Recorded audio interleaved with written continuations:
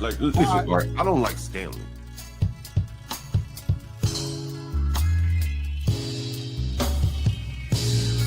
I think the only person I have been was Stanley. And Nate, Stanley doesn't state the obvious, like what's the up.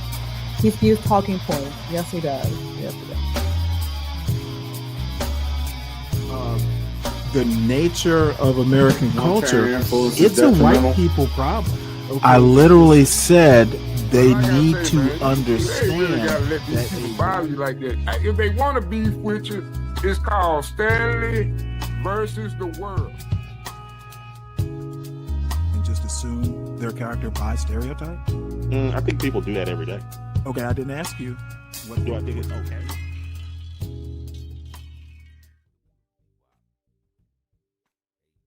Bob Herbert's OpEd.tv is made possible in part by the CUNY TV Foundation with the support of Ann Ulnick.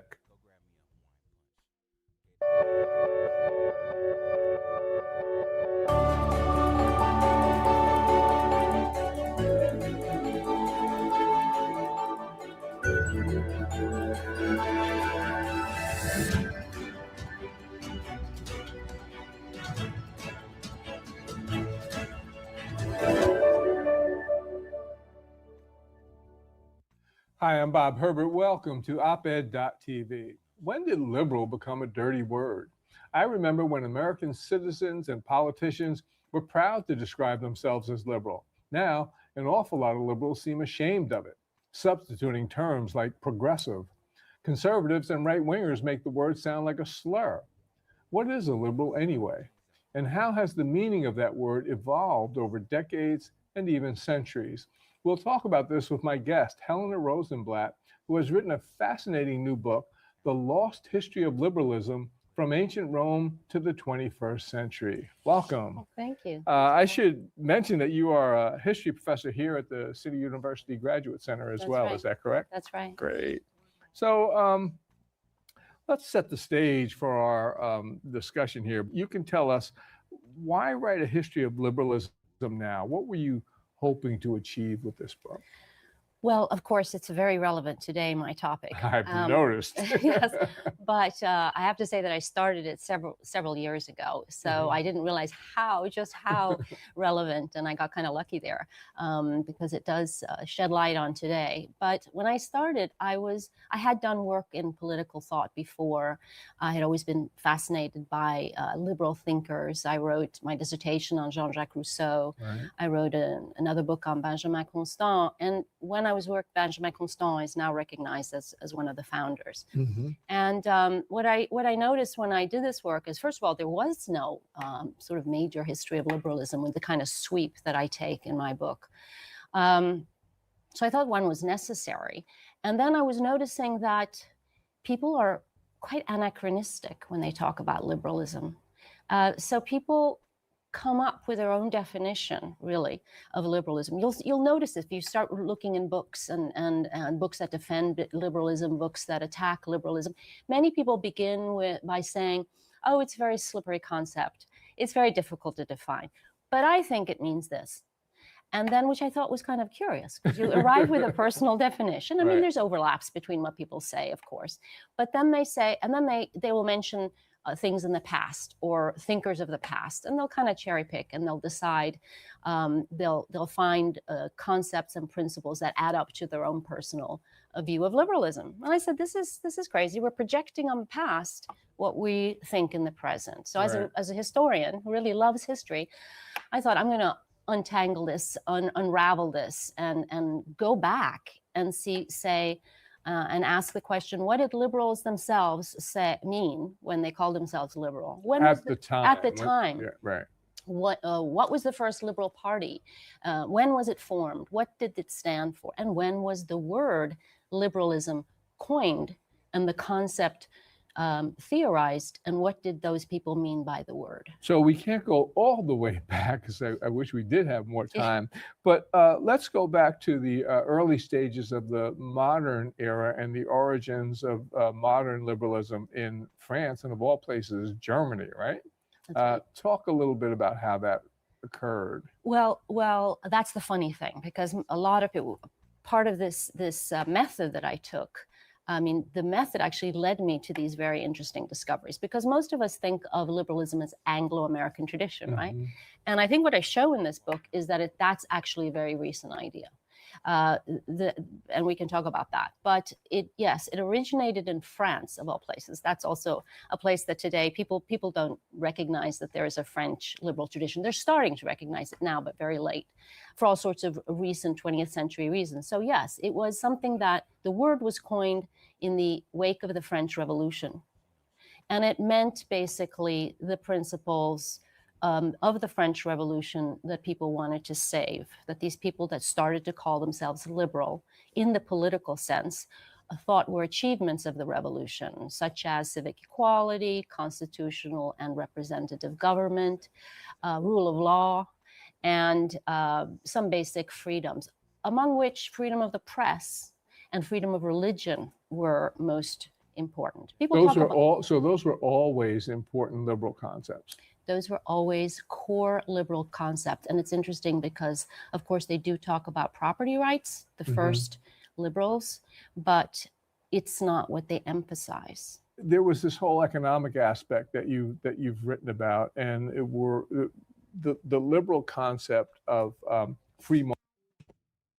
Welcome to Stanley versus the World, everyone. Happy Friday. Well, everyone, please make sure you hit the like button. If you happen to wander in and you're new, stay a while. Check us out. We might be right up your alley, but we might not be. So check us out. We today, after the news articles, are going to talk a little bit about liberalism and a little bit about the history of it. I just started reading this lady's book. It's about 7 or so years old, but it's come up as a topic again, based on another book, which I haven't read.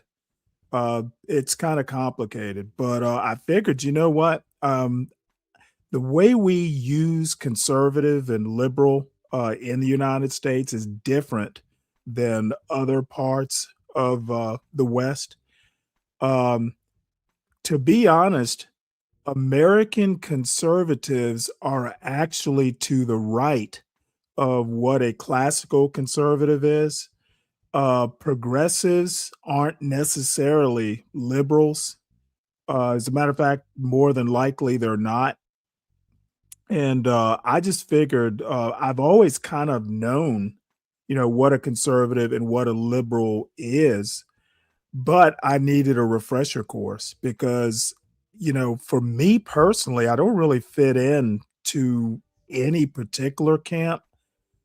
So, it's this little reading project of mine is as much for my clarification as anyone else's. So that's pretty much what we're going to do today. Tomorrow, we're going to go through some culture stuff.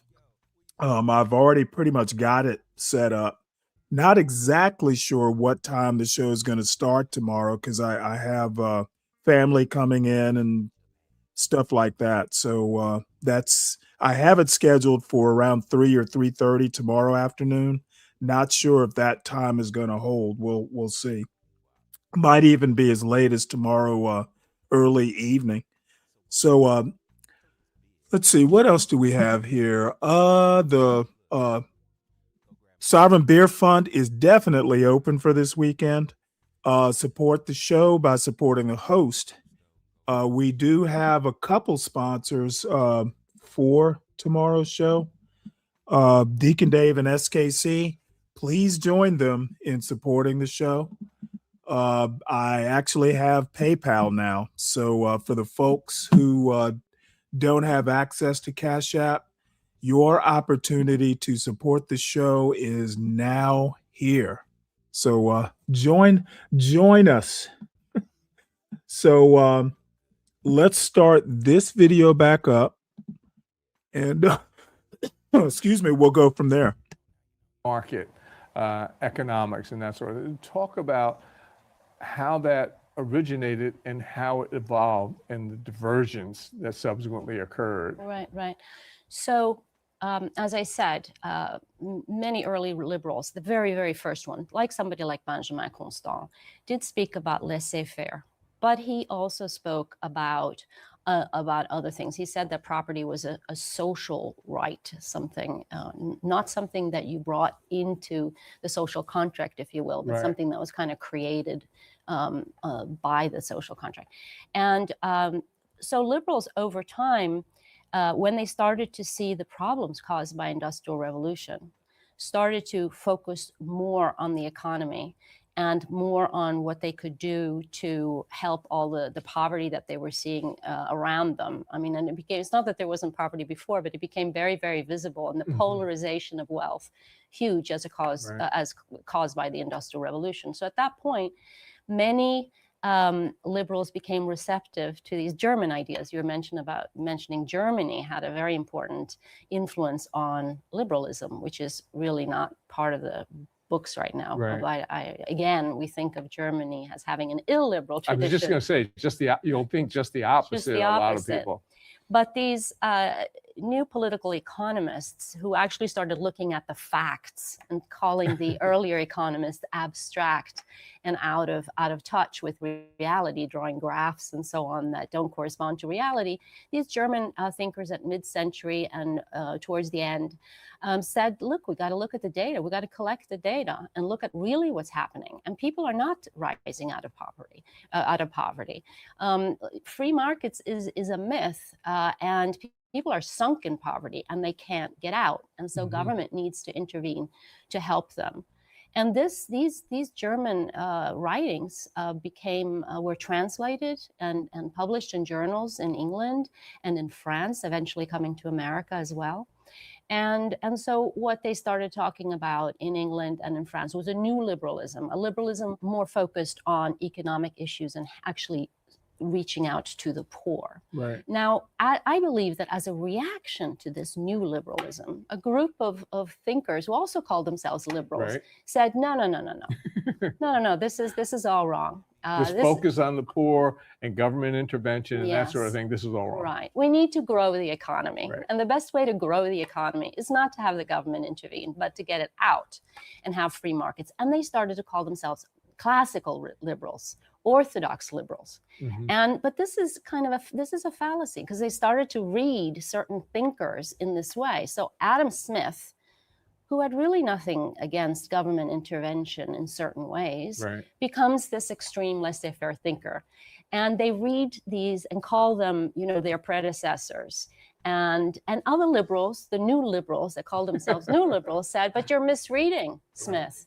This is ridiculous. He never meant that. He meant things, and if you read book 5, you'll see that he speaks about government intervention in all sorts of ways. To public education is very important. He talks about looking at harbors and ports and public education, which becomes such a very important thing for liberals. So these laissez-faire liberals eventually gave up, right?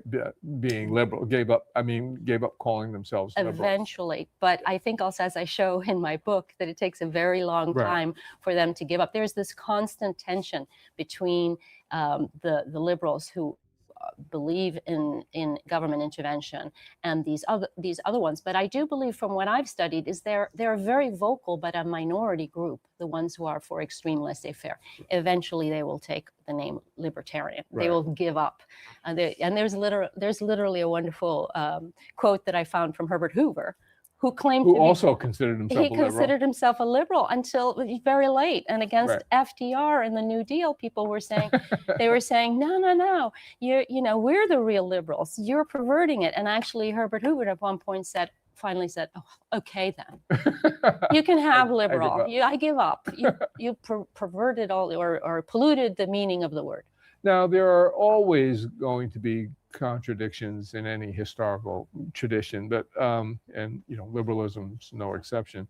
But I just want to go over a couple of quick examples. There was this emphasis on individualism and individual rights versus the common good at various times, sometimes at the same time.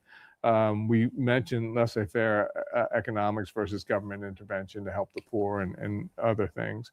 The idea of human equality versus extreme racism and even support for slavery. So talk a little bit about some of the major contradictions that you covered in your book, and how could, in some cases, such extreme contradictions occur? Yes.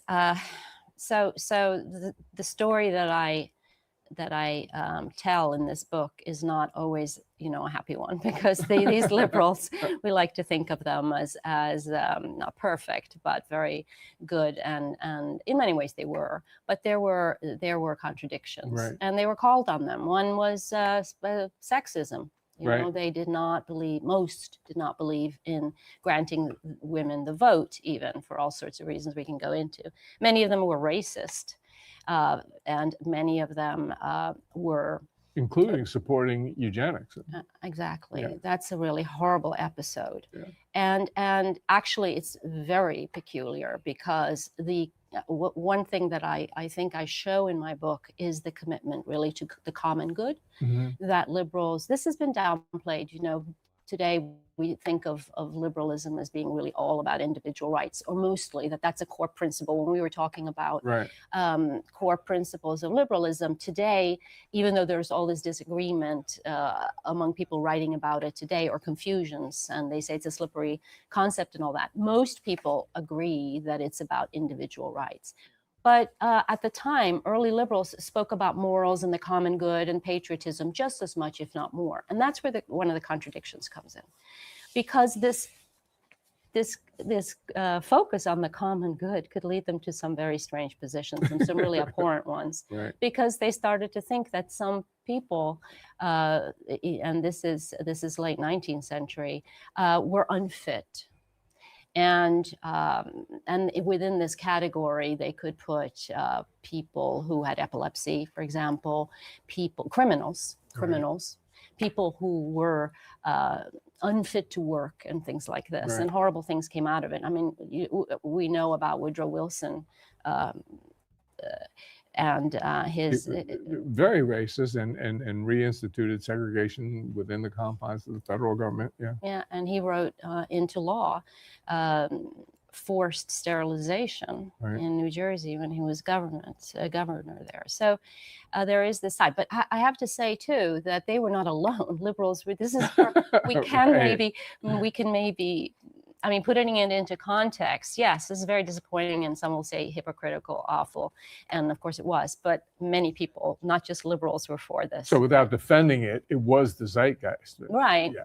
Most, I mean, not everyone. There were some Right. people obviously speaking up against it, and liberals themselves, every step of the way. That you can find liberals, early liberals, who are saying, well, women should have the vote. Condorcet, Mary Wollstonecraft, a wonderful woman who I can't find her calling herself a liberal. This is again Mhm. early, but she was in favor of a woman's vote, and very much in favor of the achievements of the French Revolution. My next question is, how did liberalism in America come to be reviled by so many people? I mean, it's not just that people were proud to be liberals some decades ago. I remember when I was growing up and as a young man. But now there seems to be this visceral hatred of anything liberal, to the point where, as I mentioned, a lot of liberals are ashamed to call themselves such. How did this happen? Well, to give it a little bit of historical perspective, I would say that liberals have been, and we talk about the incivility of the environment right now, and these horrible attacks on liberals. And I think that's part of the reason they shy away from the term, by the way, in the beginning, is Right. that liberalism itself as a word and as a label, and how they do it, not quite sure how they are successful with it. Perhaps as liberals are not, I don't really know that. But in the past, do you know that, as I explain in the book, liberalism at first was a pejorative term. It was a smear Initially, word. right. Initially. Right. A lot of isms, of course, were Right. in the 19th century. So many liberals themselves, who said they were part of a liberal party and so on, did not want to espouse or use the term liberalism. They preferred to talk about use the very old word liberality, which meant a whole bunch of other things. So this has happened before. I think it's a very interesting question. Why do liberals suddenly want to call themselves progressives? And of course, now we have the problem of all these different labels within the Democratic Party, and people wanting to call themselves even democratic socialists, and the uproar that's causing, or the divisions that's causing among Democrats. But these sorts of words have tremendous force, right? They have tremendous rhetorical force. They are weapons in a way. And the ones who can wield them the best, I suppose, win. And the conservatives in today's politics have had a tremendous amount of success over several years with their attacks on not just Democrats, but especially liberals. Yeah, and I might speculate that the language that liberals use to defend their principles has changed over time, and that might be part of it. I think, as I show also, and it's this business about individual rights, as opposed to championing programs and laws on behalf of the common good, on behalf of patriotism. I do think that liberals could do a little bit better on that score today. Liberals have from the very beginning been moralists in many ways. They've never championed, or until recently, championed rights without duties, obligations to the common good. And there may very well be a kind of a thirst for that somehow, that liberals could do better filling today. And I agree with this idea of rights, individual and otherwise, being associated also with duties and responsibilities. But wouldn't it seem logical that in many cases, if you take liberals, you talked about women's rights, but if you think about women's rights, if you think about civil rights, if you think about gay rights, things along those lines, wouldn't it seem logical that people would be fighting back politically along those lines because of the discrimination that they had faced? Oh, yes, I think. So do you think that the Democrats or liberals have put an overemphasis on that, or do you think that what's problematic is no, and I wouldn't want to give advice to today's Democrats. I'm not sure I can do that, but I would say I'm not sure I can for either. all sorts of reasons. We did say before we started that history repeats itself, but I don't know if historians are the best in speculating about the future or even today. But I will say this, that in the past, liberals have spoken a lot about justice and about fairness, and so and I think the rights were really about spreading opportunities and choices. So they're not antithetical. Rights of groups, rights of individuals. It's maybe how, again, I get back to the words and how things are expressed And the emphasis. that people make. One of the areas where I think liberals are particularly vulnerable right now has to do with issues of free speech and intellectual freedom. I think some of the things that are going on are quite problematic. I mean, some of the things on campuses, I've even done commentaries on safe spaces and trigger warnings and preventing people from speaking because you disagree with them and that sort of thing. Give me a little bit of your thoughts on that. Well, liberals have in the past, and the early liberals, the free speech has been absolutely one of I think I said, one of the core and most important principles. My entire career based on it. Exactly. And somebody like Benjamin Constant wrote so many articles, hundreds of articles, made speeches trying to educate people to the principles of constitutional government, to their rights, to their duty to vote, and how to vote. I mean, we're talking about the early 19th century. So it was extremely, extremely important. But they faced this. Just a quick pause here, just to remind, inform the folks that are just coming in now. We're going to talk a little bit about the history of liberalism as a concept or a political philosophy, mainly because so many people, especially on YouTube, but I've kind of gotten used to people on YouTube not really knowing stuff. But well, at least I need to get back to some of the basics, um, and I'm basically having to go back and do some refresher um, for myself, mainly because we're just getting a lot of these terms wrong or misusing terms. And I figure, might as well just go ahead and start being persnickety about it on my show, and then we'll radiate it out to other shows. And I will post. I'll probably post the panel link after I get done with news articles. Problem also of the kind of speech that really endangered the liberal project. In those days, it was advocates for the Catholic Church and the Throne and Altar Alliance who wanted to censor them.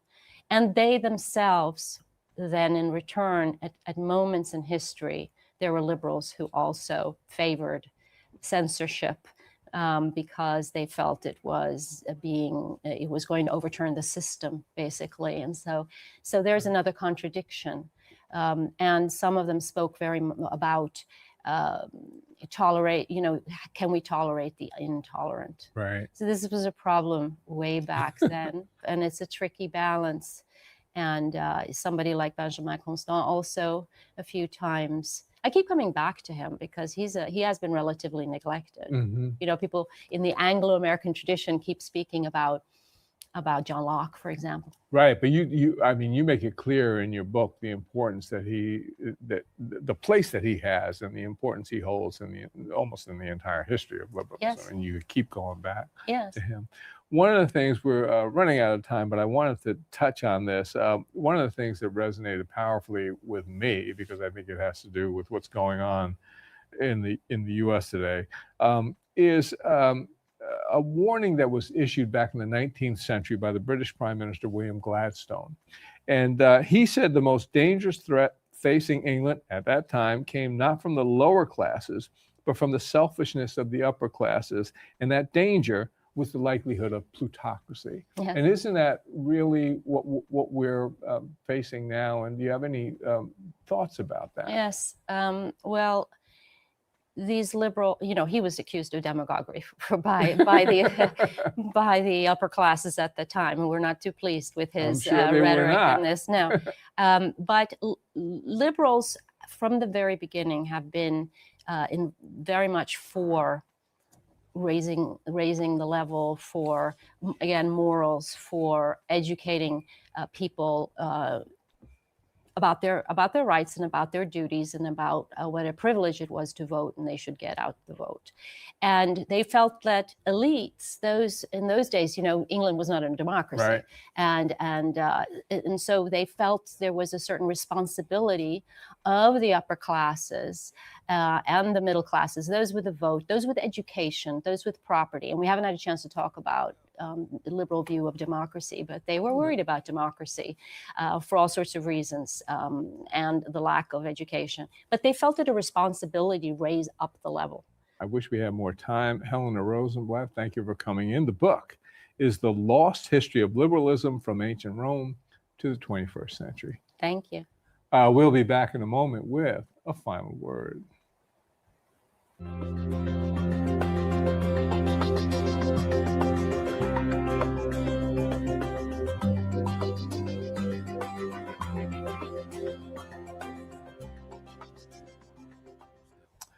The latest report on global warming from the International Panel on Climate Change is a real-life horror story. The world is headed toward catastrophe. The New Yorker magazine described it as a nightmarish tale with findings much worse than the panel's previous reports. And yet most of the world just shrugged. It has not been a particularly big news story, certainly nothing like, for example, the Kavanaugh Supreme Court hearings.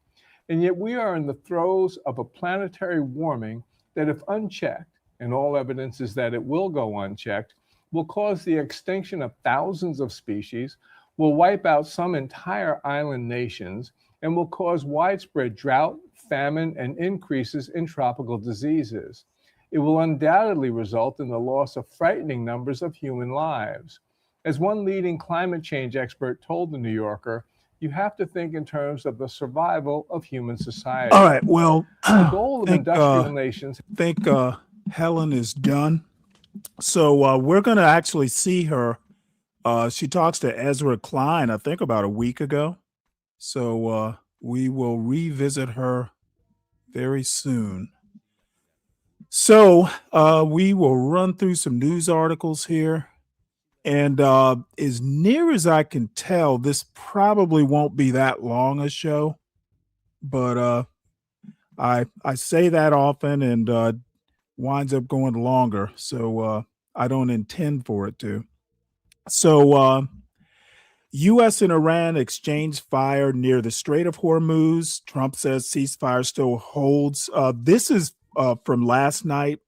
I didn't bother covering it last night, so we'll just kind of backtrack here and see what that was all about. Military has hit 2 locations in Iran near the Strait of Hormuz. We've got a map made, I think, where we can show you these locations. You see them here. A U.S. official tells our team that these strikes were defensive strikes. Doesn't mean the U.S. is picking back up combat operations. Matt Bradley is in Tel Aviv, which I think is super important here, Matt, because I think people hear, okay, new strikes against Iran. Does this mean that the hot war is back on? Help us understand the difference now between these defensive strikes and why they happen and what we know about them versus the alternative. Well, Holly, I think that only the Trump administration really knows the difference between those two kinds of strikes, because we've been seeing back and forth different messaging, obviously, since all of this began in late February. There had been all this talk, all this concern over the past week that with 3 aircraft carrier strike groups in the region, the most in years, that there was going to be a resumption of hostilities as long as these negotiations didn't work out. So you could be forgiven for thinking that these strikes might be the U.S. going back to war with Iran. But as you said, it doesn't look like U.S. officials are saying that to NBC News. They're going out of their way to say that these were defensive, that this is not restarting the war, and that those Gulf countries, particularly Saudi Arabia, which NBC News had reported was the one who really stood in front of that Operation Freedom that the presidency or the President Trump had kind of laid out as a way to try to free some of those cargo ships and other vessels from the Strait of Hormuz.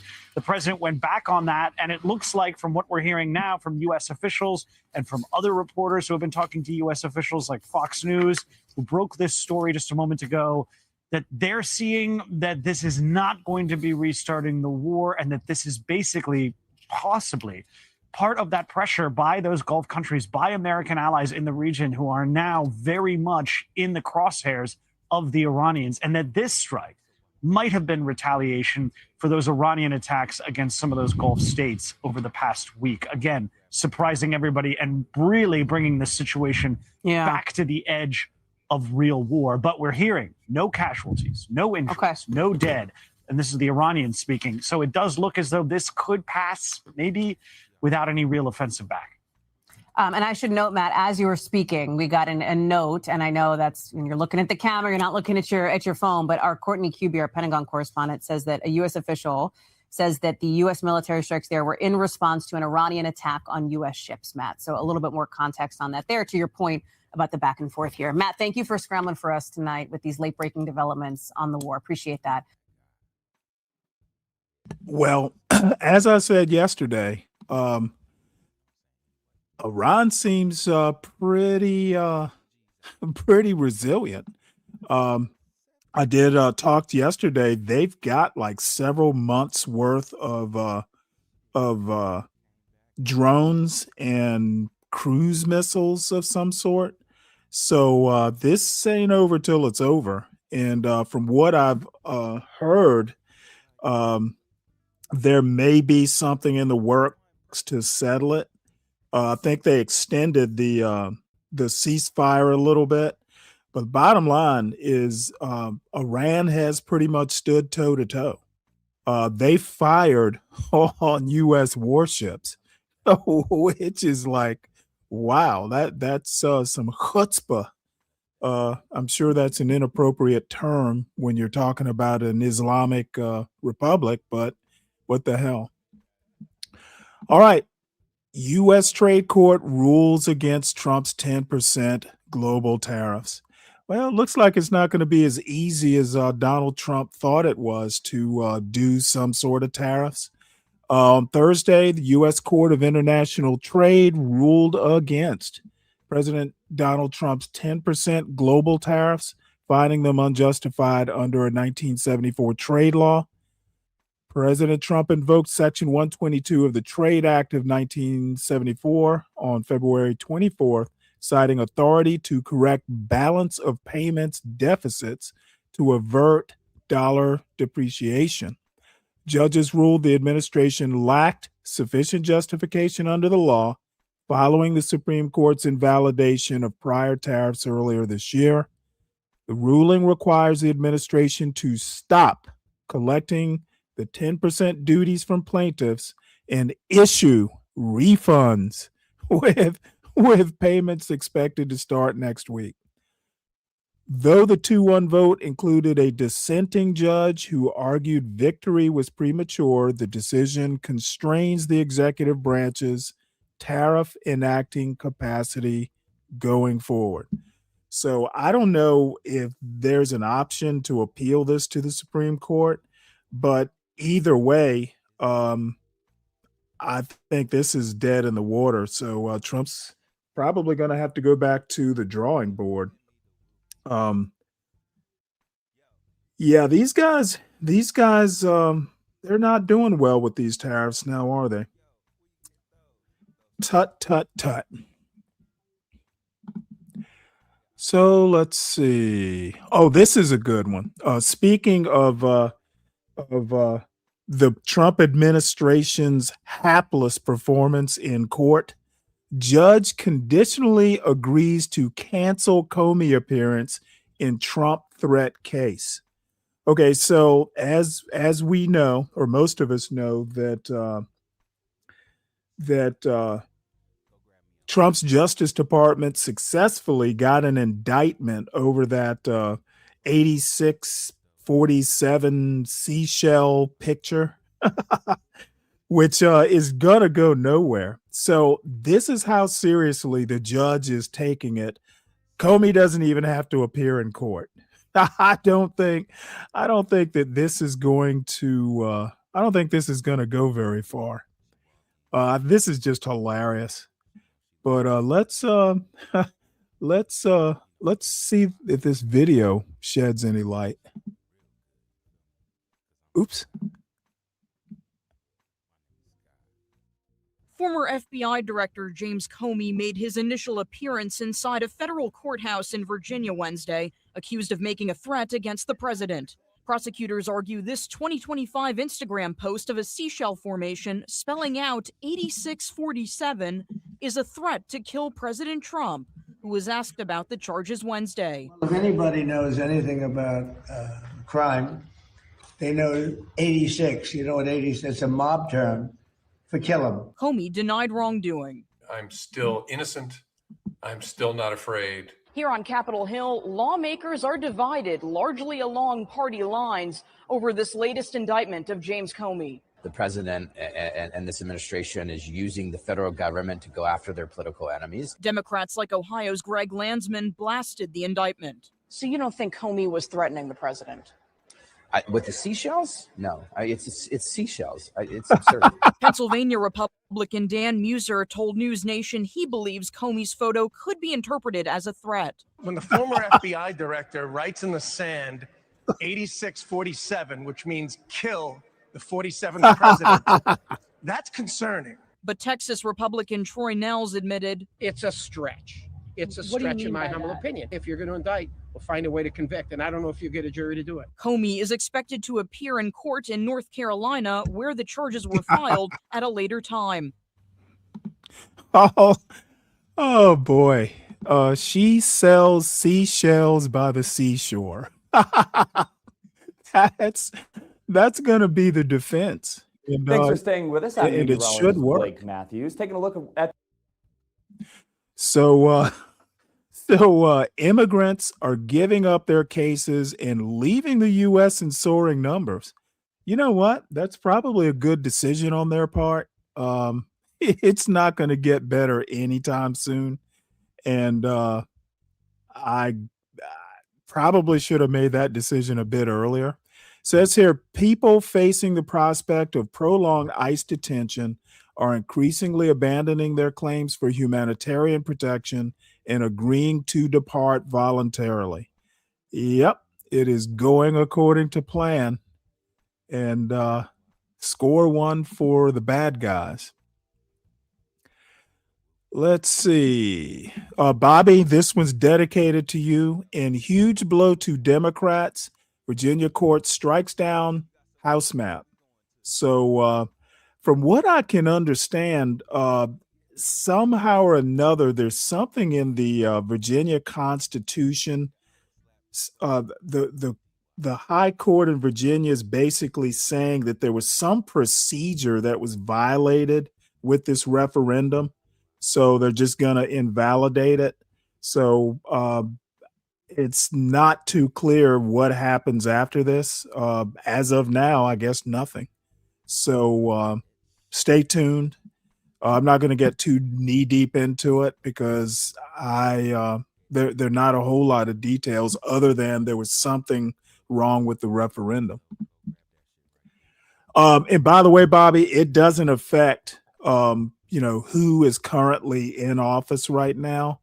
Basically, that's it. Nothing will change. As far as representation, basically it's a status quo is where Virginia is. So I guess this is good news. U.S. payrolls increased 115,000 in April, more than expected. Unemployment still at 4.3%. We'll see. I hear the stock market is hitting some new highs, but as we all know, the stock market is not an indicator of whether the economy is doing bad or good. It's kind of like a spot check. I think it's a lagging indicator, or is it? Yeah, it's a lagging indicator, I think. So maybe the economy is doing well, maybe it's not. We shall see. It says here on Friday, today, the Labor Department reported U.S. employers added 115,000 jobs in April, surpassing the forecasted 65,000. While unemployment held steady at 4.3%. By the way, I read that CloudStrike, the networking and AI company, they're actually getting rid of like 1,000 workers, or it's a fairly significant number. So I guess the fired AI and coders and all that, I guess they're gonna find lower paying jobs.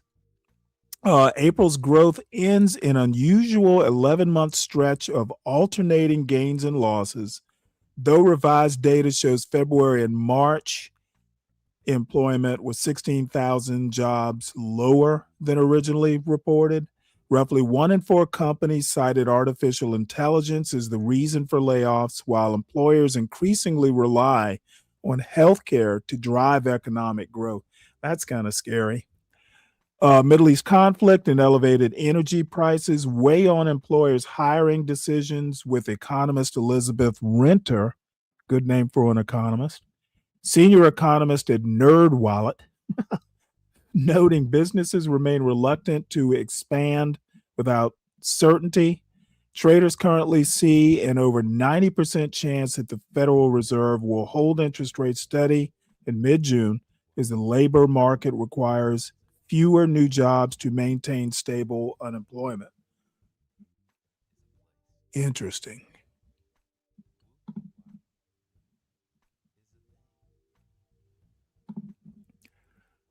Hold on one sec. Let me get rid of some of these tabs. All right. So this was breaking news. Apparently, CDC teams, Center for Disease Control teams, will meet Americans on hantavirus-stricken ship in Canary Islands and at Nebraska quarantine unit. U.S. Centers for Disease Control and Prevention is dispatching staffers to meet hantavirus-stricken cruise ship in the Canary Islands, with plans to escort its American passengers back to the U.S. aboard a charter flight. Wow. If you remember, I think that hantavirus was what killed Gene Hackman and his wife. It's like some rodent-born thing. So I guess there's a Nebraska biocontainment unit. Wow.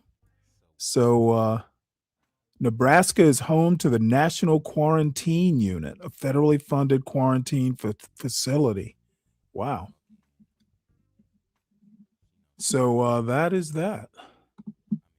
Let's see. Yeah, this story is slightly out of place.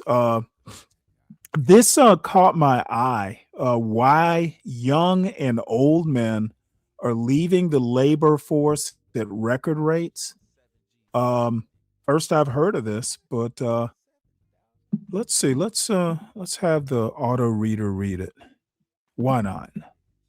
The share of American men in the labor force reached a record low this spring, fueled by baby boomer retirees and young men who are dropping out to study or because they are disabled or sick. The only time it has been lower was during the first 2 months of the coronavirus pandemic in 2020. Labor Department data released Friday showed that 1 in 3 American men were not working or looking for a job in April. The labor market has weakened since early 2025, with most job opportunities concentrated in areas typically dominated by women, including healthcare and private education. At the same time, several male-dominated industries, including manufacturing, transportation, and mining, have shed jobs, leaving a mismatch between typical skill sets and job opportunities for men. It's not all retirement and education. There are guys just dropping off the planet. They're not looking after their kids. They're not in school. They're not in the labor force, said Betsy Stevenson, a professor of economics at the University of Michigan. Across the board, when we look at men, we see challenges that they face that leave too many men disconnected. The downward turn in 2026 deepens a decades-long slide for men's participation in the workforce. Among men 16 years and older, 67% were working or looking for a job in April, down from 73.5% 2 decades earlier. For years, men in their prime working years, ages 25 through 54, contributed steadily to the decline. But this more recent drop is being fueled by older men who are retiring and young men who are disabled or in school, reasons that economists point out are not all causes for concern. In March last year, Marco Dolan, 57, of Rockville, Maryland, resigned from his civil service job because of the Trump administration's overhaul of the federal government. He was distraught by the dismantling of his foreign aid work. Plus, he qualified for supplemental income because of his age. A year later, Dolan has reignited old friendships, gotten into better shape, and cares for his disabled daughter, he said. But he remains unemployed and uncertain about future work. I don't see myself as retired, but I find it hard to pivot, Dolan said. Maybe I can teach. I'm coming around to that, but I was numb for a long time. I really believed in what I did. The disappearance of men from the workforce has raised red flags for some economists and policymakers. A variety of headwinds, immigration restrictions, aging, and low birth rates are rapidly narrowing the availability of work. Yeah, I'll go ahead and stop it. This is pretty much a big nothing burger. You know, people are retiring and young people are disabled for one reason or another. That's not really news. Yeah, it's slick. If this is on X, I should be able to play it. So let's see here.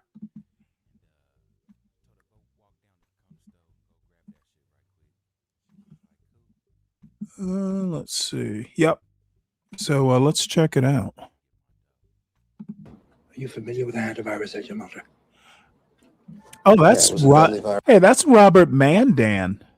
I think it is. Spread by field mice in the southwestern United States several years ago. According to the newspaper, FEMA was called out to manage an outbreak of the hantavirus. Or is it? Are you familiar with what the Federal Emergency Management Agency's real power is? FEMA allows the White House to suspend constitutional government upon declaration of a national emergency. Think about that. What is an agency with such broad sweeping power doing managing a small viral outbreak in suburban Texas? You're saying it wasn't such a small outbreak? No. I'm saying it wasn't the hantavirus. Well, what was it?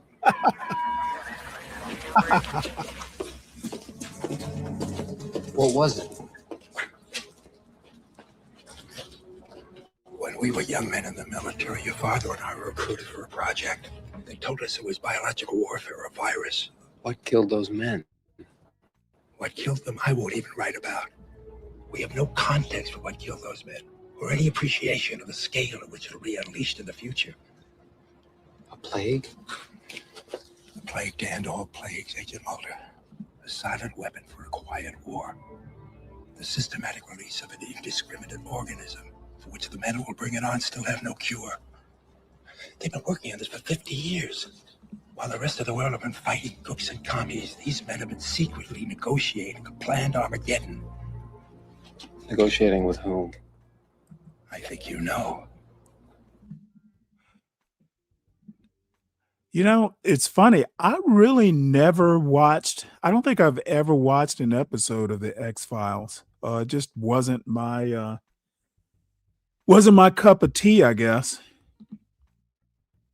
So I guess I guess this is some sort of mystery disease. All right, well, let's move on. I had no idea. They didn't make a big deal out of Vivek Ramaswamy winning the GOP nomination for governor in Ohio. I guess I need to go and have a look at that race. If he won the nomination, could it be that he's actually going to win? Does he stand a good chance? For some reason, I thought he wasn't doing that well. So it says here on Tuesday, businessman Vivek Ramaswamy won Ohio's Republican primary for governor, defeating Casey Putsch. NBC News projects he advances to face Democrat Amy Acton, who secured her party's nomination unopposed. Wow. President Donald Trump endorsed Ramaswamy's candidacy, bolstering his campaign.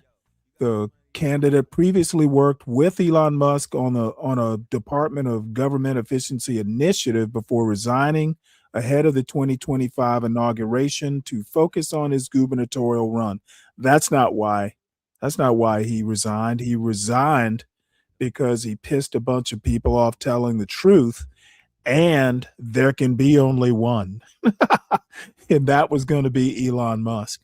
So campaign finance reports show Ramaswamy holds more than $30 million on hand, vastly outpacing Acton's $5 million. He has launched an initial $10 million ad blitz, positioning this year's race as likely the most expensive in Ohio history. Well, good for him. Maybe he will be Ohio's governor after all. Who knows? He could be president. But on the downside, anti-woke Vivek Ramaswamy confronts racism in his run for Ohio governor. Really? No way. In Ohio? Okay, Vivek Ramaswamy built a political brand casting racism as an obsession of Democrats. As a Republican running for Ohio governor, he's facing racism on the right. Oh, he didn't think that would happen? Isn't that the state where they said Haitians were eating pets? Well, we got to listen to a little bit of this. Can you be patient-centric if you're not doing? Said he's not a real American. But the Ohio gubernatorial campaign by Hannah Knowles and read by Chris, an AI-generated voice. Cincinnati, Vivek Ramaswamy didn't mention the racist taunts that follow him online, or the GOP primary opponent who said he's not a real American. But the Ohio gubernatorial candidate who clinched his party's nomination this week alluded to bigotry on the right in his opening message to a town hall full of young Republicans.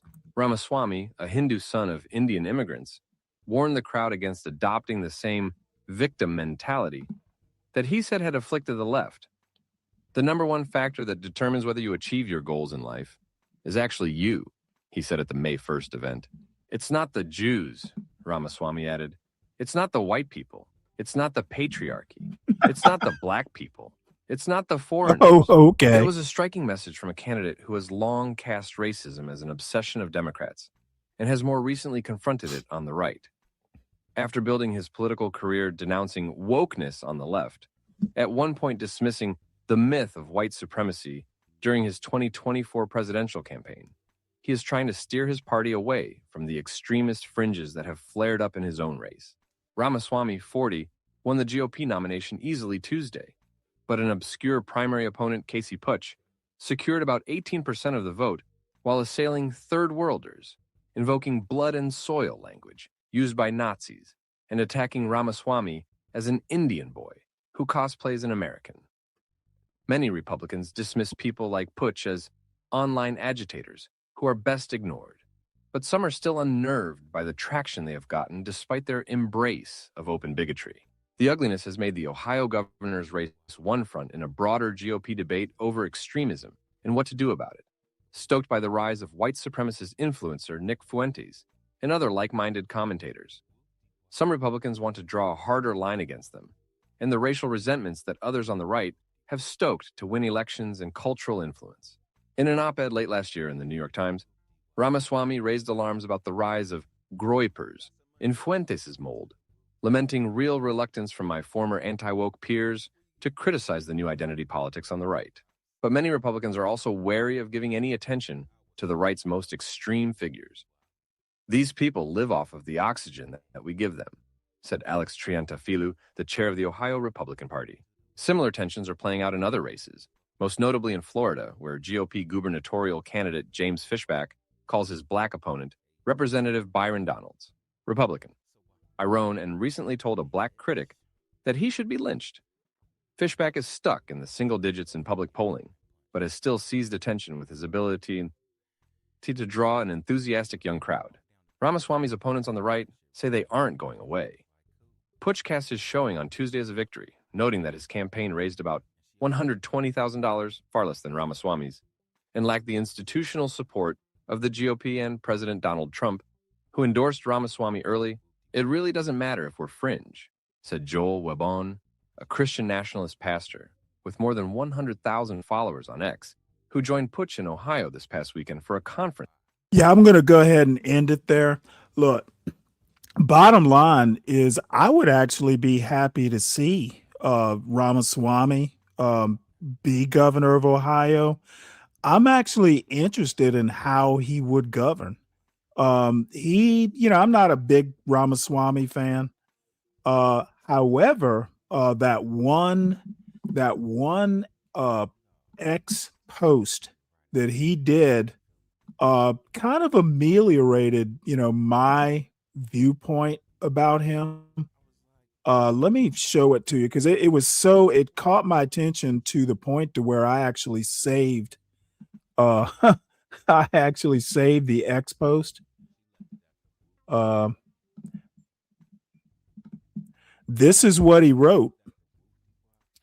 Right here, he says, our American culture has venerated mediocrity over excellence for way too long, at least since the 90s and likely longer. That doesn't start in college. It starts young. A culture that celebrates the prom queen over the math Olympiad champ or the jock over the valedictorian will not produce the best engineers. A culture that venerates Boy Meets World or Zach and Slater over Screech in Saved by the Bell, or Stefan over Steve Urkel in Family Matters will not produce the best engineers. Some interesting cultural references here. That I think this particular post is why he didn't last that long with Doge. But he had balls enough to write it, and I would actually like to see how he governs. So good luck to him. I have no problems with him being governor of Ohio, mainly because I don't live there. That's probably the chief reason. So, Mayor Mamdani, vote brings freeze the rent closer to reality in New York. The panel that regulates rents for nearly 1 million apartments cast its first vote since Mayor Zohran Mamdani took office, approving ranges that included no increases. So let's see if he can keep that campaign promise.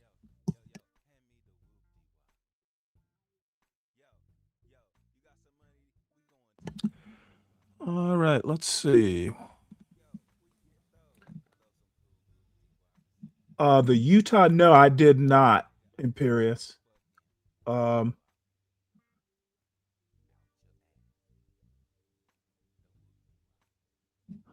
We're no, I don't think we're going back on lockdown there, Bobby. Right, let's see. Ramaswamy talks a good talk, but he seems sus to me. Why does he seem sus to you, Ryan? I'm curious to know. Oh, and by the way, sage is like a classic dressing for poultry of all sorts. So, I mean, they use it in sausage. They use it in breakfast sausage. So, sage is like a classic seasoning for fowl. Though I've never seen it used on duck, but years ago, when I met my wife's, I'd met most of her family, but it was like the first time I'd met her grandmother. I made Christmas dinner wanting to show off. So I pretty much made the whole Christmas dinner myself, but I made a Christmas goose for her Christmas dinner. And it almost overmatched me. However, it took I cooked that thing low and slow, and it took damn near like 8 hours to cook. And anyway, it turned out great. So I figured I'd show off. And I had to special order the goose, like they shipped it from some poultry farm in upstate New York. They packed it in dry ice and overnighted it. So it was quite the cooking feat, but I actually pulled it off. Haven't had a goose since then. They are not easy to cook. So let's see, what is next? Oh, this is interesting. This is from kind of my local newspaper, the Marietta Patch. Apparently, Dog the Bounty Hunter. Dog the Bounty Hunter nabs suspect in Cobb County. Well, who knew? Let's see. Can I find the actual story? It says here, Dog the Bounty Hunter nabs suspect in Cobb. Residents in Cobb County are buzzing after Dwayne Dog the Bounty Hunter Chapman helped track down a suspect, with local police playfully reacting on social media. The story also highlights his new partnership with a second chance bail bonds, which operates an office in Marietta, tying his renewed bounty hunting work directly to the local community. So that is quite the media coup or stunt or whatever you want to call it. So who says that nothing exciting ever happens in Cobb County, Georgia? Not me.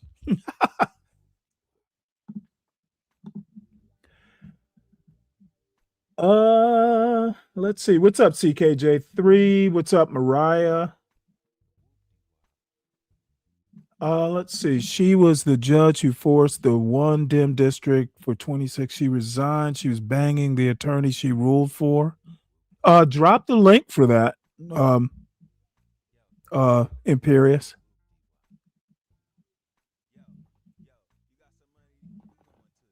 Huh. Interesting. All right. Well, this is actually really interesting. Kyle Rittenhouse hospitalized following a bite from a venomous spider. How about that? So we got to hear this story. Kyle Rittenhouse hospitalized following bite from venomous spider. This article is written by David K. Lee and is read by an automated voice. There may be mispronunciations. Kyle Rittenhouse, who gained fame for opening fire at a 2020 civil rights rally in Wisconsin, was hospitalized after a venomous spider bit him. The noted firearms enthusiast said Wednesday. Rittenhouse, 23, told his 100,000 followers on X that he fell victim to a brown recluse, posting pictures of himself in a hospital bed strapped to monitors with one close-up shot of the bite mark. The spider, like the commies, also thought it was a good idea to come after me while I was armed, Rittenhouse posted. He did not survive. Rittenhouse appeared to be in good spirits, joking that his only disappointment was that I'm not Spider-Man now. He did not say exactly when or where the spider attack happened. Rittenhouse's post predictably drew thousands of responses, a mix of support and mockery. Senator Rand Paul, RKI, was among the first and highest profile well-wishers, telling Rittenhouse, "You got this." "Thank you, Senator," Rittenhouse responded Thursday. Others came at him with body-shaming ridicule, which the shirtless, stout Rittenhouse didn't appear to respond to. Rittenhouse became a household name in late summer 2020 after he fatally shot 2 men and wounded a third during civil unrest in Kenosha, Wisconsin. The city had been rocked by protests over the police shooting of Jacob Blake 2 days earlier.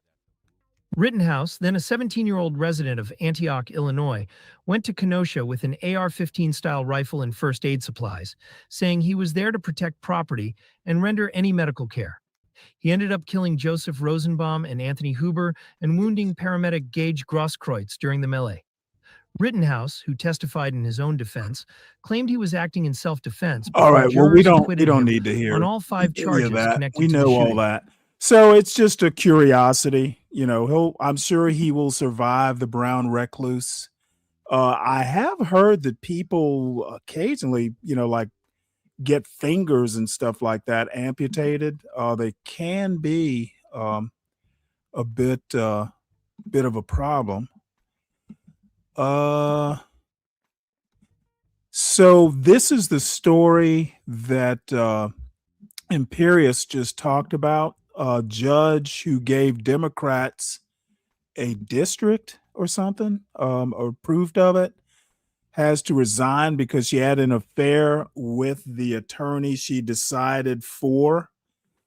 She has that kind of blonde Mormon MAGA blonde look. Let's hear this news story. Major redistricting case. Yeah, the case is now at the center. And this of is as debate, loud as it even after goes. an ethics review by the Utah Judicial Conduct Commission concluded its investigation and dismissed the complaint. KUTV's Christian Ceda joins us live at the Capitol with more where this story is going now. Christian? State leaders are calling for an independent review, saying the allegations are raising some serious questions. The Utah Supreme Court is responding after allegations involving Justice Diana Hagan and a possible conflict in a major redistricting case. 2 guests on KUTV's Take 2 podcast. Oh, she's say the a case Supreme is Court drawing attention justice? because of its potential impact on the state's highest courts. This is an important issue because this case was arguably one of maybe the most consequential case that got to the Utah Supreme Court in recent years. The formal ethics complaint obtained by CBS News raised concerns about a relationship between Justice Hagan and the lead attorney for the League of Women Voters, and whether it could have influenced the outcome. The court says Hagan last worked on the case in October 2024, Wow. later updated her recusal list and stepped away in spring 2025. The allegations were referred to the Utah Judicial Conduct Commission. My understanding today is that certainly the House is prepared to take action and do their own investigation, and we have yet to see what that looks like. The court says the commission dismissed the complaint after a preliminary investigation. State leaders are now calling for an independent review. In a joint statement, Governor Spencer Cox, Senate President Stuart Adams, and House Speaker Mike Schultz say the allegations raise serious questions. Democratic leaders push back, saying in a statement they trust the commission and warn a legislative probe could raise separation of powers concerns. Now, I did reach out to the League of Women's Voters, and they told me in a statement that they have nothing to say at the moment. Reporting live at the Capitol, Christian Sita, KUTV 2 News.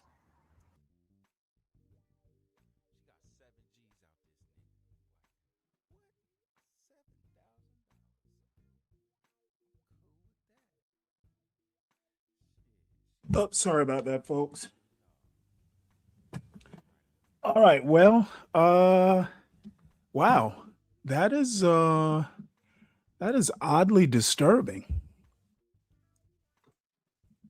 Why didn't she just recuse herself? Huh. All right, so let's see, what else do we have here? So these are some miscellaneous stories that I'll go over. This was actually interesting. Worship attendance at churches up for the first time in decades, according to a new report. A new report from the Hartford Institute for Religion Research shows that church attendance is up for the first time in 20 years, with a median in-person attendance of 70 adults in 2025. Catholic and Orthodox congregations had the highest reported median attendance of 200, while the median evangelical congregation reported 75 worshipers, and the median mainline church reported 50. Researchers expressed cautious optimism, noting that the attendance growth is not enough to reverse years of decline, but it represents resilience, recalibration, and adaptation, and probably fear. So I guess that's good news. And Deacon Dave for the win. Women shouldn't be judges. Love that sentiment. I would think women would make the best judges. They are judgmental, right? Let's see here. What else do we have? Oh, speaking of women judges, mothers are America's strength. This particular article is dedicated to Deacon Dave. Mothers are America's strength. You hear that, Deacon Dave? Here we go. We definitely want to listen to this one. Happy Mother's Day, everyone. You're listening to Mothers Are America's Strength. No. An opinion, compassion, wisdom, grace, devotion to her child is unmatched. Oops, sorry. You're listening to Mothers Are America's Strength, an opinion piece written by Melania Trump and read by Brian, an AI-generated voice. Melania Trump is the First Lady of the United States. A mother's devotion to her child is unmatched. This love takes many forms: strength, compassion, wisdom, grace, joy, labor, humor, and even grief, to name a few. The love between mother and child has helped shape America's identity since the nation's founding 250 years ago. It is time to revisit the enduring American family traditions that have supported generations, while also recognizing the challenges for mothers of building both a career and a home. This balancing act reflects the realities women face today. America's strength is closely tied to the role mothers play in shaping character, education, and moral order within families. From morning until night, mothers serve as the first teachers of empathy, aspiration, and discipline. It is mothers who do so much to shape a child's mind, how to think, how to distinguish right from wrong, and how to persevere in challenging times. The household is our nation's smallest institution, yet it is the foundation of all others, including democracy itself. The values cultivated in homes often shape the moral voice of the next generation. Looking ahead, we must consider how to strengthen this vital role. Being a modern mother demands the discipline and restraint to not disregard what came before us. In this spirit, the healthy evolution of the American family can best be achieved by preserving the elements of the past that have proven their worth. In doing so, America can restore the honor of motherhood after years in which feminism often placed career above family, with consequences to our nation. Yes, women can thrive in both motherhood and business. But let's be honest, extended families and strong support systems are often essential to providing a solid base for success. That's why I admire the strength and dedication of single mothers in America, who often handle these responsibilities alone. I note, too, that May is National Foster Care Month. Across America, tens of thousands of foster mothers selflessly provide safety and stability when it is needed most. Often these moments create powerful bonds that can alter a child's trajectory and even lead to a permanent home through adoption, changing lives forever. American women today are finding unique ways to balance career ambition and family. The busy accountant who makes time during tax season to read with her kids before bedtime, the nurse who works a grueling shift starting at 6 a.m., but treasures being present with her children when they return from school. We all know these incredible women.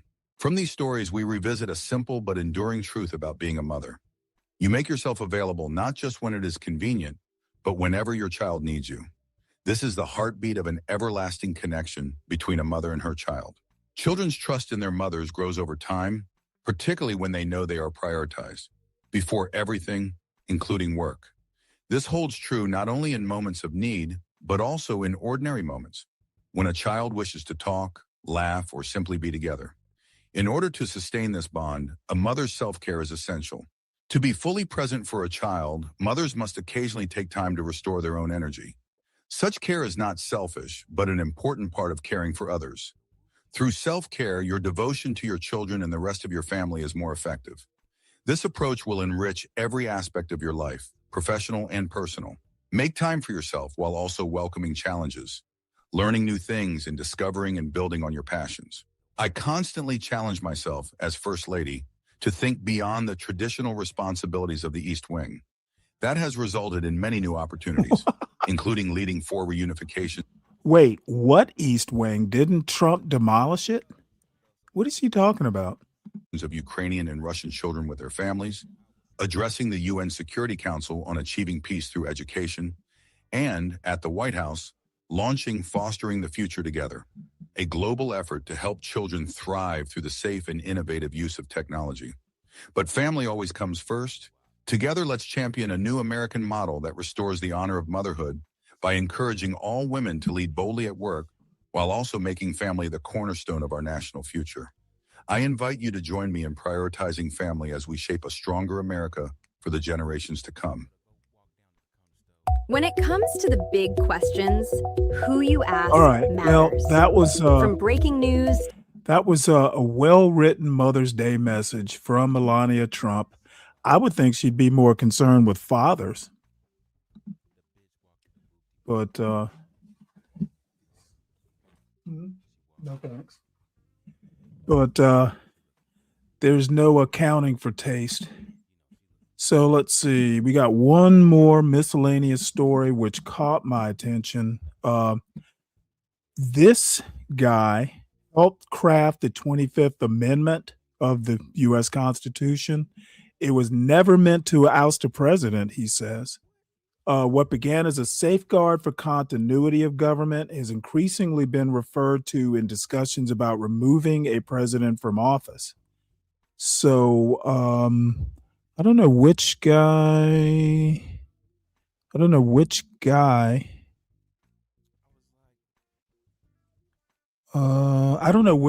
he is in this picture. I'm going to assume the younger guy, who would be the guy sitting with Lyndon Johnson. But I'm going to read the first 4 or so paragraphs. The 25th Amendment. Oh, it's written by John Feerick. He is a dean emeritus and a professor at Fordham University Law School. He says the 25th Amendment has been mentioned in public debate over the past 8 years, often as a mechanism for removing a president from office. This is a fundamental misunderstanding. Adopted in 1967 in the aftermath of President John F. Kennedy's assassination, the amendment was designated not as a tool of removal, but as a practical framework to ensure continuity of presidential power. Its purpose is limited and precise to address presidential inability and fill a vacancy in the vice presidency. It is not meant to address political dissatisfaction with the president. He continues, I know the history and intent of the amendment. I was given an opportunity to assist Congress in its development because of an article I wrote for the Fordham Law Review in 1963. The article detailed the history of the Constitution's presidential succession provision and stated that an amendment on the subject was long overdue.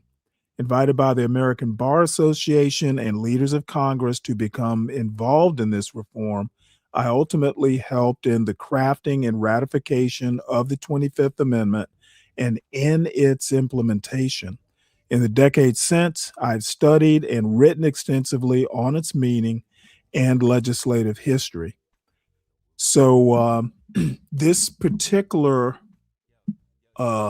article, the link is in the show notes, but it's a really interesting article. And how often do you actually get to hear from someone who's actually been in on writing a constitutional amendment? So I guess I'm that kind of history nerd. I think it's pretty cool. So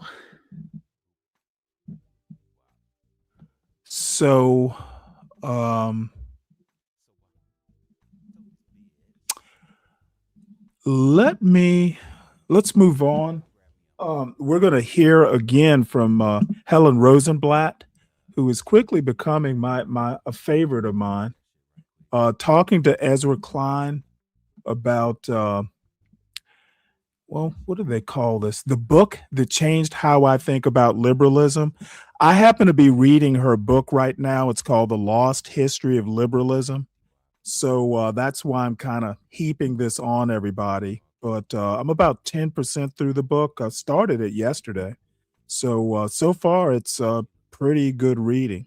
So let's hear what she has to say about liberalism. When illiberalism is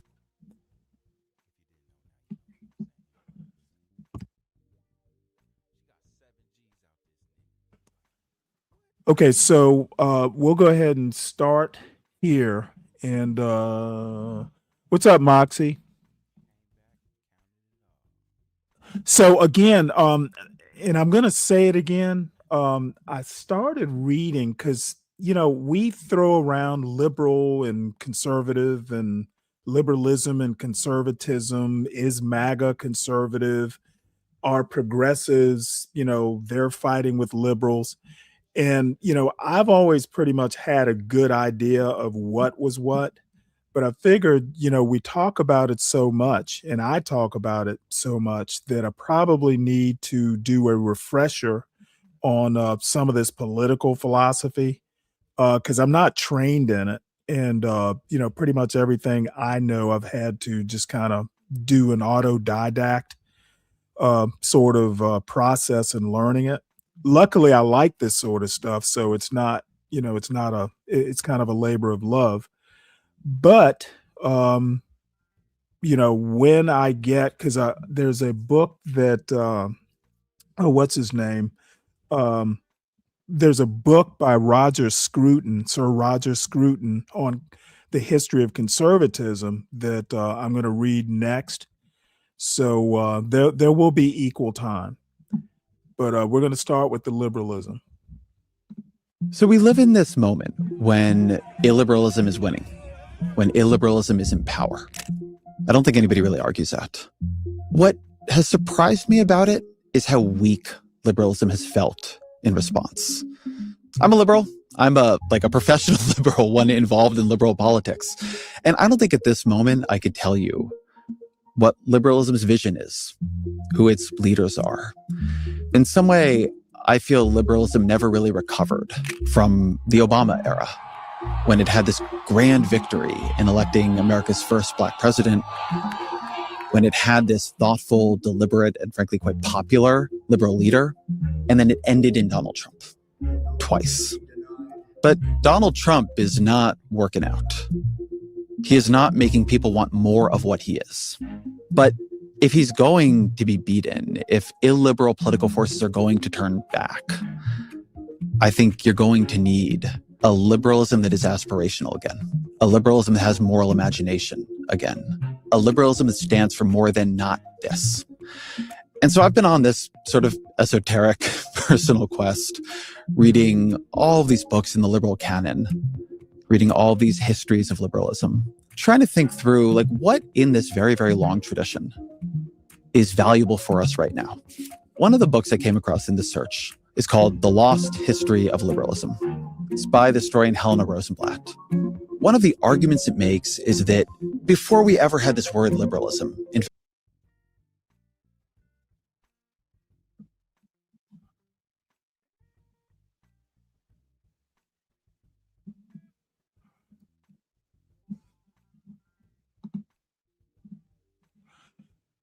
Okay, folks, sorry about that. My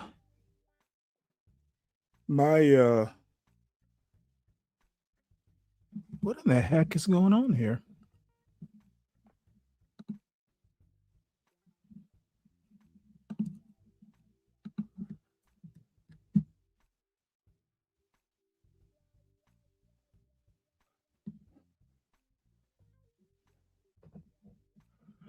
Okay.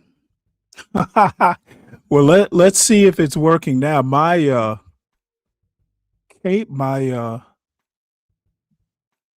okay, good. All right, sorry about that, folks. I was on my 5G router and kind of zonked out, so I had to switch over to FiOS. So I guess having a backup network is a good thing, huh?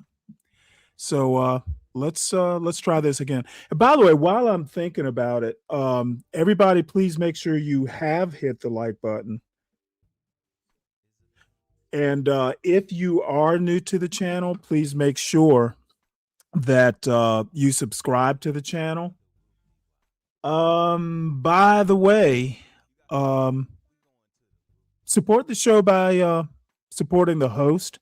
This is a perfect time to talk about supporting the host. I happen to have two networks in the house. I have my 5G router, which I got like a couple years ago now because I wanted to test it out to see how good it is. And it's the default network that my computer uses on startup. And for some reason or another, there's an interruption in service. So I switched over to the AT&T FiOS. So I pay for both the networks. I pay for the StreamYard. I pay for the premium YouTube and all the newspaper subscriptions and stuff like that. So support the show. I can always use the donations somewhere between all those expenses and the fun stuff like the Sovereign Beer Fund. So money does get used in one way or another. So what we're gonna do. Oh, by the way, thank you, CKJ3. Let me add you while I'm thinking about it before I forget. To the show's support for tomorrow. CKJ3 is also a sponsor for tomorrow's Saturday show, which I will talk about a little bit more in a bit. The CKJ3 and the CKJ3. I certainly appreciate it, Admiral.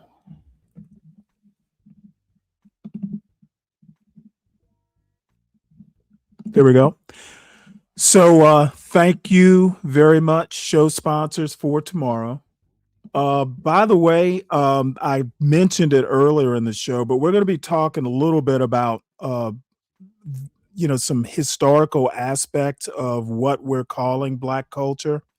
So we'll look forward to that. We'll even have a guest appearance by Thomas Sowell, an old interview that he did with William F. Buckley back in, I think it's the late 80s. So we're gonna be talking about culture from several different aspects. Oh, Speak Radio. Oh wow, Ryan Bardwell. Oh my Lord, we're well. Thank you, folks. Hold on. I tell you what. Let me go ahead and start this video, and then I'll update the show sponsorship, and then thank everybody in a few minutes. Look, let me just say this while I'm thinking about it. I cannot tell you how much fun that I have oftentimes doing this show. Everybody from like Speak Radio and his just superior artwork. Let me hold on one sec here. How do I get to something?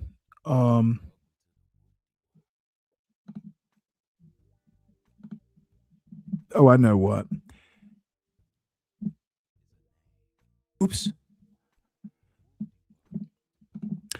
Everybody from Speak Radio with the just incredible artwork. He has, I'm gonna, basically say this dude has blessed me with his talents.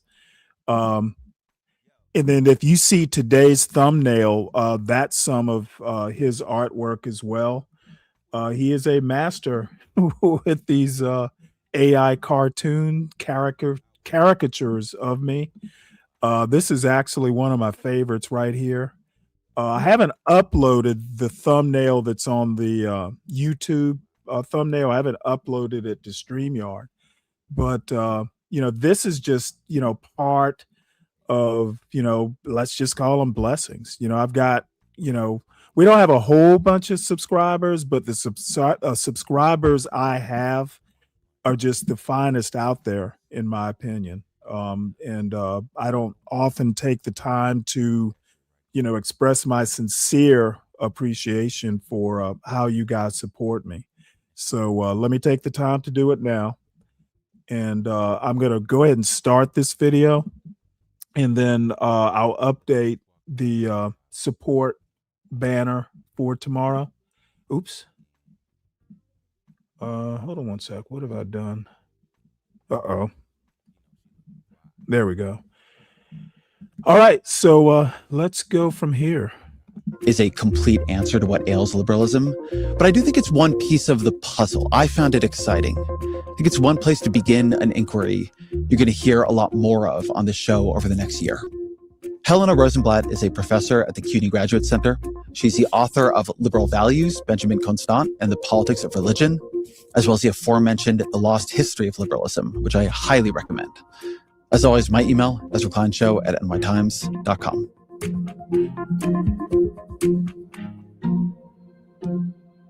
Helena Rosenblatt, welcome to the show. Thank you so much for having me. So to the extent people think about liberalism today, which is, let's be real, a niche hobby, I think they define it as a philosophy of individual rights, of individual expression. You write in your book that the word liberalism did not even exist until the early 19th century. And for hundreds of years prior to its birth, being liberal meant something very different. What did it mean? That's right. Being liberal really was not just about believing in a certain or working towards a certain political design. It wasn't just about a constitutional form. It wasn't just about individual rights. It was actually more about moral development and about certain character development that they felt was so very important, and that a good constitution should promote. And many of them thought that, yes, rights are important, but they're important because they allow us to actually accomplish our obligations. They're very much concerned with establishing a good, morally good regime. It's amazing how many of the early liberals were actually moralists at heart. So talk me through the early word here. It's not even liberal, it's liberalitas, or where does this start for you? Liberalism as a word, first of all, was coined around 1811, 1812, and it was first theorized as a concept. People start talking about what is liberalism. Well, liberalism is this, that, not the other thing, in the early 19th century in the wake of the French Revolution. It doesn't become this Anglo-American tradition until very late in the game. I say middle of the 20th century. Does it become an Anglo-American tradition? So this was something very exciting that I found in my research. So I decided to trace the word and the meaning of the word all the way back to ancient Rome, which is liberal in ancient Rome. The root of the word is liber, right? And the word liber, yes, it means free, but it also means generous, which I thought was so very, very interesting. So if liberal were really the qualities of freedom, lovingness, and generosity expected of a citizen, liberalitas was the noun that went with it. So this was an attitude that was expected of citizens in Rome when you are devoted to the commonwealth, to the common good. One thing that was a bit of an epiphany reading your book for me, I think a lot of things are missing in modern liberalism. My interest in doing this episode, and more that I think are going to come, is trying to figure out why liberalism feels so exhausted at a moment that it is so needed, and why so many of the books I read about it, some of the defenses I read of it, are so arid. They have no blood in them. But one thing that was interesting here was this idea that liberalism is built on a virtue, not a political philosophy, right? Liberality. And as you just mentioned, that the old definitions of it, and you have Cicero and John Locke and John Donne, and but they have some kind of intersection between generosity and freedom, but not freedom like we think of it now. So what did freedom mean in this context? It's really about having the freedom to voluntarily become the person that you should be. And this has dropped out of our conversation. We think of liberalism so much, as you said, being about individual rights and maximizing our choices. A good system of government would help you, give you the capacity to make those good choices. That evolved over time. So in the medieval period, it became Christianized, and it's behaving freely the way God wants you to behave, in a generous, charitable way. When you talk about this conception of freedom, this conception of what it means to be liberal, who are some of the people you quote, and what are their arguments?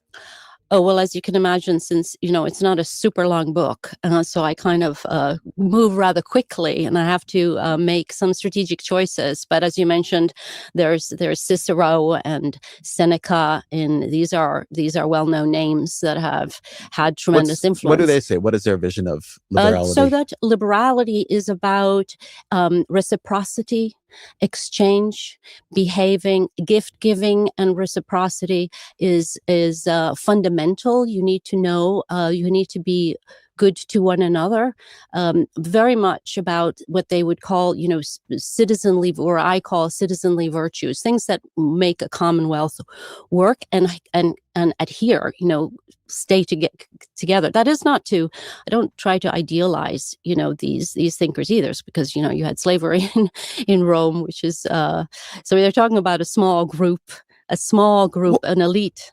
I think this is quite important, and it's something threaded through your book. You write at some point that this idea of being a liberal, which comes way before liberalism as a political philosophy, is designed by and for the free, wealthy, and well-connected men who are in a position to give and receive benefits in ancient Rome. And some other things that emerge as the book goes on. One thing it makes clear is that if today your problem with liberalism and liberals is you find them to be a bunch of smug, condescending elites, that problem goes way back. That's always been braided into the issue here.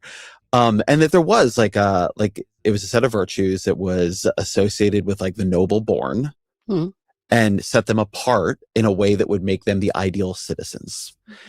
And that feels to me actually like a quite profound tension at the heart of the project.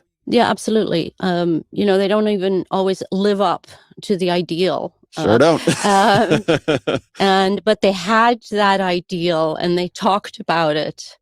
And they designed an educational system, a liberal arts education that was supposed to cultivate these virtues, this liberality in elite boys. But there was a lot expected of the elite as well. So I don't think it was just mere, hypocrisy, and that they were an elite, but they had obligations. I'm writing a book right now about Madame de Stael, a great early liberal and a woman, a powerhouse, such a fascinating woman. Some say that it was in her salon, in her drawing room, that liberalism was invented. Her name appears as a very important sort of power broker and intellectual in the early 19th century, and then gets dropped out.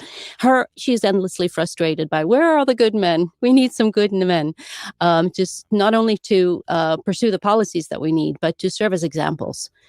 A question echoing through history right now. Yeah.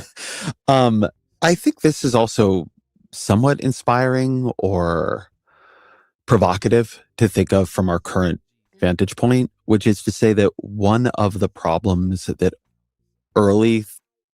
Here, let me pause this right quick. I don't know. You know what, Ryan, I think Corona's piss water.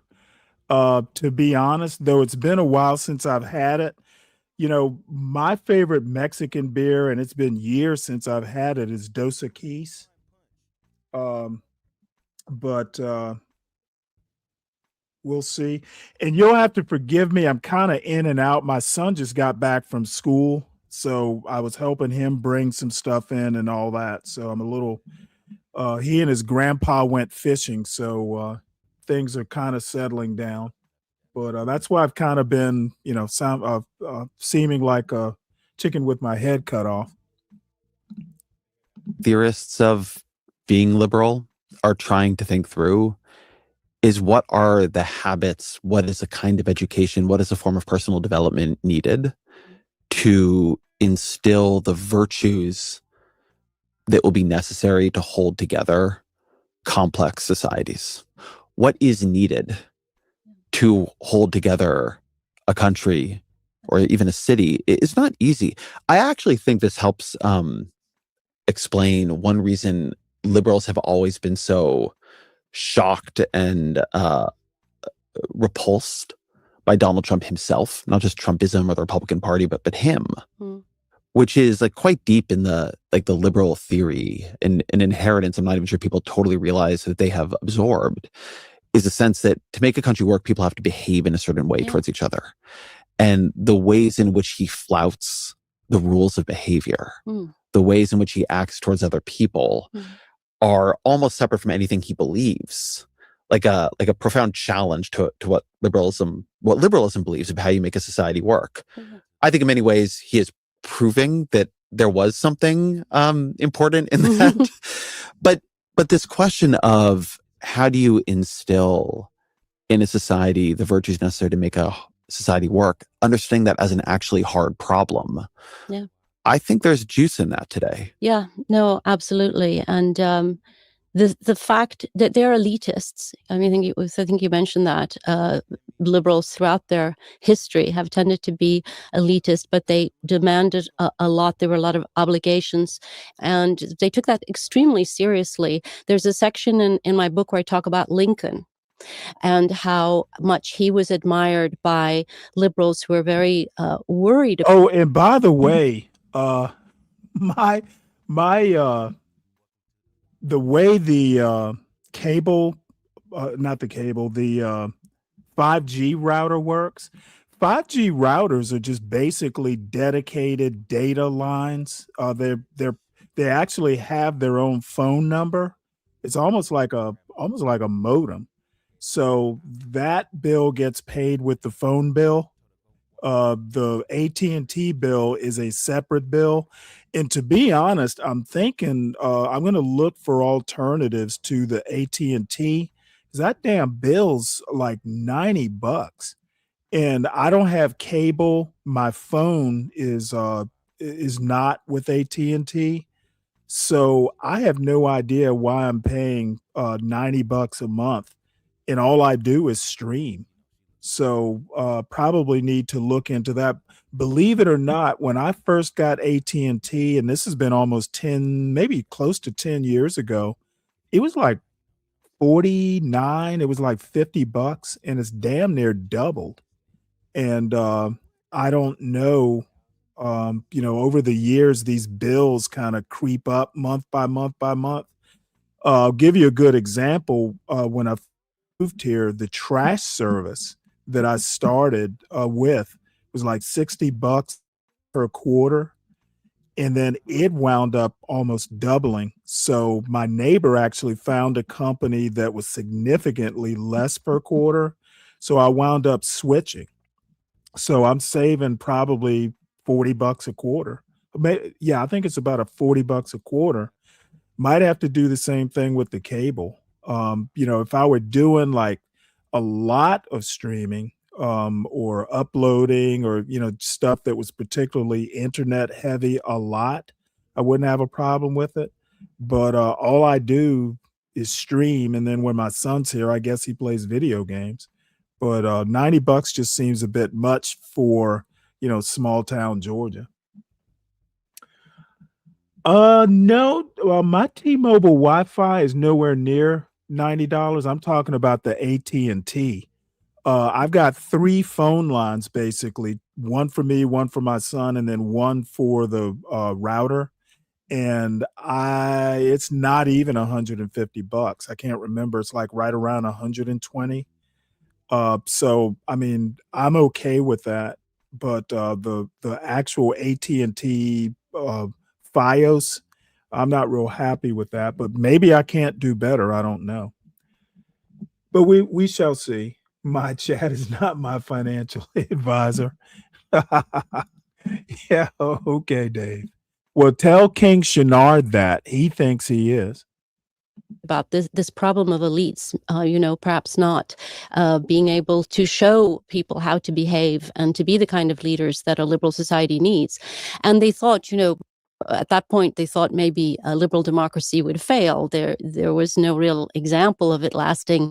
Would the American example, this exceptional example, actually work? And Lincoln showed that it could, and he did it in this beautiful way that kind of made people optimistic about liberal democracy. He was not a demagogue. He did not talk down to people. He raised them up. He engaged in moral uplift, and they recognized that. And it showed that a liberal democracy could survive if it had a leader like this. They also recognized that those kinds of leaders are very hard to find. What is liberal in the liberal arts? It's the purpose of the liberal arts education is really to form leaders, to form freedom-loving and moral leaders, and giving them the tools, rhetoric and history and some science for sure. But it's supposed to train citizens really through engagement with the classics.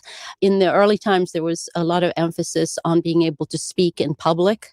To speak in a convincing way in public. And this is all really to convince people to become citizens and to do the right thing. It sounds terribly idealistic, and I don't always want to, again, idealize them or say these people were perfect in every way, far from it. But the ideas were pretty beautiful, and I think we could learn something from them. Well, education is such an important part of this book. Other histories of liberalism I've read actually reveal the same thing, that when you go back into the liberal tradition, the purpose of education is hotly debated and held at the center of the project. Today, you don't have that discourse in the same way. We talk about whether or not education is working, not so much what it is for. It's almost taken as evident that the purpose of education is to prepare you to get a job. And that was not the purpose of the liberal arts. No, it was not. Today, it's a lot about vocational training, a lot about preparing students to get jobs. These were considered menial tasks. The liberal arts was for the leaders, in the time. So it was and the citizens were the leaders. Of society in Rome. In medieval period as well, it was always about something other than preparing you for a job. Isn't it funny that today, when people try to defend the humanities, which are under siege in many universities, frankly, and they try to advocate for liberal arts education, that they say, oh well, actually, there's proof that having a liberal arts education will get you that job. So that whole discussion about what a citizen of a it is actually, and I'll probably talk a little bit more about this in a little bit, but this idea that liberal arts are not of use to scientists and stuff like that.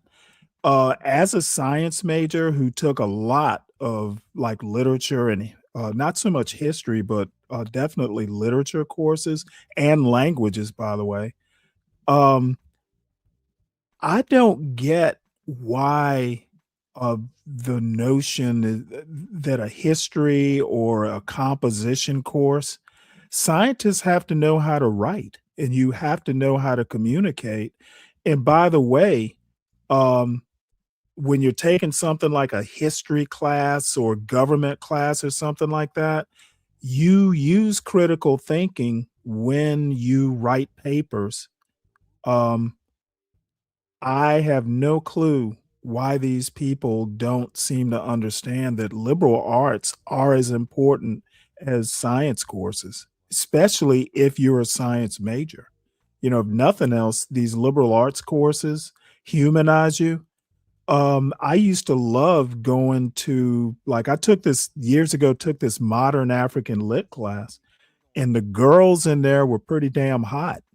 I wasn't meeting girls like this in my chemistry labs.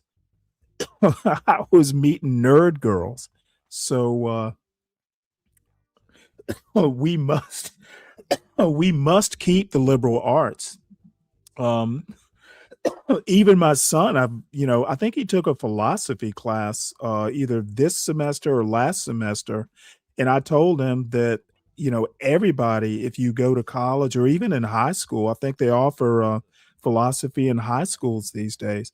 Everyone should take a philosophy course, if for no other reason than people like Hume and Locke and all these people are like part.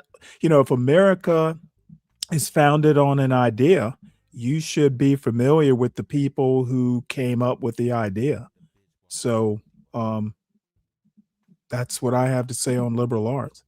democracy means, what it means to be a citizen, what are the values, what is our common language, what does it mean to be a citizen of a democracy? All of these questions that are so important have kind of dropped out of our discussion. And people are even embarrassed sometimes. And do you think that's because citizenship is broadly shared now, and so it isn't seen as a thing that people have to work to achieve? Or do you think that's because that politics doesn't work? People don't like it. People don't want to be told what they have to do to be a citizen. What is your... That's a great question. As a historian, I always to apologize for saying history is complicated. So usually there's not just one answer to that terrific question. Just give me the one that best serves my current purposes. Or maybe another way to ask it is, at what point, in your view, did the strand of liberal thinking that was about the cultivation and disciplining of the self drop out? Definitely, it happened during the Cold War, let's say. I mean, this is that's pretty recent in the history that I describe in my book, right? But this idea of disciplining the self, or talking about the collectivity, about your duties, about any government or state getting involved in forming citizens, a public education system that forms citizens, started to have a... By the way, this civic education and patriotic education question it's not the first time in history, and I don't even mean American history, that this has come up. Going back, I guess it was France or something. This idea of what a liberal education should be has come up throughout at least European history. Um, so you'll hear me say sometimes that there's nothing new under the sun, and that goes for civic education or patriotic education as well. A scary kind of ring to it when you've seen fascism and communism. And liberals wanted to show like, oh, we're not that. We're not going in that direction. We are not about the state forming citizens. We are about individual rights, about property rights in particular. And I think that really gave probably the impetus to something that was probably happening already. What's interesting to me about this is that the critiques you hear today of liberalism go back quite a long way. You have this part of the book where you're describing fights in England in the 1830s. And the conservatives, what they say about the liberals, even then, is that critics of liberalism accused it of meaning the exact opposite of liberality. They accused liberals of being selfish, egoistic, only interested in the gratification of their individual desires. So, you're describing this tradition that is focused on, personal cultivation and the liberal arts. So at what point is this critique that, no, you just want to be able to follow your own desires wherever they go and not have anybody tell you not to? When does that enter into the fray? Right at the beginning. It's been shown that liberalism, the actual word, was first a pejorative, a term of insult. It was coined, as I said, in 1811, but by the enemies of the liberals. Because of what had happened in the French Revolution, and the word liberal, when it refers to something political, is often written with an accent on the E to show its kind of foreignness. It's something dangerous. It's something, liberal. Yeah, liberal. It has to do with, the revolution, and we don't want that, right? All of this getting rid of noble privileges, creating, which we would call civil equality. Isn't that a great thing? They would say, no, that's removing the privileges that they had had for such a long time. So that's being selfish. That's not being magnanimous. And so the Catholics, mainly Catholic counter-revolutionaries, immediately started denouncing liberals for being selfish because they were taking away their privileges, right? I mean, they had a whole slew of insulting terms that they used as synonyms for liberals. Anarchists, they're against the family, they're sexually deviant, all of this, because it seemed like they wanted to free up all the, and in some ways rightly so, free up all the constraints of the old regime. Throughout the 19th century, the Catholic Church was probably the most powerful enemy of liberalism. So the popes, one after the other, just spewed, the most vile kind of, if I may say, rhetoric about liberals, about how very bad and sinful the world. Liberalism is sin. I mean, there were works that came out like.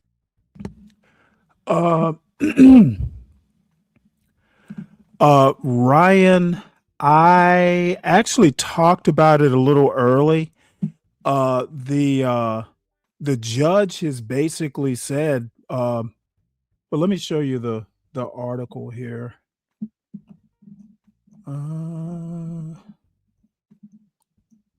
Here, this is what I talked about. It says here, judge conditionally agrees to cancel Comey appearance in Trump threat case. So apparently that's how seriously the judge is taking. That's how seriously the judge is taking this. Comey apparently has a condition, agrees to cancel Comey appearance in Trump threat case. It's conditional. So that's what we talked about.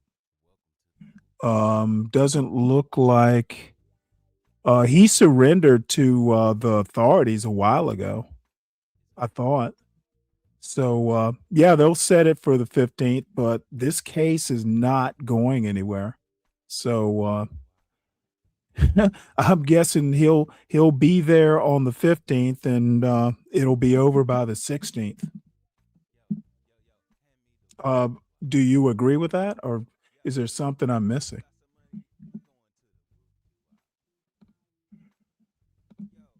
Oops, where are we? There we are.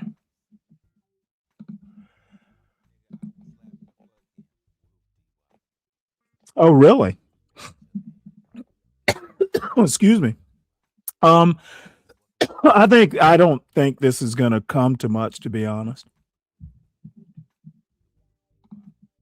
That. So, and I think actually, interestingly enough, today's criticisms, for example, by post-liberals and so on, which are many of them men are the Catholic, are counter-revolutionaries. actually reviving some of that language and using very old arguments. I've sat here with Patrick Deneen. I mean, not literally in this room, but on this podcast. And, I was like, well, where is this coming from with you? And he's like one of these post-liberal, close to J.D. Vance. And he's like, well, the left wants to destroy the family. Yeah. It's like, I don't think we do, but that is his view of it. Yeah.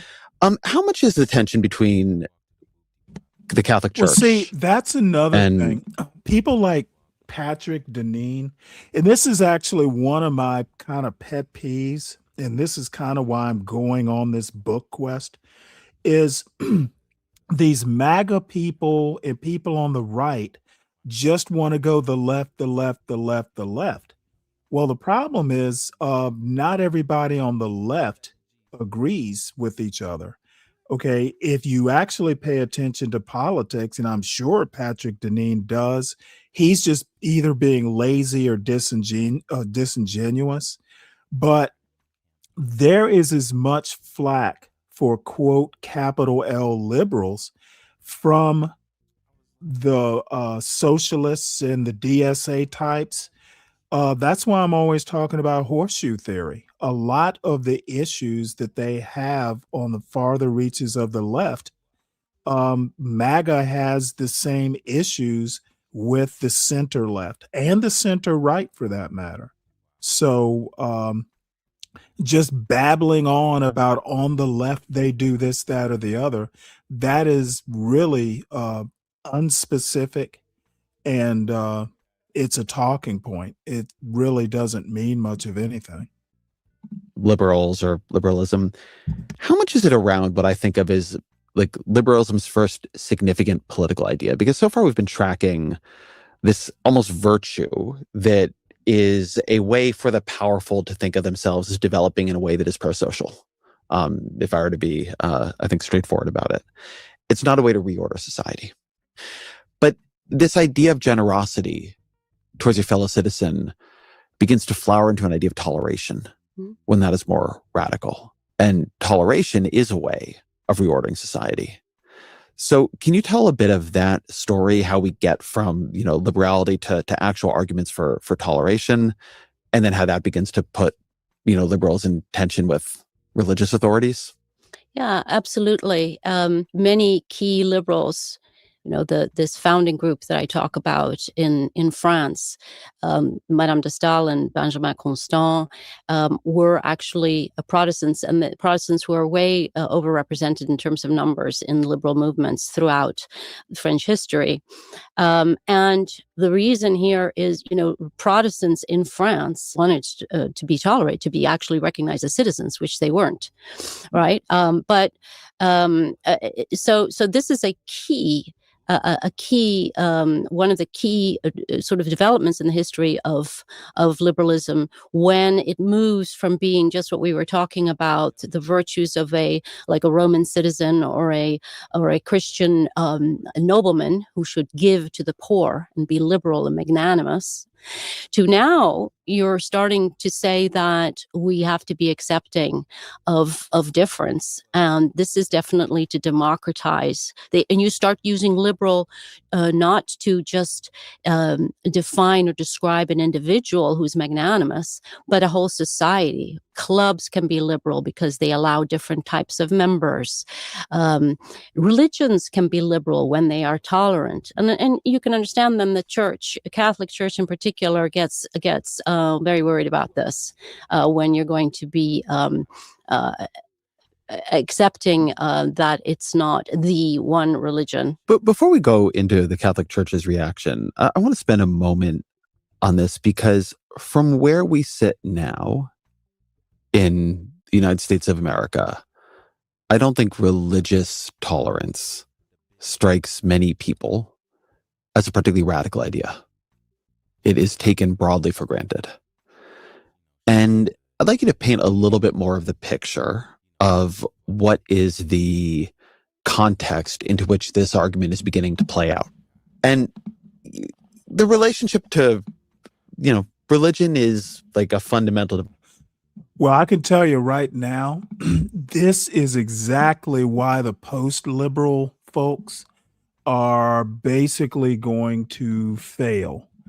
Patrick Deneen and all these guys, they don't seem to understand that Catholic integralism is not going to work, because of this. If America is a, quote, Christian country, it is also a, quote, Protestant country. They're not going to let the Catholics take over.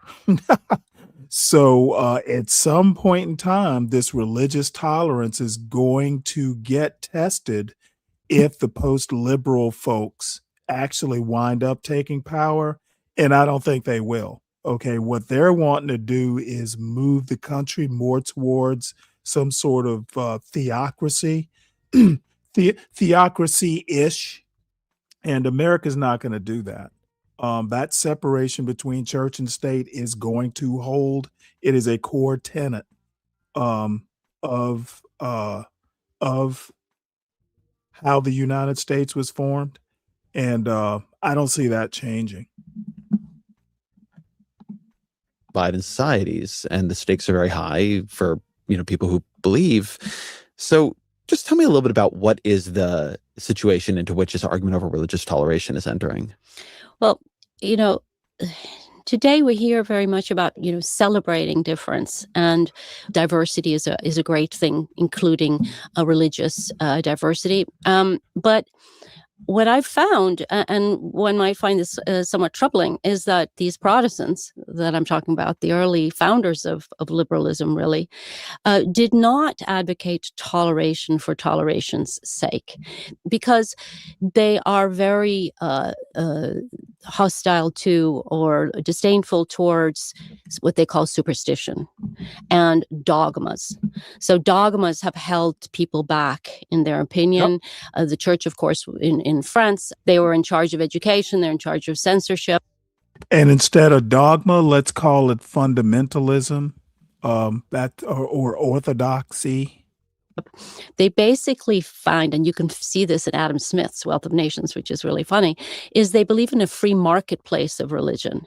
So that if you tolerate our religions, they can then sort of fight among themselves. And this is going to lead to a purification of religions. And eventually people are going to become liberal Protestants like they are, or Unitarians type, or deists, have a religion. They're not anti-religious, but the way you please God is by being good to your fellow citizen, by doing good to the community, not necessarily praying certain times of the day or doing certain rituals or believing in certain dogmas, but being good. So you could see also that certain, or not just the Catholic Church, but certain Orthodox churches would be upset by this because literally, if this is the case, what do you need churches for? You can believe in God and be a good person without going to church. I want to look more closely at something you said early in that answer, which is that toleration in this framing is not just a nice, civically virtuous thing. It's not about being polite. That there is a theory here about the marketplace of ideas. One of the other books on liberalism I've quite liked is Edmund Fawcett's Liberalism, the Life of an Idea, I think is the subtitle.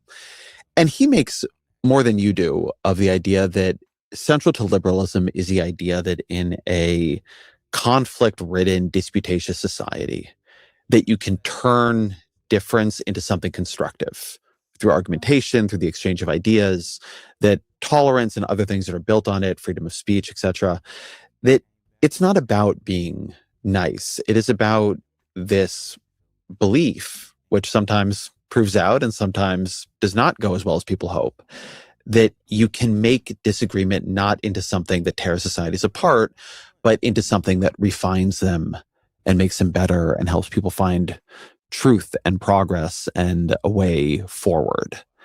How do you think about that? Yeah, absolutely. I'm so glad you brought that up because it's a really important central aspect of liberalism is this kind of optimism.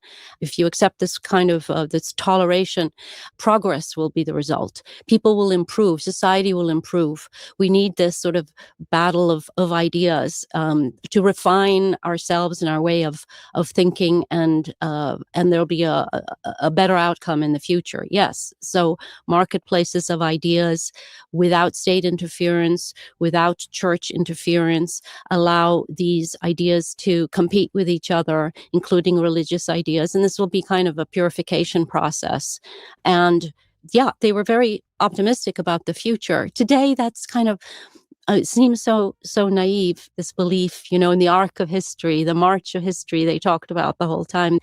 I'm going to be honest with you, Con. I don't know that I absolutely agree with that. Catholics, there are way fewer Catholics in the United States than there are Protestants. This government was founded by, Protestants. So, as a matter of fact, Catholics were not very well tolerated. Papists were not very well tolerated back in the early days of the United States. So, we have, what is it, 6? Like, I think all the conservatives on the court are Catholics. Actually, there's 7 because Sotomayor is Catholic. I'm not sure about Ketanji Jackson Brown, but I know 7 of the 9 are Catholic. Roberts,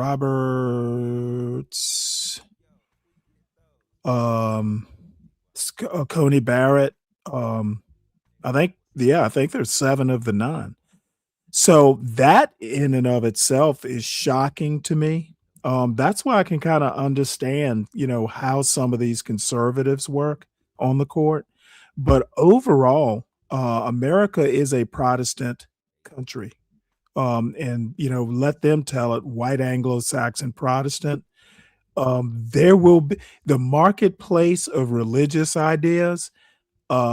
I think Catholics have a whole lot less to lose. Now, I think these days, because J.D. Vance and other people, a lot of people are converting to Catholicism.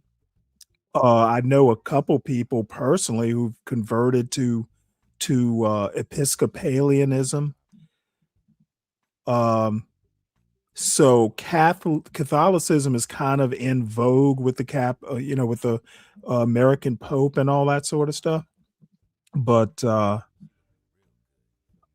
if this is a Christian country, it is a Protestant country. And that's why I'm saying if it ever gets to a point to where the post-liberals like Patrick Deneen and Adrian Vermeule and others wind up, ascending into power, there's going to be strife.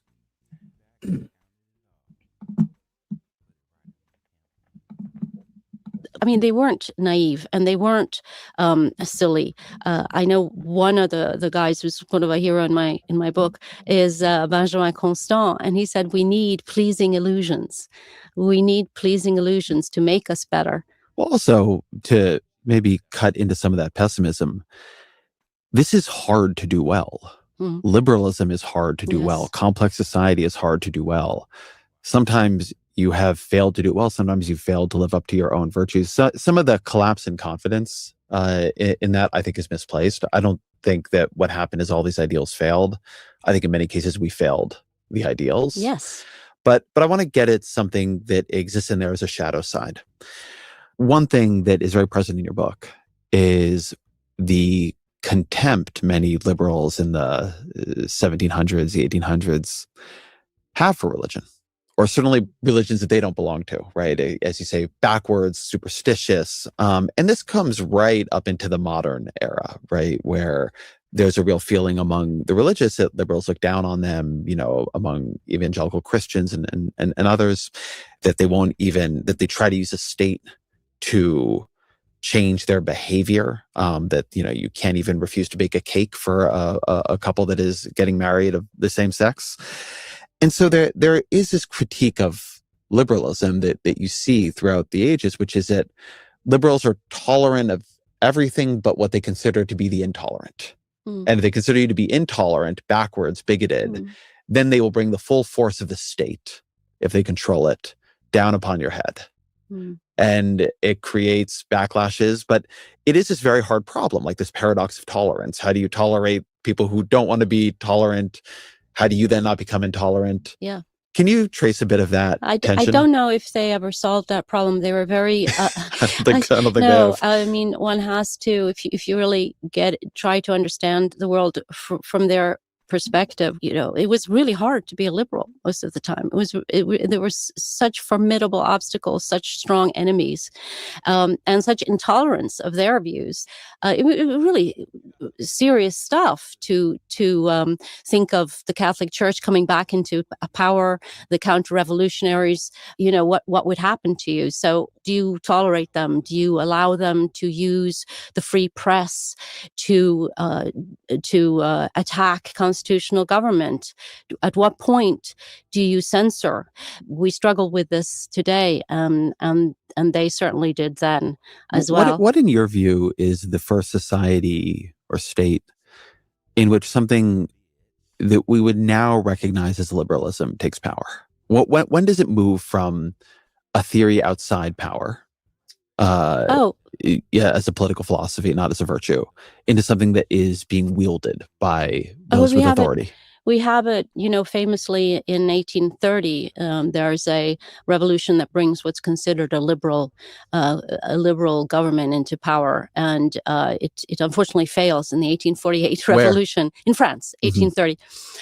What happens in the French Revolution? It's the rise of the bourgeoisie. It's the fact that the nobles, the privileges of the nobility are overturned, and you have, rule of law, civic equality, and actually. Marx talks about this, communists talk about this as being the bourgeois kind of revolution, and how terrible it is because it became very quickly considered a selfish regime, a money-driven machine. Let's stay on Marx for a minute. What is his critique of liberalism? Liberalism is really the rule of the bourgeoisie. Yeah, it's middle class, it's money. If you look at France, he also was really much looking at France, right? Everybody's looking at France. What's going on with the successive revolutions? It's like a laboratory of political ideas, right? So this is a bourgeois revolution to them, and it's liberals who carry these ideas forward. But what happens in Marx's thought is, of course, once they become take over power, they're going to exploit the workers and just make more and more money and exploit the workers until they will rise up, and you'll have the communist revolution and the takeover. But the thing is that there's no way around it. You need the liberals to take power. You need the bourgeoisie. In Marx's view. So he's not anti this precisely. He's just, this is the motor of history. It's going to be superseded by the proletariat. Where does liberalism begin to become interested in or associated with the actual redistribution of resources in society from the rich to the poor? Where does it become connected to social welfare states? And, when you talk about FDR and that later liberalism, right? And a lot happens between, what we've been discussing in there. At some point, this moves away from just being a set of approaches to a marketplace of ideas or, individual virtue. And it becomes connected to a view that power needs to be redistributed and money and security need to be redistributed. When does that begin to happen? Right. So you're right. In the early liberals were really mostly concerned with creating a political system, getting rid of the divine right of kings and having constitutional representative government with guarantees for individual rights, freedom of speech, freedom of religion, and private property rights. Rule of law, obviously very important. But as they're also pragmatic people, and over time, with the Industrial Revolution, pollution, with urbanization. They see new problems arise, right? The idea that there is pauperism, a new word that's invented at the time. That means people are stuck, workers are stuck in poverty. And what to do about it? Some people start saying, listen, just deregulation isn't working for these people. They're stuck. And with our core values of generosity and freedom lovingness, obviously these people are not free. They're not able to morally refine themselves or to contribute to society in any meaningful way, morally or intellectually. So government now needs to step in first with factory legislation and such, and eventually with some sort of tax distribution and so on.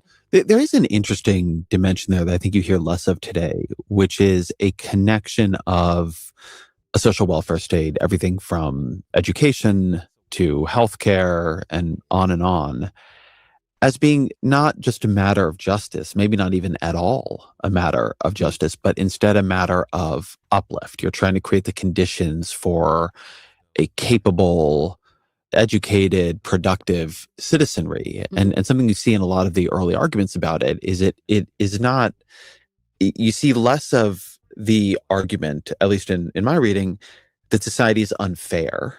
That's more sort of how, I would, argue for a lot of these policies today, and more of the argument that this needs to be done because it is the only way to have a citizenry capable of participating in liberal democracy, able to fight in your wars, That's right? Like it's a question of building the capacity of the citizenry. It's very, very concerned with like the uplift of the individual. Yeah, absolutely. And it strikes me also that factory legislation at first, for example, again in France, was, when it came to women, shorten the workday, make it a little less harsh for them. Why? Because they'll have better breast milk. They'll be healthier and they'll produce healthier soldiers, basically boys who will fight in wars. What I want to say there is that Germany suddenly starts to play a big role. They had thinkers who said that this whole idea of free markets and laissez-faire were great theoretically, but weren't working in practice right now. And what you need is to actually study the workers and demographic patterns and prices and salaries and so on, and come and see what's actually going on, and then devise policies accordingly. And these ideas were spread through to and were written about. Their ideas were translated and talked about in England and France. But one of the really critical moments, not just about ideas, great articles and theories being developed in Germany, it's also the power of Prussia, right? So it was a big shock. The Franco-Prussian War was a huge shock. Napoleon III thought he could have a little war with Prussia, make him, give him some glory and some popularity. And lo and behold, the exact opposite happened. The Prussians won very quickly, and it was a shock. It was a shock to everybody that France, meant to be the most powerful country in Europe, could be defeated like this. And they start to ask why. And they start thinking, well, guess what? German soldiers are vaccinated. They're much healthier.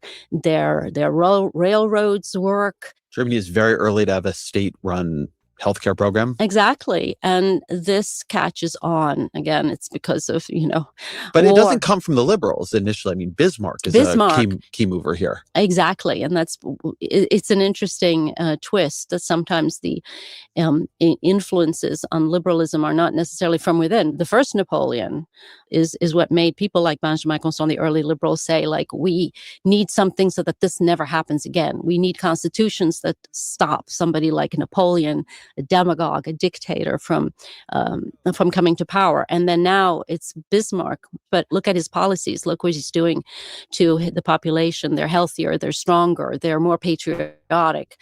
This is really when there was what came to be called a new liberalism and they called it that, New Liberalism in England, where a group of people started to say, no, we need to learn from the Germans, and we need some government intervention to help the workers, to spread the wealth, and that the government has an important role to play in the economy in a just and liberal polity.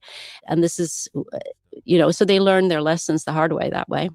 So how then do you have this weird split that makes so much of the conversation about liberalism confusing today, where you have a liberalism in much of Europe that means laissez-faire, that means that you are in many cases opposed to the welfare state, and you have a liberalism very much associated with America, maybe coming from Germany, that is the exact opposite.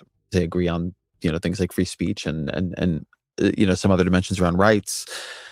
But you do have liberalism split into two streams, one of which is profoundly skeptical of the government and sees the government as the source of much tyranny, and the other which sees the government and a more generous government as the guarantor of a kind of freedom. Yeah, that's right. What happens then is in England, eventually the new liberals kind of win out and they drop the new and they're just called liberals, right? And that's what happens in America. They don't call themselves new liberals. They start calling themselves first progressives and then liberals. Wilson, actually, there's a moment you can see where he's calling himself a progressive, and then he switches to liberal. It's quite interesting. In France, they never make that move. So liberalism, without any descriptive term before, it means the laissez-faire liberalism, small government liberalism. And today in most of the world, that's what liberalism means, right? It's sort of right of center, free markets, small government, whereas in America, colloquially, it tends to mean big government. Nobody says they're for big government, but more interventionism, more of a redistributive state, bigger role for the state.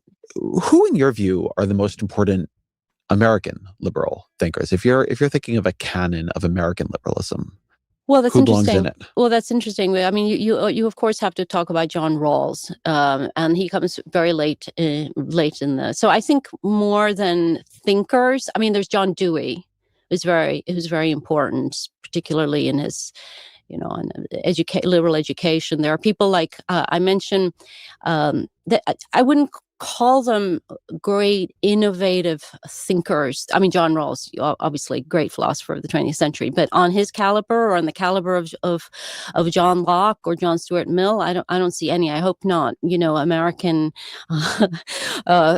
intellectual historians aren't going to email me like crazy saying that I'm being unfair. But I don't think America was notable for its liberal theorists until quite late in the game. We do have great liberal leaders. I mentioned Lincoln. I mentioned I FDR. think this is underplayed in our own tradition. Yeah. And I'd like to say more on this because I actually think great liberal practitioners in some ways to me are more interesting than great liberal theorists. Right. I find it to be a problem with American liberalism that it is so obsessed with John Rawls. And people think that is because I don't like John Rawls. And that's not quite it. I just think that in terms of something that is hopefully a popular and public philosophy, somebody whose central work is fundamentally unreadable by the public does not really make sense as a foundation for that. And he's not the foundation for that, right? Frederick Douglass, Abraham Lincoln, Martin Luther King Jr., John Dewey, I do think is actually quite important here. But FDR, you have really remarkable liberal leaders in this country. Many of them, I mean, having written remarkable things about how to think about liberalism, many of them coming from outside the halls of power. I think liberalism is often most interesting when it is in a tense relationship with power. But I'm curious how you see that tradition and how it altered what American liberalism became and is. Yeah, totally. I think that's wonderful. But if you look at the people I look at the very beginning, there wasn't this great divide between, the great thinkers and the great political leaders. Right. I mean, somebody they're very pragmatic earlier. Cicero is a political figure. He's a political figure. Benjamin Constant becomes a deputy in the Chamber of Deputies. John Stuart Mill runs for office. So there isn't this, and if you read the speeches, if you read some of the speeches, the wonderful speeches people were making in those days, drawing on Montesquieu and Locke, and they're reading this stuff as well. So there wasn't maybe this great divide between intellectuals and practitioners. And what does that tell you in America? What was different about it here? And maybe it's worth starting actually with the founders. I think there's a lot of interesting, I think there is interesting argumentation over how much to think of the American founders as inside the American liberal tradition, as in tension with what later becomes the liberal tradition, right? They're obviously claimed by all sides here. How do you think about the founding and with its profound internal contradictions around freedom and human bondage? I've become more and more interested in American political thought and institutions and history. Unfortunately, because of the way disciplines and concentrations work, I'm more of an expert on European history. But what I've read about the founding and about the founding fathers and what was going on there just fills me with enormous respect and gratitude. And I think, for the wonderful work that they did, being both thinkers and actors. And Franklin, Jefferson came to Paris and were very much interested also in French matters and vice versa. The American Constitution influenced early liberals because, they thought it was an amazing document. And maybe that's the thing that's so wonderful, is to see exactly those things coming together, the ideas and the practices coming together in the founding fathers to produce this amazing document. That's a very glittering answer, but I think a critic of liberalism would say that what good is your liberalism if it can include slavery in its founding constitution? Or in more of the European case, what good is your liberalism if it is so interwoven with colonialism? And I mean, there were many, people who certainly believed in many liberal ideas we're talking about here who made space for both of those practices within their liberalism. Right. Well, I don't mean to, again, idealize these out of proportion. These people, these are early liberals, and liberals have never been perfect. They're often suffer from the same prejudices, the prejudices of their time. There are exclusions. But how did they grapple with this? I mean, we've talked a lot about freedom here. How did they grapple with this? How did they grapple with this? I think there were.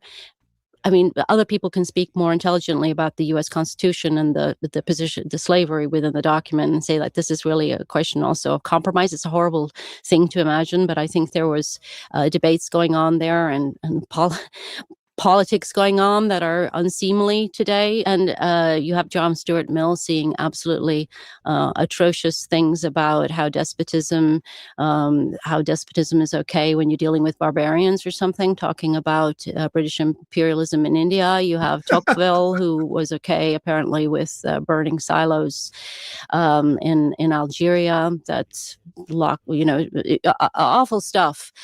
But at the same time, these people were then from. John Locke wrote. He, I don't know if he did a solo job, but John Locke wrote the Royal Charter, setting South Carolina up as a slave colony. So I think that it is very possible not to understand that, things evolve and have evolved.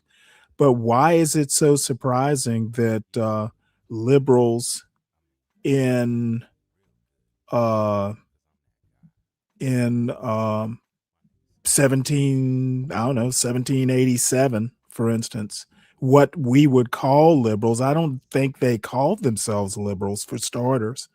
But why is it so surprising that people back in that day would compromise over slavery? Economics uber alles. Modern Western culture as we know it, that whole laissez-faire thing, you can think that something's wrong. Like Jefferson, for instance, he knew slavery was going to be a problem, but he was not going to give up his way of life. So, people, do things they know they shouldn't do all the time. I don't know, and I'm not fussing at Helen. I'm wondering what the hell is up with. Maybe he's just asking a question for the audience, but I don't know how someone that like Ezra Klein could even ask that question. Why is it a dichotomy? Liberal does not mean saint. Within Shit, liberal doesn't mean abolitionist.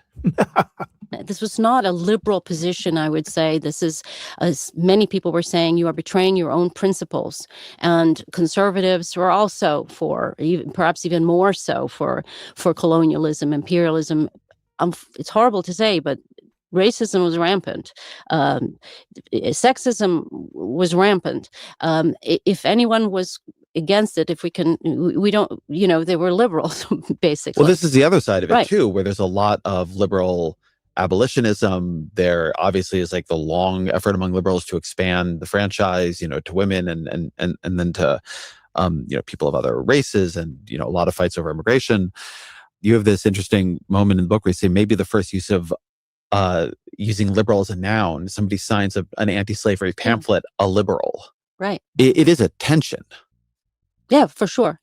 So the thing to remember is that, for example, when it comes to women, liberals did not really lobby for women's suffrage until very, very, very, very late. They were not, at all for giving women the vote until it was almost forced upon them. But on the other hand, the women, when they did fight for admission into political rights, they used the terms of liberalism. They went to the guys and they said, hey, you're not living up to your own principles. You're like an aristocracy of sex. You're acting like despots.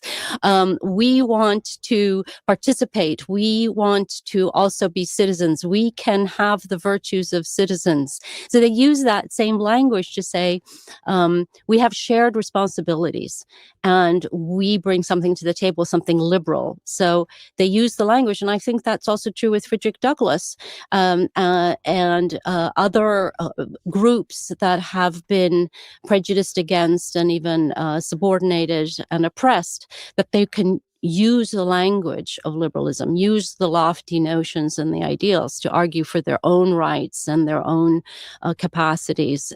What is it in liberalism that, what ideals in your view, what thoughts or principles or shared values create this kind of time bomb aspect of it, which you see go off repeatedly in history, where, you go back in liberalism and the terms of liberalism get argued to blow up the constraints of the last liberalism. But as we said at the beginning of this conversation, this begins as a quite aristocratic ideal. Eventually it becomes, in many cases, a philosophical weapon to expand the terms of inclusion and freedom. What is it that does that, in your view? Well, ideas don't travel in a vacuum. So I would always say that the facts on the ground change. Socioeconomic pressures, changes in the economy, wars, all of this creates conditions, creates conflicts, creates crises that liberals then have to confront and deal with. And that goes to, everybody's talking about the crisis of liberal democracy today and the crisis of liberalism. Well, there's been a succession of crises. The liberals have had to confront. Liberalism was born in crisis, the crisis of the French Revolution. And so when these moments happen, when there's extreme tension, when there is new problems, it can throw liberalism sort of off its kilter for a while.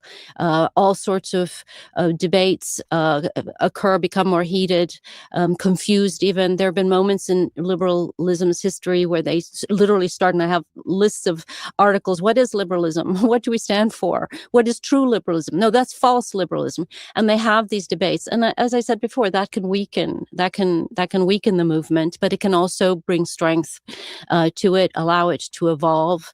This conflict, battle of ideas, brings out something new that really responds to the crisis that's on the ground. Are there specific moments in liberalism's history that this moment reminds you of?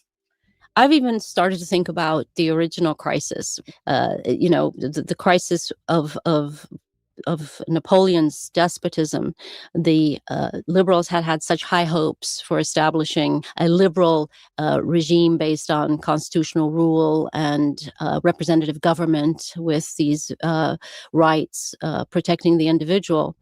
And then the revolution went derailed into this horrible period of the terror, and eventually it was they thought that Napoleon would come and save the revolution. So there was a lot of hope that this charismatic figure who claimed to want to save the revolution was making all the right noises. He was going to bring peace to France. He was going to bring back order. He was going to protect all these things liberals had fought for so hard. And then instead, he became this despot and a demagogue. And he used wars, to divert attention to what he was doing at home. He gave gifts to people. He lined the pockets of his friends. He flattered people, gave them power that, but at the same time that he amassed power in his own hands. This was profoundly demoralizing to the early liberals that I'm talking about, who had this lofty notion of what freer, better, more moral, more humane world would look like, and look what it derailed into. So what did they learn from that? They learned that you needed certain safeguards in place. This is really when you get liberalism as a constitutional way of thinking, balance of power, separations of powers, individual rights, freedom, how important freedom of press is, how important freedom of religion is. Napoleon used religion, to buttress his power. So all of these constitutional ideas really came together then. And they, it happened again and again over the course of the 19th century that you have these very clever, charismatic figures who could speak directly to the people. I understand you. I represent you. I don't need these. We don't need these representative institutions. We don't, because I speak directly to you. I am you, sort of. I mean, that's what a demagogue does. And that's what populism is, right? Is that you don't need the intermediaries. And they were very worried about this. And the system they came up with, constitutional liberalism, was meant to make it impossible, but that also made them really think more than ever that we needed an educated citizenry. We needed, the intellectuals needed to step up. Newspapers needed to step up and educate the public as to what it means to be a citizen of a liberal regime, of a liberal form of government. They wrote articles. Madame de Staël wrote novels in which she was, you could see her trying to foster the right kind of moral inclinations. By that I mean compassion, generosity, sociability, understanding of shared responsibilities, that you needed to educate people to this, because without an educated, critically minded, alert citizenry, the people will fall prey to unscrupulous actors, demagogues. This was on their minds the whole time because they saw how vulnerable those liberal constitutions could be. They really depended on a morally educated, civic-minded, an educated and alert citizenship. I take the current crisis of liberalism to be not any one crisis, but a couple of things, and this is a non-exhaustive list.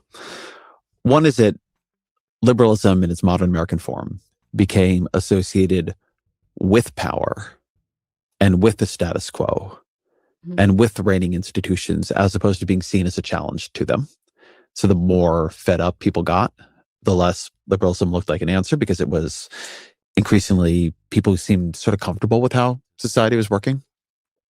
I think another crisis is that individualism has gone very, very, very far.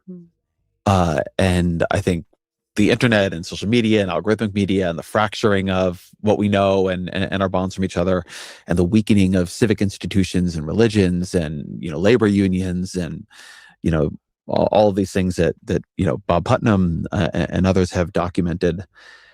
I think that there is a like a crisis of individualism that has become partially a crisis of meaning, but I also just think requires different ways of thinking about freedom. And I think liberalism in its modern form is very, very skeptical of individual responsibility and communal obligations, because it has seen those used for oppressive reasons or used to sort of push people out to the margins of society or to blame them for things that have been done to them. But it also has left it with very little language. That's right. In which to talk about something that is not just individualism. Maybe on the question of individualism, something you describe in the book is that at other times liberals actually were quite averse to that word, and they preferred individuality, or one I like more, personhood. I'm curious why they preferred those words, and also what you see in that might be relevant to today. So yes, they shied away from that word. Individualism really was kind of a synonym for them to selfishness. And Tocqueville, you see, uses it that way, I think, in Democracy in America. It's just, again, it's an ism. Isms are very often pejoratives. And individuality is more about, becoming the best person you can be, developing yourself, your capacities, flourishing, individual flourishing. Individualism today, we've become very much a narcissistic society, unfortunately. I think the more choices we have, that's better. It's about, I don't want to go on about sounding horrible about us today, but I do feel that we're become very inward looking and narcissistic. And what parts of the sort of liberal past do you think could be helpful in renovating an answer to that? I really think that people are searching for meaning. You mentioned that. And I think that in order to go forward, we can draw on this history that we have and think and kind of recover this. What's up, 12th man? Hey, Stanley, how the heck are you? Oh, pretty good. How are you? Pretty good. So, you don't think the Comey thing is going anywhere? Oh, I know it's not. Well, it's set for like a pre-trial. Okay. There's He court doesn't date even. set. I did an article earlier. He doesn't even have to show up for it. Well, that's like litigation. Okay. That's Listen just to litigation. listen to what I have to say, because I'm not going to spend a whole lot of time on this. Taking a picture, and I actually heard that he walked up upon it, but even if he wrote it, even if he spelled it out with seashells and took a picture of it, First Amendment. There's no imminent threat. 86, it's a restaurant term. This is going nowhere. Not really. The It's a government mob cannot. term. The government cannot infringe upon his free speech. It's a mob term, Stanley. In the mob, that means get rid of the body. It is also a restaurant term. Yeah. So isn't that for the jury to figure out? The restaurant term, basically it means, kill the order, or, the order's off.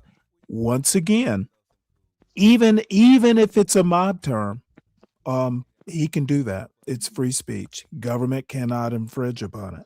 You cannot threaten to kill the president. That's Okay, the law. he did not taking a picture of seashells, even if it spells out 8647. Sorry, does not. It's a mob term, and okay, son, I will not be overtalked. Okay, I said I was not going to spend a whole lot of time on this. You have said what you said. I have said what I said. I don't think it's going to go anywhere. That's pretty much. I don't know why we need to go much farther. was set for a trial. So what? That's all I care about. If it goes to trial, I don't care if he's convicted what or not. happened the last time something went to trial, it basically got dismissed because it was basically the judge felt that they were it was a political thing. Same thing's going to happen with this. Two things: you can't infringe upon the free speech, and you basically, this is pulling something out of a butt. They are going after Comey. It's common knowledge. So, oh well. He was behind all the Russia, and everything Has else. nothing irrelevant to this case. Guys are bad actors, Stanley. So what? Even bad actors have a First Amendment right. Huh. Oh, you didn't know Let's see how the jury feels about that. It's not going to make it to jury. Well, it's set for a pre-jury trial right now. Listen to what I have the said. date. Listen to what I just said. I know all that. He doesn't even have to show up. That's how serious the charges are. So, do you have any comment on this particular video I'm showing? Liberalism? Well, yeah. It's not. I think the extremist liberals are making what liberal used to be into something it's not, like these AOCs and Bernie Sanders. Okay, and they don't consider themselves liberals. progressives or whatever. Okay, progressives are not liberals. They will, you call a liberal, you call a DSA, like a Democratic Socialist, a liberal, and they might slap you.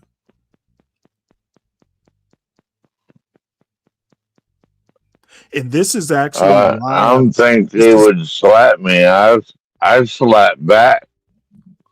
Well, this is exactly why I'm actually reading her book. This is exactly why I'm showing this stuff, because we get so much just conflated on these shows. I'm basically doing a refresher myself.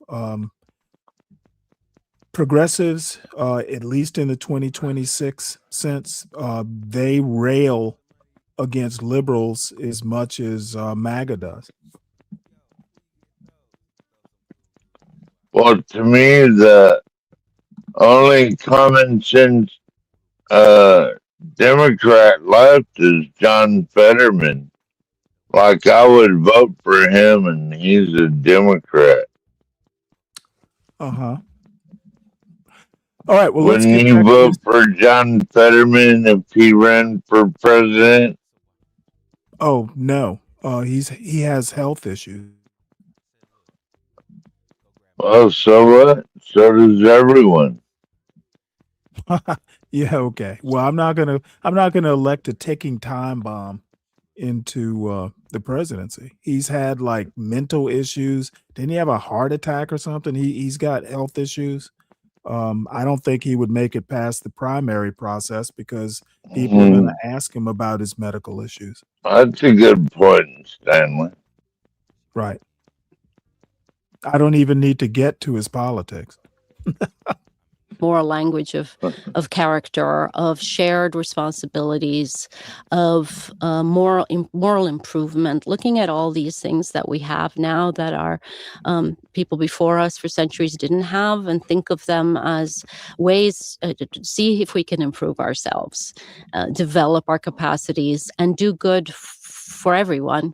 You know, it's funny when I talk this way, I'm constantly aware that I must be sounding silly somehow. And it's a reflection of the cynicism that's in the culture, right? Why is it somewhat embarrassing to speak about improving ourselves and doing good for society, keeping the common good in mind? There's something funny there. And I think that's a shame. Well, also, isn't there though a question of, well, who gets to decide what the common good is and what happens when we disagree? That's exactly right. That's exactly right. That's the danger. But that's why we have to come together at least and discuss it and come to some kind of, I think people come together, they kind of can agree on things that are good for everyone. And then I think there's this question, which has been threaded a little bit through our conversation, of liberalism's relationship to power. And sometimes it is the ideas of people out of power. Sometimes it's people in power. But I think particularly as liberalism in America has become, the movement of people who are college educated and people have benefited more from how the institutions work, it's ended up very connected to power. Yes. And you see that a lot in the sort of rhetoric of people challenging it now and the sort of counter-revolutionary ideas that the people on the new right have. But I'm curious how you would describe like liberalism's view of power, and what you see in like the various liberalisms that you've tracked that might be useful at a time when people feel like very, and I think quite understandably, skeptical of institutions and frustrated with the feeling that society is taking a direction that they don't have much influence over.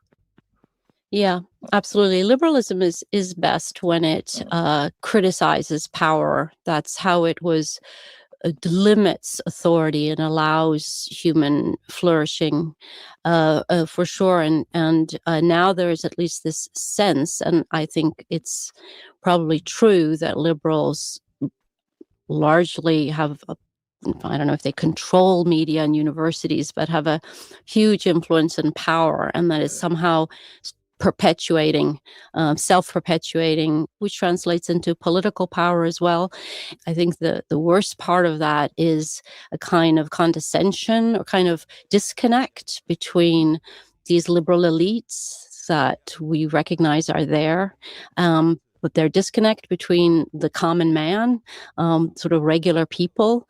And I think that is a betrayal of liberal principles, really, because this is not, we talked in the beginning about elites and leaders, and this is not what liberal elites are supposed to be doing. So I think that, and I'm an educator, I suppose part of this liberal elite. I was going to say, we're all, Yeah. So mea culpa. I mean, I think we can do a better job here and returning to these principles. Well, one thing that I think is useful here, and it's not a full answer, but it's one reason I found some inspiration in your book, is that I do think some of the very early ideas that get talked about around liberality and an ethic of generosity towards your fellow citizen, yes, they were initially framed as, things the aristocracy should practice, but like a lot of things in liberalism, we've tried to expand that. And, we now believe in liberal democracy, not liberal aristocracy.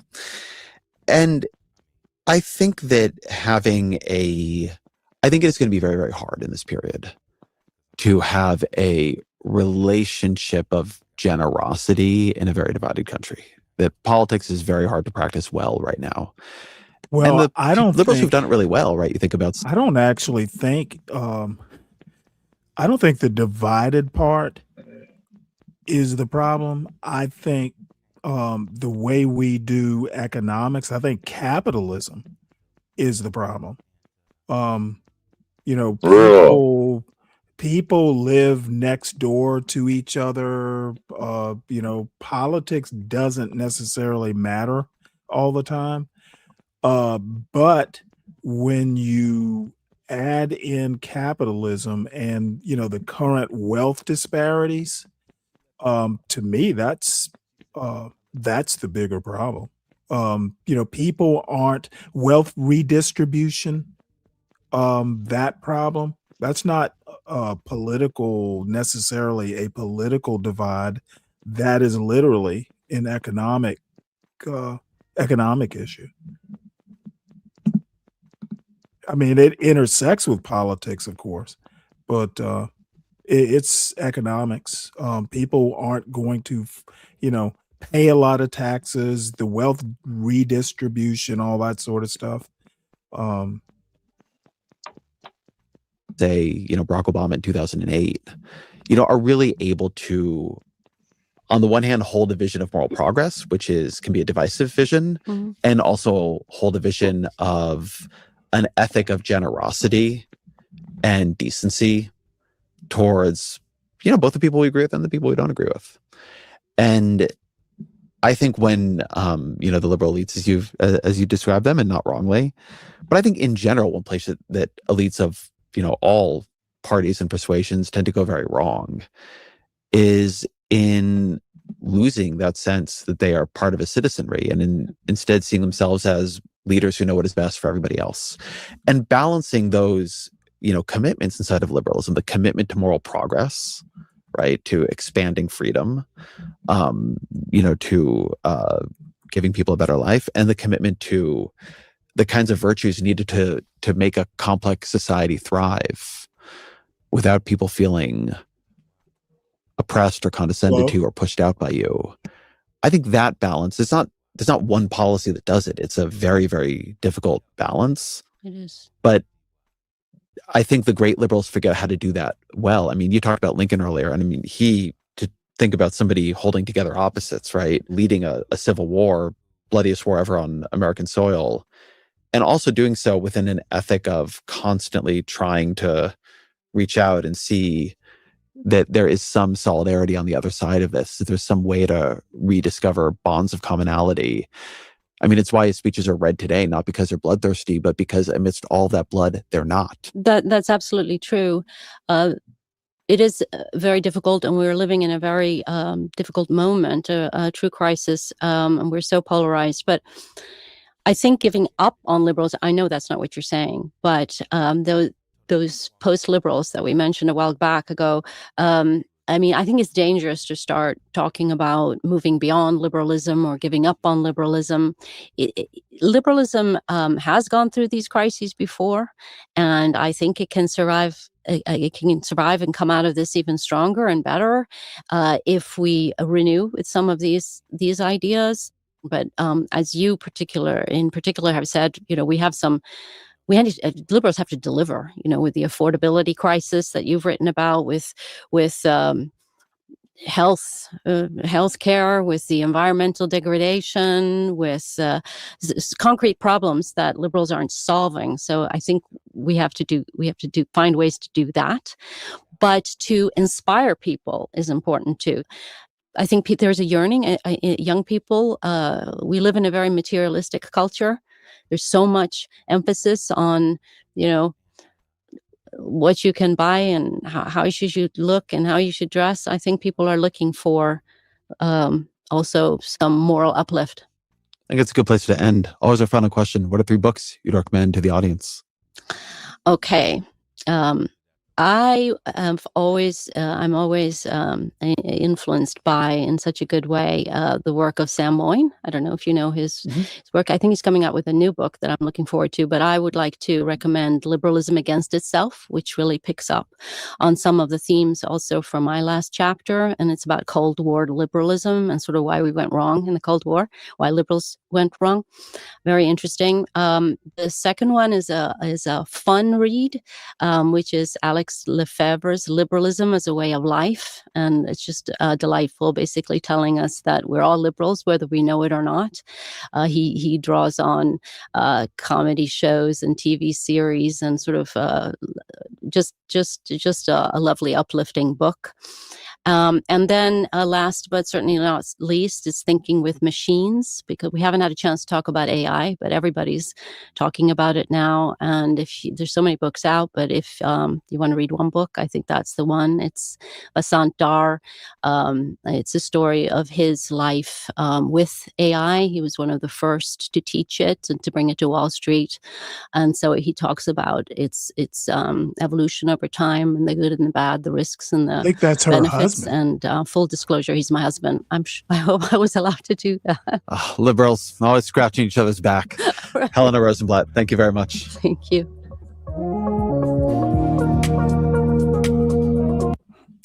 All right. So any comment? Oh, wait. 12th man is gone. Oh dear. All right. Let's see here. I do have I don't know. Should I do the exciting video? Well, let's just do this video. This will be something that maybe SKC will enjoy. This is a new content creator. This channel only has like 18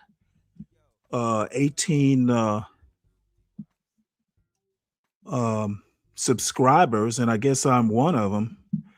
But this is called "Black People Are More Conservative Than You Think." So let's give this a try. I wanted to make a video about how I believe Black people are much more conservative than they get credit for.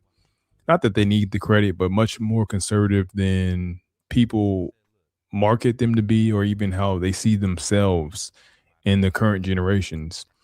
Black people were Republicans originally and shifted to the Democratic Party as the 60s rolled around, and social safety nets were more of an emphasis. But, Black people, especially socially, are very conservative people, always have been, have stayed that way through the generations, even though that the votes have changed to more of an emphasis on social safety nets. So you okay, well, I figured it would be I didn't actually think it would be this sloppy right off the bat. I'm sorry. Black people did not switch parties because of social safety nets. What in the fuck? Oh boy. So where to start? First time blacks started voting Democrat was basically I think there were some blacks who voted for Woodrow Wilson because W.E.B. Du Bois was a Wilson fan, and boy howdy, did he get egg on his face. Roosevelt, I believe the second term, a lot of Democrats voted for Roosevelt. And then we know what happened in around that 1960, was it 60? Well, we know what happened in 1960. Basically, Nixon dropped the ball, and Martin Luther King and his father basically voted Democrat versus for Nixon. And then we know what happened in 1964 and beyond. So already we're getting off on the wrong foot if he thinks that, social safety net, social safety net and civil rights were not quite the same thing. Sloppy, sloppy, sloppy. I'm disappointed. Obviously, with Trump coming in on his second term, there's been a major shift in the black vote.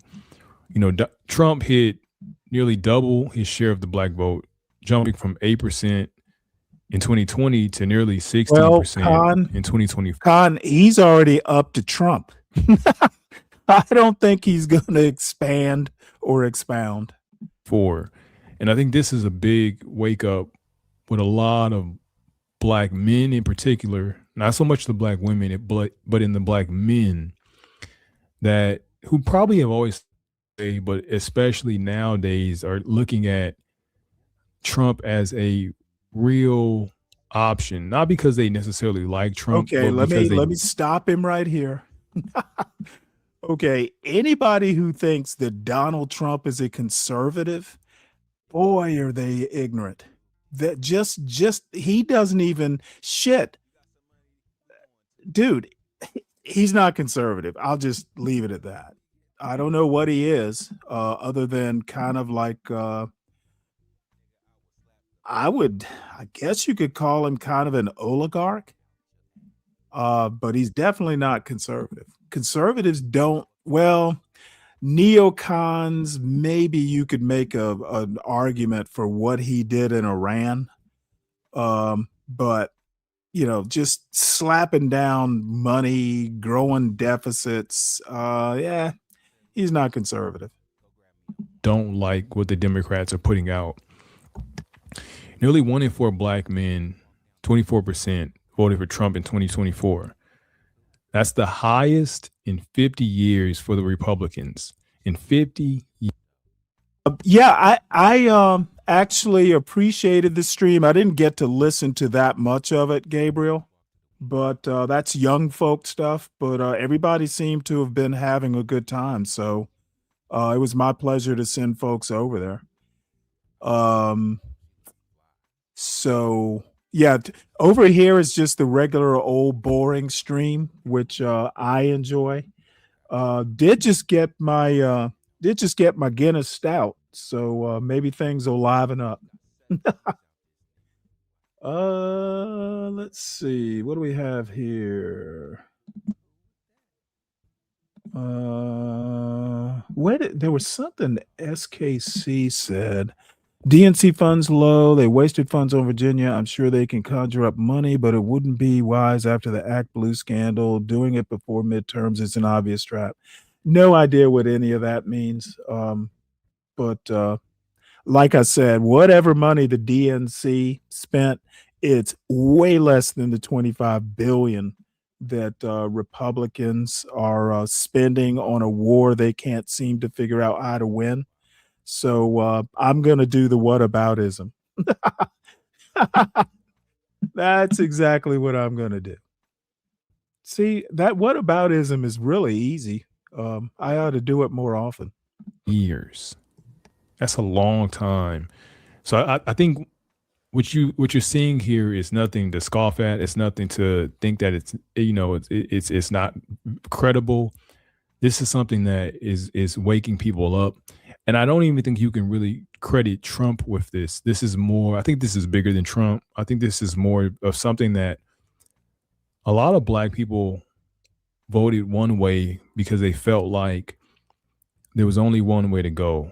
And I feel that as time goes on and more Black people have money, more Black people have opportunity, you don't have to vote the same way. A lot of Black people don't think the same. Black people are not a monolith, even though they try to market them as a monolith.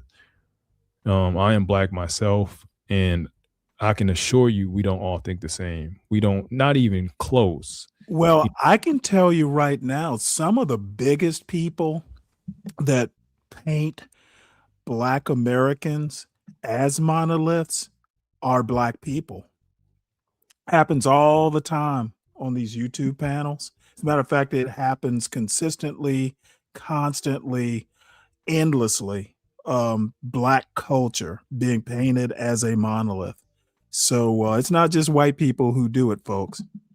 But you only see the version of the people they want you to see. You only talk like the people who are the loudest are the people who you're going to hear first. But I can assure you that's not how everyone thinks. It doesn't mean you have to be pandering to the other side or you have to tell them what they want to hear. But it's important to understand that many Black men, I would argue, just 1 in 4. Okay, so we know 1 in 4 Black men voted for Trump who voted. I would argue the amount of people who probably wanted to vote for Trump that didn't, it's probably even more people. It's probably even more people that wait, what does that even mean? There were people who wanted to vote for Trump but didn't? How does that work?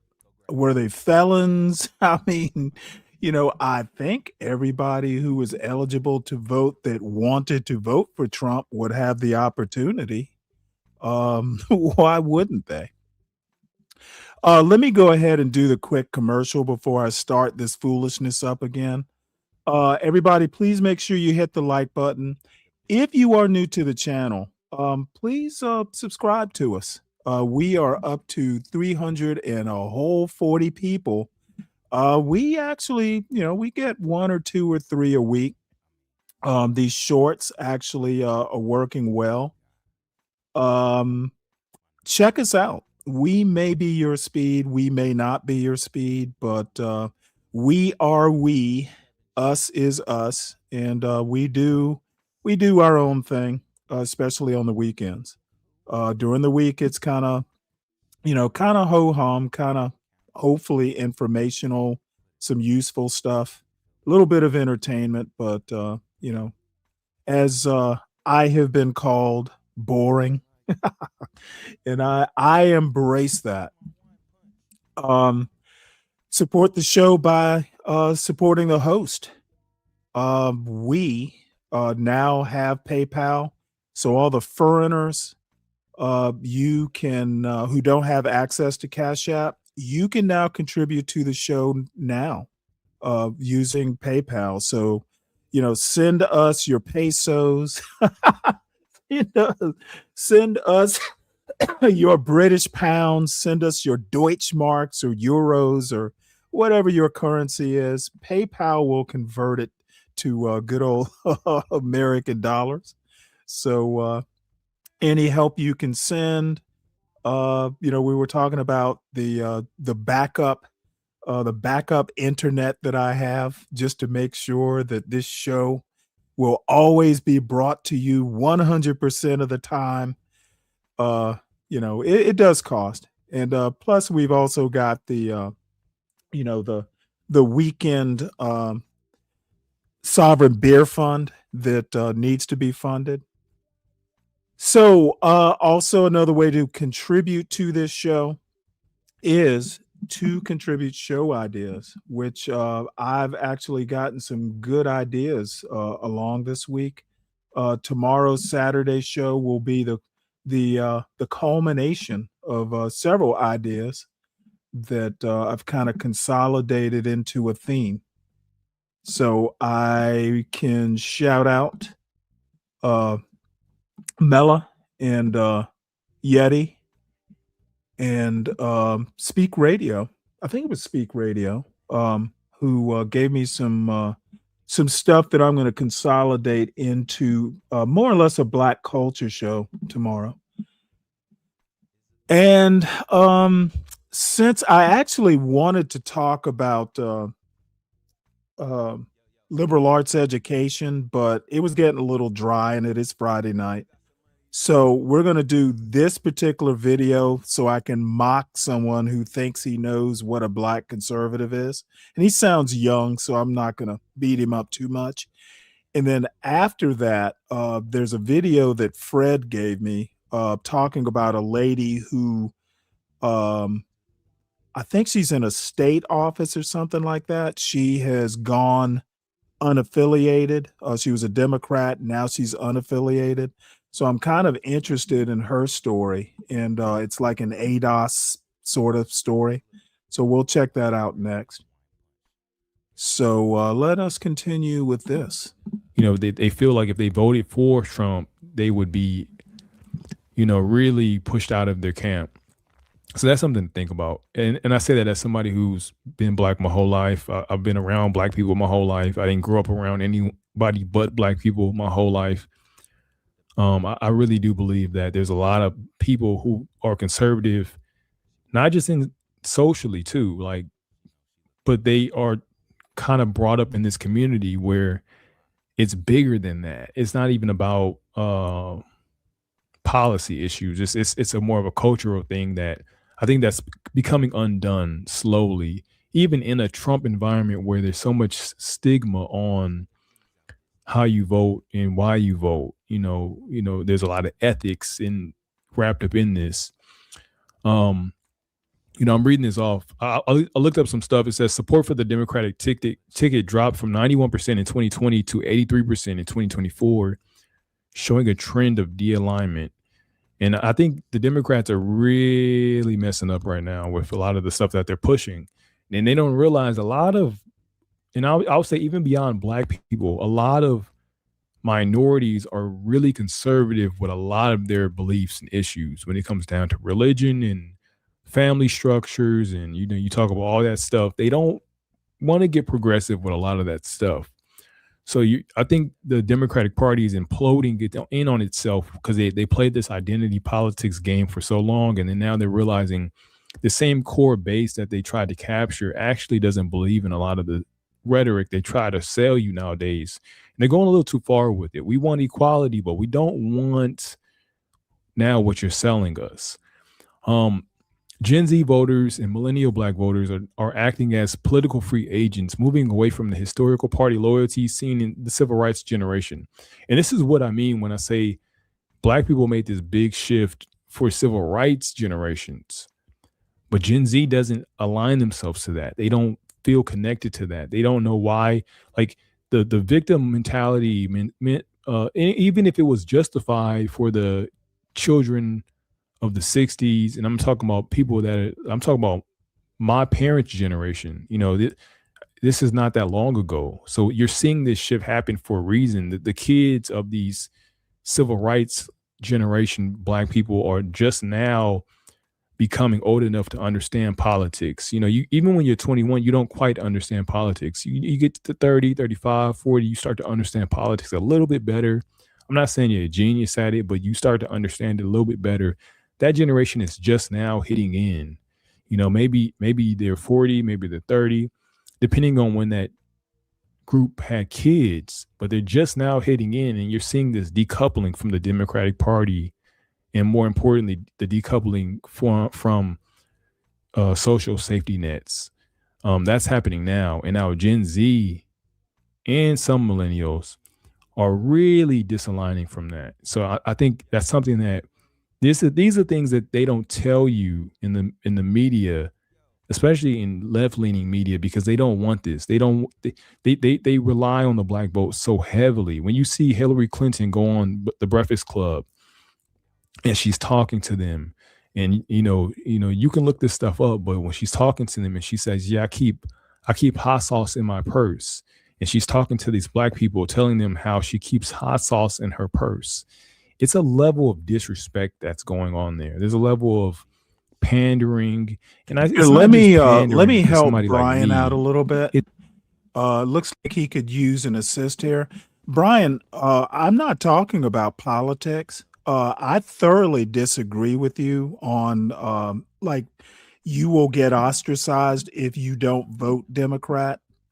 That might happen, but what I'm talking about is I have gone up on shit. I've experienced this groupthink thing in many different ways, just on these anti-black YouTube channels.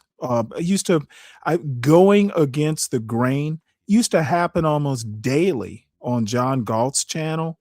It's happened on Nightish's channel. It's happened on Sharon's channel. It has happened on my panel. If I don't go along with some crackpot notion, the last time I was Seymour, not going along with what Seymour thinks something ought to be. Dude, he spent 12 hours sometimes fussing against what I think or what I tell him. So, and it's not just Black people in general, it's YouTube Blacks. These YouTube, some of the people that I have talked to on these YouTube panels are staggeringly ignorant, like shockingly ignorant. And if you try and talk about a book, for instance, dude, I've caught no end of shit from people like Nightish and John Galt and others if I mention that I read a book and this is why I think something is a certain way. Dude, they don't even want you reading books. So if you think it's just politics, which I think politics are probably the least of the groupthink issues that I come across on these YouTube panels. So you're right, but just not about what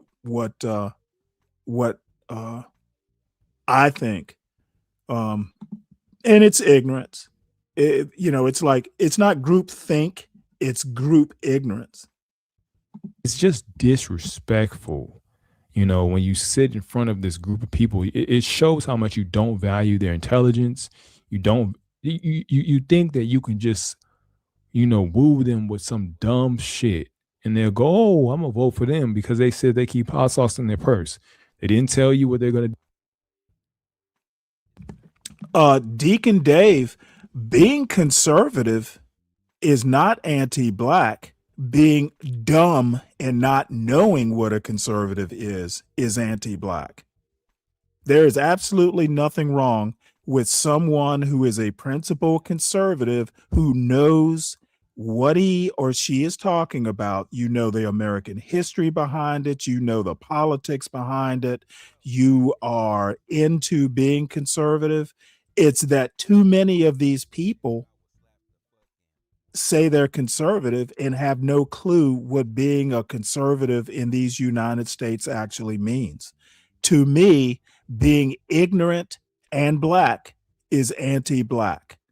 It is outside of the tradition and the standards set by everyone from John Henrik Clark to Frederick Douglass to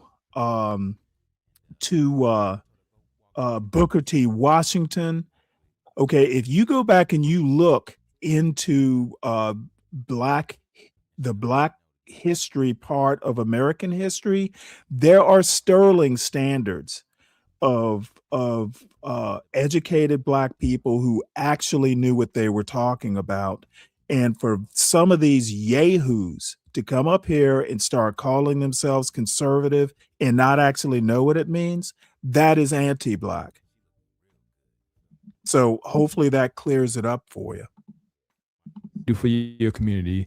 They didn't tell you what, they didn't even ask you. They just said some dumb woo-woo shit, and that's a level of like how much they don't respect you. And when you see Joe Biden, he went on the same exact show, The Breakfast Club, and he said to Charlemagne and the rest of them, he said, if you don't vote for me, you ain't black.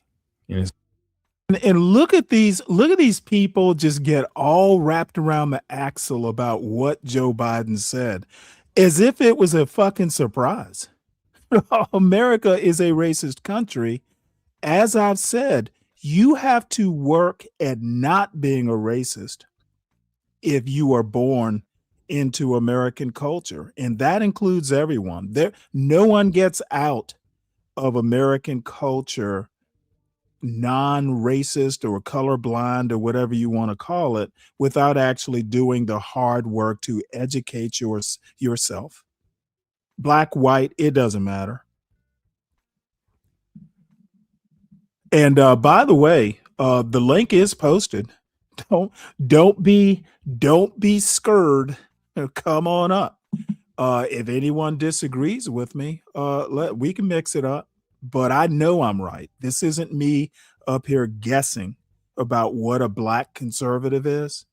I can honestly say that Thomas Sowell is a black conservative. Not my type of black conservative, but he is. Clarence Thomas, black conservative, though he's not my particular type of conservative. But the one thing I do know about Sowell and Clarence Thomas is that they've done the hard work to know what their type of conservatism is. I can't say that much about a Charlemagne the God or an angry man or a Sharon. I can't say that everyone who's black who calls themselves a conservative actually knows what a conservative is. Like, that tells you what he thinks black people are. And don't get me wrong, the majority, the high 80%, 90% of black people still. What the fuck? Okay, Deacon Dave, anytime you talk politics, what else do you do but qualify people? If I call someone, look, what you're calling qualified, Deacon Dave, I call setting a standard. So if you want to call it qualifying people, I have a fucking standard and you need to live with it. Call it qualification if you want, but whatever it is, there is a threshold. And maybe more black people should have a threshold. Have you ever thought of that? Vote left. But I'm telling you, that is becoming undone quickly. And I believe you're going to keep seeing this shift happen as time goes on. And the biggest reasons why is because of people like Joe Biden and Hillary Clinton. You hear how they talk to black people. You hear how these Democrats, and you realize they don't actually have. If you actually had any real Bobby, proximity to black people, you wouldn't talk. Finally, a good question. How about someone like a Condoleezza Rice? How about someone like damn it. Oh man. You know what? It sucks getting old. The General Colin Powell. They are principal conservatives. Even Booker T. Washington. I don't necessarily agree with that. You know, everybody needs to be a farmer sort of thing, but I think he was a principal conservative. He had a point of view and he was able to back it up with knowledge. So give me a Condoleezza Rice. I'd vote for Condoleezza Rice for president. I know plenty of black conservatives that I've met in the Navy. You know, they were fellow officers. Some of them were fine, upstanding people who actually knew what a conservative was. Okay, a conservative isn't someone who goes to a woman and demands that she is a follower. Again, you know, and I tend to take a little bit more of an academic or philosophical approach to what conservatism is. But being a conservative doesn't mean getting up on a YouTube panel and, whining about feminism. That is not the limits of conservatism. But hopefully Condoleezza Rice or Colin Powell are good enough answers. Talk to them that way, because as soon as you say that to black people, they may not say it in your face, but there's they deep down under their breath, they're going, this mother, you know, they looking at you like that's how they think we think. That we must all want to vote for anybody that's not Trump. Or we must all hate Trump. That's what you think. And it's like I said, it's bigger than Trump. It's not even about him. It's about the fact that it's just not there's no way you can have that many people that all think the same. There's black people who own businesses. There's black people who won the tax break. There's black people who are super religious. I mean, you got to think bigger than this, but it's the way they talk to those people. When you go, oh, they don't respect them. They don't even think you're smart. They think you're stupid. So they talk to you a certain way. Like I said, I looked up a few talking points. No, there's so we said the core policy drivers, economic performance. Many voters point to the 5.3. Conshonery. Tim Scott is not my type of conservative. I know enough of his background. No, he's not my kind of conservative. We're seeing record low black unemployment rate achieved during Trump's first term as a benchmark for success. Now, I don't attribute Trump to this, this stat. The black unemployment rate has been going down as time has, as we've gotten away from. Well, Brian, you didn't get your point about blacks correct, in my opinion. So, of course, you're going to get it wrong about liberals. So that's my opinion on that comment. A lot of the racist policies that you cannot deny, the black unemployment rate has gone down over time. The fact that it happened during Trump's first term, cool. We're not mad about that. But this is what I mean when I said before, as black people have more opportunity and more money, now they have. Okay, now let's see if this young man can deal with the elephant in the room in that unemployment, because he's stopping in 2023. We're in 2026. Right now, the black unemployment rate has ticked up for obvious reasons, and it is higher than any other rate currently. So let's go all the way out to 2026, please. Those numbers are available. Have more of a urgency to not all think the same and not all make it seem like they think the same. There's a lot of Black people who are in the Black community who are just really afraid to tell you how they really feel, afraid of their family disowning them, looking down on them, which is, I would imagine that this is a problem on both sides for all people. High support for vouchers in charter schools as parents prioritize educational autonomy over traditional public school systems. Yes. Strong alignment with religious. We should take our public school system and make it right. Vouchers for charter schools and stuff like that. That is basically that's punting. Talk about a non-liberal idea. Nope, we should not be doing school vouchers for Catholic schools or anything like that. First step, get the current public schools up to speed. And then if you want to go, if you want subsidies to go to a religious school, that can be the next step. Freedom and traditional family values, often clashing with modern progressive woke ideologies. Okay, and by the way, if you're depending on a school to inculcate family values and that sort of thing, then you have failed as a parent. All that starts at home before your child ever goes to school. This is another thing that I mean. See, conservatives start at home with the values. That gets done before that child ever sets foot into kindergarten or first grade. That's conservative. You don't leave it up to the schools. Strongly, Black people are very conservative, especially in the South. Black people have always been a very conservative people, always been very, very, very religious. Black people are very religious, and even if you don't believe in God necessarily, or you're not religious practicing, if you don't show some allegiance to God himself in a Black family, it is very much frowned upon. And even, like I said, you don't have to necessarily go to church as a Black person, or, say if you're a kid and you didn't necessarily go to church, you still really aren't allowed to express that within a Black family, especially not if a lot of people are around.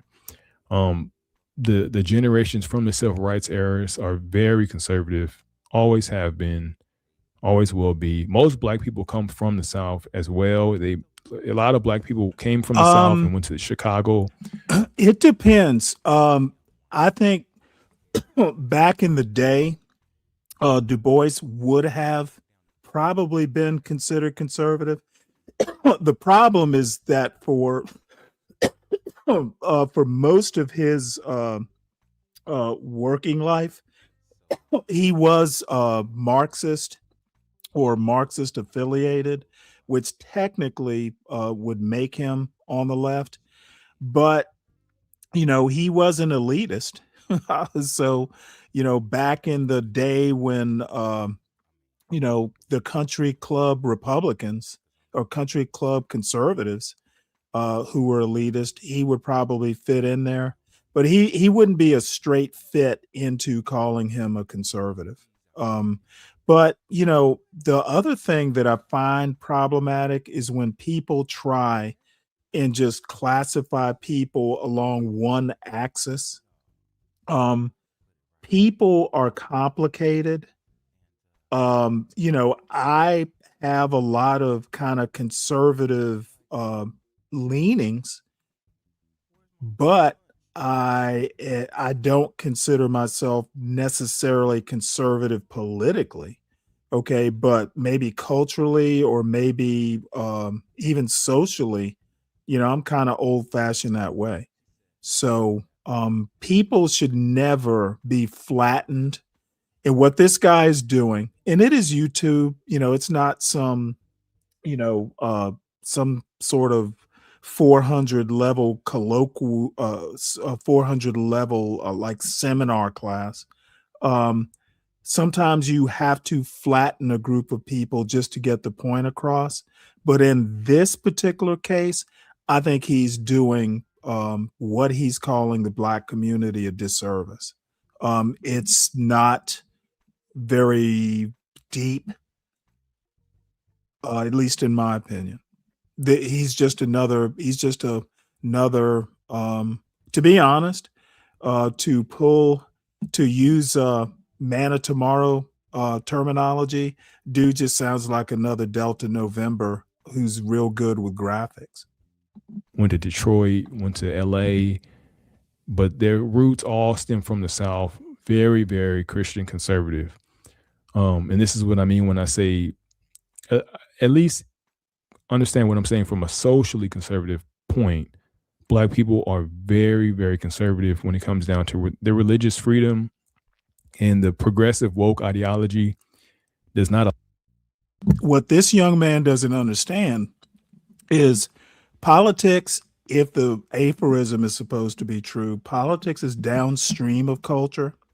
So if you are socially or culturally conservative, doesn't mean your politics necessarily have to be. It means it probably will be, but it doesn't have to be. Again, it's an unnuanced flattening of the American Black community. It's Delta November, bottom line. Align with this. And a lot of Black people won't say this out loud to you, even if a lot of Black people that still vote left, that are still Democrat, that are still very progressive in how they want to support. They won't tell you, though, behind closed doors, they don't actually support, because of how religious they always are and how always have been. They don't support a lot of the super woke stuff, and it's a slow unwinding. And I do believe the Black men are leading that charge more than the Black women, but there is a slow unwinding of this woke ideology in the Black community, and I'll get to more of that later. But we also have a focus on deregulation and lower taxes that appeals to the high rates of small businesses ownership and the hustle culture of the Black community. So the Black community has always had this hustle culture. I think a lot of Black people have not had a good financial education. So there's this detachment from, how do I actually make money? How do I actually save money? And if you never ever had money or been around anybody who had money, you really don't know how to approach it or how to, be responsible with money. But Black people have always had this very entrepreneurial and hustle culture within them. A lot of them have gotten themselves in trouble or gone to jail because of this, but it always has existed. It always has been within the Black community to be entrepreneurial, to hustle, to sell anything you can. Any community that goes without, you're going to see that arrive. But I do think that there needs to be more of a, more honed in focus on this. But I also do think, like I said, people are a little bit misunderstood on just how much the hustle culture exists, and it's marketed and this gets pushed out into media and film as if Black people are lazy and they don't, this, that, and the third. To sell drugs, you got to be a hustler. To sell drugs, you got to really be an entrepreneurial mindset person. And, that same kid that, you talk about that kids that grow up in some of these neighborhoods, they start selling drugs at 7 years old, 8 years old, 9 years old, 10 years old. And, by the time they hit 16, 17, 18, they're looked at as like there's some, animal. But, that was a kid at one point who the only way they was going to eat tonight was by selling drugs. And I'm telling you, that same kid could have been a businessman, but he got forced to sell drugs in order to survive. And that same drive exists heavily in the. Okay, this is just business as usual stuff from these dime store Black conservatives. Okay, that the boy could have been a businessman is great. Now, let's ask the harder question, which is, why did a boy wind up in the situation in the first place? Okay, he's describing symptoms He's not talking about what the actual problems are, which is typical YouTube panel Delta November. We want to castigate the victims. And yeah, you know, some people aren't victims. If you're a grown ass man and you're committing, you know, crimes, selling drugs or whatever, there is choice involved. But what he's describing is some boy who's desperate and, you know, needs to figure out how to eat. That is a different situation. He needs to be concentrating on problems, not the symptoms. Black community. And this is why I push the point that they're very much socially conservative in just the mindset and what they get credit for. Once again, I said the end of the monolith. So the central argument that Black voters are not a hive mind and have diverse interests that don't always align with one party. Black people are very much not a monolith at all. You know, it's just, you know, many Black people who don't think the same. A lot of Black people don't even vote. We could just start there. But they're very much not a monolith. They have diverse interests. And, you know, we've just always been taught that you got to go with this one side because the other side hates you. And I think, ironically, Trump has really, I think, made a lot of Black people feel like, you know, the lies that we've been told that we can't vote Republican or we can't vote right, that lie has been sort of ironically undone with Trump, in my opinion, because hold you it. start to see who has told Black people that they can't vote Republican? Somebody help me out with who has been telling people that they can't. Can someone in the chat help me with that one? What the fuck is he talking about? People have been voting Republican basically since forever. Shit, Richard Nixon, I think he still holds the record.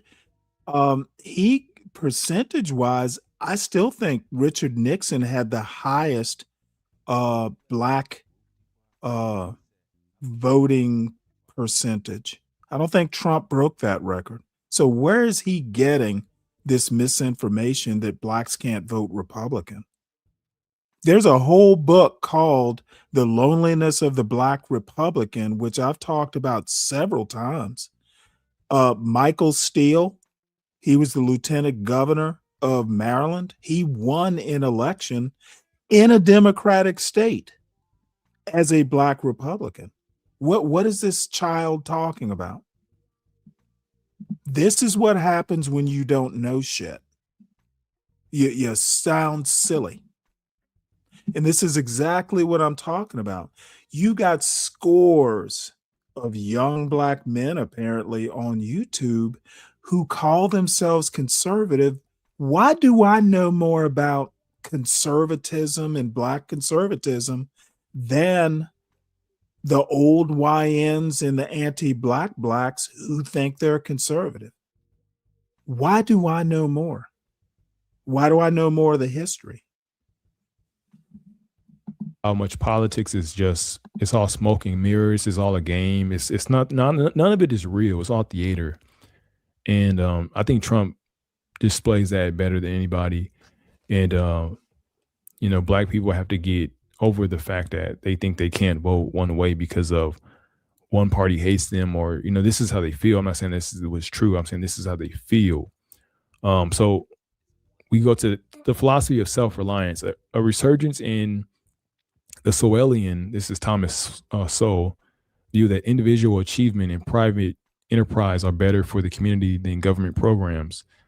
This is a belief that I hold personally. I don't know if a lot of Black people hold this view, but I do believe that private enterprise is way better for the community than government programs. But I will say this, Black people are not trusting of the government and never have been. You go down back to the Black Panthers, who obviously were more of a socialist group.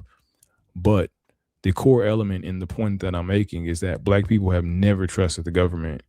And I believe they have good reason not to. You take COVID for example. COVID black people are like, no, I'm not taking that damn vaccine. No, I don't want that vaccine in my body, because black people have been experimented on in the past with stuff like this from the government. Okay, well, let's help this brother out. There were black people, and I'm thinking of Florida and other places where black people did want the vaccine. They were prioritized, and when they weren't prioritized, they were perturbed. So once again, you're flattening a whole coast to coast community out and not dealing with the issue in a nuanced way. This is what anti-black blacks and MAGA blacks and other people who think they're conservative, but they're really just ignorant. That's what I'm hearing here. I'm not hearing someone who has a firm grasp on what a black conservative is. Government, and they got burnt because of it. You think the Tuskegee time, you I don't know my history in whole, but I do know that all throughout history, especially in this country, the government has really done black people shady. And because of that, you talk about dirty cops, you talk about all type of stuff. Black people are very anti-government, and there's only been in this recent generation from the civil rights movement. Wait, hold it. Didn't he say at the start of this video that black people were into social safety nets and stuff? So now blacks don't believe in government? Oh boy, this child. Now I can also call him inconsistent with his logic. The hell? Baby boomers, where the lines got crossed a little bit, but in general, believe me, black people don't trust the government. They don't trust police. They don't trust anything. They don't trust anything like that. They're very anti all of that stuff. Now I do think that the police thing is a little bit overdone. The whole defund the police thing. You let the minority of black voices talk, and you think that's how all black people feel. Most black people want police.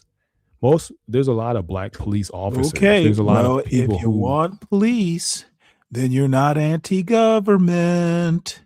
Once again, these internal inconsistencies with his narrative are problematic.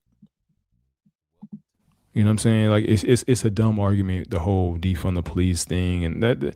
This is what I mean when I say you let the media run with narratives of how black people must feel about stuff. And you got to also understand black people have been in America for so long that there's a very difference between the immigrant that's coming here now versus the black American. The black American is very much American solidified versus the democratic immigrant that has just gotten here. But that's a different conversation. So we go, Trump's image as a disruptor resonates with voters who feel both the Republican and Democratic establishments have failed for decades. And this is kind of what I was going in before, is that Trump's image resonates with just the fact that the whole system is a scam and a sham. And I think black people resonate with that the most. I've seen places, I can't remember where I saw it, that black people resonate with Trump because he has a criminal record. That's more just racist talking bullshit that they'll push to you, that black people are voting for Trump because he has a criminal record now, and now they resonate with him. That's the stupid shit that they push. That is not what it is, but I do believe that it's just a matter of there's all these things that I've just already talked about coinciding and just the fact that people are just waking up, that and people don't need the social safety nets as much. Once you don't qualify for that social safety net, why would you keep voting for it? You can say, hey, bring your people up too, but most people, once they hit to a certain tax bracket are going to vote for the policies that favor them, and that's just what it is. A unique trend where some voters view Trump's legal challenges as evidence of a biased system, a sentiment that historically resonates within the community.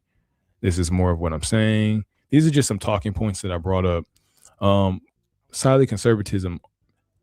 Many argue that many Black Americans have always been conservative in their daily lives.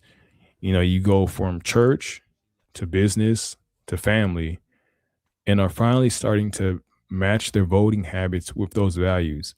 Now, the family one is interesting. The Black family has been very much, in my opinion, struggling. But I do also believe that is getting better. And I hope that it gets better more as time goes along. But I do believe that the Black family really suffered during the welfare movement, where they gave Black women welfare and they said the Black man can't be in the home. And then you had the war on drugs. You push people to a point where all they can do is listen to all this bad history. Oh my Lord. Dave, this is why he doesn't need to come over here, because I'm not going to sit here and teach this young man all the gaps in his knowledge. It's not my job. I already have a son. So now you know why. Sell drugs, and then you put them all in jail for selling the drugs. You can disrupt that family to where now you have so many Black men who went to jail for selling drugs or having drugs or transporting drugs. And, you go, I'm tough on crime, and, that's all well and good. But, I would really wonder how many kids would sell drugs if they didn't have to. It's a question, but who knows? But like I said, I do believe that Black people are very, very, very, very family centric.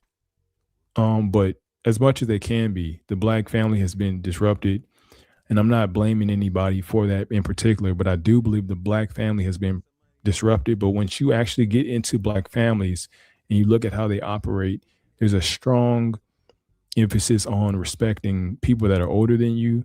There's a strong emphasis on, and like I said, not this anymore. Is all from religious values. This is all from Christian values. This is all from. Okay. Somebody, I think it was SKC, who told me that I don't have a strong finger on the pulse of the community.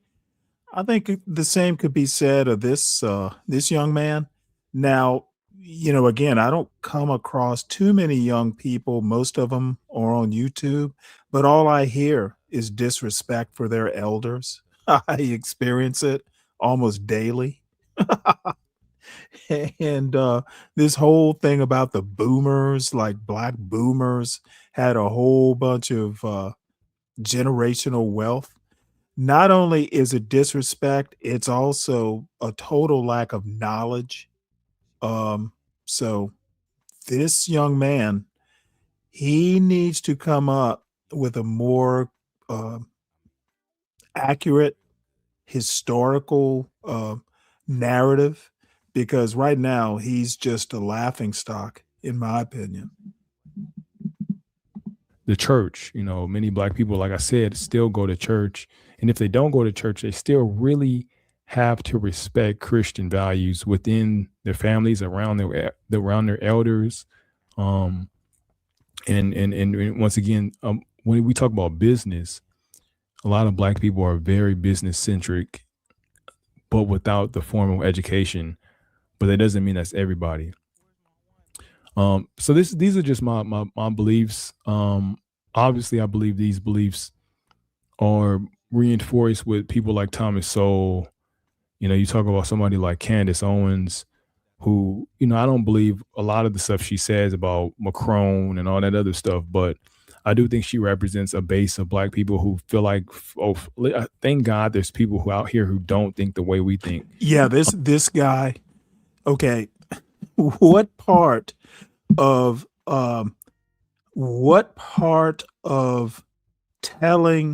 accusing the First Lady of France of being a trans woman is helping the Black community. Can he help me with that? This dude is literally like, I don't even know that I could call him brainwashed because I'm not sure he has a brain. He doesn't belong in this channel. He needs Deacon Dave. He needs to be with your crowd just to get him kind of up to speed. Like, and then, I'll be like the finishing school so I can actually make a real Black man out of him. But y'all take the first whack at it. He can go through that weird, like non-conservative, like I love Alexander Solzhenitsyn. That's all I need to know about Marxism. He needs to go through that experience, and then I will bring him back into like where he actually needs to be to sound rational. I wish Clarence Thomas got more respect in the Black community, not because of what he thinks, but just the fact that he is a Black man who is on the Supreme Court. Okay, look, so Clarence Thomas should get respect just because he's a Black man on the Supreme Court? Really? That's your standard? He's Black and he's got a... God damn. Dude, this dude is literally... He needs your help, SKC and Deacon Dave.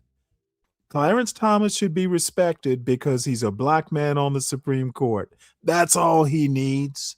He doesn't need a Yale law degree or anything of the sort. He's Black and they call him Justice. Doesn't think the way that's convenient, right? Wesley Hunt. You think of all these Black conservative people who, we need to give them more credit. Condoleezza Rice. These are all just... And that handkerchief, by the way, with that tie and suit looks ridiculous. Maybe it's his mother's headscarf. But bottom line, you know what? I'm going to rewind this. Listen to this dumb fuck. So this is why Clarence Thomas should have respect, SKC. He's one of your'n. He's one of your'n children. Spiritual children. Political children. I don't mean biological. I don't mean to insult you this way. Listen to this. I wish Clarence Thomas got more respect in the Black community, not because of what he thinks, but just the fact that he is a Black man who is on the Supreme Court, who doesn't... Okay, just because he's a Black man on the Supreme Court sounds racial to me. Can someone, SKC or Deacon Dave, that sounded racial to me just because he's Black and on the Supreme Court. Dude, you Black conservatives are simpletons. And I enjoy roasting the fuck out of you. Think the way that's convenient, right? Wesley Hunt. You think of all these Black conservative people who, we need to give them more credit. Condoleezza Rice. These are all just conservative Black people that I wanted to say their names.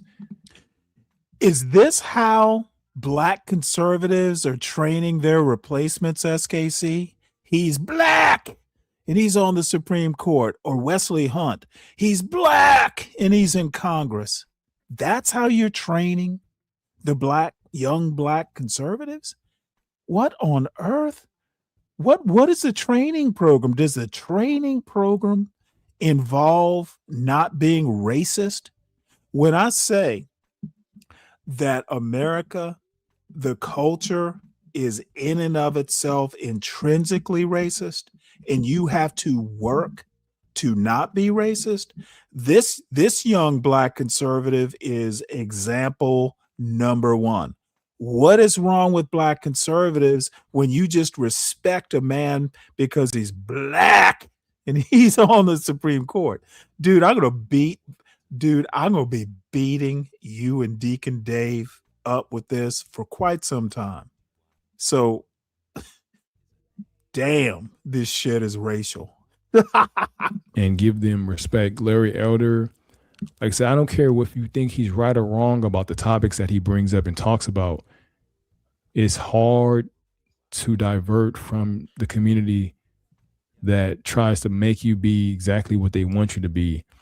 And I really believe you're going to see many more Black people, Byron Donalds, Tim Scott. These are all people who are going to push the charge. All I have to say is y'all can go and try and unhear what you just heard. This young Black conservative, he sounds young, says that Clarence Thomas, as a matter of fact, I need to go back and clip it. Like every time SKC comes up here and wants to do his anti-black whataboutism, I'm gonna play that clip. Clarence Thomas should be respected. I wish people would respect Clarence Thomas because he's Black and on the Supreme Court. This is the sum total of Black conservative thought. Dude, it is hilarious. God damn, dude. I don't want to hear whataboutism about Kamala because those were racial comments too, CKJ3. She's not a Black woman. That's racism too, if you didn't notice. But this Clarence, it's a classic, man. I love it. I'm glad I listened to this now. And you're going to see more and more Black men. And I thought it was going to be boring. I hope to see more Black women push to the conservative side. And this is not because I'm conservative, but it's because I don't want Black people to be a monolith. I don't want Black people to, I don't want people to be a monolith. We got to get more Black people on the Supreme Court so we can respect them. Hillary Clinton or Joe Biden to be able to come and sit down at a Black radio station and tell them how if they don't vote one way or for one party, that means they're not Black. Or I don't want Hillary Clinton. Okay, let me remind this young man, you respect Clarence Thomas because he's Black. And if he wasn't on the Supreme Court, would you respect Clarence Thomas? See, once again, this young man's narrative is so flawed, it's embarrassing. If I were like really into pro-Black, I would say this young man has embarrassed all Black men for all time throughout American history. But I'm not that pro-Black. I think he's mostly just an embarrassment to himself and Black conservatives in a larger framing. All I have to say is this young man ought to be congratulated for being the true. He is what I think Black conservatives actually are, or most of them, not all of them, of course, just the ones like SKC and Deacon Dave and others in this YouTube space. Outside of YouTube, I've known plenty of Black conservatives and they're perfectly fine and even smart. But the Black conservatives on YouTube, they're the dumbest of the lot. Honestly, I've heard in the last week some of the dumbest Black conservative points. Even I was shocked. Anyway. To be able to sit down and proclaim that how she keeps hot sauce in her purse when she would never say that in any other venue or any other place for any other reason other than to pander to Black people. I want Black people to not even be able to be pandered to anymore, to where you don't know how people in the room think necessarily, you know? And I think once we get to that point as a people, and then once we get to that point as a voter base, that's when we'll be able to really negotiate what we want. And that's when you'll see the real ascension of just not feeling like you're trapped, not feeling like if you say something that now see, this is someone else that looks like you may this not is agree with, actually you won't feel like that stigma, that this is where fear. black And conservatives get their most racial. Okay, why should black people be a voter base? Why should black people be a voting bloc? Okay, what people like this young man don't understand is he's literally doing the same thing that Joe Biden did. Once black people become, dude, why are you talking about everyone from coast to coast? You're speaking for 45 million people? How is that not racial? It's because most black conservatives that I've met on YouTube couldn't think their way out of their Jesse Lee Peterson video. Jesse Lee Peterson is the black conservative brains of the YouTube operation. and I think this is happening. And like I said, I'll repeat this one stat before I go, but 1 in 4 black men who voted for Trump. I think that's monumental. And I think we're just scratching the surface. It's monumentally on what stupid. the next generation is going to do. The next generation. Miscellaneous, the I guarantee you none of these black conservatives are respecting Ketanji Brown Jackson because she's black and on the Supreme Court. Not only are they racist, they're also disingenuous. So there we go. So let's see, what else do we have? And let me do the commercial because apparently we don't have a black conservative with balls in the house. So I'm just going to stay up here and just beat the fuck out of black conservatives just because I'm having fun doing it. So the link is posted if any of yous have any sort of pride in your politics. But in the meantime, everybody, please make sure you hit the like button. And if you are new to this channel, it is Friday night and we get a little loose around here. I'm sipping on my Guinness Stout. So I'm getting all in my feelings about, the Delta November.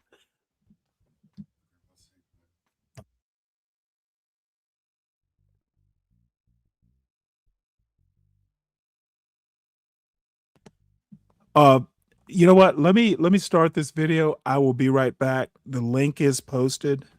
Feel free to hit it if you dare. On Tuesday, March 3rd, ADOS Advocacy Foundation members from across the state of North Carolina traveled to Mecklenburg County to work polls across District 106 and support incumbent North Carolina State Representative Carla Cunningham. I personally had the opportunity to spend the entire day with Rep. Cunningham as she traveled from poll to poll, talking to voters, thanking volunteers, and bringing her case right to the people of Mecklenburg County. After years of service as a Democrat, State Representative Carla Cunningham has officially changed her party affiliation from Democrat to unaffiliated. Following a primary loss and a long history of challenging party leadership from within. But this is not just about a party switch. This is about power. Who has it, who doesn't, and what happens when you refuse to play by the rules. From claims of blocked funding for Black candidates to questions about party control to her willingness to work across the aisle, even when it cost her politically, Representative Cunningham is stepping forward with her side of the story. Today, we're going beyond headlines and into the reality of what it means to serve, to stand alone, and to ask a simple question. Are elected officials serving the people or the party? Stick around. This is a conversation that matters.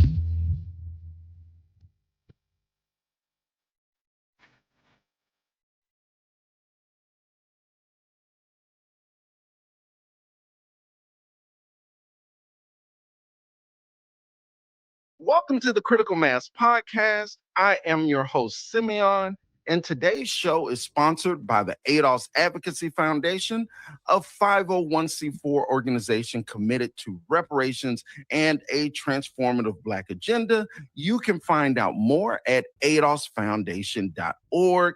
Today, I'm also joined by the president of the ADOS Advocacy Foundation, Yvette Carnell. So let's welcome Yvette Carnell. Thank you, Simeon. I appreciate that. Hey, Yvette. I hope you're having a good day so far. Oh, wonderful. The world has been all over the place, so I'm so happy to get to talk to you today. One of the things that being a student and getting to be in community with you, I've heard you over the years talk about us as a community being self-interested, us accessing the power that we have and how we vote and who we vote for and how we advocate. So just to start, in relation to Representative Cunningham going unaffiliated, what did you think when you first heard that news? Well, given the fact that the Democratic Party, where she is in North Carolina, abandoned her, and not only abandoned her, but weaponized itself against her, I don't think she had any choice.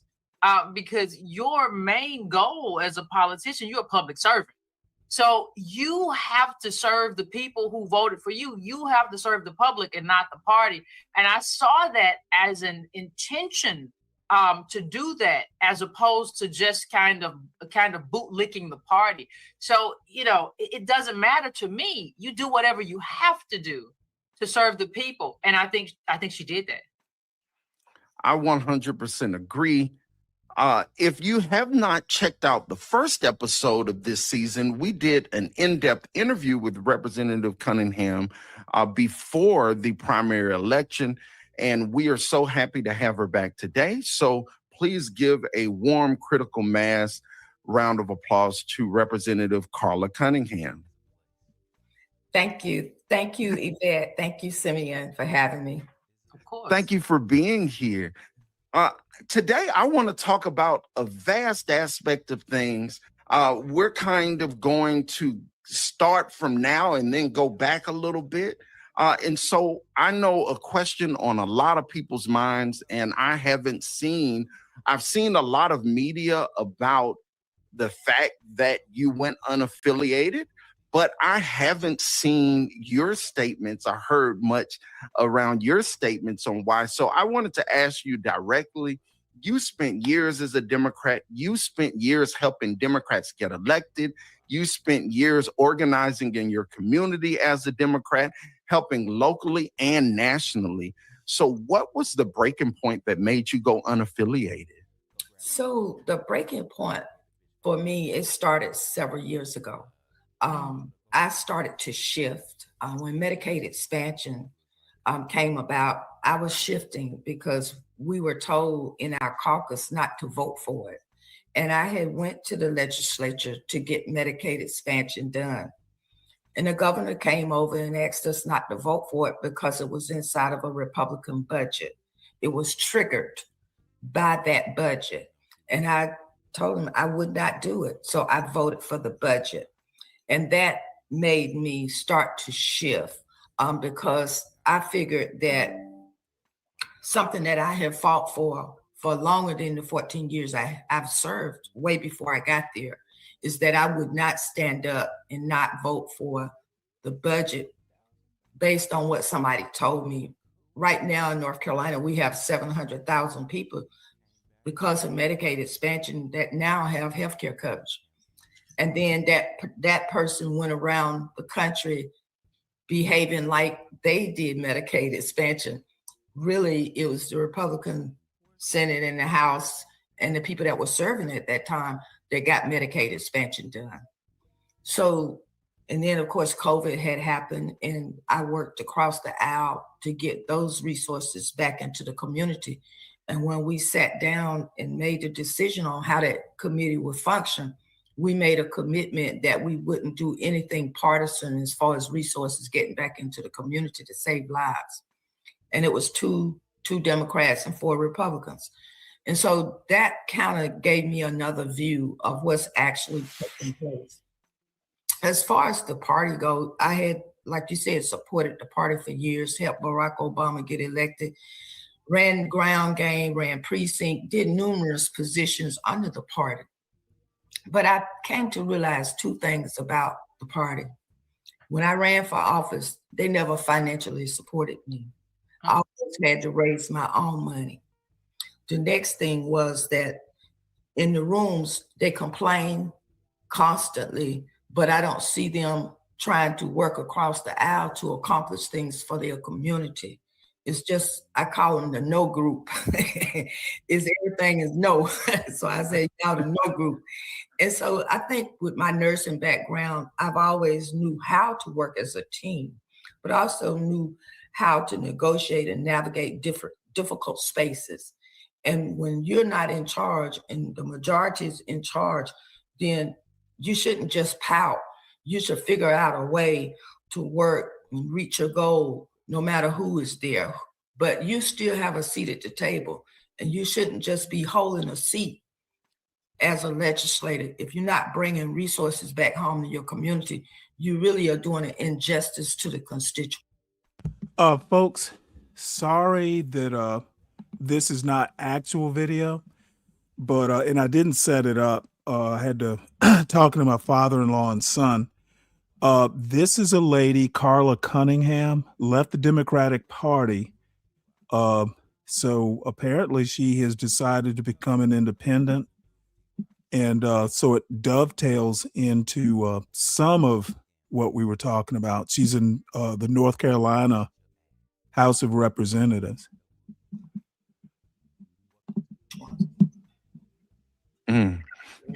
So do you feel like you were essentially being asked to choose between your values or the party?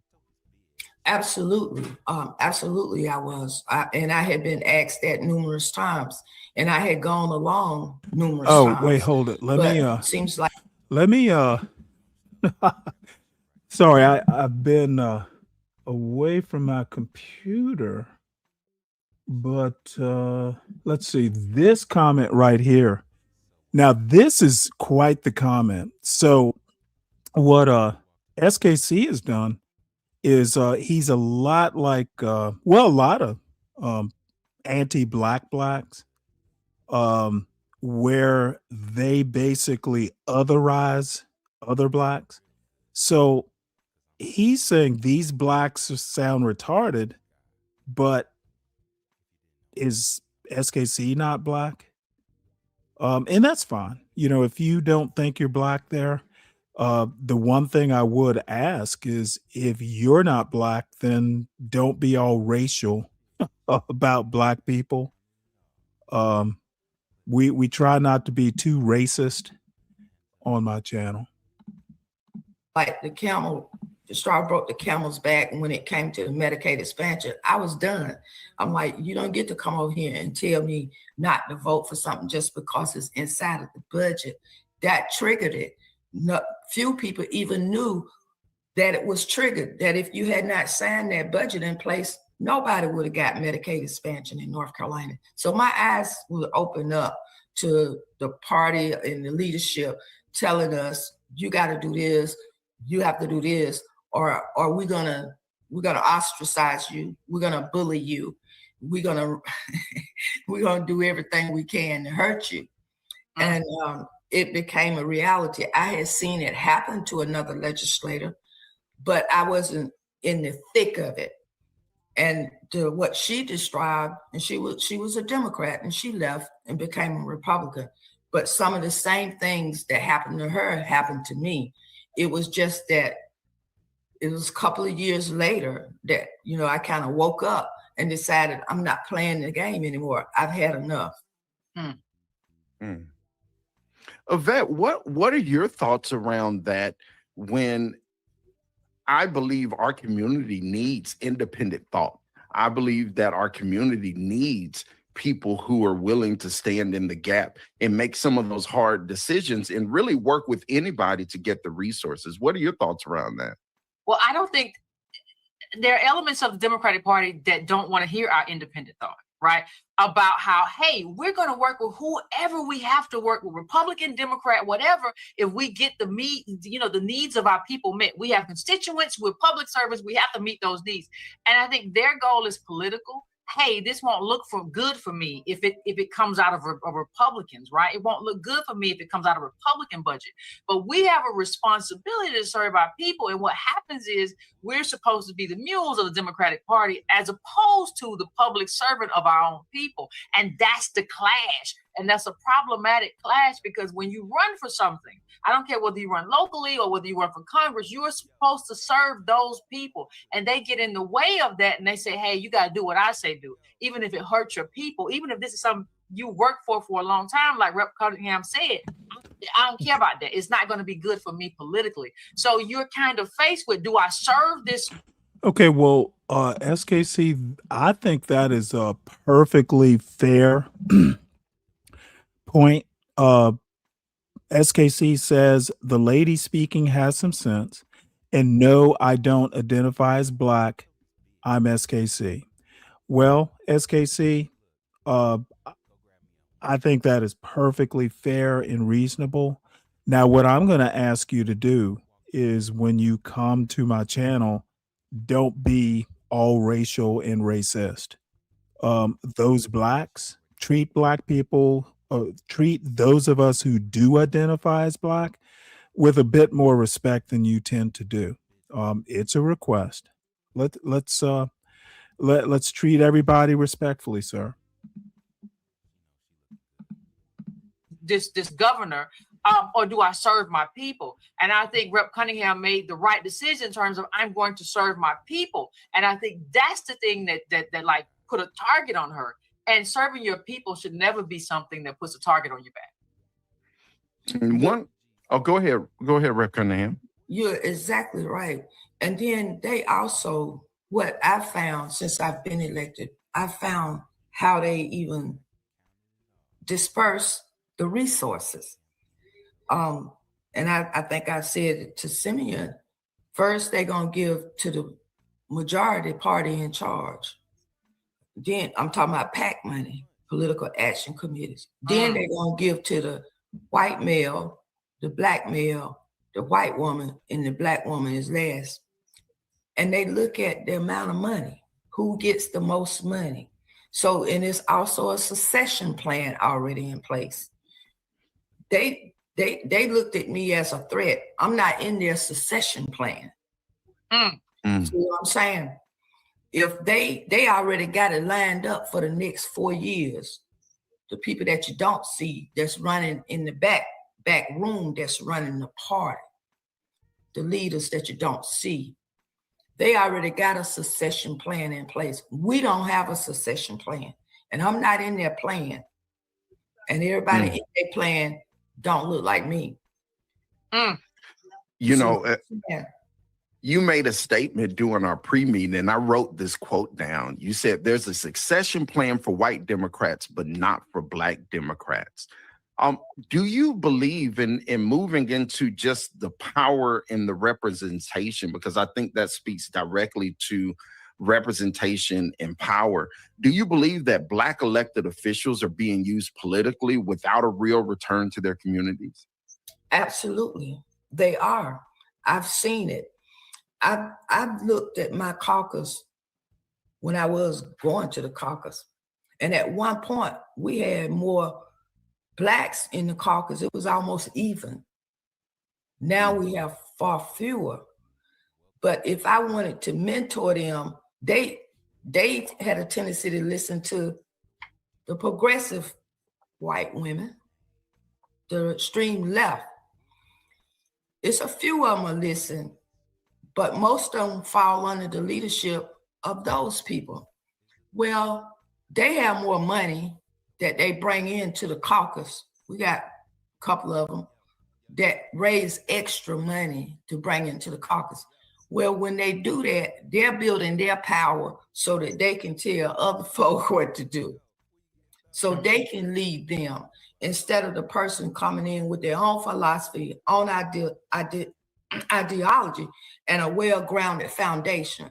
Some of them come with nothing, but then they don't want to learn from the senior Black women legislator that can really help them navigate the space.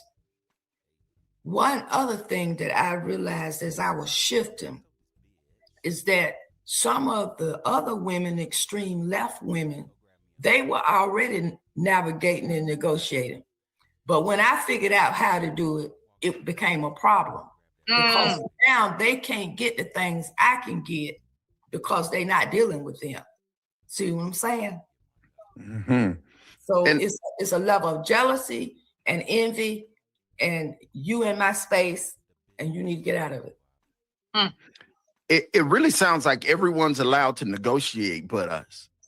We're kind of just expected to walk that line and just follow. I mean, we're living in a world where Rep. Ro Khanna and Marjorie Taylor Greene are talking. Yvette, what does that look like? Where you have a whole space now where bipartisanship is being pushed in the name of saving the country, but yet and still we had voter tools taken away from you, organizing tools taken away from you pre-election via the Democratic Party. What does that say to voters, President Cornelia? Well, I think it says that we're supposed to be a tool of the Democratic Party, right? Like our goal is supposed to be do whatever we tell you to do to aid the party. That's not necessarily what aids my people, though, right? That's not necessarily what aids my constituents. So I should be able, the constituents elected me, right? So I should be able to aid those people. But what they're telling us is that, like, no, okay, you are I have a to mule for the ask. party. Like, you do what we tell you to do for the party. So it's Okay, I am thoroughly. What fucking tools are they talking about? You know what? I actually liked the elected representative talking. Once Yvette Carnell, and she's real good at talking and the sophistry and stuff. But what tools were taken away? I need them to start there. And of course, they're not going to do it. takes away independent agency. I remember when Joe Manchin was in this was in the Senate. I don't know if everybody remembers it. And they treated that man like a king because they said, "Oh, he has to be independent. His district, he has to negotiate with Republicans." He stood in opposition to Democrats more than he stood with them. Okay, and let me help Yvette Carnell out. Senators, U.S. senators do not have districts. They represent the state. So she's getting that part wrong too. What is it with attention to detail that YouTube folks can't seem to accomplish? Okay, is it because they disrespect their audience? Or is it that they just don't know the details or care about the details? Which is it? They're either stupid or neglectful. Which is it? Oh, I'm sorry, stupid or disrespectful. Which is it? See Fetterman now, right? He won't even go on the floor, won't even wear a tie, won't even wear a suit jacket. And he's like, most of the time, I don't agree with Democrats. And some people have a problem, but not everybody, right? He's considered an independent agent. The thing that happens with us is that we cannot be independent in politics. We're expected to be just the mule for the Democratic Party. And so we pull the party along, even if it's at the expense of our own people and our own constituents. Once again. Who is expecting? Can someone in this chat, maybe SKC or Deacon Dave, one of these people who think they actually know something about politics, can someone help me with what this lady's talking about? Who is expecting Black representatives to do something other than their constituents? I suspect if the argument is the people who elected me want me to do something, then you either need to educate your constituents or do what they elected you to do. Stop blaming everyone else for what you're incapable of doing. That's what I'm hearing here. These dude, I'm really getting to a point between YouTube and a lot of the people that I run into day to day on YouTube. Y'all just don't know politics. Okay. You feel compelled to meet some expectation. It's literally, that whole invisible hand of the market. Well, apparently there's an invisible hand of American politics where you get intimidated by Joe Biden saying you ain't black. What in the fuck? Dude, this is so goddamn sad. like black people don't have agency. We if there's anything that I need to say that's kind of a blank statement, dude, Yvette Carnell needs to get her head out of her ass. Who's telling her how to talk or how to be? And Yvette Carnell's not an elected official. What is she actually talking about? We have bigger problems than Joe Biden telling Charlemagne you ain't black. We got way bigger problems if this conversation is any indicator. In our community, no matter who those constituents are. And that is a problem. And that's why we have a hard time making progress, because a lot of people sign up for that deal. And what I give Representative Cunningham credit for is that she didn't sign up for that deal. I don't sign up for like putting my constituents to the back and the party at the front. I sign up for like, I'm going to prioritize my constituents. The problem is the constituents don't all the time know what you're doing and they buy into the propaganda. So it's a conundrum to be in, but the problem is we're not allowed to be independent and really negotiate what we want and how we want it. We're expected to just go along and get along. And I saw that even. Let me ask this question because it won't be asked. If it's the constituents who have expectations, how is Representative Cunningham switching affiliation going to change the expectations of her constituents? Why are these questions not being asked? When like Representative Cunningham was heckled, it was just like, you're not allowed to say this. You're not allowed to have these thoughts. You're not allowed to have these beliefs. That's problematic because we're people. We're actual human beings with brains. We're allowed to have whatever beliefs we have and whatever thoughts we have. And that's just kind of the position that the Democratic Party has put us in. And so they shouldn't be surprised with the pushback that they're getting right now. Absolutely. You mentioned the community, and how is blaming the Democrats not a victim mentality? You're blaming everything on Joe Biden, the Democrats, Kamala, and Joe Manchin. How is that not a victim complex? Can one of the MAGA blacks or somebody in this chat help me out with this?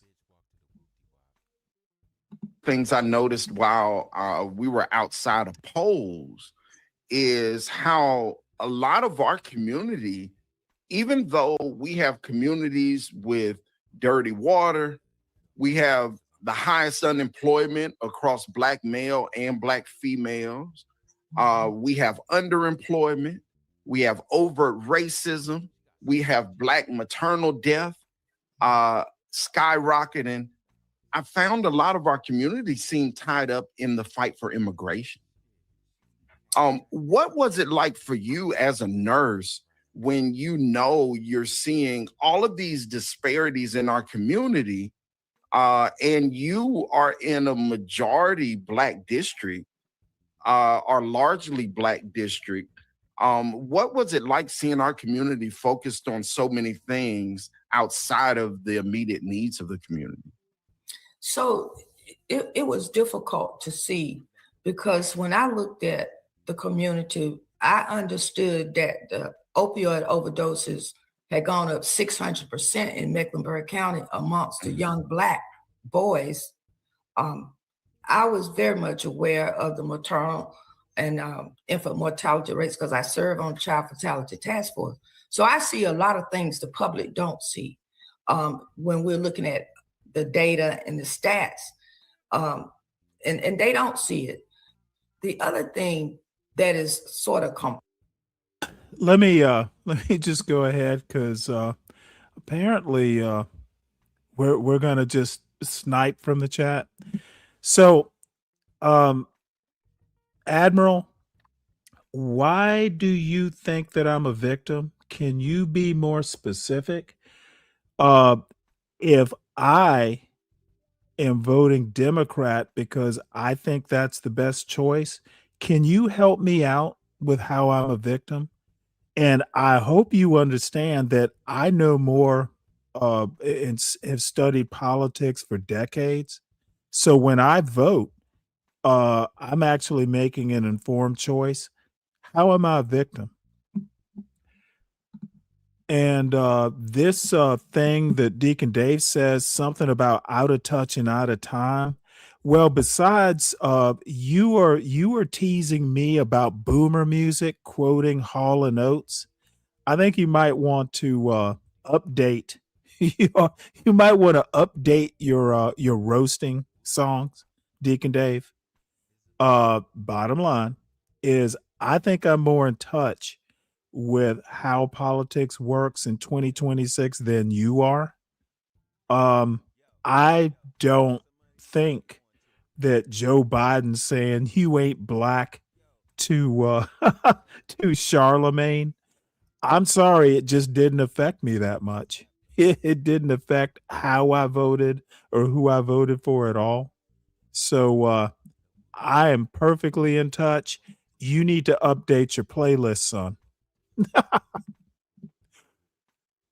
Okay. The reason I keep missing your point, CKJ3, is you keep trying to be clever. How about just make your point? That'll help us both out. I complain about the right because the right is full of SKC's, Deacon Dave's, John Galt's, and other people. Angry Man. I don't complain about the right. I complain about the people who vote on the right. Do you get the difference? Okay, my point is it's the voters that are the problem, not so much the positions. The bad politics in the positions will go away if MAGA blacks stop voting for that stuff. What you vote for when you vote for Donald Trump is you're voting for some dude who wants to start wars because he can. Tell me how the Iran war is helping black people. It's not. So I think you might want to make a point, because my point is it's the voters voting for this stuff that are the problem, not the candidates. The only way MAGA improves is if black people stop voting for swagger and start voting on issues. And it goes on both sides, but all these people who voted for Trump, Bobby Perkins is the only young black man that I have talked to who has told me he voted for Trump for a specific issue. And shout out to Bobby Perkins. He is literally the only one who has given me a concrete reason for his vote.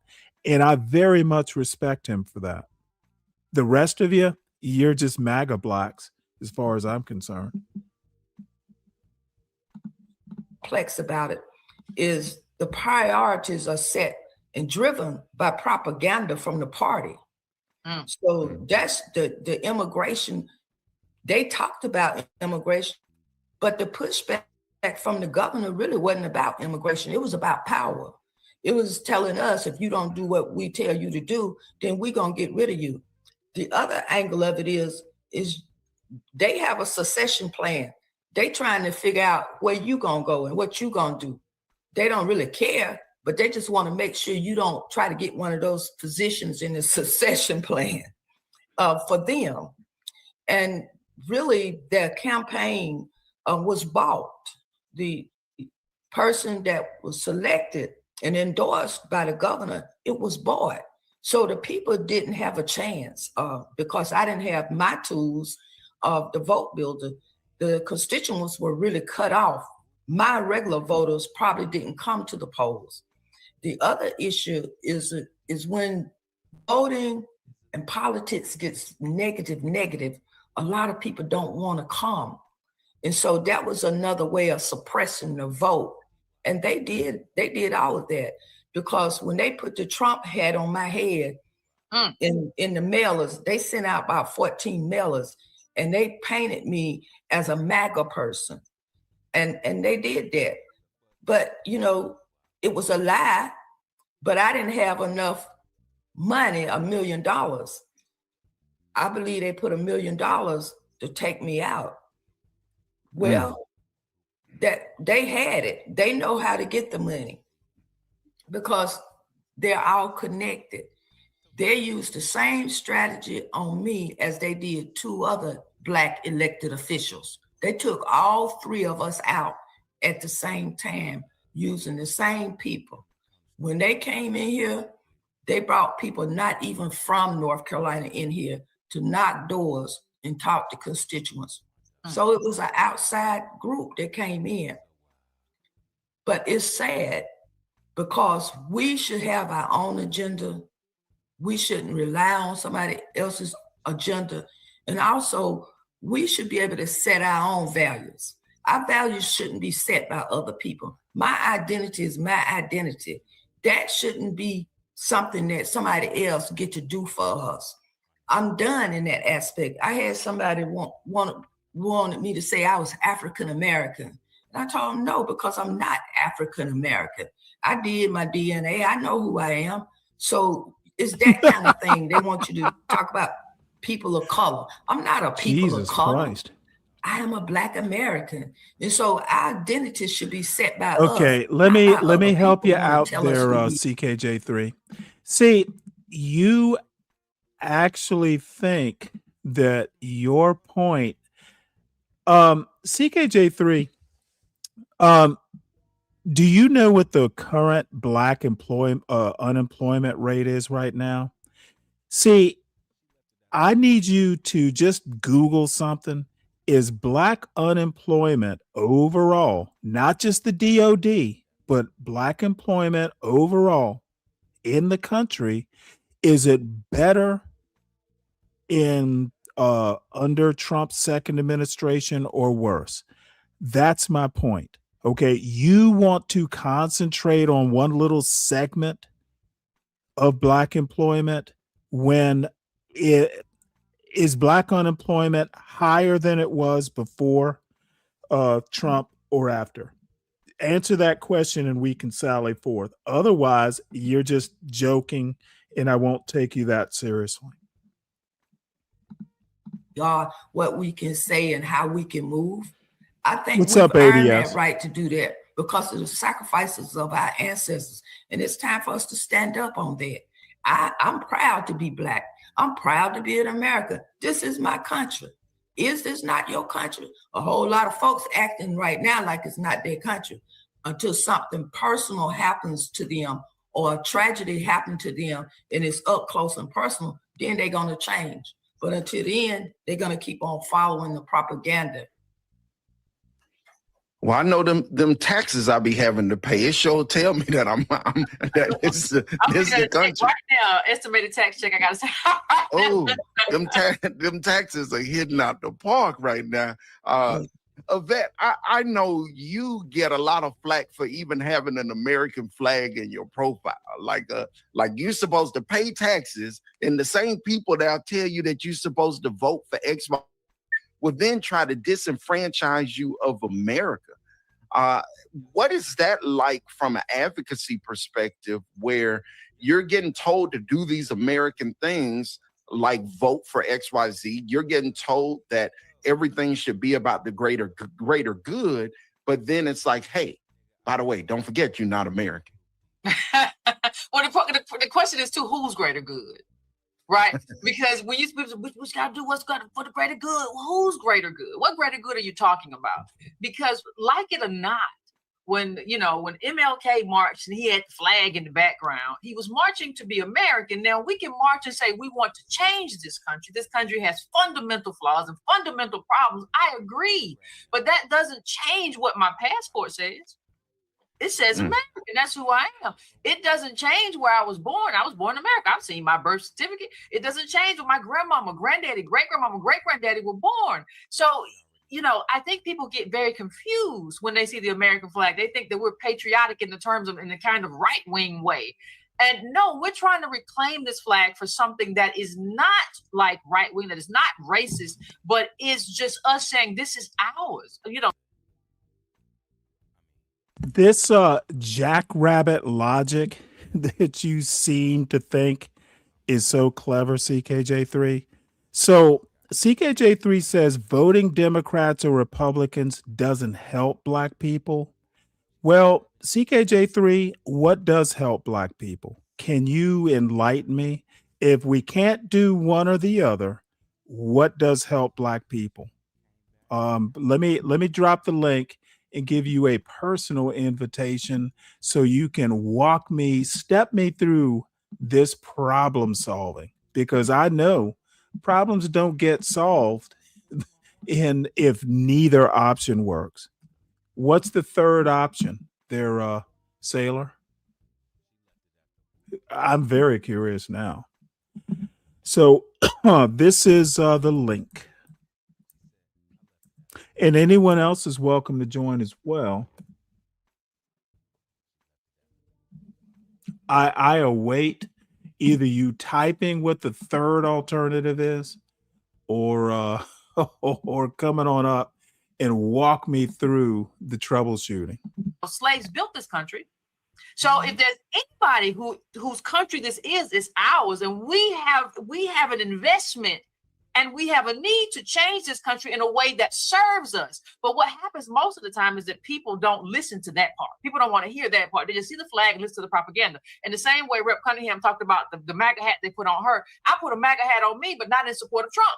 I said, hey, when a politician does something good for you, you put a hat on. When they do something bad for you, you take the hat off. Wait, hold it. And instead of going and watching the video. So when the politics does something good for you, you put on a hat? Do you dance a jig too with that? That's like the dumbest. Look, I've always kind of respected Yvette Garnell, but not after you put on a hat. You put on a fucking hat if the politics, oh my God. Wow. Put on a hat if they do something for you. And if they don't put on the hat.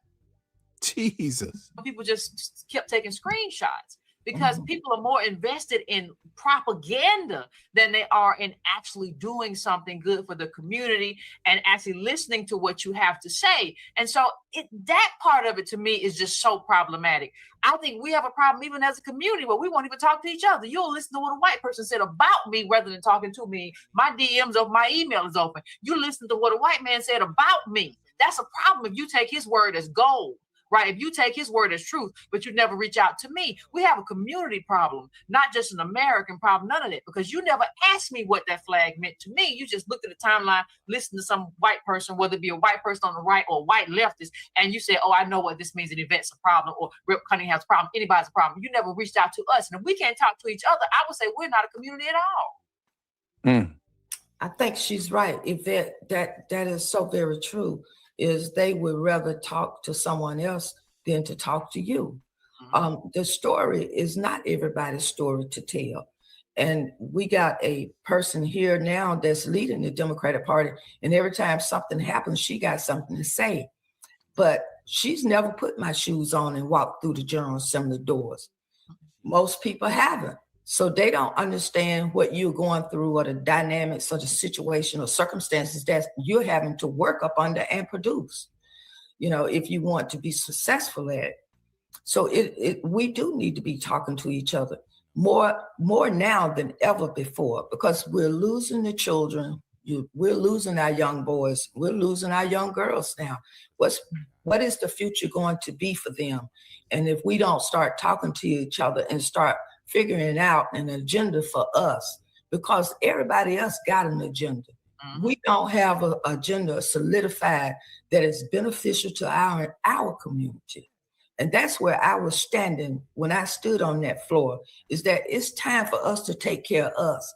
We've been trying to take care of other people and our backs are getting broke down, but nothing is coming for us to assist us. And we need people that's going to stand for us and not bow down. You mean people who could have already solidified the Voting Rights Act anytime that they had power and didn't? Are right. people who could have already, like I think of even like the Harris campaign or the Biden campaign from before, adopting Black agenda items. The ADOS Advocacy Foundation, at adosfoundation.org, you can find a full Black agenda there on National Black Agenda. We also have state Black agendas, so make sure you are checking that out. I think of Mecklenburg County, where Mecklenburg County, it's 30% Black. 30% of your voters are Black voters, and that hasn't translated into power. And you've brought up just recently the chair of the Democratic Party here in North Carolina. And from my perspective as a voter who's also an unaffiliated voter, along with the other 2.8 million unaffiliated voters in North Carolina, there are more unaffiliated voters in North Carolina than there are Democratic voters, and there's more unaffiliated voters in North Carolina than there are Republican voters. So I'd argue your move is that of you going with the people who are also unaffiliated and want things that maybe both sides offer that all Americans should have. What was your experience working with leadership in the Democratic Party? And specifically, what was your experience working with Governor Josh Stein? So I'm probably a realist. When the new governor came in, I met with them a couple of times. And one of the things that I had a discussion with him about was that the resources coming into my district. I had gotten resources when I voted for the budget with the Medicaid expansion in it to come into my district, $23 million. And it came in through 501c3s on different issues, Habitat for Humanity, the Relatives, Organization Help Youth, Lifespan, Organization Help Disability, even the Metrolina Food Bank to feed people during difficult time, high groceries. And so I didn't think they understood me quite. I explained to them that, we weren't going to be taking any more bounce checks in my community. And that I said it to his face, but he was looking at me talking about a team. And I said, well, I hadn't seen a team. Where was the team at? I didn't get no check, you know what I'm saying? But they got checks. And so when money came in, it was $47 million came in North Carolina during the last election. And it was 3 Blacks that was on the ballot as well. One was running for the appellate court. Another one was running for labor, and another one was running for the auditor. And they went in the back room and made a decision they wasn't going to finance them because they didn't think they could win. And so the money came in and they dibbled the money out, the consultants that they had, the leadership at the top had. And so when I said it to them, I said, I know about the $47 million that came in and I didn't see it benefit none of us. And so I think they were quite shocked that I had taken a position that no matter what was going to happen, that I wasn't changing my mind on anything as far as what was coming up, because what I said is I'm going to do what's beneficial to my constituency. And I have prioritized that, and they come first. And so that was how I dealt with him. And pretty much they didn't particularly care for it. But they did make some calls before that veto override to some individuals that were in powerful positions. And they wanted them to persuade me not to support the veto override. Well, I had already made a decision of what I was going to do, because basically before I had got reelected, I had already voted for House Bill 10 and got reelected. They wanted to say that it was about the speech. No, it wasn't about the speech. It was about power, because I'm over there telling the governor what I'm not going to do. And he looking at me saying, okay, we're going to see. We're going to see. And so that's what happened. But, you know, it's an interesting dynamic, because the people, they bought this election. They bought this election. The people are the ones that have lost out, because that $23 million coming into Mecklenburg County was certainly beneficial to the people all over Mecklenburg County. Now that won't happen. So, you know, it's a level of engagement that people have to have. And my voters, like I said, probably didn't come out and vote because of the negativity, because of what they were sending in the mail into their homes. I get it.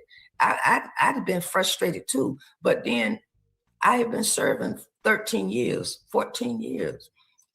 They should have known who I was by then. But a lot of times people don't engage because the complexities of life, keeping food on the table, keeping the lights on, keeping the children going to school, keeping gas in the car. It's economics right now. So the focus is on survival, but they still getting the noise that really is no value to them. Mm-hmm. You know, you talked a little bit about the veto override. Obviously, you're not allowed to be independent. If you're with the Democratic Party, you have to agree with whatever they're saying. But I wanted to put... This is such a victim complex. Who is telling you you can't do it?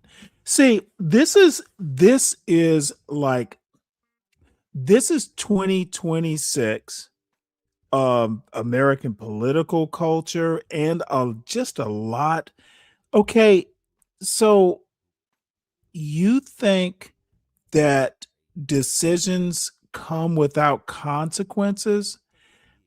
The upshot is you can do what you want to do. Are you able to deal with the consequences of the decision? And this is what I hear. SKC, Deacon Dave, all these motherfuckers want to act like you should be able to make hard decisions without consequences. This is the part I do not understand. Okay, free speech on YouTube, there is no such thing. There are consequences. All these people want to act like there are no consequences if you go against the grain. No one is telling you that you can't go against the grain. What people are really meaning, because they can't figure out the exact problem that they have, is you can't make a decision without consequences. Okay. People want black, white, indifferent. It doesn't really matter. People want free speech, but they want to be free of consequences too. And when you get old enough, or you mature enough, or you've actually had some responsible position in your life, there is no free lunch. Okay, you can say what you want on anyone's panel, but there might be consequences. There will be no free speech on Stanley's panel without consequences. You can say what you want to say, but you're not going to be free of consequences. You can, Joe Biden, voting for Joe Biden will have consequences. But see, I understand that when I vote for Joe Biden, I understand that he's not the perfect candidate, but I'm going to take an educated guess and vote for him because there are some things that I prefer his policy position over a Donald Trump. When I vote, when I make a decision, They trained me in the Navy, and my parents did it way before I ever got into the Navy. You weigh the consequences. It's called risk management. Okay. And if some idiot cannot figure out that, Joe Biden hurt my feelings. He said, you ain't black if you don't vote for me, so I'm going to vote for Donald Trump. Dude, that is the dumbest fucking shit ever. That's like the ultimate victimhood. I didn't like what Joe Biden said, so I'm going to vote for Trump because he didn't say it. That's the voting pattern? Dude, that is the ultimate black victimhood. I can't vote for Biden because he said I'm not black. Dude, it's like the dumbest decision tree ever. There are only two branches on that tree. What is the third option? I keep asking CKJ3 and other people, what's the third option? Sitting on the couch? Is that the third option? Deprive the Democrats of your vote? Is that the option? That doesn't seem like much of an option. That seems like victim. I can't figure out who to vote. I can't figure out who's the worst or who's the less worst. So I'm going to sit here. That's victimhood. You're a victim of your couch cushion. Let's reach down and grab some loose change. It's victimhood. And people can't seem to figure out that Joe Biden has made y'all the ultimate victim. Oh, he said I'm not black. Dude, do you know how funny that is to someone like me? Motherfucker, you're black. You're a black man. Exercise your freedom. That's even fucking Booker T. Washington wanted you to be free. Dude, this is so sad hearing black men on YouTube getting dude, this is like 6 years later and they're still talking about Joe Biden saying they weren't black. Joe Biden is fucking you up in Joe Biden isn't even president and he's affecting your decisions, your political decisions. Joe Biden is affecting who you voted for. Oh. Yeah, that's a victim complex. This in context, when it comes to working across the aisle, out of over 300 and some odd bills, and it was in the high. Hey, Deacon Dave, sing me that "Out of Touch, Out of Time" song again. Can you type those lyrics with the little music symbols? You're out of touch and you're out of time if you are still talking Joe Biden in fucking 2026. This is so sad. These motherfuckers are still having their feelings hurt by what Joe Biden told. Charlemagne the God, his feelings weren't as hurt as Deacon Dave and SKC. Oh, he said you ain't black. You only voted Republicans, I think, 13 times. So, I went back and looked at how many bills it was. It was 600 bills. And they based it off of how many, it was 600 and something votes you could take out of all the bills that was filed. And if you looked at the totality of my vote, it's like a percentage vote. Oh, God. I know who that is. Can I step away for 1 minute? You sure can. I got so. That's so funny. I grew up with a grandfather clock who had that kind of same tone. It's like, well, that's her grandfather's grandfather clock. It was a doorbell. Who knew? So let's look at the chat. let's look at the victims. Let's look at the victims in Stanley's chat. Wait, hold it. Okay, let's start at the bottom. RBR level achieved. I know who RBR is. It doesn't affect me that much. Stanley, I love Joe Biden. He wrote the greatest crime bill ever. You know what? The funny thing, and Bobby, you and I talked about it. What I need you to do is tell me how many black congressmen actually voted for the bill as well. It did not get passed without black congressional approval. Stop that victim bullshit. Like there were no black people who voted for the bill. Thank you, Bobby, for playing. We talked about this. Stop doing that. Tell me about the black people.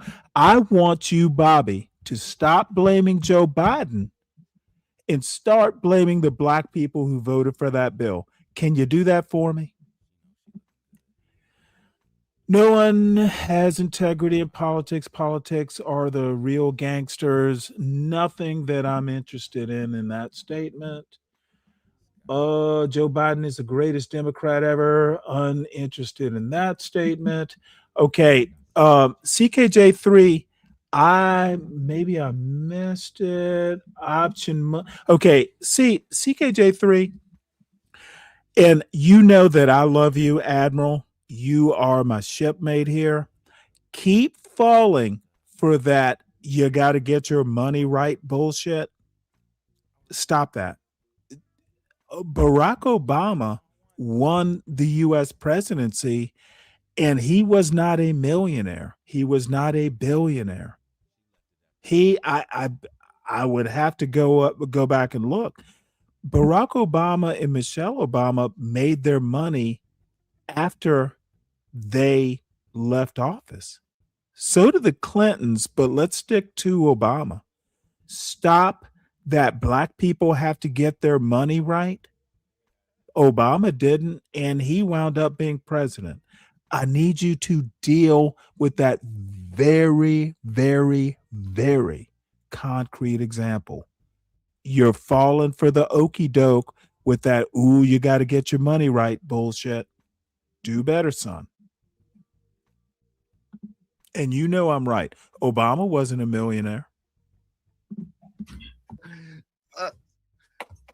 Yvette. Can we talk about the money for 1 second, Simeon? Can we please? Like you talking about all that, what you say, 47 million? 47 million. Down, and they're saying we're not going to give it to the black Democrats because we don't think they can win. Right. Not I'm going to make them win. Not we're going to put the money behind them to help them win. We don't think they can win. I think about when I worked at the DNC, they didn't give any money at that time. And it's a small amount now. And it used to be a big deal to black consultants, right? Like we don't deal with them. So we're in a party that doesn't even pass that money down. They don't even invest in us as like, hey, we're gonna put a bunch of money behind you. We're gonna put a bunch of money in your community. We're gonna invest in these consultants who are ADOS or whatever. Like they're not doing that, and we stand behind them as if they are investing in us in our community. Do you know how many? We're the basic Democratic Party. Do you know how many ADOS consultancies there need to be? Who are consulting Democratic Party. Not only that, when I speak to you and me, and we speak to ADOS and ADOS AF and ADOS CP and all of that, y'all have tried to get us out of here more times than a few, right? Mm-hmm. The same way when Representative Cunningham says, hey, I voted with Democrats this many times, I've done this, I've been bipartisan this many times, and all of a sudden that's a problem? How is that a problem? And how are y'all still able to convince? And this is where political education comes in. How are y'all able to convince my constituents that I'm not a Democrat no more by just throwing a MAGA hat on my head? It's so many problems here. Yeah, it's a disconnect. And just to think that they could come in, even the media, the local media was very biased too. They're very liberal. and I get that. Either they far right or they far left. It's no middle ground. But the propaganda is, somebody talk about Russian propaganda. America got just as much propaganda. And you want to talk about fake news. Where is the real news at? You got to decipher now, because they're going to feed you drama for their ratings. is minimal truth to what they're reporting now. 100%. Now, you were saying, we were talking about the out of 300, and you corrected that, closer to 600 bills, where you only voted with Republicans 13 times. It was 13. Can you clarify that? It was 13 votes, but see, that was 13 controversial votes. So if you was able to see the 600 votes, you can see that all of us voted with the Republicans over 50% of the time, even up to 70%. The leadership of the caucus voted close to 70%, the Democratic caucus.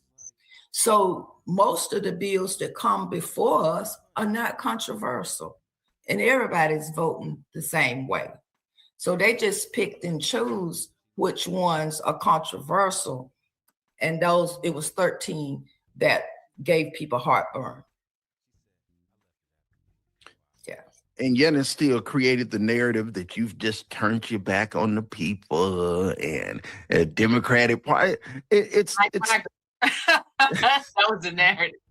And you know what's interesting? I know from an ADOS Advocacy Foundation perspective, and you specifically, Yvette, you get called a Democrat by some folks and a Republican by others. I actually look at that as a compliment, because that tells me that you're able to grab what our people need across the aisle and in different places. But what is that like by one group? They're like, oh, you just love the Democrats. And another group is you're MAGA. I don't understand how the two operate together. Well, it's very interesting, because what it says is that none of y'all know what you're talking about, right? And like, politics is a nuanced thing. So if I agree with the Democrats over here, it doesn't mean I'm a Democratic shield. It just means that I agree with them over here. If I agree with the Republicans over here in terms of, hey, let's tamp down immigration, that doesn't mean that doesn't mean I'm being paid by white people. I'm being paid by white supremacists. I'm being paid by anybody, because the New York Times researched that and couldn't find anything, because there's nothing there.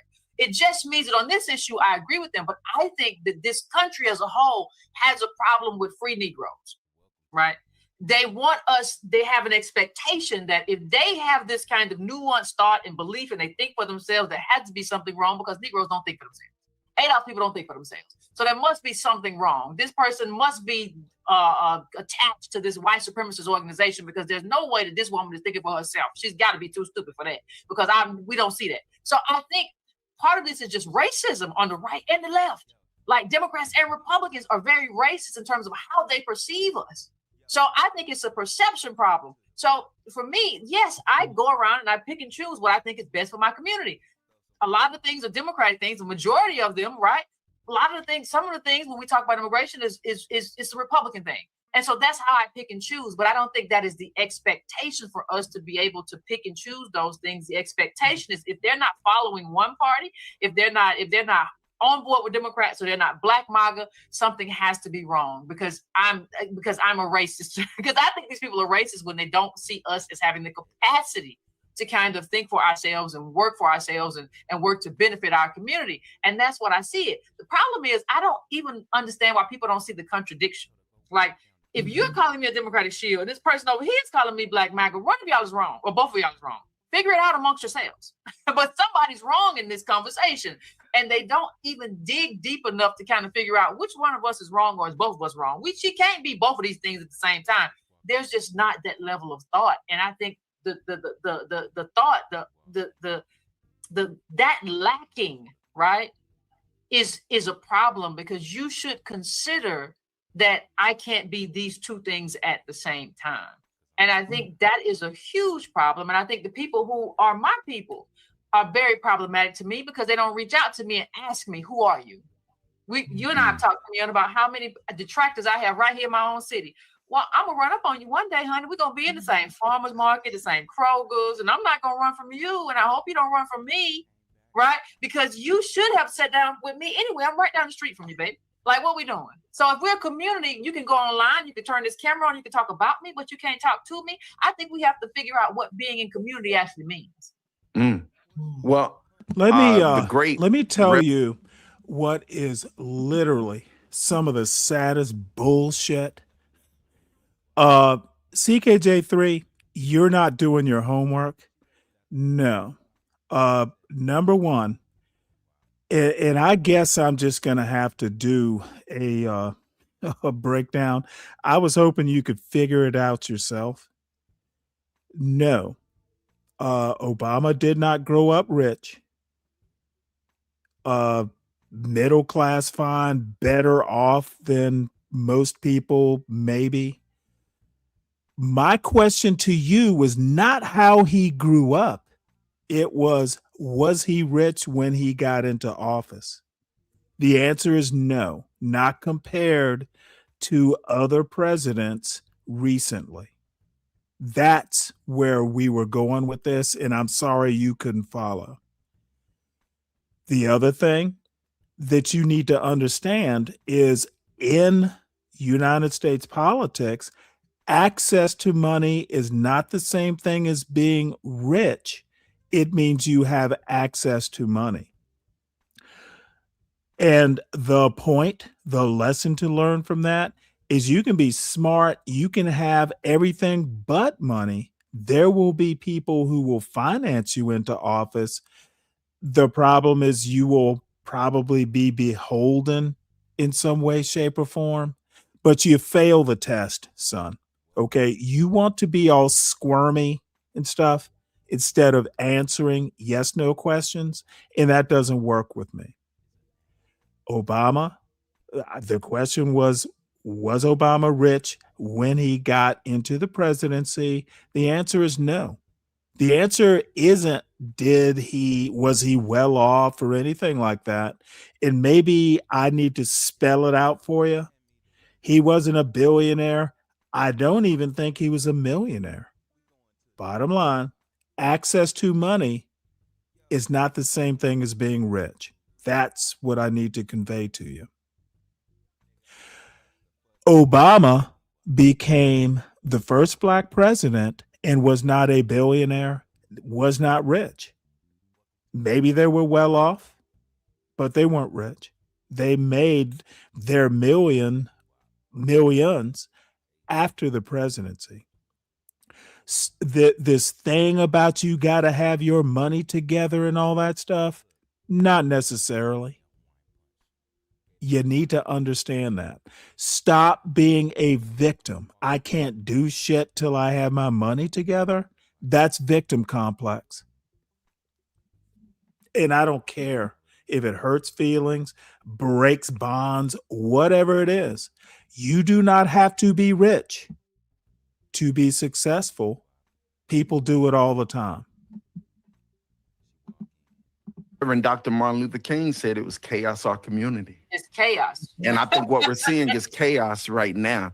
You know, one of the things that's been hard for me in wrapping my head around or really bothered me is that society has tried to say that like Trump and Trumpism is the racism in America when the racism is all around us. I'd almost say that that's a scapegoat to put it all on that one side when now we're watching Democrats online celebrate the Voting Rights Act getting gutted and asking, hey, I don't know what the Black people are going to do, and how that cannot be racist, but these other things are.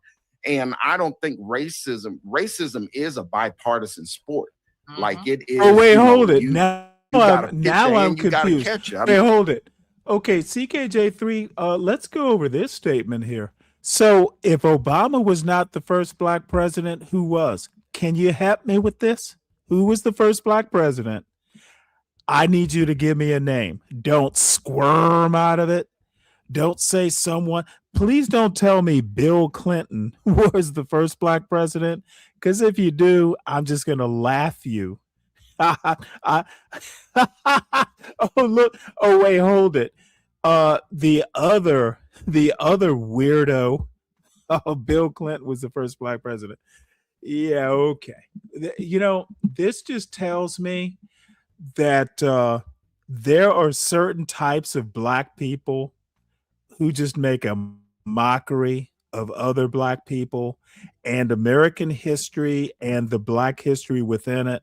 Saying Bill Clinton was the first Black president is such a mockery of American Black heritage. It's actually disgusting to me. So thanks for that, Kuna Coons. You are indeed a Kuna Coons. I mean, like it's truly bipartisan here. And as a result of that, I think it's been easy for Democrats to tell Black representatives, tell Black elected officials, well, you can only work with us. They want to kill you over there. Don't work with them. We want you to die, but we're going to do it slow.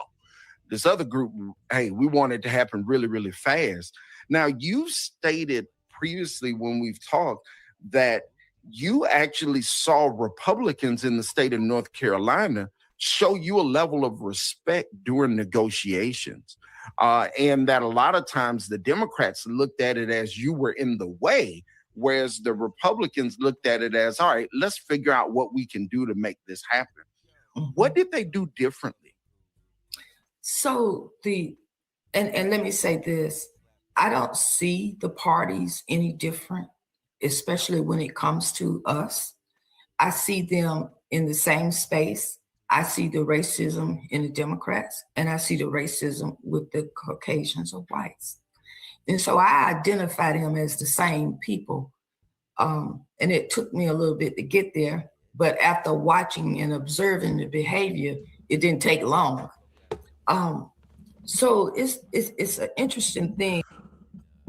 Oh, by the way, CKJ3, I wish you would come up on this panel, but I know you're probably busy with the family and stuff. I missed it. If you put it there, and maybe you can help me out. If the Republicans and the Democrats, as this young lady says, are the same, you can't tell the difference. What is the third alternative? Is it the couch voting, or is it third party voting? What is the alternative if the two major parties aren't doing it for you? I actually need an answer, and you keep somehow or another avoiding my point. No, we're not on the same point. Oh, wait, hold it. CKJ3, we're not on the same point. I'm trying to ask you a question, and you're dealing with Khan. This is a Stanley to CKJ3 question. Can you help me out here? She has to drop that part. That's a trap. Look for the racism. Deacon Dave, you and racism, you talking about racism is actually pretty funny. Yeah, keep going with that. You get your money right thing, CKJ3, and you will be chasing money for the rest of your life. Sometimes you have enough money to do stuff. Obama proved it. What is the third alternative? Oh my God. Thank God you're here. Ms. Brooklyn.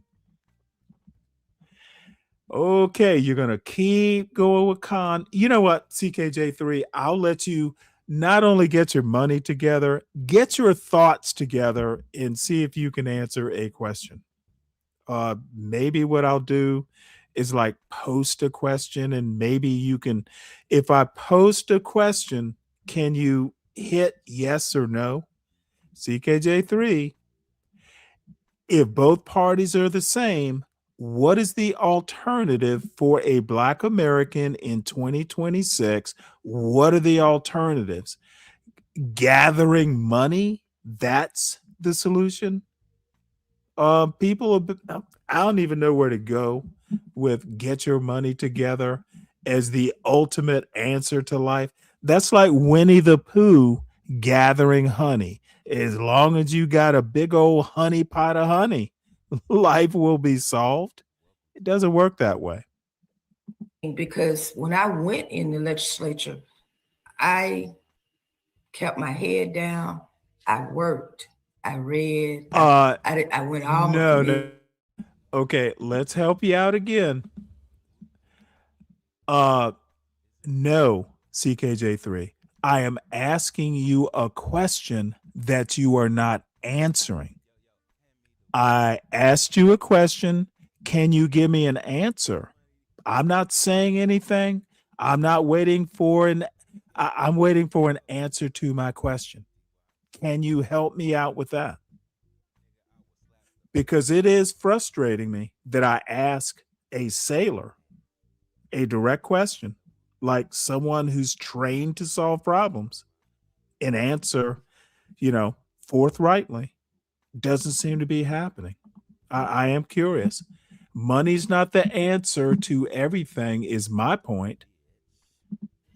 And then I had the opportunity to get some additional appointments and everything. But that came over time.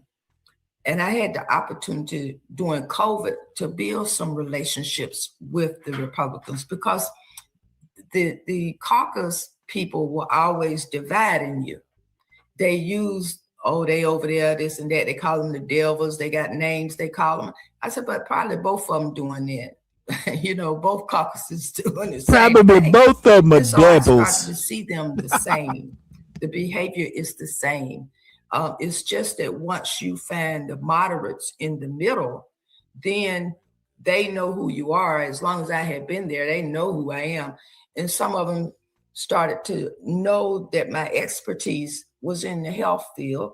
And so I moved quickly into like vice chair and chair of this and chair of that, even though I'm a Democrat and the majority is in charge. But I think they watched my work ethic. They knew I was serious about what I was doing. And then they started to rely on some of my thought and some of my perceptions about things around issues. And so I had the opportunity to build those relationships. When others are not taking advantage of it, they'll just keep talking to the same people. And if you keep talking to the same people, you're going to get the same results. And so I'm like, no, I'm not going to keep talking to the same people. I done sat in here and heard y'all say no and complaining for 12 years, enough. It's time for me to move outside of that box so I can get to what my goal is and how to be successful no matter what environment you're in. And so that's just me. So I invested that time. I used it wisely. I went to the receptions and all that stuff when I first got there, and then I stopped because I didn't see no benefit in it. I'm very transactional. I ran a small business myself. So I'm transactional, and I looked at what they were doing, just complaining. That wasn't going to change anything, and it definitely wasn't going to change anything for my community. And so I decided it was time for me to shift out of that space because it was so negative. And look, let me all I have to say is CKJ3, I understand your point. Okay, but the thing is money alone, getting your money together, money's not the only answer for Black people in America. If that were true, then, dude, name me one Black person in the United States in U.S. history that money was the answer for. I need you to just give me one person, CKJ3, and that is a question, not a statement. Who, I need you to help me out here. And let's not talk entertainers. I bet you can't name a rich person outside. And you probably can, CKJ3, so I better stop with that line. But how has money helped any Black person get political power in the United States? Personal money. You say get your money together. Who's the richest Black man to ever be president? Let's start with that one. And yes, it's a loaded question. Which rich Black man has paid his way into office? I await your answer, CKJ3. And why don't you help him out there, SKC? It was draining. mentally draining, and it's already a hard space to work in. So you've got to figure out what's not going to drag you further down if you keep listening to what the people say instead of relying on your own intuition, your own insight, and taking the chance to meet people where they are. 100%. You stated previously, and I took this as a quote, and I thought about it too, and I really liked the Let quote. me It felt make edgy, an and I know. interesting point here. I think I am literally looking at victimhood in the Black community. Like, if I can be rich as massa, my life will be okay too. Dude, that is it is literally, I can't be smart enough. I can't work hard enough. Oh my God. I gotta have money because I can't be smart enough. How is that not victimhood? I don't even know where to go with that. I gotta have money to be successful as a Black man because I'm not smart enough? The fuck? Dude, this is why I piss a lot of people off on YouTube, because I don't buy into that fucking bullshit. Y'all are supposed to be conservatives. I'm a motherfucking Democrat voter. I'm center left. I'll call myself liberal.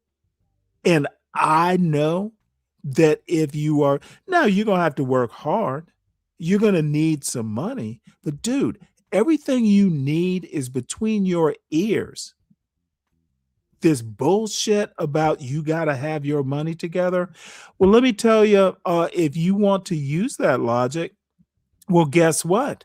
Barack Obama wasn't rich, but his brain got him backers for the presidency, and all of a sudden he wound up beating the odds-on favorite. That is literally something that people, CKJ3, what the fuck do you mean you need to have your money in order? You need to know how to get money when you need it. I think the best tool a Black man or a Black woman has in 2026, given there's going to need to be luck and all that stuff, dude, your best toolkit is between your ears in the education you can get. You'll need luck, you'll need money, but dude, you might be able to find the money like Obama did and make something happen. If you think that you need to get your money together to make something happen, sorry, that's victim complex. And white people do it too, but it's victim complex. Oh shit. I'm just talking, hey, Con, I just want to talk Black America. I don't even want to talk about Einstein. Dude, there are all kinds of examples. Confluence of events, luck. It's not all brains. It's not all money. It's not all anything. There has to be luck involved. But dude, if you want to get your money together, you'll never have children. I couldn't afford to have a son, but I did. All peoples have to start out from somewhere. Oh, really?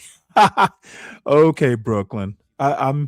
You probably have pretty feet, but that's luck. That you don't groom or you don't like buy pretty feet or anything like that. It's a good joke though. And stop that. Stop that. They're all going to want to see your feet now.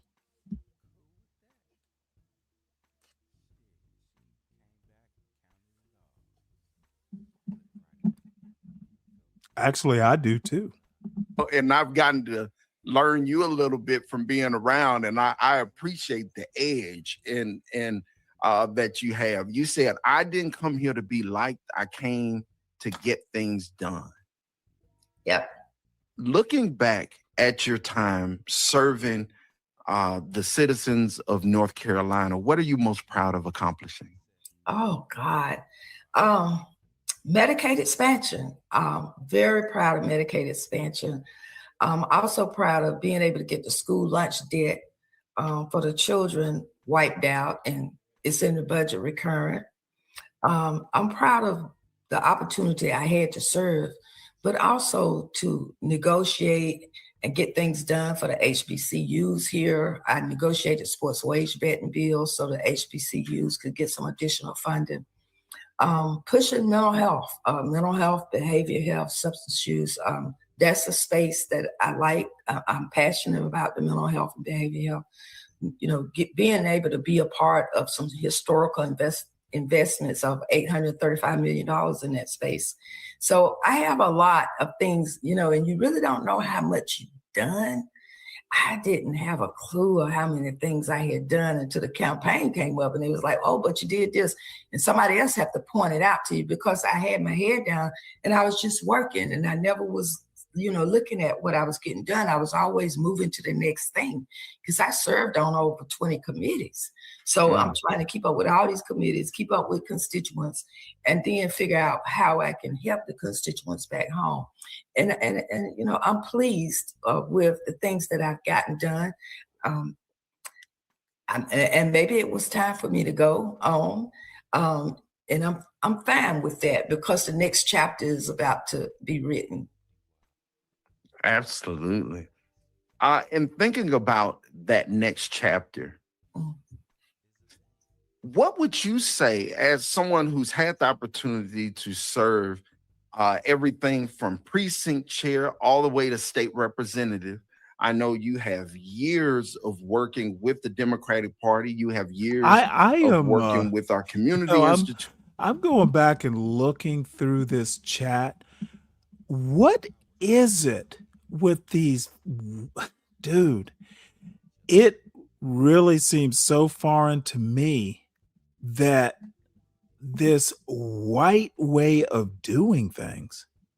Okay, it's like Black people in 2026 have to be on code, or, oh, Stanley, both parties are the same way, and I can't figure my way out. The fuck? Dude, you think your way out of problems. Okay, we are literally in kind of an aspect, a political aspect. Okay, but there's national politics, there's local politics, there's state politics. Okay, just because at a national level we're 50-50, that doesn't mean in your city, your aspect, you got to start somewhere. And people don't seem to understand how American politics works. I just don't get it. I don't understand why you have to be one way or the other. Think for yourself. If you don't like Thomas Sowell type politics, then you're not beholden. You know, if Coon of Coons, and why would someone ever come into my chat called Coon of Coons? It's the ultimate disrespect for Black people, probably. But you know what? He doesn't identify as Black, so he probably doesn't understand how racist even that account sounds. One day I'll have to talk to him about it. But anyway, dude, think for yourself. Stop. There are different ways of being on code. If you are in the camp that, oh, Joe Biden, insulted Black people, therefore we need to just knee-jerk go to Trump, that's on code too. If you are telling me that, a quarter of black men voted for Trump because they didn't want to be on some Democratic plantation. That is on code. That's not telling me you're thinking for yourself. Dude, y'all just do not understand how to think, for starters. The fuck? Oh, gotta get your money together. Who the fuck told you that? Where, dude, there are plenty of poor black people who make it all the way through elite colleges. Really? I don't get it. Years of working with constituents and voters. If you could give one message to black voters specifically, especially around power, what would that be? And I think I said it the other day, and it was that if you at the table, no, it's time to leave the table when you're no longer being served. And I think that's where I'm at, is because I served, but now it's my turn to be served. And so they left the table before they served me. So, you know, we've got to really look at the elected officials and hold them accountable. And if it's not benefiting your community, then you replace them. But You know, sure you actually, replace them with that's someone. I'm sorry I didn't think of it before. This point is actually probably better than any point I could bring up. Clarence Thomas, dude, if I'm from Savannah, I know intimately where Clarence Thomas came from. Like intimately. Same church. I know right where Pinpoint is. It's right out Skidaway. Yeah, he did it. You know, dude, not only did he not have his money together, dude, his grandfather, dude, I think I would have folded up. Clarence Thomas, whether I like his politics or not, that motherfucker, dude's grandfather, basically when he's like lost at Holy Cross in the North, dude, he was basically abandoned. And I don't know the details. I'm sure, I hope, you know, somebody got him money somewhere, but Clarence Thomas went through the ringer up in, dude, I've lived up in New England. I can't imagine what he went through, cold, lonely, you know, his you know, major anchor point. Dude, I don't agree with Clarence Thomas's politics, but I do know he went through hell and he didn't have his money together. As a matter of fact, he didn't have his money together for quite some time, well into the Supreme Court. You will never tell me that a smart black man, you should have your money together, you know, but that money together, you got to have more than the money together. And thank you for bringing that up, SKC. I never would have thought of the example, but Clarence Thomas is the perfect example. So salute to you, sir. That is really committed to your community. It's fine to replace people, but make sure you get the person that can get the things done that your community needs done. And so I really feel like I decided to leave the table, but they had already left the table. And what's up, that's MOT? where I'm at. And it was, oh, nothing much, man. It's been a while. What's going on? You've been hearing me struggle. You struggle? Wow. But now, you know, I've been listening to a younger YouTube black conservative get the history. Just, dude, he didn't even mangle it. He just didn't, like, he wasn't even in like the ballpark of making a I mean, none of them cogent, do. well, sometimes, dude, it None was of them. surprising that he didn't come close. No, it's not surprising because that's what black conservatism is about. Not knowing the history. It's a whole troll job. Like there's no black conservative that lives in a black conservative area. No, all these conservatives, the so-called conservatives, they live in liberal areas. They all live in liberal areas. Now look, there are some whites who do Well, live but in conservative areas here's that the actually. deal, though. You know, you can. I understand what you're saying, but dude, you can learn about conservatism. You don't have to live there. You can read about it. You can at least make like some semblance of an argument. Yeah, but you can't make a historical argument overall that black conservative like the enemy of black conservatives were white conservatives. The enemies of black anything was white conservatives. Deliberate misunderstanding of the Constitution that they wave in everybody's face, and the Chinese-made flag that they wave in everybody else's face. Like, dude, it's a deliberate misunderstanding of history, a willful, deliberate misunderstanding of history. Yeah, but we have Chat GPT, we have too many different chatbots. Like you can go throughout different times in history and see the evil that was on display by white conservatives. And listen, nobody is buying timeshares down in Mississippi for a reason. Okay, there's a reason for that. They want to be conservative, but they don't want to live in the most conservative areas. Well, you can help me out with some things that no one seems to be able to like deal with my answers. Okay.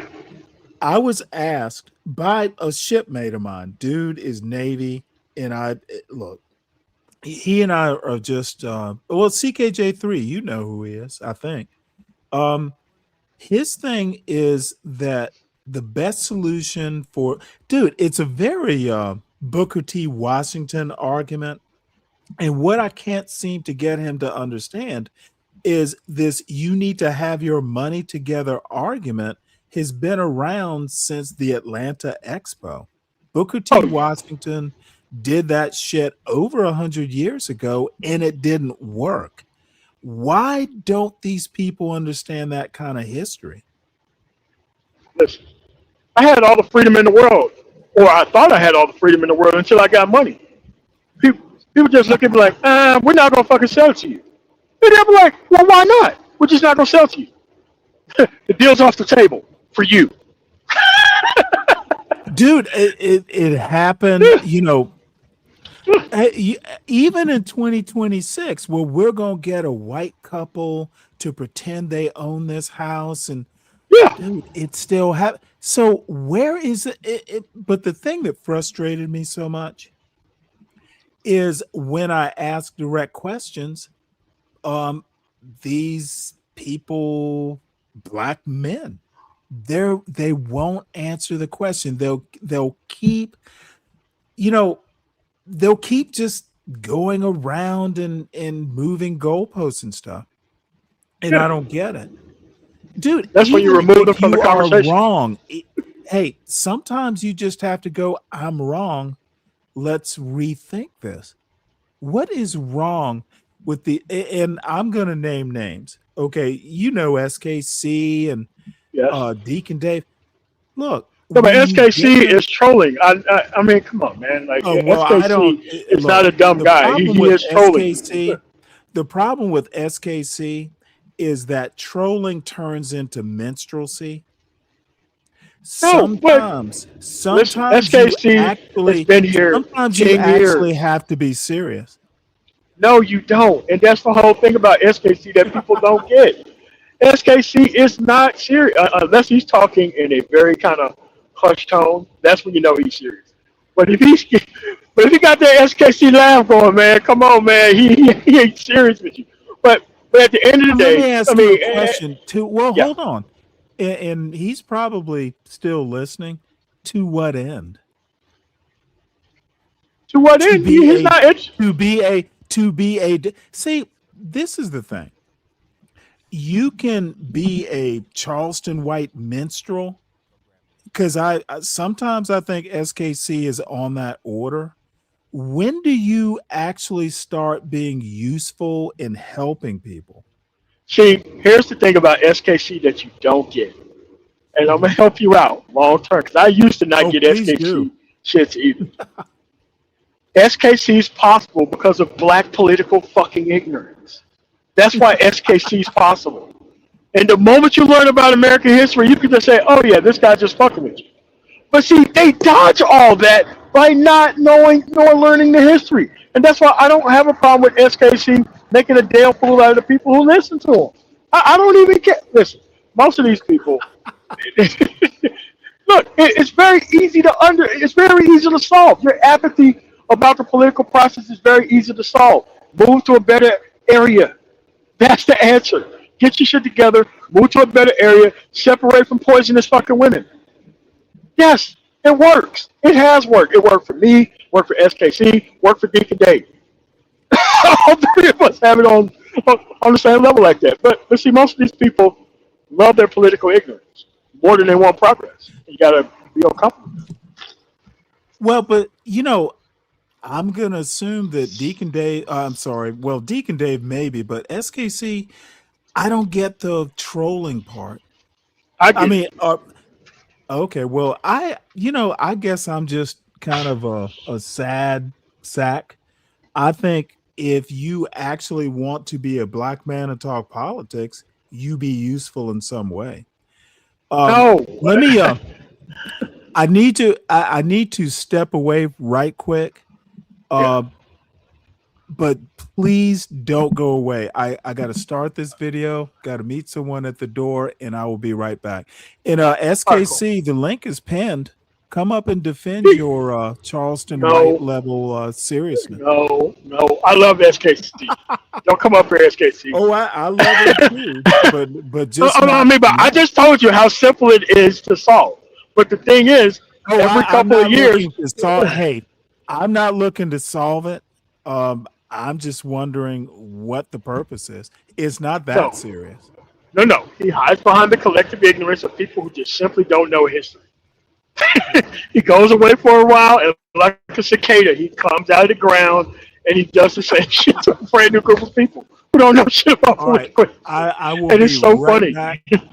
Just give me about 2 minutes. And did I go because I was not being served, and my constituents were not being served either. I served them, but the larger party did not serve them. They're serving themselves. That was a bar. I can't wait to put that in quotes on social media. You hear me? So, what do you say to voters who feel politically homeless right now? Voters who don't fit into the Democrat or don't fit into the Republican, the unaffiliated voters. What do you say to them right now? I think most of the independents are issue-based voters, and they vote according to what the issues are, but they're not organized like the Republican or the Democratic Party. And they need that organization to make it be more competitive between the two, because when you get on the ballot here in North Carolina, you have to get 1,200 signatures to get on the ballot for the primary.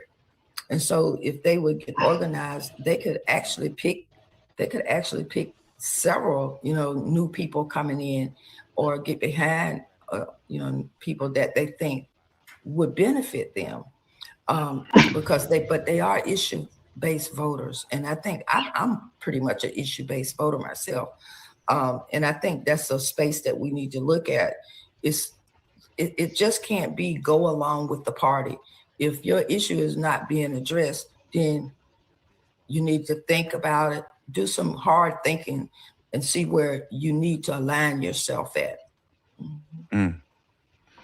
Yvette, for you, as you think of organizing around the state, really around the country, what do you think voters could do to educate themselves or to even assess the power of being unaffiliated, the power of being independent? specifically Black voters? Well, I think the first thing they have to do is decide what they want, right? So I think the Democrats, unfortunately, in a lot of places, not everywhere, every state party is different, are leaving us with the choice. Is peacocking versus power, right? Do you want to get out here and be a mascot for the party and say, we stand up for these Negroes or whatever, and you want to, yeah.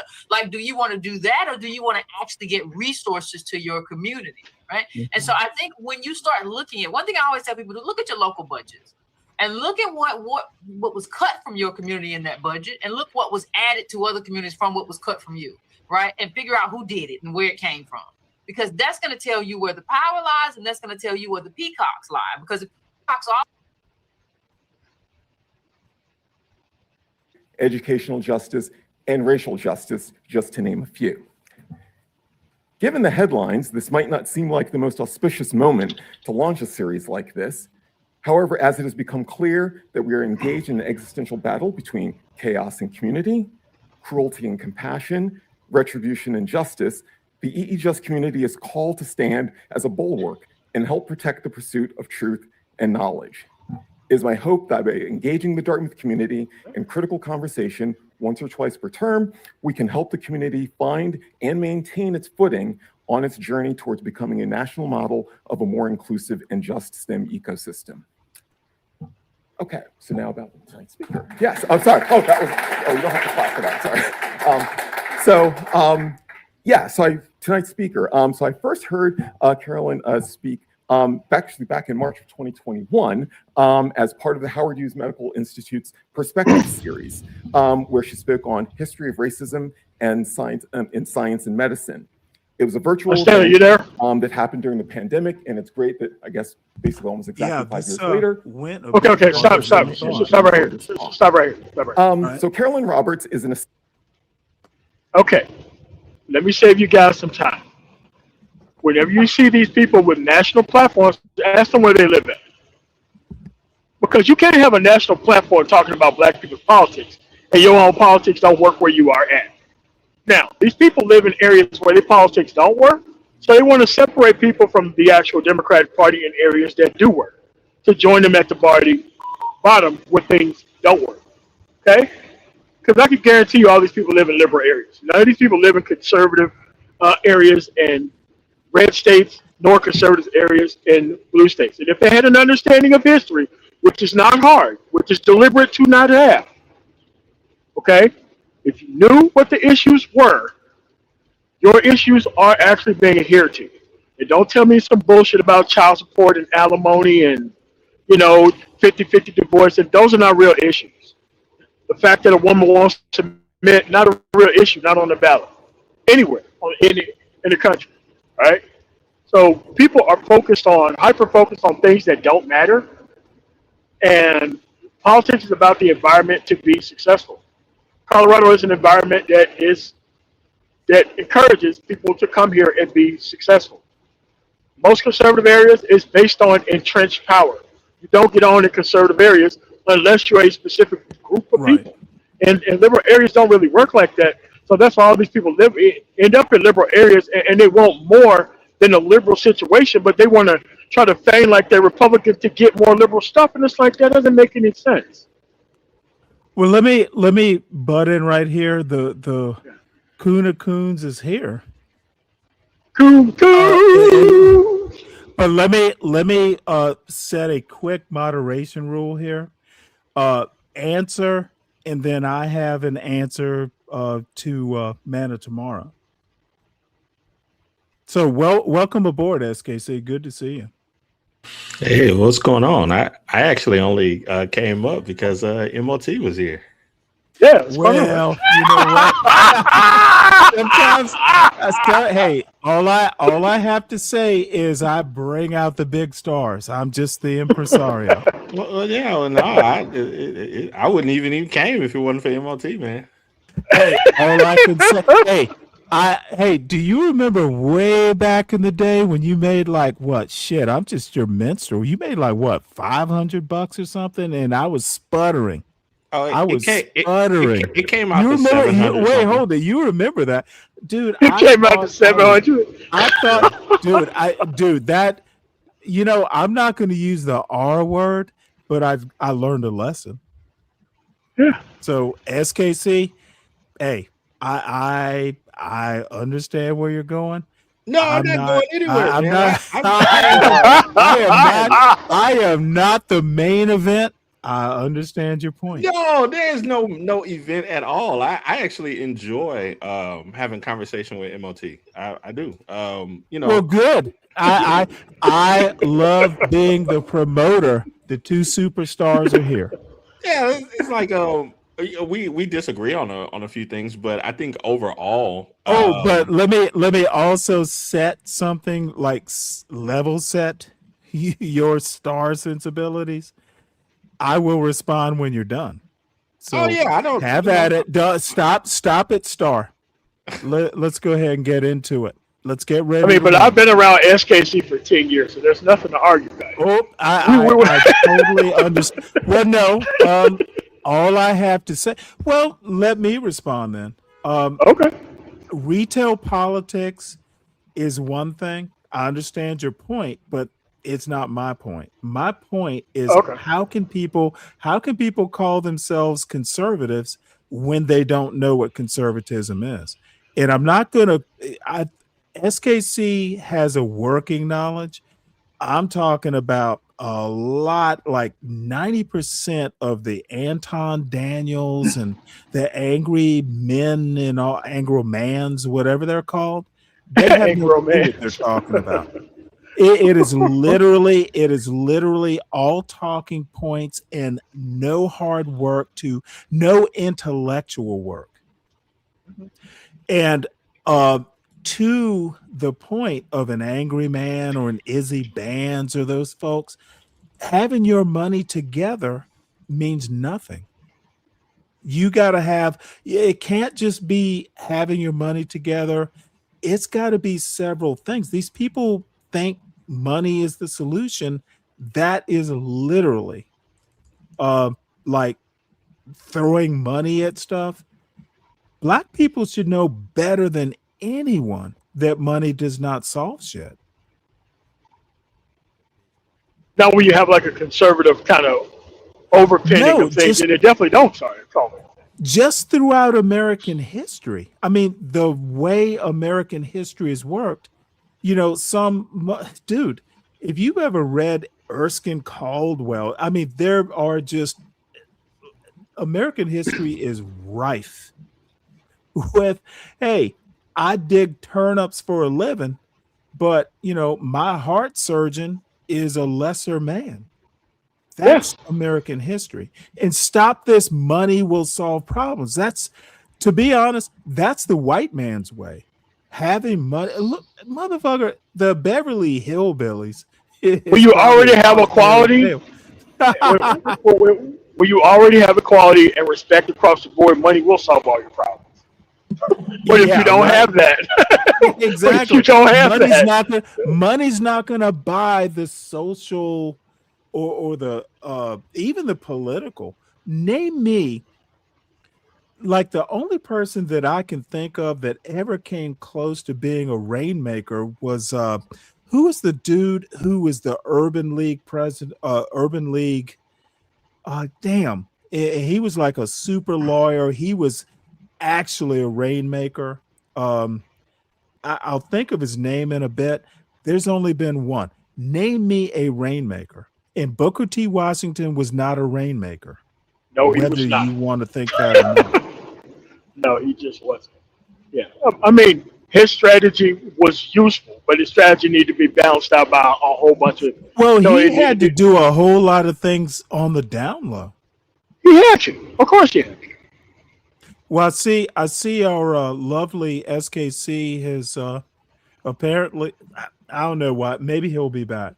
Bottom line is in Man of Tomorrow, I know you're right, but I'm trying to, I just tend to be a little bit more, I don't understand why the education level, you live to execute your plan, live where you want to live.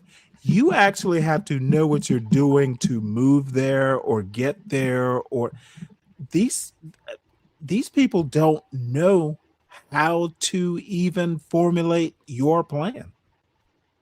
Wait, hold on a second before we go forward. SKC, we're having our 30th class reunion in your city in June, so I'll contact you once I get out there.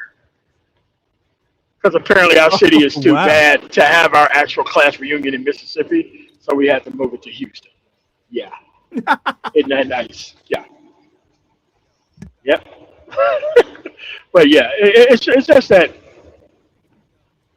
look, this stuff is, and the genius about SKC is the people who were complaining about boomers ended up supporting worse than boomer class stuff after they got through complaining about boomers, not leaving them anything. Oh man, it was such good times. You know, the problem is I actually don't understand the boomer argument. I think it's literally, how do you argue against a whole cohort of people who were born? These huge, look, these generational, or it's literally Hollywood level arguments. You want to fuss at a bunch of people who happen to be born, or there are no specifics. I mean, but like, and most of the people who they would consider boomers are just now getting able to retire right now. I mean, their argument would be 20 years in the future, but they don't even understand what boomers are. Well, the major part of the argument is that Black people in that age cohort are like at least 10 times less wealthy generationally, and probably more. There is no boomer. Yes. There's no money to leave. That's what I can't. Why would you act like, I have a friend of mine, and she's older than I am. She's the wife of a fishing buddy of mine. She's 10 years older. She's maybe in her 70s. She might even be as old as 75. Well, I knew her mother. She got left some rental property in Savannah, Georgia. So, she has like 1 or 2 or 3 like apartments, some rental property, and she gets some money from it. She's perfectly fine, but she got left some rickety building that she spent a lot of money refurbishing. She's not a millionaire from the property that she was left. My point is, stop acting like there's all kinds of generational wealth. Money is not the answer. And the whole position. I'm sorry. I'm sorry, I didn't catch the last comment. Uh-oh. Well, he's off the panel. Some of them will be back. Bottom line is, if you are doing that Booker T. Washington, we need to get our money together argument, it needs to be a confluence of things. It's not just one thing. So there we go. Link is posted at the bottom. And this is not actually the video I wanted to watch. So we'll have to find something else. Actually, this one would be a good one. But since it is late at night and I am in my little Guinness Stout cup, we need something. We need something more amusing. So let's see what we got.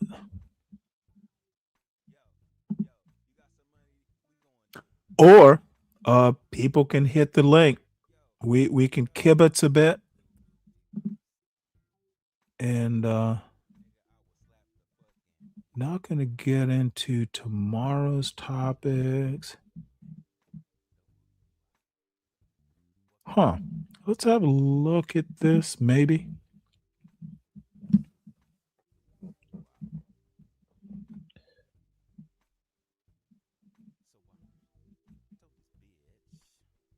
yesterday, April 29th, 2026, the Supreme Court of the United States, by a vote of 63, they did the descendants of American slavery a favor. They did foundational Black Americans, American freedmen, a favor.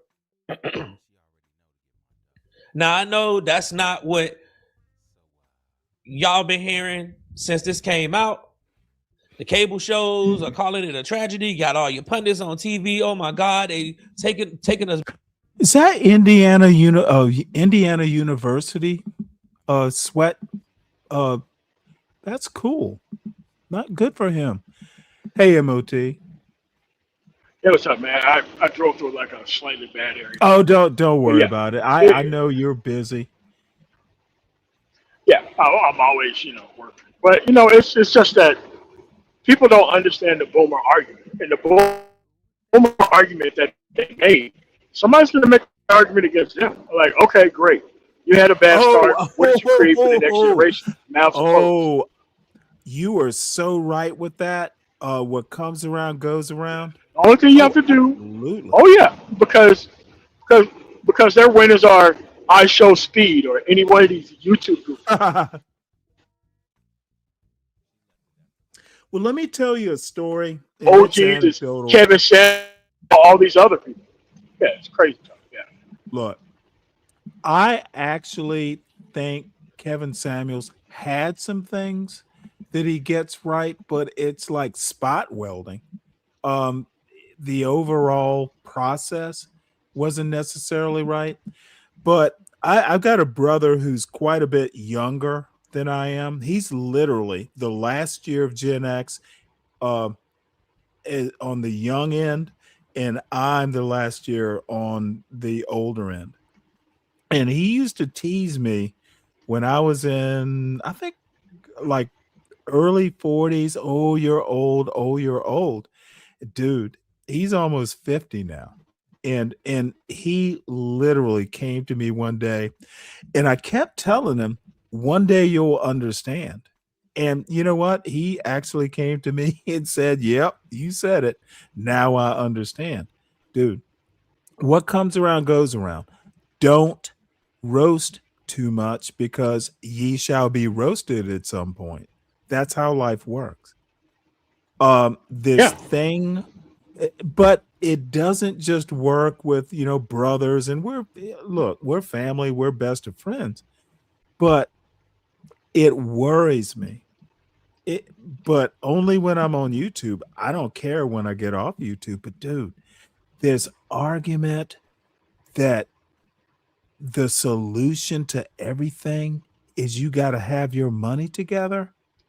No, dude, there's Black Wall Street. Money didn't. Yeah.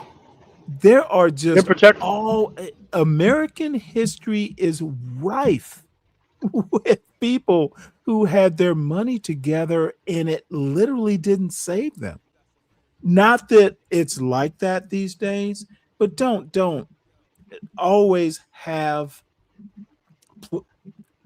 All I'm saying is don't put all your eggs in one basket. I mean, but they know that's not the answer either. Like, they're not that far out there, but you know what? But dude, he sounds so sincere. I ask like 1,000 questions, and the answer is, you know what I said, money's the answer. Like, what? Stanley, MLK talked about sincere ignorance.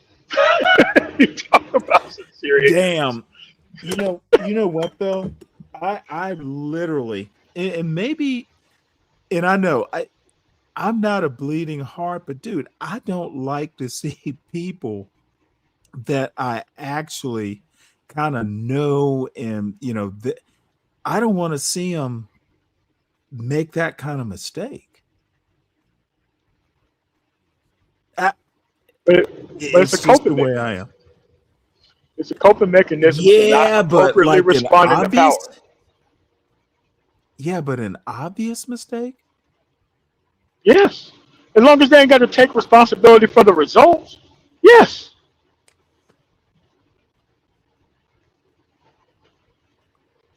Well, I'm not going to contradict you.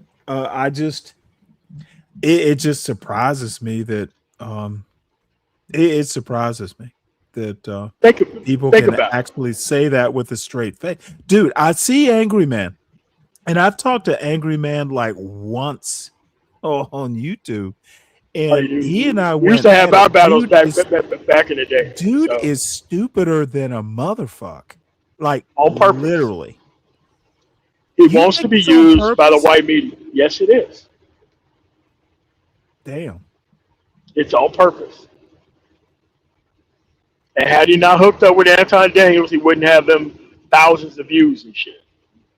Because none of that shit was happening before he was able to stoop that low to be with Anton Daniels.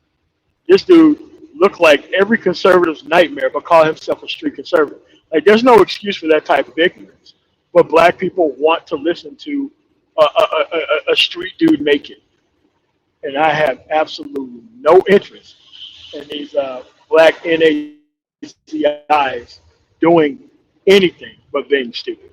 They want to be weaponized against the environment. The only thing they want to do is run the culture war and the gender war. They're not here to solve problems. Dude, like most of these people who run the culture war and gender war, they don't even have good outcomes themselves. None of them do. That should tell you a lot. Well, oddly enough, it doesn't tell me anything at all. Look, here's where I stand. Honestly, I like my show. And every now and again I'll go off, on another show or something like that. And look, I would go to your show anytime. It just tends to be late on Sunday nights, and yeah. I get it. But the deal is, there is honestly, MOT, you might be the only place I can go and like actually discuss shit cogently, dude. Correct. I'm like, dude, I listened to Big J. Tommy Sotomayor went up on Sharon's show today. For real? For what reason? Up there. Oh, dude, I subscribe to Sharon's show, but I rarely go there. But I saw Big J was on the panel. And I'm like, oh shit, there's gonna be some fireworks.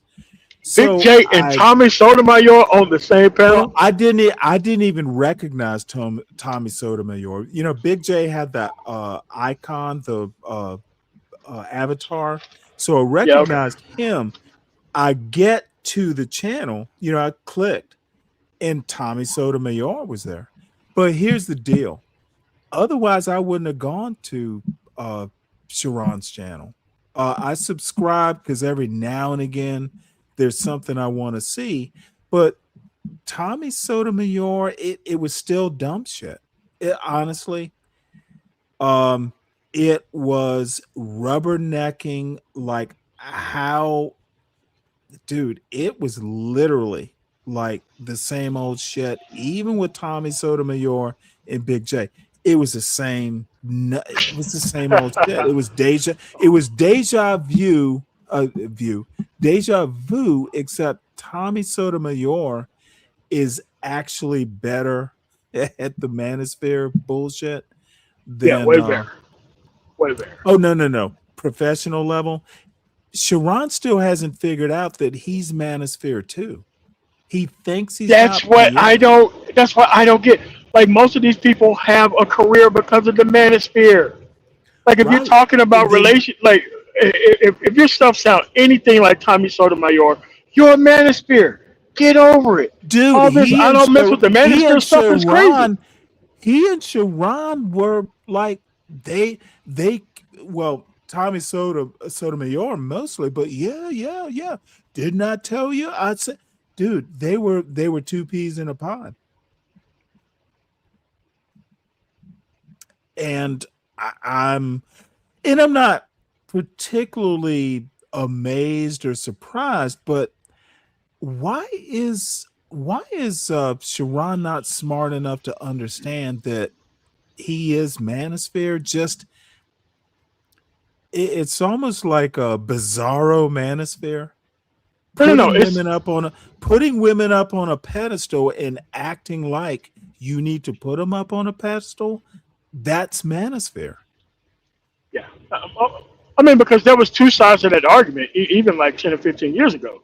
There was the pro-blacks. Oh, well, you know what? The women will act better. You know, if we had our money together, then it would. You have that side argument, and then I'm serious. A lot of people self-internalize the way that the women were responding to like abusing their infinite dick privileges within the actual community, and a lot of dudes kind of internalize the fact, well, you know what? If I had my shit together, then she wouldn't act that way. And I'm like, what? but then again, there's the pretending like there's nothing wrong side of the manosphere, and then there was the we are above it all, but we still want to deal with the same women type of the manosphere. And then there was a realistic argument of why don't you just leave dangerous women the hell alone and don't even build an actual platform based off of those women? And people were like, no, we want to talk about them. No, and that's what took over. People couldn't they couldn't solve for X. They just couldn't. Well, two things that and you know, these are a couple talking points that I haven't been able, because I actually know how I think about it, but I'm trying to figure out how can there is that point that you cannot be a black man cannot basically be quote pro-black if you marry outside your race. Look, and I haven't been I'm able not to going to figure let that part out. I'm not going to let those lunatics who actually pick low tier women and are actually stuck with them tell me who I'm going to actually date and have good outcomes with. Exactly. Isn't that what a free black man is? You marry dude, there are no limits. I can marry whoever I attract. It doesn't matter. Why don't these people understand that? No. To them, your labor is reserved for black women and black women only. And if you go outside you have to mold black women who don't want you. That is correct. And you're supposed to be with them and lock yourself down to them even if they don't want you. And look, when some dumbass tell me some ignorant ish like that, I'm like, dude, you deserve what you got. And I would never settle for what you have. I would never settle for anything like that. You deserve what you get. I hope she disrespects the living ish out of you. If you look, let's take a look. And I'm preaching to the choir. I'm just kind of talking to the audience here because I know you know this. So we need to be black men. This black man needs to be a slave to history and American culture. Dude, yes. Freedom means I can marry who I want, who I can attract. The fuck? What code do I need to be on? My code? You get a bunch of honestly limited thinkers up on a panel complaining about black women. Yes. Why do you do this for a year or 2 or 3 or 4 or 5? Dude, break out of it. And think about Thomas Sotomayor. He's been here 15 years doing this, 16 years doing this. Oh, and they're complaining about PH Diva over talking people. I'm like, ooh, you're surprised? What in the fuck? Dude, it is deja vu daily. Daily deja vu. Deja vu. They got pissed off because PH Diva interrupted Tommy Sotomayor. Really? You were surprised? You expected her to be, what did you expect her to be? Servile?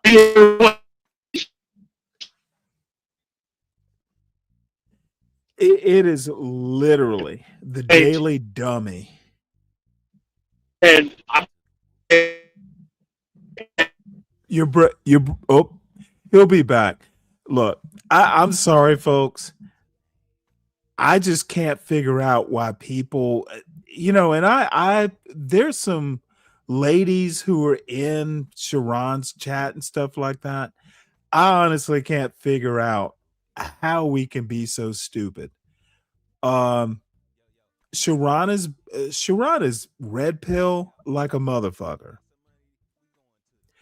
And that's perfectly fine. It is, his show, what he does. But I heard someone say earlier in my chat that on code or some bullshit like that, the black community gets mad when you go astray or something. I deal with that every day. And the great thing about it is it's not me who's weird. It's the people I talk to. Nightish, Angry Man, Sharon, all these motherfuckers are weird. Reese, Ruthless, all those motherfuckers are weird. They exist on YouTube and they want to act like, look, if that is your specific life, stop acting like it's every black person in America's life. We don't exist in your city. CM, perfect example. That motherfucker is weird. This motherfucker, and then if I say, CM, you're weird, I'm the weird one? Motherfucker, I have existed almost twice as long as you have. Who are you to tell me what is normal in Black America? Dude, these people are weird. They are just like, and the thing is I know if they actually put some effort and started, ask yourself, and hold on one second, Moti. I need someone like a CM or a Nightish. Why are you losing your channels every few months? There is something. It is not YouTube that is taking your channel. It is you losing your channel. So I'll stop there.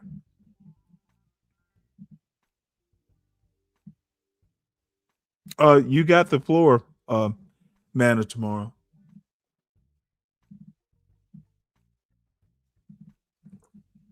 Well, I don't know. He may be busy. I am very interested in finding out what this young man has to say. And link is posted. Oh, by the way, everyone, please make sure you hit the like button. If you're new, please subscribe to the channel. Support the channel by supporting the host. Cash App, PayPal, show ideas are actually the best way to support. So let's hear what this young man has to say. He's wearing an Indiana University jersey. Back to Jim Crow. I know what y'all have heard. Justice Kagan, in her dissent, she called Section 2 of the Voting Rights Act all but a dead letter. I get all that. And on the law, she's right. But I'm not here to mourn. I got to tell y'all that. I am not here to mourn. I'm not here to be talking about no doom and gloom. I'm here to do some math. Because what this Roberts Court just did, whether they meant to or not, is they cut the chain. Okay, this fucking They cut the chain. The chain that has tied. This fucking clown. God. Oh, this is a meaty topic. Oh yeah. I mean, the thing is that this dude's willful misunderstanding of American history and how he runs. You his know fucking who mouth. he is? Oh yeah, of course I do. Oh really? Okay. Yeah, I mean, this Well, is an you on-camera gotta get through version. this. No, This is an you on-camera gotta get through version. this. Yeah, this is an on-camera version of Hood Servant. Oh, really? Well, This no, is he nothing but an sounds on-camera. smarter though. Listen to a lot of this stuff over years, and you'd be like, "How can he miss this? And how can he miss that?" And it's just that he never debates, and you've never seen this guy debate anybody in real time. Because once, look, dude, you want to disrupt this, put a white liberal in front of him, because he can't disagree with white people at all. That's kind of like the black conservative thing. You know, if you really Well, let want to me show how ask dumb you they a are. quick question. Now, I think I already know the answer, and this is what people like Hood Conservative and John Galt, CT, they never bring up. You know what? I'm gonna say it, and I just remembered something you said a while ago. They don't bring up smart white liberals. No. They bring up the dreads. Okay. Yeah. No, I'm sorry. They bring up these weird motherfuckers who And they know they're weird who when they bring don't them know up. shitty. Sorry, MOT. I'm like, dude, they're not going to, dude. And even if you bring up someone and they embarrass you, ask them to teach you. Like, okay, you know, Like, I didn't know this. Help me out, make my argument better, dude. and Thank you, MOT. I forgot that part. They will not debate. never, I'm thinking, ever. dude. I'm thinking of there's a whole group of like of dude, these motherfuckers are just, they are as big a victim in their little Yes. local yokel Georgia community, dude.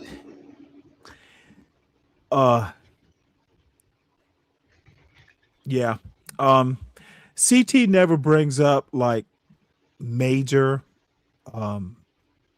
yeah. Thank you for I'm sorry, I'm dredging up memories. You've told me some shit before. I'm like, dude. And it's so obvious. Like to me, I've been listening to these arguments for quite some time, so I could point it out because I know all of these characters, kind of archetypes. But it's like, and here's the thing about white dudes that people don't get. Archetypes is the right. Yeah. Yeah. I mean, because these people are method actors. These are method actors. They're not for real. They're not for real. And here's the thing. There is nothing worse than a white guy who knows you don't know history and you're trying to debate against him. Oh shit. Ooh! Ooh! You ain't seen a well-whooped ass. You ain't seen a well-whooped ass. When a white guy knows that you don't know shit about history and you trying to debate him on history, he's gonna clean your clock. Oh, it's gonna be bad. It's gonna be horrific. Yep. And I actually go through this every now and again. But I do know history. At least enough. To dude, it's almost like a sword fight in a way. I might not win, but I will put you in a standoff. And the thing is, I'm thinking of a specific person. I've not had a white boy come up here and come close, maybe. But dude, this is the other interesting thing. And I'm thinking of a specific person. The law, like law school, that's, you probably need to know some information or, dude, it's simple logic. It is. It's literally critical thinking. That's all the law is. And yep, you were so right. you tend to, and I'm kind of interviewing you now, dude. You are brutal with some people sometimes.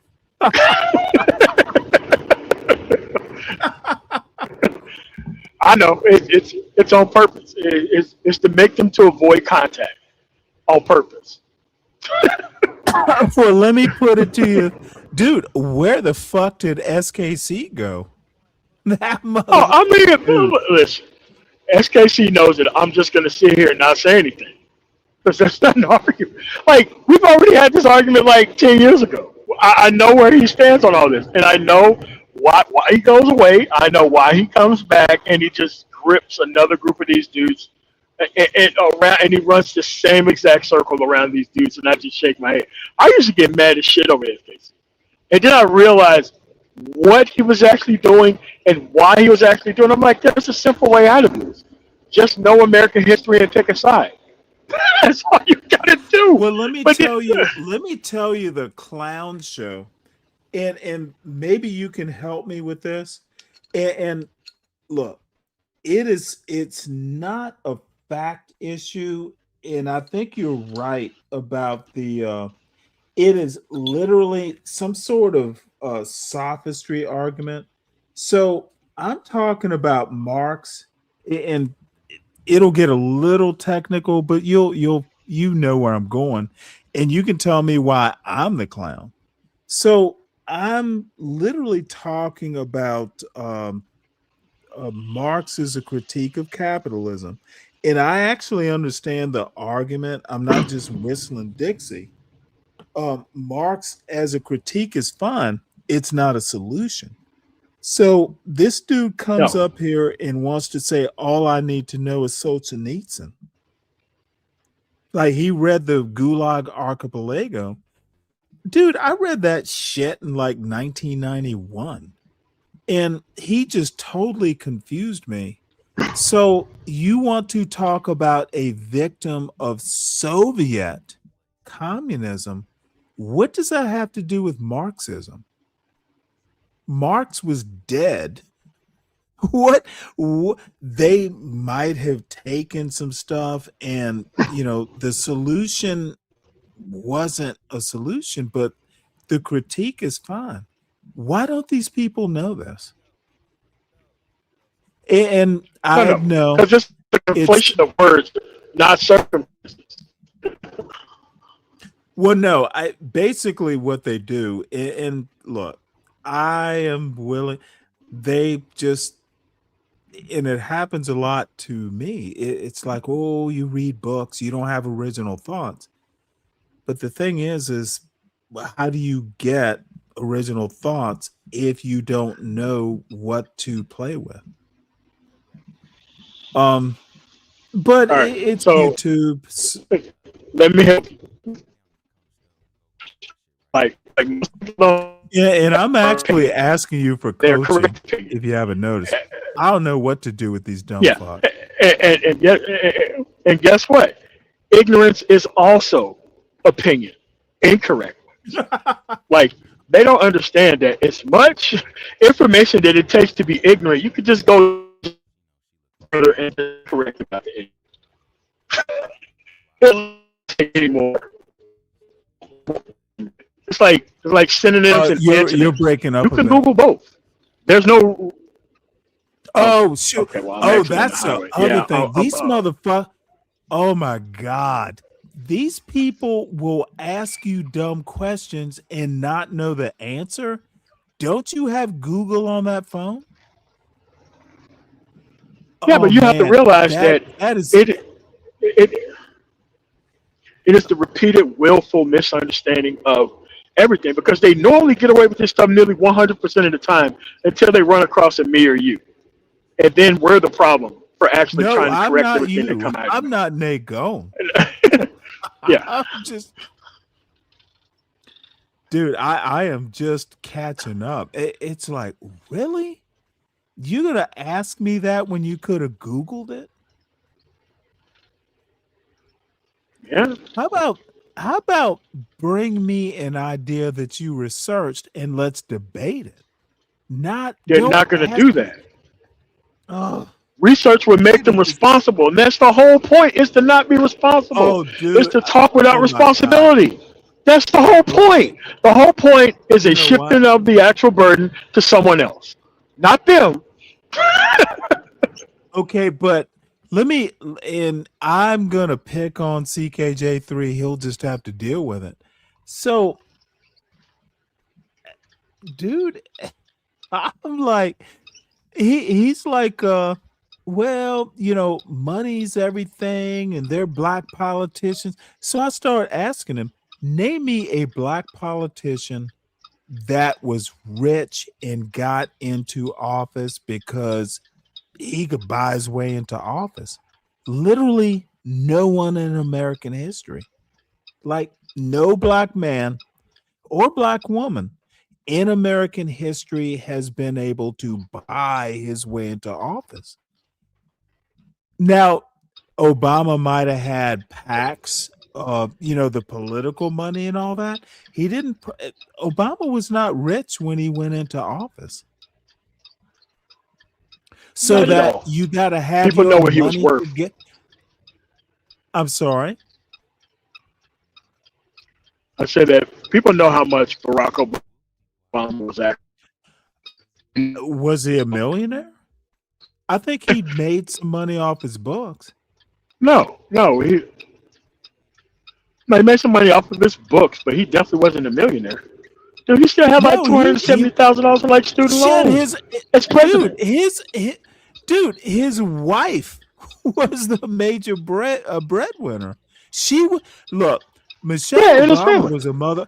Oh, Michelle Obama was a motherfucking elite lawyer. She was actually elite, and he was too. But but let me just say this. And I know I've been sipping on some stuff, so I am just not all together. So please forgive me.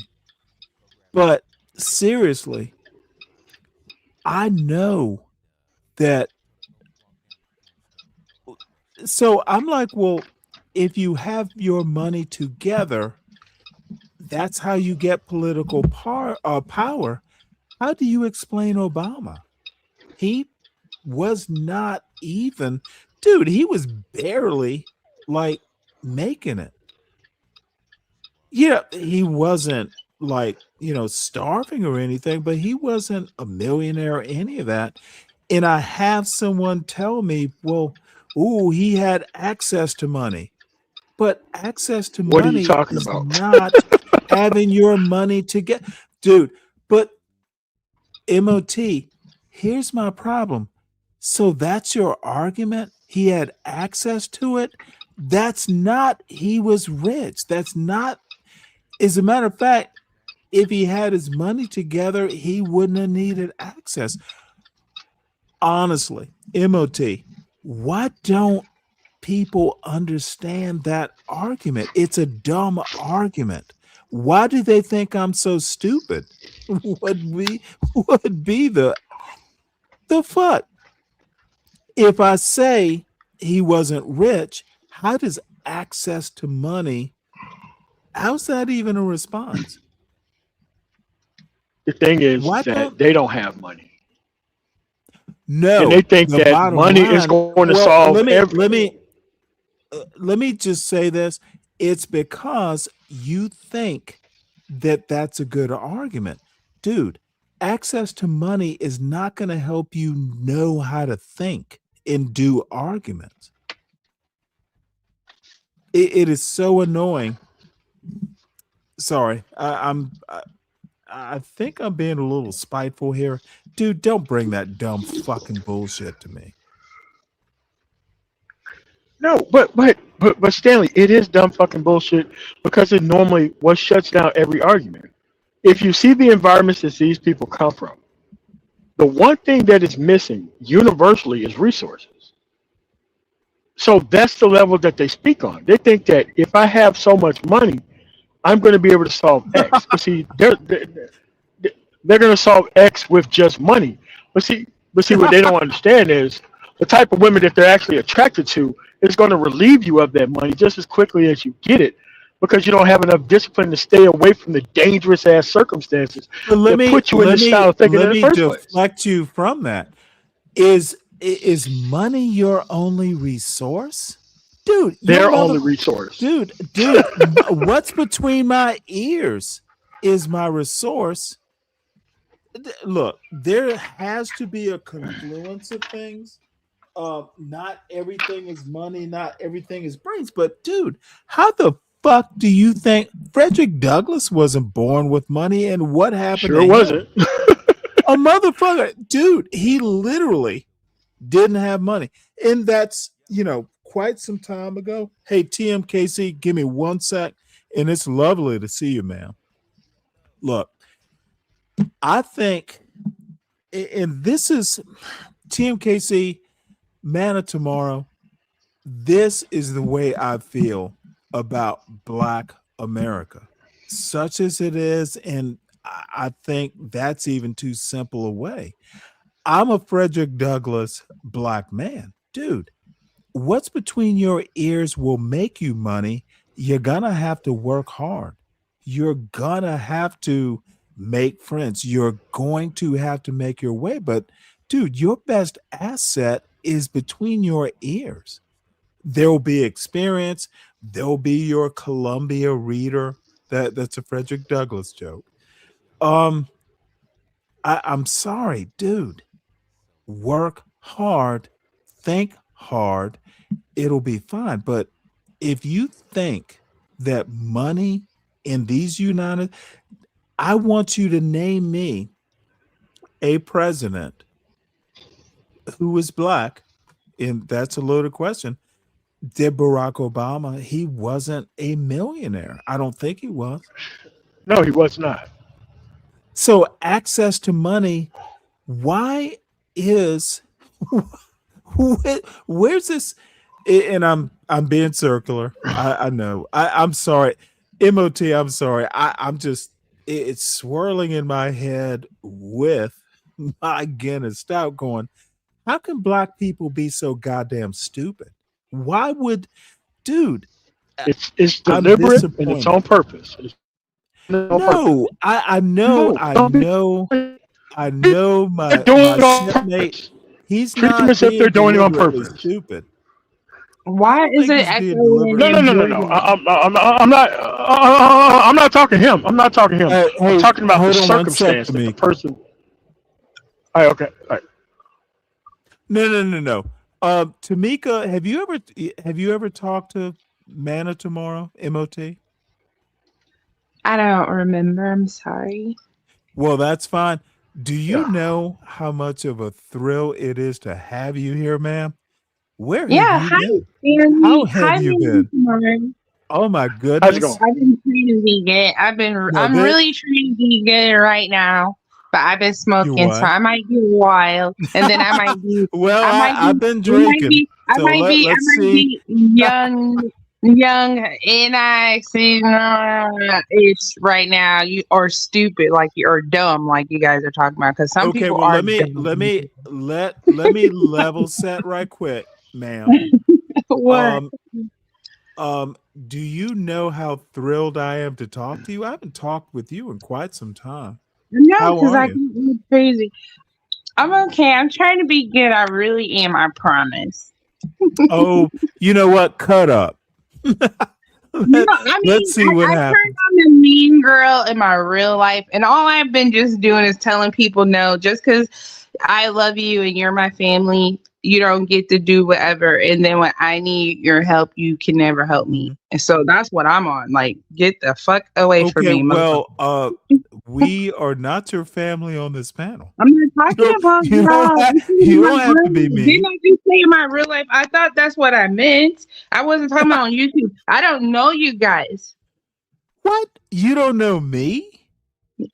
It's all an act. You guys are fucking actors, and you know it. Ooh. After this some shit y'all be saying, you wouldn't dare sit and talk to somebody the way y'all be talking to people, and I wouldn't either. Oh wait, hold it. Now, can I ask you one quick question? Let me ask you some questions. Okay, sure. And I'm not sure what to ask you. You do know this is a YouTube panel, right? Didn't I get on YouTube and come here? Well, you knew how to click the link. So, are we friends? Yes, I just told you I've been smoking and I didn't want to be bad. So are you? Oh, well, hey, you don't have to be all paranoid and all that stuff. Look, dumb you are among friends. right You have now. two. I could do it right now. You know I could do it good Oh, too. do what? Do what? Do what? Wait, hold it. Do you think? Well, let me just set. Let me level set this right here. MOT is like a legend. I'm just MOTKY Turkey for Stanley. oh, here we go. You Okay, have been smoking. All right. I'm gonna just. Well, how's your family? They're good. How's yours? You know what? My son just got home tonight, and he is tucked into his room, ignoring. He closed my door. Oh, so you're gonna take it out on me now. So okay, Dad. No. Absolutely the opposite. I'm so fucking happy he's home. My father-in-law is here. Not in the, they went out, they did some fishing. Tomorrow we're going over to my sister's house. It's a whole family thing. I am perfectly happy. But my son literally, from the dorm, and he doesn't know that Daddy does YouTube so loudly. Tell him to wash his clothes now. Let's get it over with now. No, he's fine. And you know what? The way the gas went up, it cost $70. Oh, I don't care about. You know what? Grandpa drove him here. Who cares? They'll be fine. He just needed to. But I am something. well. The family part, dude. He survived another year. He will get. He hasn't flunked out. It's fine. So I'm damn happy. So anyway, let's get away from that. Let's go back to. Let me ask you a question, TMKC. MOTU first, because I'm definitely deviating. I want to move away from politics. And I hate to sound so horrible when I say this. Where are we going with Black people not being Black men specifically, and Black women too, for that matter? Why can't they think their way off a YouTube panel? Why are we talking about the same shit? Why are we talking about leading and following when there's politics to do? Anyone? Uh-oh.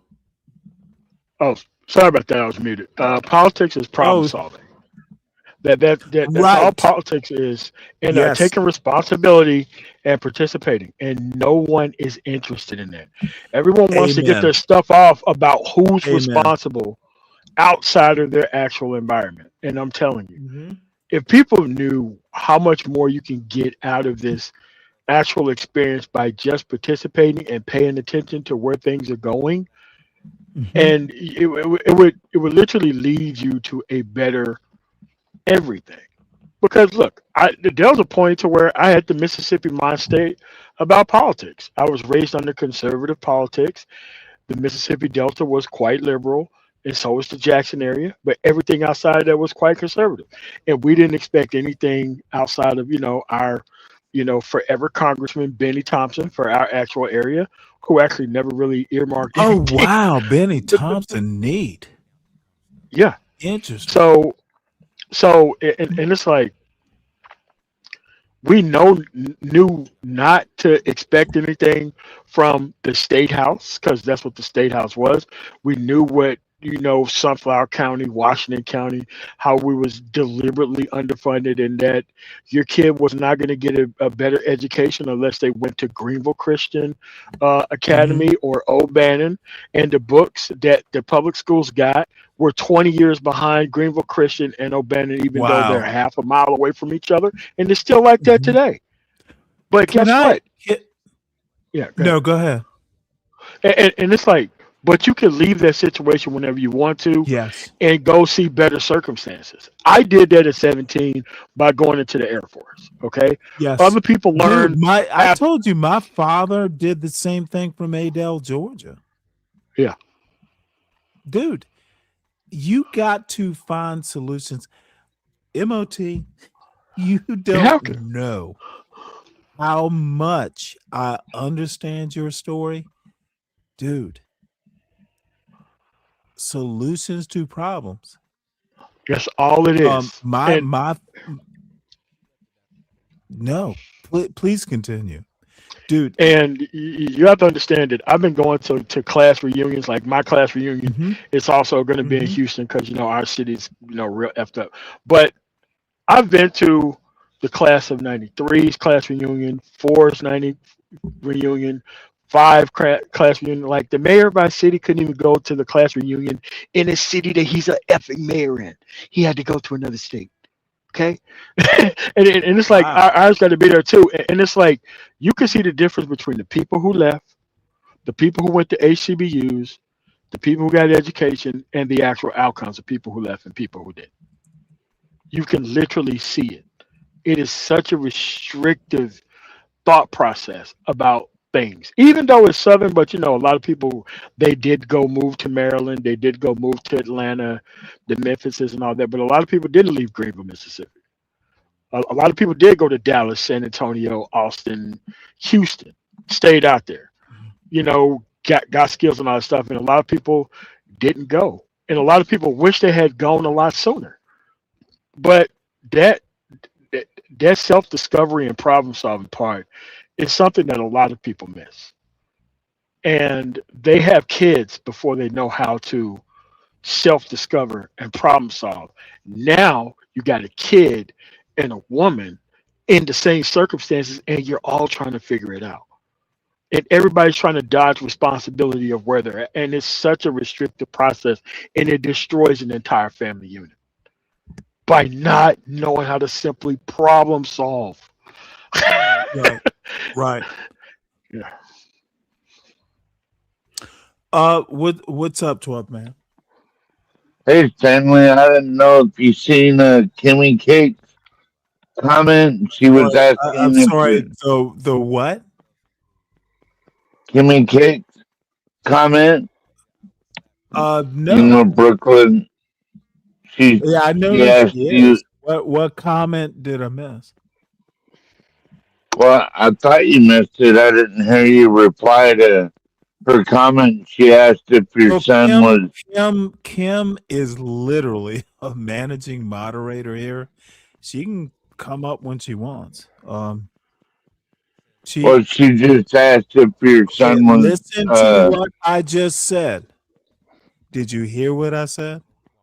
Yes, Stanley. She is literally like one of 2 managing moderators. If I don't manage her, if she knows, she's probably just having fun. Well, let me ask you the question then. So, okay, so now you have to speak for her, or are you? Are you talking? Can I ask the question? Okay, are you talking for herself? I'm sorry. Are you talking for yourself, or are you talking for? Well, it's kind of a good question. I thought it.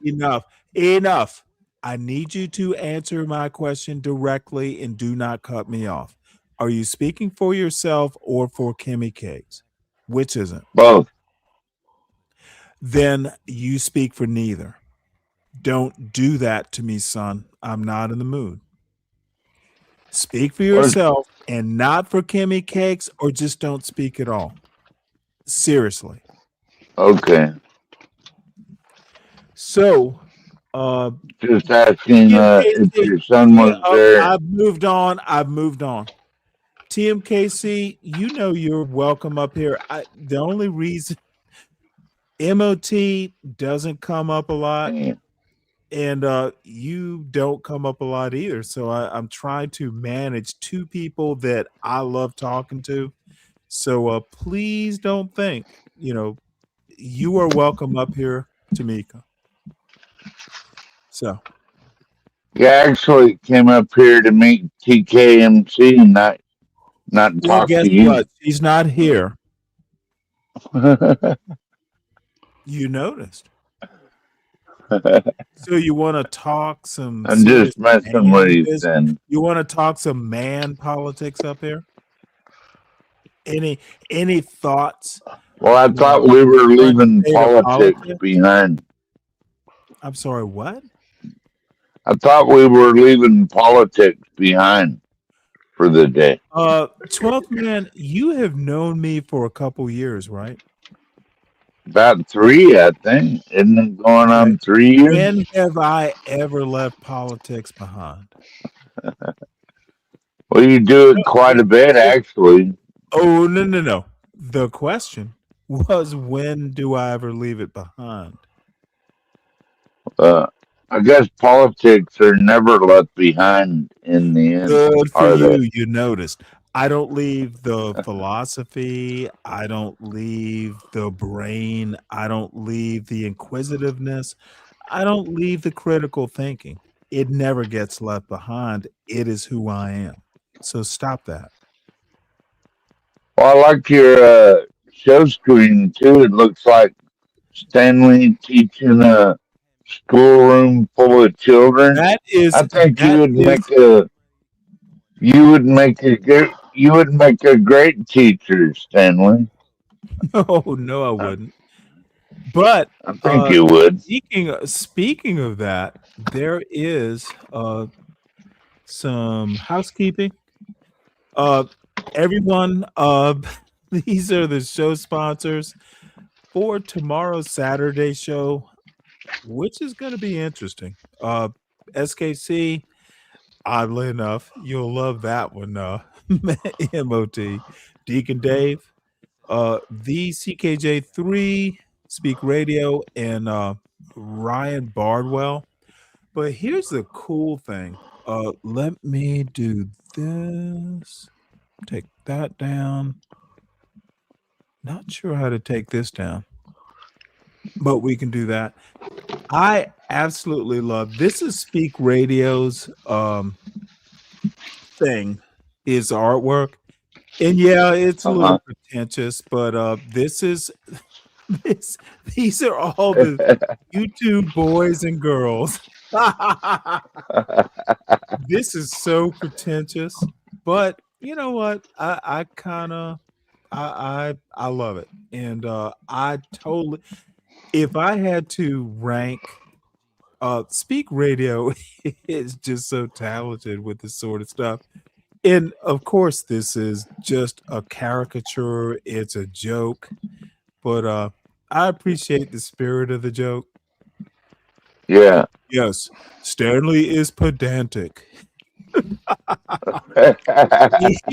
He's gonna teach us stuff you don't want to know, but it's still pretty cool. So salute to Speak Radio.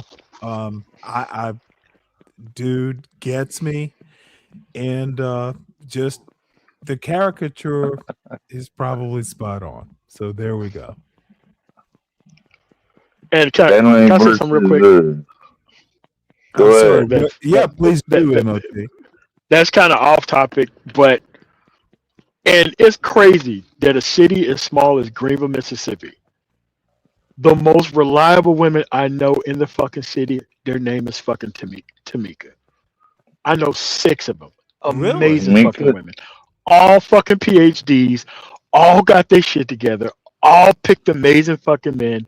Some of the most dynamite women you ever fucking meet in your life. And they're all named fucking Tamika.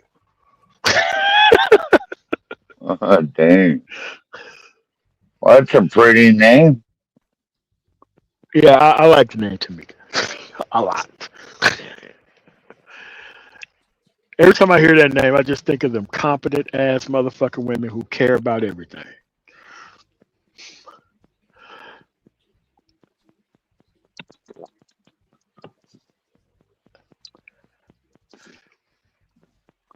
So You still let me Stanley? ask you guys a question. Yeah, go ahead. Do you think Kash Patel's drinking affects his job? No,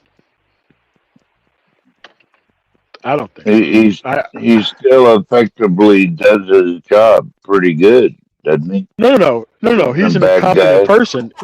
No, he's You an didn't get incompetent that person. point. That motherfucker wasn't good at his job in the No, he first. was never good at his job, dude. Dude, drinking has nothing to do with Cash Patel, man. He was just Yeah, always an you're incompetent dude. incompetent, dude. Yeah. It might actually improve his job. Getting the bad guys, No, that's no, what no. counts, Can I right? I ask mean, like a you a slight question? incapacitation may be an improvement. Can I ask you an honest Come on question? now, MOT. Rough man. I Yes, have to sir. ask you an honest question. Okay. Did you really do? Why would you even consider that Cash Patel was good at the job? Why Because he's getting the would you bad guys. ask? Did you ever assume that Cash Patel would be good at his job? If you would name like the top 10 FBI directors, you wouldn't think of Cash Patel among that group of people. Well, he's You number just 9. wouldn't. There will Yeah. one thing we do know, there will be a 10th under Trump. Oh yeah. Oh yeah. Dude is bourbon number 9. Okay, I must go back. 12th man, why did you ever think that Cash Patel would ever be good at this? Of all people, you could have said He's Pam great Bondi. at the job.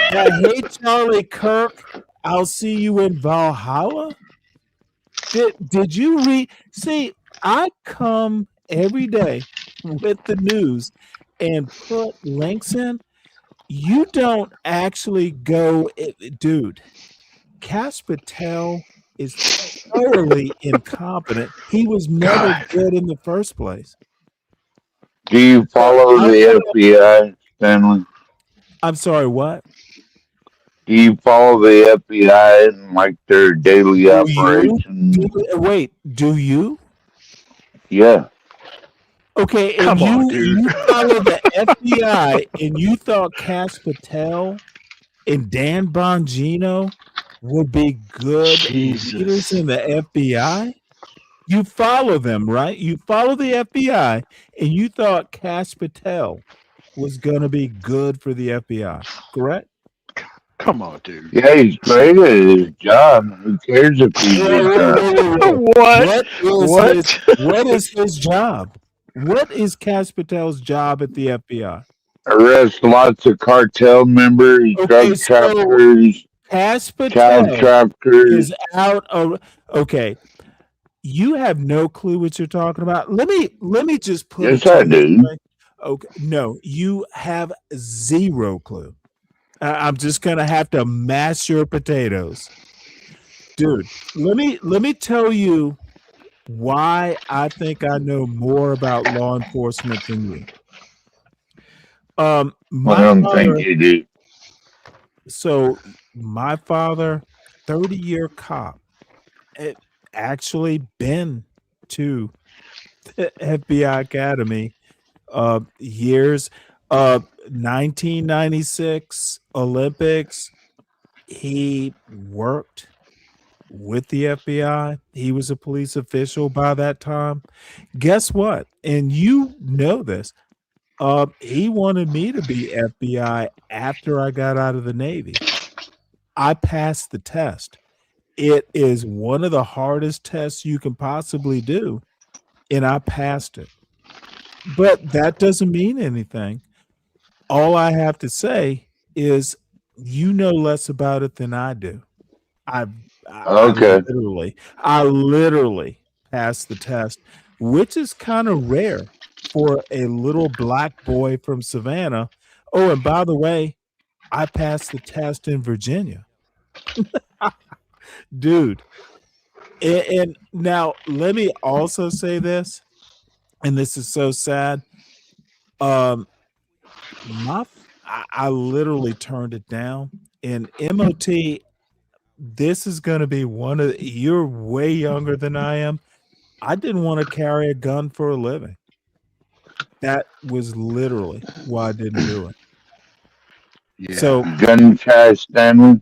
okay, I was talking to MOT. I'm not. Please, 12 man. Let MOT has the background that my father had. Much younger. I mean, I have like my father was whatever the version. He was security forces in the Air Force back in the 60s. Thank you for your service, MOT. Okay, I do not need you to speak, 12 man. Sorry, MOT. No, look, the thing I is made a that decision. I know I made the decision, and I knew this is so sad. Look, I didn't want to do it. And I had my reasons for not wanting to, and I think I made the right decision. And look, we are. I had to hang it up at some point too. I mean, I have 2 visible stab wounds that made me hang it up. Right, but the thing is, is this is one of those times. Yeah. Look, I didn't get in. Yeah. Dude, I'm not chopped liver. That test is hard. Oh shit! Then a motherfucker. Shit, I knew that'd take this. Dude, I passed. There was no like remedial. Oh, you might, dude. I passed it outright. And dude, my father was so proud. Dude, I went. Let me tell you something though. I took it in Virginia. I went down. My father had friends at the FBI office in Savannah. And dude, I just didn't like hanging out with them. It just wasn't my shtick. And you know, they did the little ride around and all that. I don't think that I made a mistake, but you never know. But I've never regretted it. And I don't even know that it's the right thing to talk about it, but I guess the reason I bring it up is, motherfucker, don't tell me about Cash Patel. Don't tell me about law enforcement. I literally grew up in a law enforcement family. I bet you think James Comey was a better FBI director. You're talking and I'm not listening. Don't talk about Jim Crow in 2026. I said James Comey, not Jim Crow. What the fuck does James Comey have to do with my point? He was the FBI director. You think he was better? It has anything to do with my point other than he was FBI director? See, this is that stupidity that I try to avoid. Why are you trying to keep up?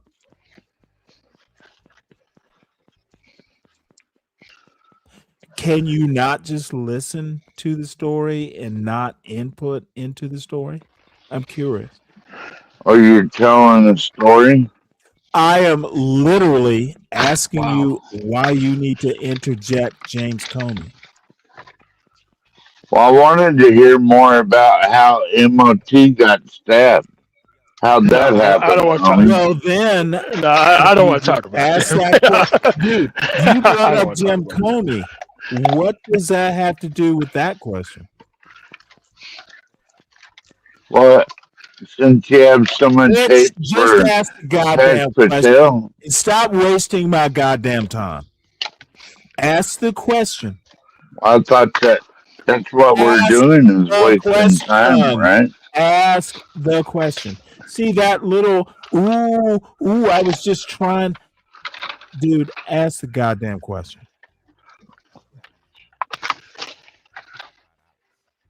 What question? I thought so. So, God soldier. MOT, what were you going to say? I'm sorry we had to take that detour. I want to talk about that. I don't talk about like the law enforcement shit because I didn't enjoy it. Not the end of it. Anyway, and it's Understood. just not my stories to tell or even talk about Right. because those were just once you go to too many murder suicides and people are just sitting around laughing about it, Yeah. it just really soured me on the actual Oh what the my hell am I God. doing here? Wow. If we can't stop these circumstances from happening, and if these people are sitting around eating Whoppers and Big Macs in front of dead bodies, and then the family come in and they're Jesus. just giggling it up and laughing Let behind their me back, and it's like, dude, I can't deal with this. well, let me say something that might actually put some framing on my point. My father's brother, literally, they were in the Air Force at the same time. He was my father's older brother. 30 years in the Air Force. Became a cop, and got killed in the line of duty. So, and I think I was going into 9th grade. That's part of the law enforcement too. 30 years Air Yeah. Force. Motherfucker went to Vietnam. He went to Vietnam and that whole Vietnam, Cambodia, just all over places, and avoided death and wound up becoming a cop in the United States of America. Walked up on a porch and it was, dude, I had to go through the funeral. It was like we got the call. It was me and my father. Sorry, that was part of. I just don't want to do that. Not if Yeah. I don't have to. My father and my uncle, his brother, dude, they were South Georgia, like cotton picking. My father was telling me stories not several months ago about they had to pick cotton to make house improvements, and it's a mismatch. I'm sorry, I'm I just had to thinking do it about till it. I get out of high school. I had to do it Yeah, out of high but school. you know what? They did Air Force. They did. I didn't have to, and I might have disappointed them, but I didn't have to. That's cool. Now the good thing That's it. is, okay, I don't need your input just yet, 12th man. So I just need you, MOT, to You want understand me to leave? about, okay, don't know why.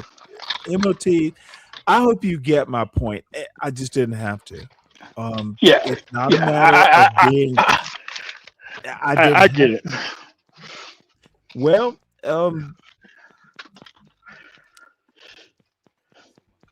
and who knows?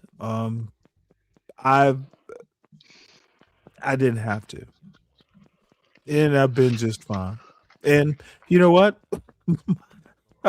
My father and I are just fine. As a matter of fact, I wonder if he doesn't admire me. I didn't have to. I've been perfectly fine. So, anyway, I guess I just sound weird repeating this. So, what do you have to say, 12th man? Lighten up the mood. What Well, I was gonna did your say, father what did your father ask you to do, or how did you get no, to I was be where just you are? gonna say it takes a special kind of I don't individual to care go about after any of bad that. guys. We're talking about your father. What did he raise you to be? Well, they raised me to be in the Navy, but then I had an accident, so Okay, I don't care couldn't about join. that. The question was, what did your father raise you to be? Not what happened. what did he raise you to be? And then we can work our way back. Independent, freedom-loving, But gun-toting no job, motherfucker. no career. What do you mean? I'm retired Oh, no. union with a There's a pension. reason I'm asking you these questions. Oh, there's always a plan. I retired young with a pension. What are you talking about? Did your father raise you to retire?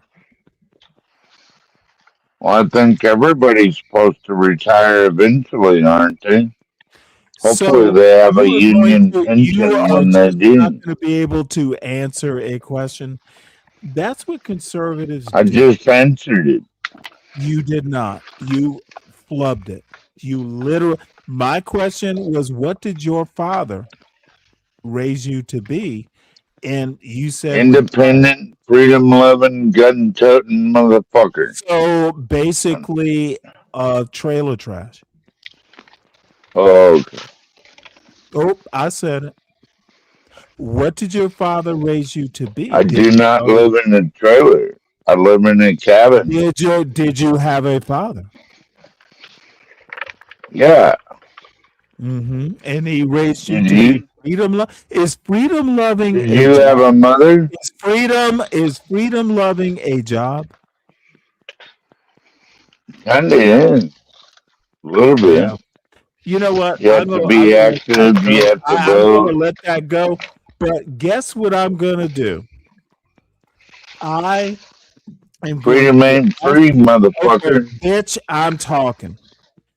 I'm going to ask you to go and talk to CKJ3 and see if the freedom loving goes along with the freedom loving plus get your money. That's got to go together. It'll be like some weird mosaic. Freedom loving, stack your money. That's got to be the way America works. Yeah, get your own land. Nope. That way no one can tell you shit. How do you buy land? You get it through a title agency. Do you pay money? You reach an agreement, and then you go to the title agency and you buy it. Yeah, this is real simple. This is literally the drivel of I don't know politics. I just talk shit because it sounds good. I just told you how to buy land. HA3 says you got to get your money together, and you say you got to be freedom loving. You don't know how to buy land. The American dream is literally be dumb as fuck and say talking points. Is that where we are? Owning your own land is the American dream. No, afraid it's not. That's not. What is it to you then? It is literally not being like you. That's not an answer. No, it's literally an answer. What is the American dream to you? I do not want to spout talking points. I actually want to do something. That's the American dream. Oh, that's it. Do something. Yes, it is literally. You asked me what I wanted. You asked me what I wanted, and I told you. I do not want to dream in a possible dream. So buying your own land isn't doing something. I don't want to stack my money, and I don't want to not own land. I don't want to mortgage land. Mortgaging land is not owning land. It's not mortgaging when you own it. Can a motherfucking be foreclosed upon? Oh, land, yes. If the answer is too yes, easy. you don't, Too easy to foreclose if on the answer land. is yes, then you don't own it. You still rent or lease your home. Don't you, Stanley? If it can be foreclosed upon, you don't own it. That land could be snatched from under you from The back taxes way easier than a house. How? Dude, these Who's gonna motherfuckers. snap my land, This MOT? is the Nobody. American dream. This is the American dream. You think you own it as long, dude. You don't own As land. long as I pay taxes on it, I what own it. you need to understand and see, you 12th man and CKJ3 and all you motherfuckers, dude, if you don't own it outright, you don't have money. I own it you're outright. okay, dude, you are over talking me and not listening to what I have to say. Your You're trying American to say dream, that I don't your own American something that I dream own. at this point, okay, dude, I will toss your dumb ass off the panel if you keep over talking me. What you need to do is find your solid snake, and maybe you can cancel out the stupidity between the two of you.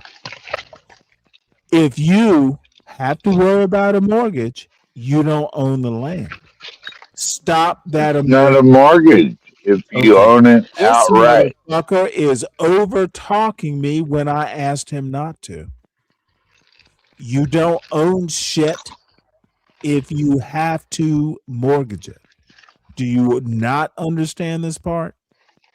I paid cash Your money for the American land. dream, your American dream is hopefully I could make the payment next month.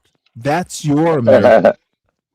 You don't ever own the laugh. land, dude. You laugh, but I You know don't I'm ever own the right. land, dude. You don't ever own the land.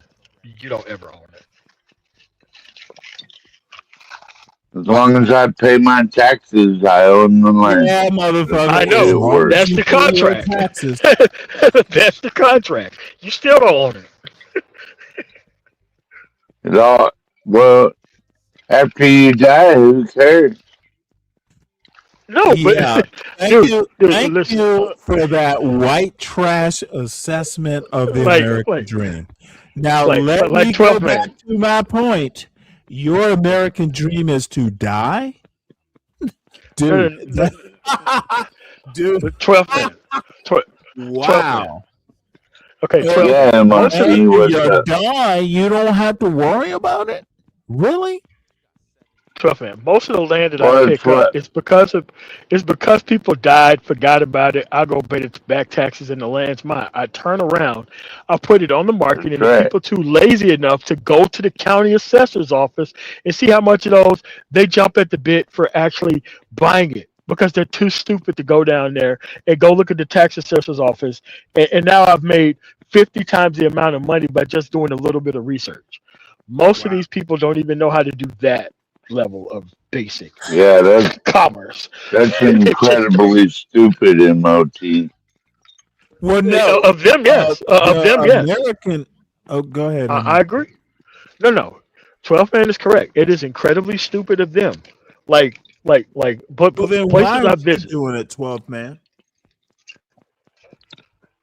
Well, I pay my taxes online. I And mean, that, it's really easy to I do. didn't ask you what you were doing.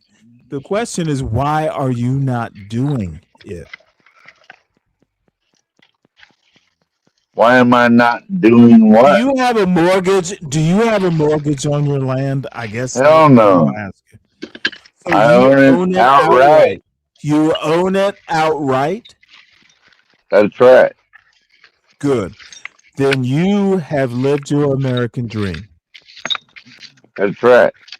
So we agree that's the American No, dream. I don't give a fuck. You answered my question. It stops there. I don't care what you do. Thank you for answering the question, though. Not, but MOT is right. No more. I don't care about your American dream. You own your land outright. I don't need to know much more. You own it. I'm uninterested. Oh yeah, after that. but okay, bitch. you only own it until you die. No. You will not force what I don't want to hear on my panel. Don't get put off. And dude, go enjoy your land, but don't overtalk my panel. So let's go back to this dude in the Indiana.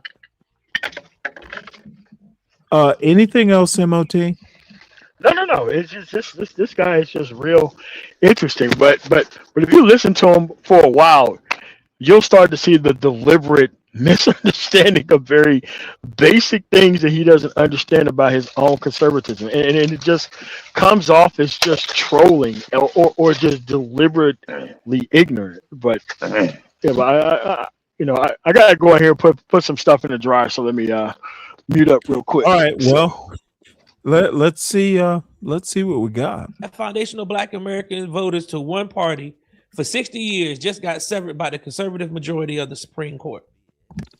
Deal is off. And we got to start as FBA voters. We got to start because starting today, well, yesterday actually, we became the most valuable political free agents in the United States of America. The math says it. The turnout numbers say it. And over the next 30 minutes, I'm going to walk you through exactly how to play this hand. All right. Let me just make one quick point. This show does not have to go one direction or another. I would love to talk to TMKC or Kimmy or Deacon Dave. Change the direction of the show.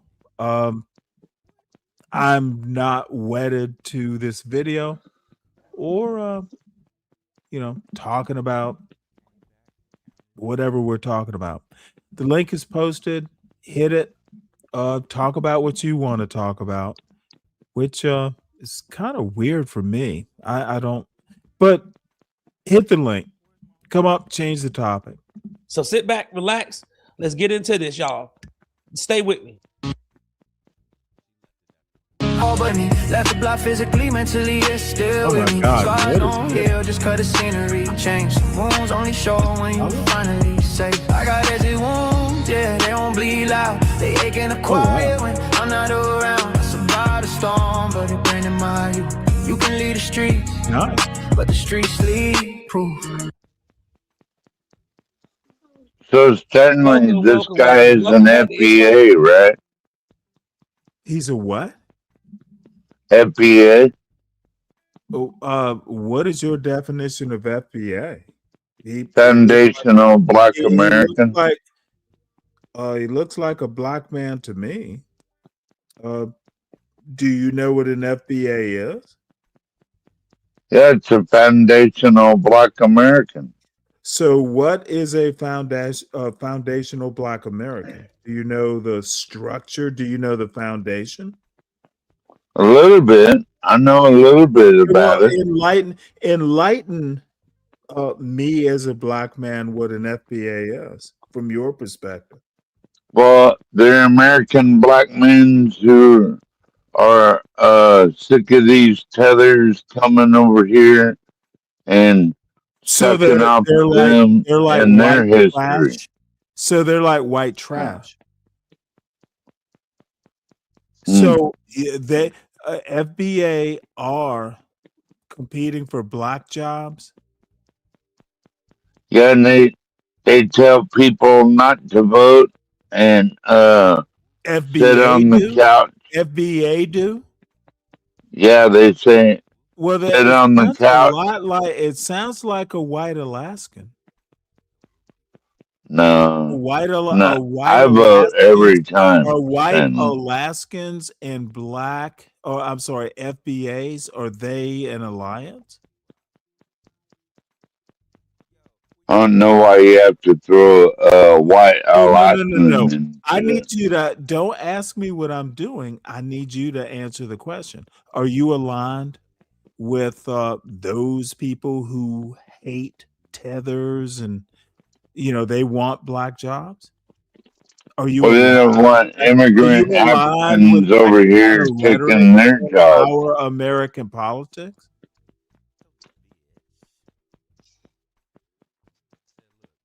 FBA helped get Trump elected. Yeah, I don't so give a maybe you should listen any of to that.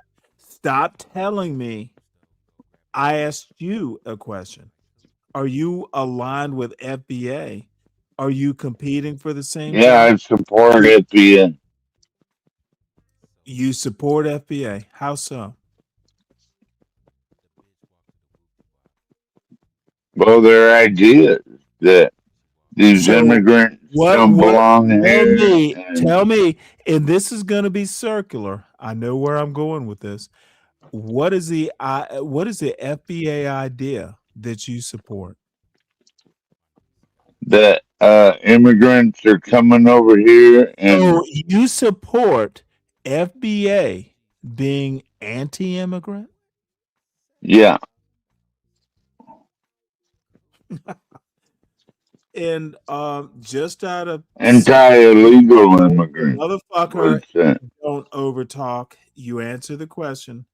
So black jobs are what you, FBA, and Black American jobs. dude, you are literally over talking me. So 12th man and whatever your trailer park politics are, FBA. I don't live in a trailer, Dude, you're motherfucker. over talking me. Why are you doing this? So your trailer trash politics, FBA politics are anti-immigrant. So can I ask you another question? And I know I'm kind of speaking out of turn. So trailer trash politics like yours are fighting for black jobs? Why do you assume Hey, everybody? motherfucker, answer the question. Don't ask me a question. Can you answer my question? Is trailer trash politics like yours fighting for black jobs, for black FBA type people? Do you support? Yeah, they are. You support the black jobs premise? I support American jobs, just like they do. That's not what I goddamn asked you. See, you're doing that fucking I can't answer a question because I can't think through it, or I'll sound horrible if I answer honestly. CKJ3 did it. Deacon Dave does it. SKC does it. You have to actually try and be smart instead of answering the goddamn question and dealing with the consequences of your shit for brain critical thinking. What I'm going to ask you once again before I lose total patience, and you are just literally kind of a guinea pig, because they're going to be really? Motherfucker, I'm talking. I lose patience with the stupidity. So, and I'm going to let you off the hook because I know you can't stand the pain. Dude, does your Thank you very much. Motherfucker, you're talking when I'm talking. Can't deal with that. Does your trailer trash politics support black jobs?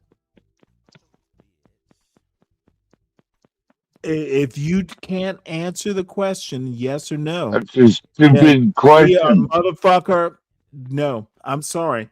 I don't have this kind of patience. I asked you a yes/no question. Can you deal with it, 12th man? Well, you're saying trailer trash I'm literally out of patience with the stupidity. Yeah. Okay. Keep thinking everyone that thinks different than you lives in a fucking trailer. Trash.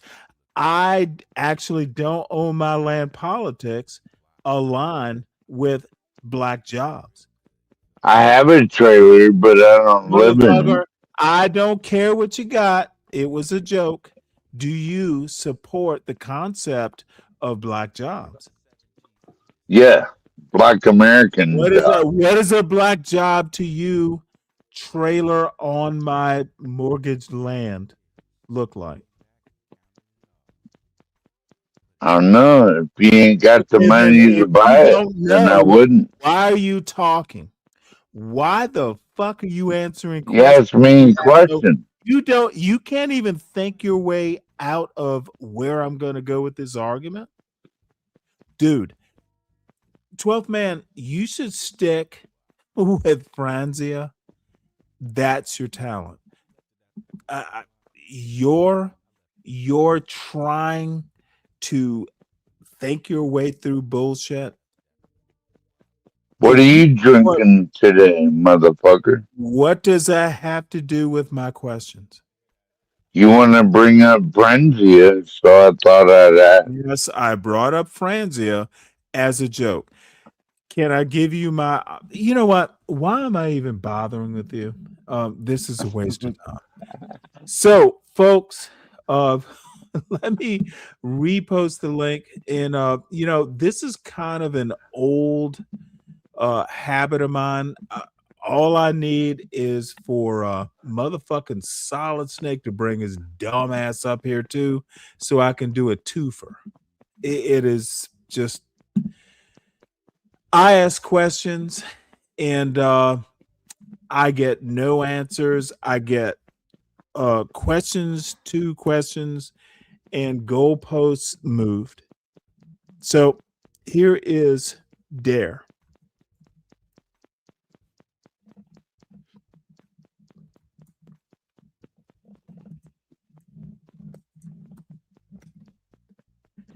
So there we go. Play the video, Stanley. I can't. You can't imagine how annoyed I am with the bullshit for months. Fuck no, they sitting back watching the people. Yeah, Maybe your old ass needs a I nap. don't know why. 12th man, what did your father raise you to be? You I already never answered that question. You answered 0. Did you grow up in a single mother home? No. So your father was there. Correct? He's a wood chopping, gun toting, redneck, American loving motherfucker. What did he raise you to be? Like him? A freedom loving, gun toting. So your father raised you to be like him? Yeah. Oh wow. Don't they all? No, they don't. Sometimes they want their sons to be better than them. Well, yeah. I'm faster at the gun than he was.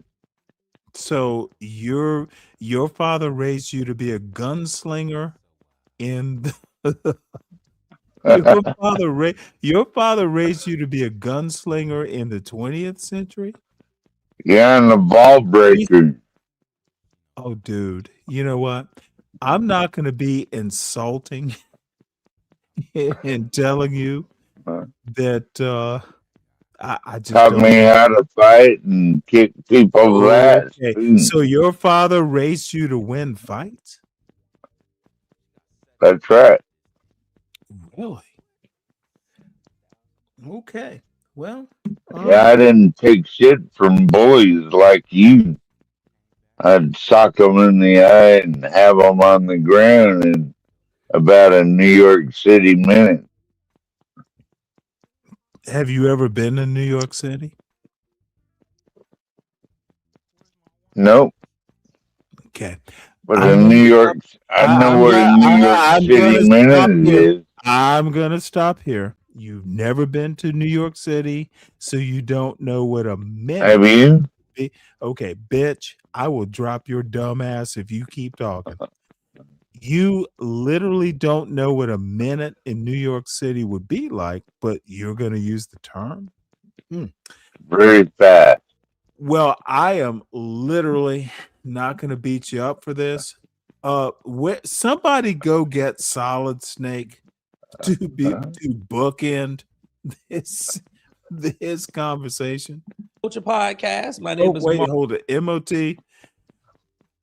Please, any comment? Deacon Dave, for that matter. Deacon Dave, come up here. Dirty dude, come up here.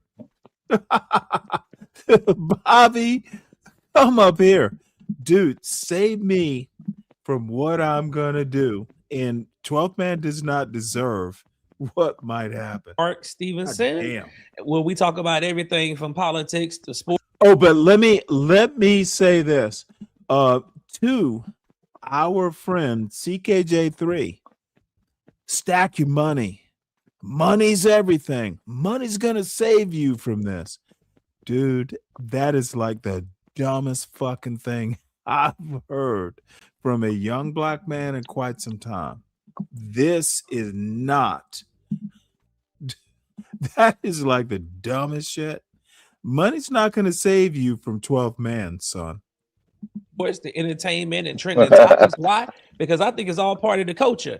Tonight, we're diving into some politics, and we're going to break down some things because I think it's time to have a conversation, a real one. If this is your first time tuning in, welcome.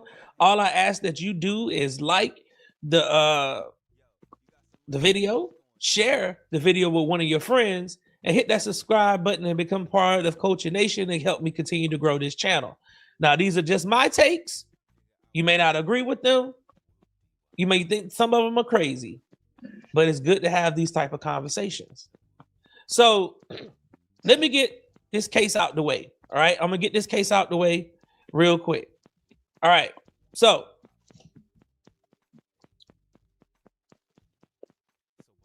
what happened? Louisiana, roughly 1/3 black. After the 2020 census, the state drew 6 congressional districts and gave black voters the ability to elect their preferred candidate in one of them. Only one of them. So the black voters sued. A federal court said that Section 2 of the Voter Rights Act had been violated, right? Because of voter delusion. And if you haven't seen my show from the other night, I talked about how congressional districts are supposed to be drawn. Not all with all the gerrymandering, how they are legally supposed to be drawn. So Louisiana, they redrew the map and they created a second majority black district. That's what happened. So the seat is currently held by Democratic Congressman Cleo Fields, then a group of voters who literally described themselves in their filing as non-African Americans. They sued the new map and said by drawing that second congressional district, the second black district, to comply with the Voting Rights Act, they effectively engaged in unconstitutional racial gerrymandering. And then yesterday, 6 justices agreed with them. Alito wrote the opinion. Roberts, Thomas, Kavanaugh, Barrett, and Gorsuch joined in. And here's what they did. Now, they didn't formally repeal Section 2. They just rewrote what it requires. See, for 40 years, you could challenge a discriminatory map by just showing discriminatory effects. And you could do that by using the Gingell's test from 1986. Today, you can't do that anymore. Now you have to prove it. You got to prove it with intent. You got to find a smoking gun. You got to have it documented. It's got to be articulated racist motive. Something got to be sitting in an email inbox or of, people who drew the map. And then on top of that, even if you could prove intent, any court-ordered remedy now has to accommodate I'm going to quote what Alito actually said directly, the original map makers' non-racial goals, including their political goals. So I'm going to read that one more time. The remedy for racial discrimination has to protect the partisan goals of the people doing the discriminating.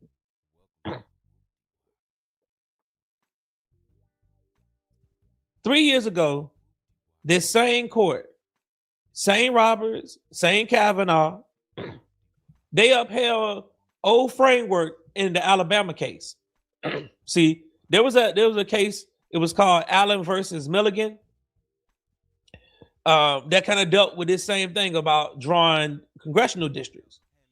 Today, they walked it back. No concurrence from how they voted the last time. No reasoning at all. Just a quiet pivot. That's the case. The Voting Rights Act, as a coalition-based remedy for Black voters, essentially is functionally finished.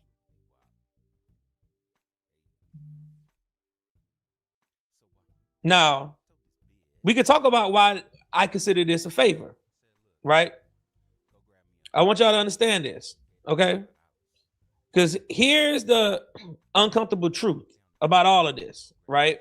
Here's the uncomfortable truth. The Voting Rights Act was protecting more than just your vote. It was protecting a relationship. It was protecting a relationship between foundational Black Americans and the Democratic Party, which, in my opinion, has been the worst negotiated political deal in American history. Now, think about it. If you've been watching my channel for a while, you know I have been talking about this. For 60 years, the deal has been Black voters deliver 85 to 90% of our vote to Democrats, election after election after election, in exchange for the party's protection of the legal infrastructure of voting rights. That deal, as of today, is officially broken.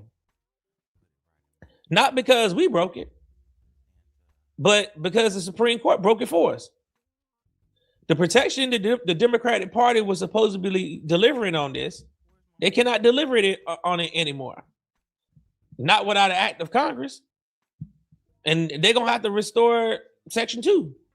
And that act of Congress is not happening in 2026. It's not happening in 2027. Shoot, maybe not anytime in the foreseeable future. So here's the question that every foundational Black American voter has to ask themselves tonight. If they can't deliver the protection, what exactly are we paying 90% of our vote for?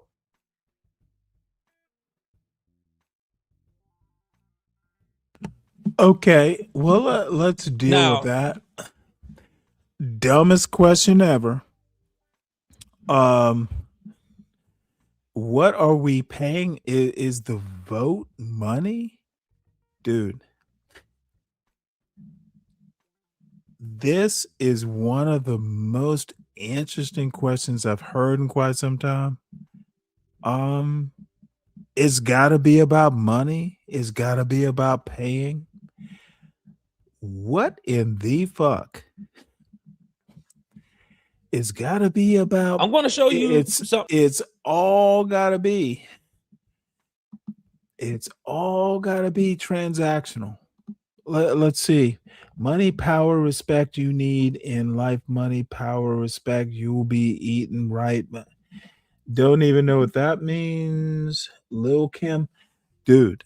So you're taking your life advice from Lil Kim? Okay. And I suspected, okay, I need to clip this. Lil Kim knows what up. Where the fuck are you going with this, son? Little Kim? Wait, hold it. I could go. I know it a song, but I gave that up back in the 90s. Now, I know she was actually really good looking, but why are you bringing up? Okay. Son, why are you bringing up Lil Kim as a political argument? I ask you about stuff. and you want to answer me with Lil Kim rap? The fuck? Do you understand where I'm going with this, son? I ask you a serious question about the Supreme Court, and you're bringing up Lil Kim? How can I take you seriously? Your little, I don't know where to go. And you know that I love you, Admiral, but dude, you're going a place I cannot, I can't not criticize this. Lil Kim is your answer? Really? Lil Kim. I ask you about politics and your answer is a Lil Kim song? I don't even know the song. Okay. Well, I I guess never I even know. heard of Okay, Little Kim motherfucker, song. I'm not even talking to you. Why do you need to talk? Okay, I Please. guess if I couldn't say I nothing, need I'll you. leave. Hey, can you sing me the Lil Kim song? Do you know? No, I never Do you? even heard of Okay, well it. then, motherfucker, seriously, I don't know the Lil Kim song that CKJ3 is talking. Do you know the song? No. Yes, motherfucker. CKJ3, of course I'm out of touch. Want to know why I'm out of touch, CKJ3? Because I don't have to be. I literally don't give a fuck, don't have to give a fuck. You worry about Lil Kim with songs trying to prove some political point. Maybe one day you'll be where I am. I could give absolutely I'm out of touch. Want to know why I'm out of touch? Because I can be. Stop it, son. Don't bring up that. Who in the hell listens Okay, to Little bitch, Kim? don't talk. Okay, enough. I need you to understand where I am, CKJ3. Stop thinking money will protect you. There are other things. It's a combination, it's a cocktail of how you get out of this. But the bottom line is Lil Kim literally is richer than you will be in quite some time. This is the other thing that these like MAGA blacks, YouTube blacks, anti-black blacks, dude, they are Megan is not the same as the women you meet. I need someone to come up here and be my foil and let me prove that y'all are stupid. Why are people worried about Clay and Megan or the fuck? I literally had someone literally bring up Lil Kim. Like, the only thing I remember about Lil Kim is she was short and she did that thing over her breasts. It was racy like 40 years ago or some bullshit. Dude, CKJ3, live your life. Stop living Lil Kim's life or dude.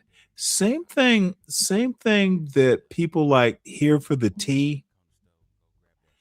They're not she's not living her life. She needs to live her life. So anyway, let's listen to this person and then I will. Is no one coming up to the show tonight? Am I going to have to roast you? Oh, wait, hold it. This motherfucker's like 6'3". Okay, Dave, 6'3", what? Which court decision? I think I know where you're going. Can you be specific?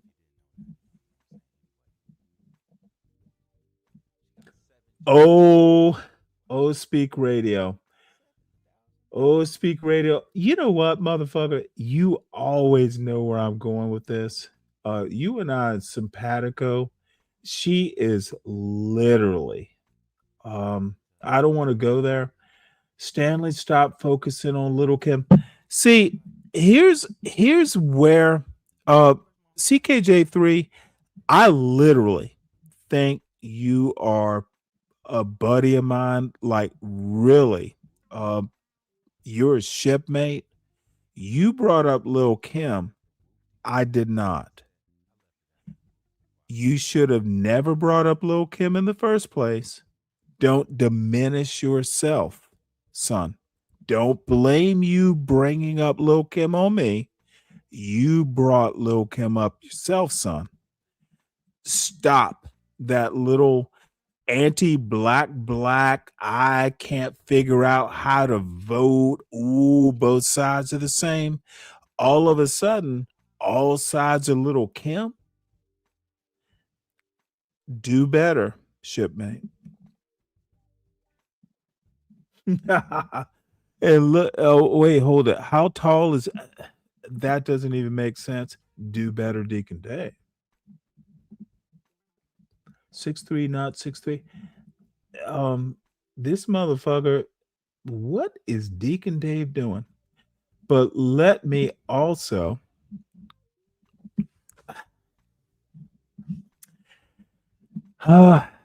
you know, speak radio. Let us do this. Dude, this is like, let's see here. This is, I love this. This is what I want to do with some young black men. Stanley versus the world, motherfucker. The Stanley lecture. Dude, there are some problems. If you bring up Lil Kim to some political or philosophical point, you're not understanding the philosophical point. Lil Kim, rap music has nothing to do. And if Lil Kim has something to do with Machiavelli or Rousseau, motherfucker, write the paper or come up and talk to me about it on this panel. Otherwise, CKJ3, you are literally not doing yourself a favor. So I'm gonna let it go, but do better, CKJ3.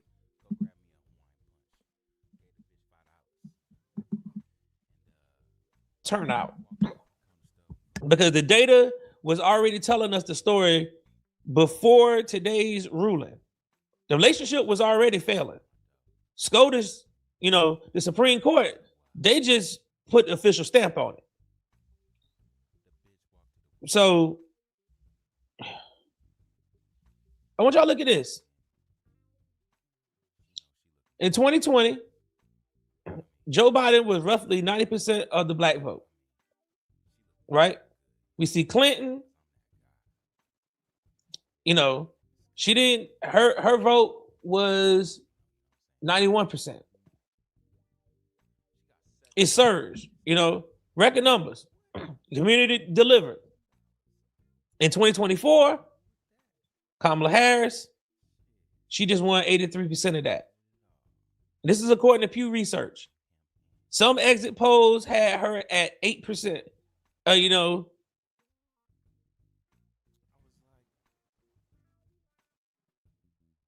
80%.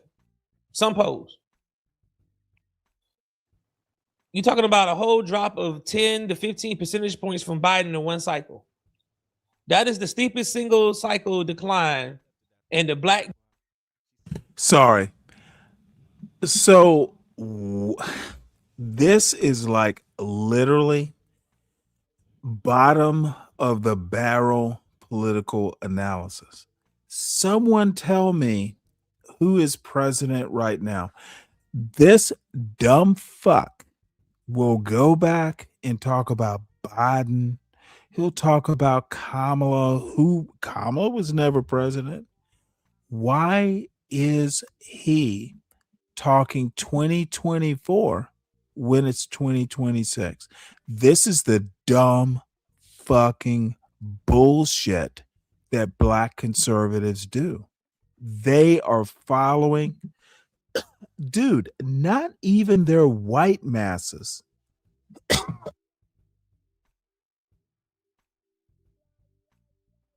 This is literally, they will say, "Oh, Joe Biden said you were black. You ain't black if you don't vote for me." Motherfucker, that was like 6 years ago.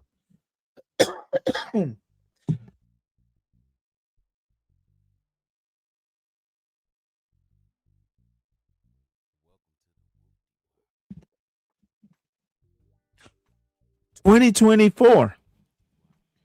Joe Biden is not president. Hasn't been since 2024.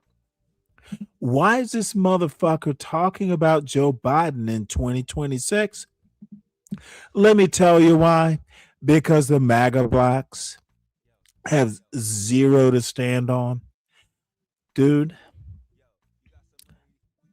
you'll catch me on tomorrow. Have a good night.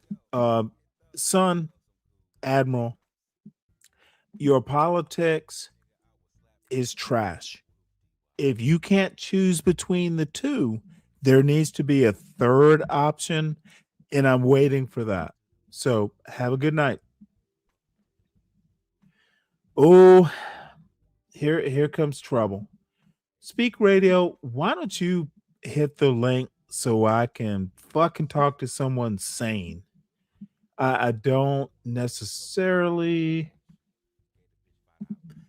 Let's see. Dave thinks this is an amazing troll.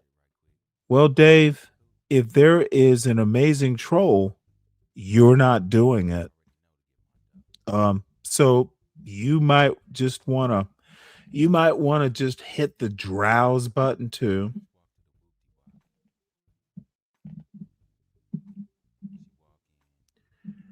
Let's see here. Yeti and Dirty Dude, I saw you there.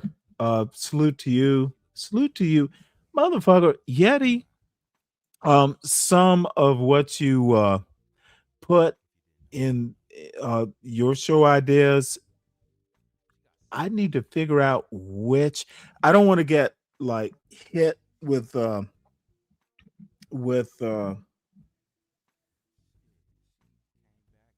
copyright strikes, but and I'm not that much of a dance guy, but you put me up to that culture stuff, and I certainly appreciate it. You have contributed to this show. It is what the cakewalk and all that stuff. I knew about it as a kid, but didn't know the history. So salute to you, Yeti. So big salute to you. Democratic support in modern history. In modern history. And here's the part that the Democratic Party doesn't want to talk about.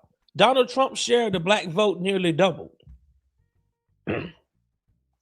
Pew has him going from 8% to.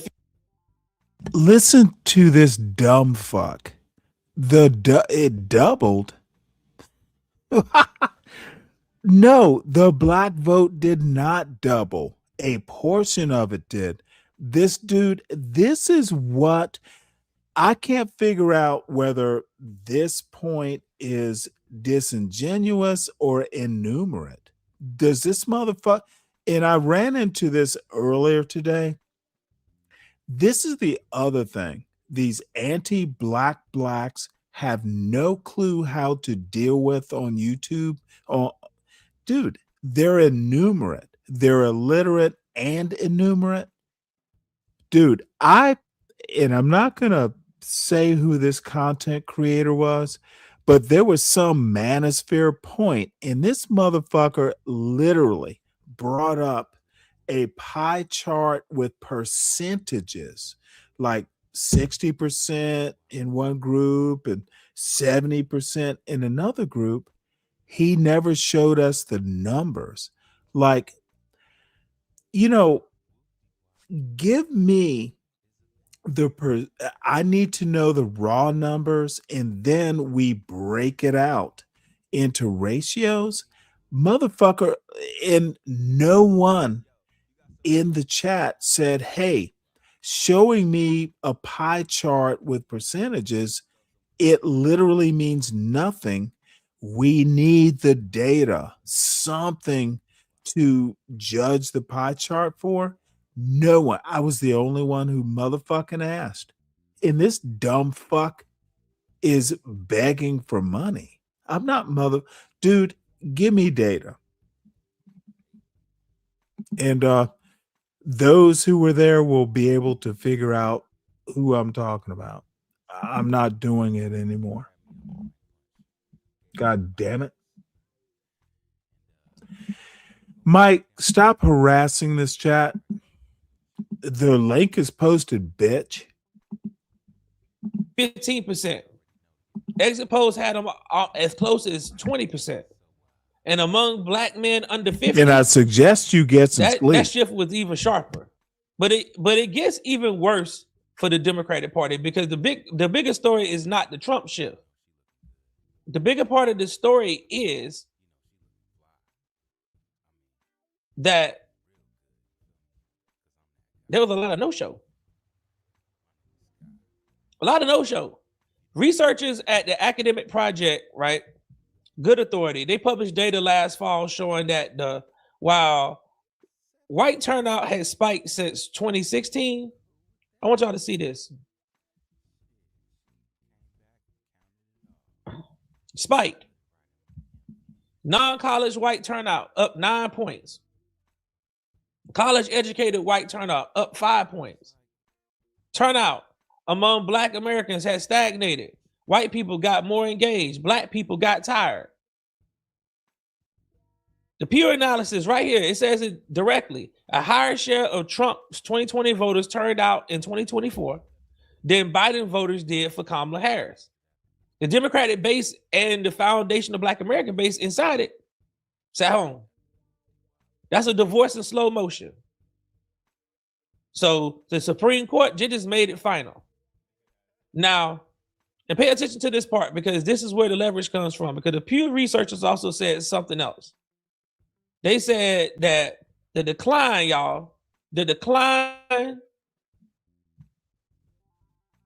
in Black and Latino support for Democrats may have decreased Democrat-aligned associate organizations because of a perceived return on investment in mobilizing those voters, so that they shifted their organizing dollars to other groups. I want y'all to read that. That actually, you know what I'm saying, what they're saying here.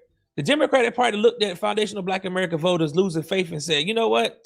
Instead of fighting for them harder, let's spend our money somewhere else. Let's go after these college-educated suburbanites. Let's chase swing voters. Let's let Black turnout slide and make up the margins. That's not a coalition partner. That's a parasite. That's a relationship where one side delivers 90% loyalty for 60 years, and the other side, the moment that loyalty drops 8%, decides we ain't worth the investment no more. And today, what's up, Mike? Hey, what's going on? Well, I don't know. You tell me. I just got here. I need to know what. First, before I start, I want to give a shout out to Donald Trump, who's ahead of my life. No doubts you do. Okay, so what's going on here? You want to do some war chants? Well, I'm just trying to get a synopsis of what's going on here before I comment. Well, I tell you what. How about you you don't have to. We can just hang out and listen to. Oh no, it ain't no hanging out. Don't start this weird talk. Ain't no hanging out. Well, wait, hold it. You said you wanted to know what was going on. Yeah, How I about want a know what's going synopsis on of what by you're discussing. listening to this silly boy's video? Okay, and it's a video about. Politics. Okay, what's the topic? Oh, motherfucker, I said politics. Okay, and what's your point? Well, I mean, what you getting at? Oh, I don't have a point. I just want to hear some dumb black kid talk Okay, about let me politics. listen. He I'll just doesn't quite listen a little understand. more. I'll listen a little more before I comment it. Cool. That is a wise decision. But when you Today, fucked up, Stanley, Hold it. not You to cut you got off more it. to say?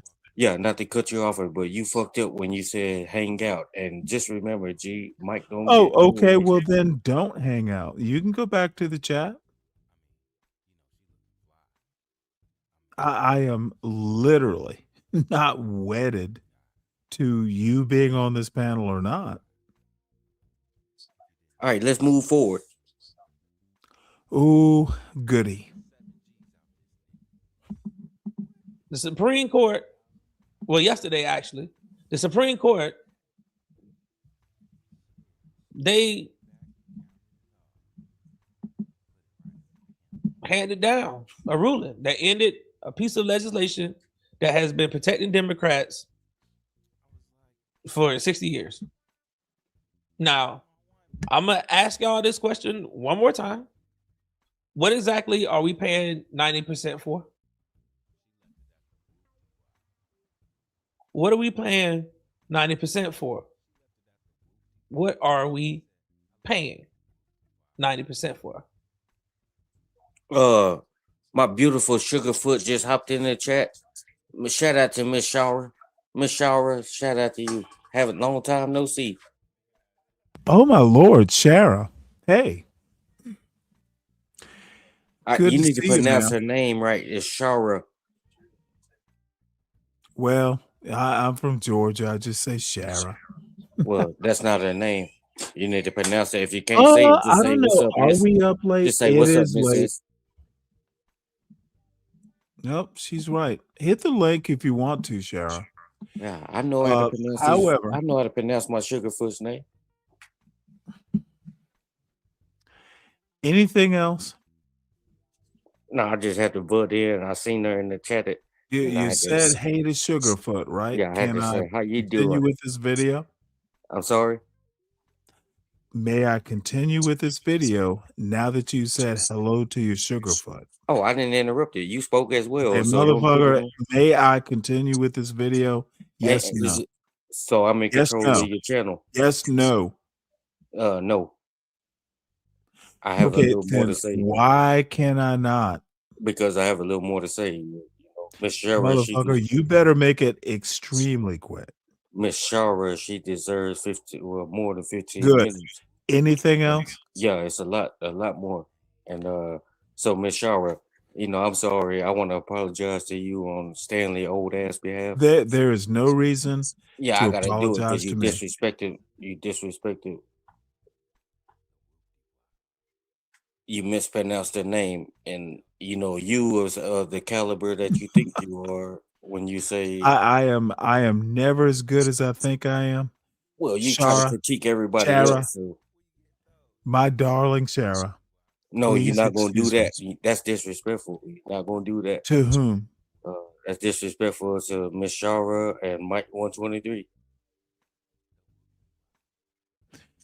So don't call her your Good daughter. night. Good night, Mike.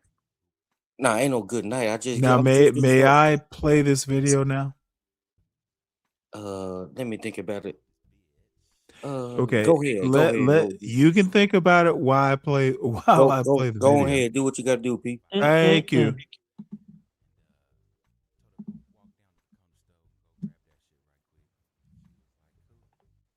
So, this deal been broken.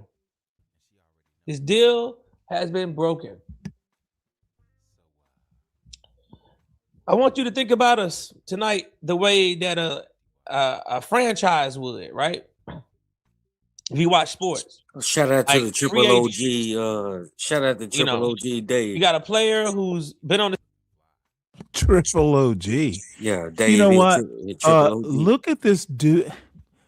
You know what? I'm not going to judge books by its cover, but this is your triple OG. You know what? Yeah, You're shout out probably to Dickie right. Dave. He is your triple OG. Yeah, I rock with Dickie Dave. That's my guy right there. There is no doubt y'all rock with, dude. It's like a Michael Jackson song between See, y'all. you always try to turn still I twist it. wanna rock with This you. is it's sad where your mind goes, Stanley. It's sad where your mind goes. No, wait, hold it. Hold on. You rock with him? Is that a Michael Jackson song between the two of you? I'm not thinking about no song. Go G. ahead, I go don't ahead, live in the sing it. music world. I know you want to. I don't live in the music world. I I don't think about wanna a song, rock man. with See, now you you acting stupid. all night.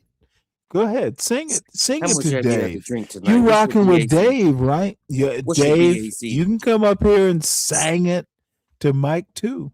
Come on, Dave. You know, it's really sad I that wanna you rock with you you. resort to that. You know, as Yeah, old as okay. you are. You can stop talking But now. no, I'm We gonna continue get, to talk. You want to we sing it, man? Can I sing it? we understand that you want to rock with Dave. There's no understanding. See, You this wanna is sad. go ahead, sing it. Sing it. Sad. I It's wanna sad. rock with Dave. Go ahead. Go ahead, Mike. It's sad, G. What's up, Speak Radio? What's good? Go ahead, What's because good? What's good, Yeah, Stanley? hey, Speak. It's obvious. I've had a Guinness or two too much, but Oh, I I'm can having hear it fun. in your voice. Motherfucker, I'm having fun. Hey, but look, the reason why I jumped on the panel real quick is because I got an exclusive for you.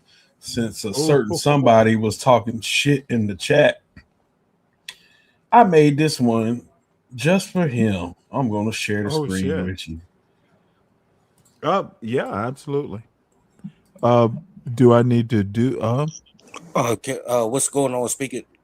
What's up, Mike? Hey, can you speak? Who you make? Can you say the name it? Oh, it's going to say the name on the. Oh, but you can't say it. Oh. Okay, I get you, G. Okay. My name is Kelvin. Oh wow. Oh, that's kind of mean. Oh, he had so much to say earlier in the chat. Wait, Kelvin? Yeah, megabyte, whatever. Wait, really? What did he have to say? He was like, I guess you were showing the thumbnail that I made you. He was like, oh yeah, you just got to make some prompts. Oh wow, that's real hard. Okay, wait, whoa. He did what? He said something to the effect, oh wow, you just said some prompts in AI in the chat bot, and wow, that's real hard, or something to that effect. Even look? See, can I speak on your artistry? And I'm not gonna even bullshit, dude. And it makes you get me. You get where I'm going, and pretentious as I might be. You gonna tell him he get where you going? You ain't saying This is brilliant, dude. I have to say this.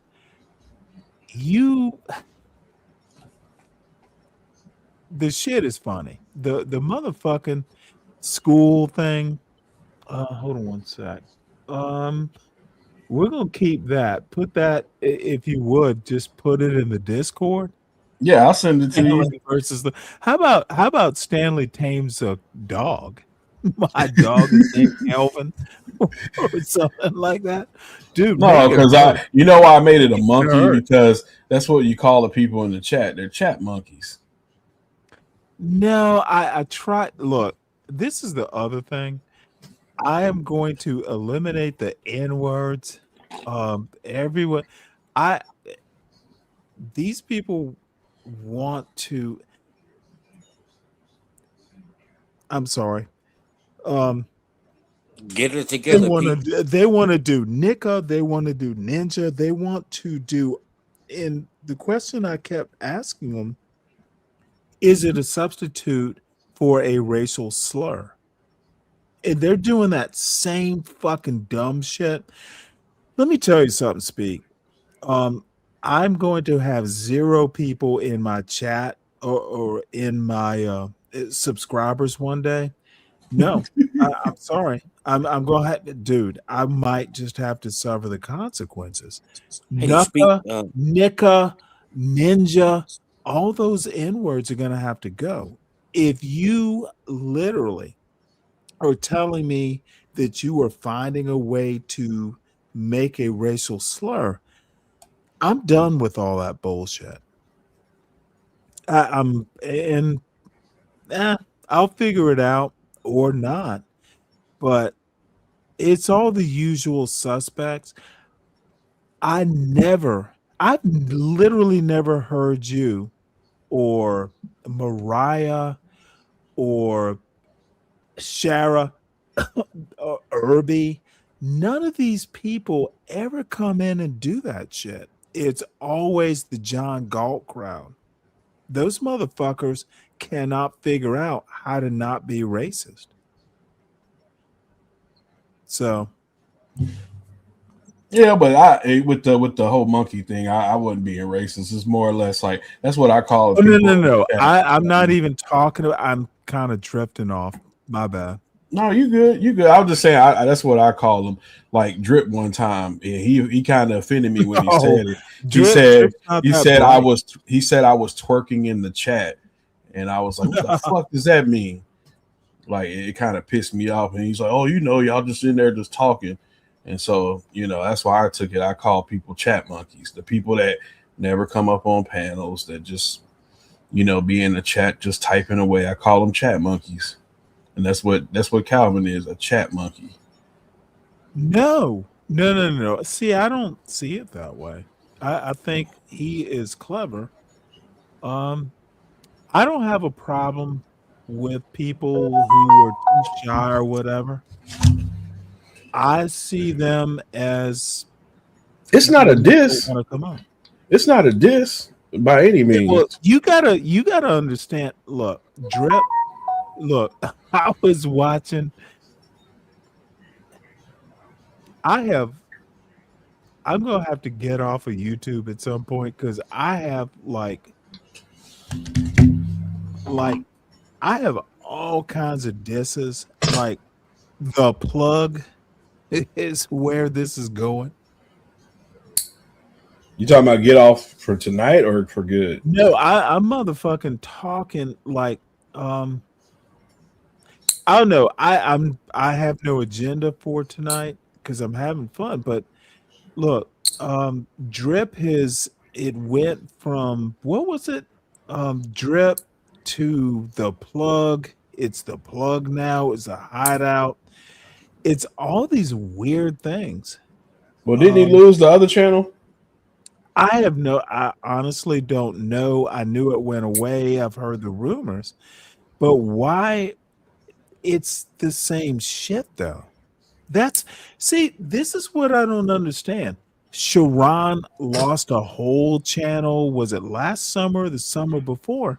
He's doing the same shit. Drip, same shit. Nightish.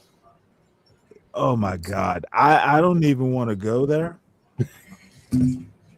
I'm not even. Why do they think the same formula? Now, Nightish is a little weird in that you could stay awake. I don't even understand. Nightish is, I don't even know where to go. Because he's my buddy, but goddamn, dude, this is what why are you blaming YouTube for taking your shit? YouTube didn't take the shit. You made them. You made them take it. That's I don't know. what I don't get. I think YouTube's weird. YouTube's weird about what they take down and what they let make. Well, let me ask you a question. I literally had 2 strikes last October. Guess what I did? I went and disputed them and got rid of them. This was on your own channel or when you were still over there? Yeah, no. It was on my channel. What were the copyright claims or what? Oh yeah, absolutely. 2 solid strikes. It was like, motherfucker, it's October. You got 2 strikes. You might not make it to the new year. And I went and I fought for my goddamn channel. Dude, one of them was NPR, and I fought. In some weird cooking channel, I fought for that. But I know how to fight. I don't but YouTube is not like no. right across the YouTube board. is not the dude. YouTube is the arbiter. YouTube doesn't do the strike. It's people through YouTube do the strike. YouTube isn't NPR. NPR had a problem with it, not YouTube. Oh yeah, no, I know that. But what I'm saying is like usually just on content. Now, if you play somebody's stuff that's big, more than likely they're gonna have somebody from their team go through and look and see if anybody was streaming their content. They're gonna go throw strikes against you. Like if you try to play Candace Owens. I actually have a well, who plays Candace Owens' stuff? No, I'm just throwing out somebody like a big streamer's name. Like even with Joe Rogan, if you try to play one of his streams on your stream and talk about it, his team is gonna find out and they're gonna throw a copyright strike at you. That's just what can I present a counter argument? What's that? I honestly don't think. I just see it as a smaller community than that. And I don't play Joe Rogan because I tend to be kind of small ball. I'm more interested. I don't do the whole controversy. I have my own newspaper subscriptions. I once got a strike from the New York Times, and I countered with, I subscribe to the New York Times. I can show what I want, and guess what? I want it. I motherfucking pay for that subscription. There is no goddamn way the New York Times is going to tell me I can't show what I pay for.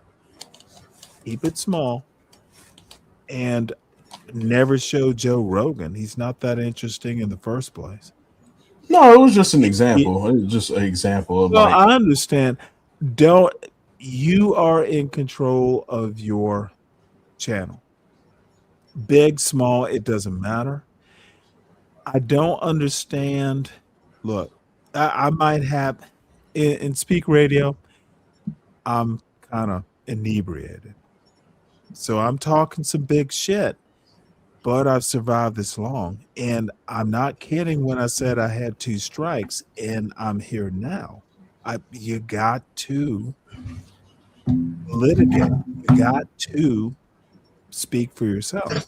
That's why I don't want to hear this. Nidus is going to be mad. That motherfucker's a victim. He let himself be a victim. Motherfucker, if I lose my channel, I just lose my channel. But the bottom line is I'm not going to let them take it. YouTube does not take channels. You lose it. And if you fall asleep, whatever, motherfucker, YouTube, you forced YouTube to be YouTube.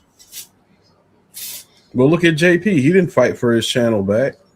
I don't give a fuck about JP. I give a fuck about JP way less than I do Nightish.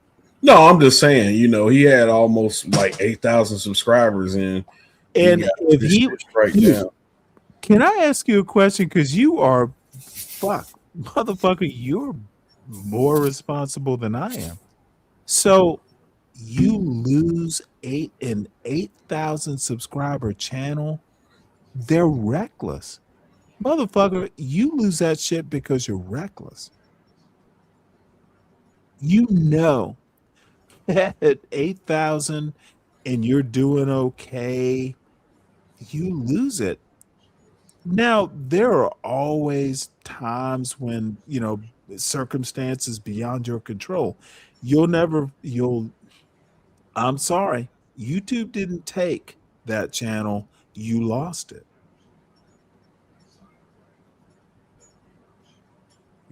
You don't agree with that? I'm kind of like iffy because, like I said, YouTube just runs AI on channels because Yeah, there's and too many. There's too many like content creators, period, for them to just have a person go through each of these channels. They just no, run.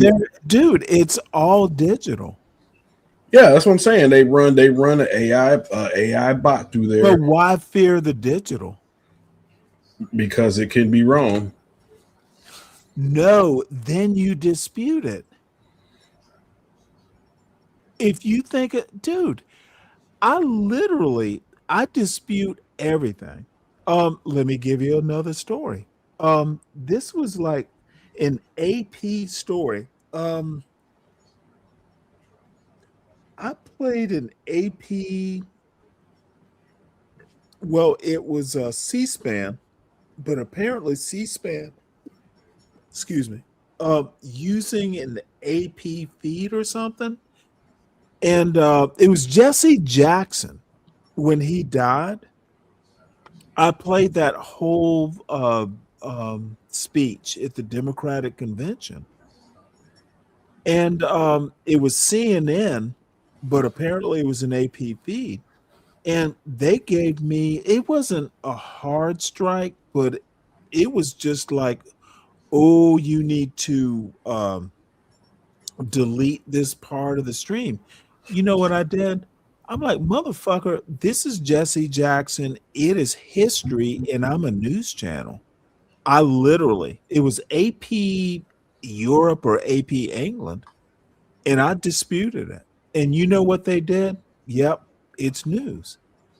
Dude, you just have to understand the argument and how you present it. They literally, like 45 minutes later, they're like, yep, you're right. I don't do bullshit. I don't mean to crow, but you fight everything, motherfucker. If it's your channel and you disagree, sometimes you just might have to take the hit on the chin. But motherfucker, I'm a goddamn news channel. And I take that shit seriously.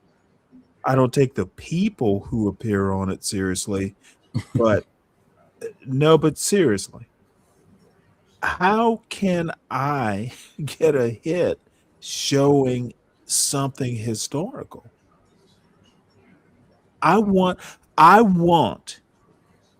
AP Europe to tell me that I cannot do as a news channel a Jesse Jackson speech. I need you to convince me that that's a strike.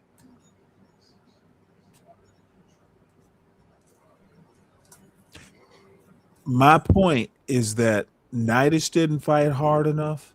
JP didn't. Well, JP, I'm not going to make the comparison. I don't want, if you decide that, hey, I lost it, I am simply not going to sit here and hear that victim bullshit. And Deacon Dave, and I'm particularly mad at Deacon Dave, I don't do that victim complex bullshit. Stop telling me that you lost your channel, YouTube took it, and wah, wah, wah. Motherfucker, you lost it. I'm simply not going to. You'll never convince me. Protect your brand if it's that important to you. And by the way, see that shit up on my goddamn screen that says Stanley versus the world? The Stanley lecture? Yeah. See that? And you know what? I was gonna take that out too, but I was like, no. Let me tell you where I'm going with this, motherfucker. That you have made my channel a legend, motherfucker. Dude, I don't have that kind of talent. Dude, I'll fight for this goddamn screen. It says Stanley versus the world, the Stanley lecture. Motherfucker, give me a strike. I'm going to fight just for this screen. That shit is awesome. Do you know?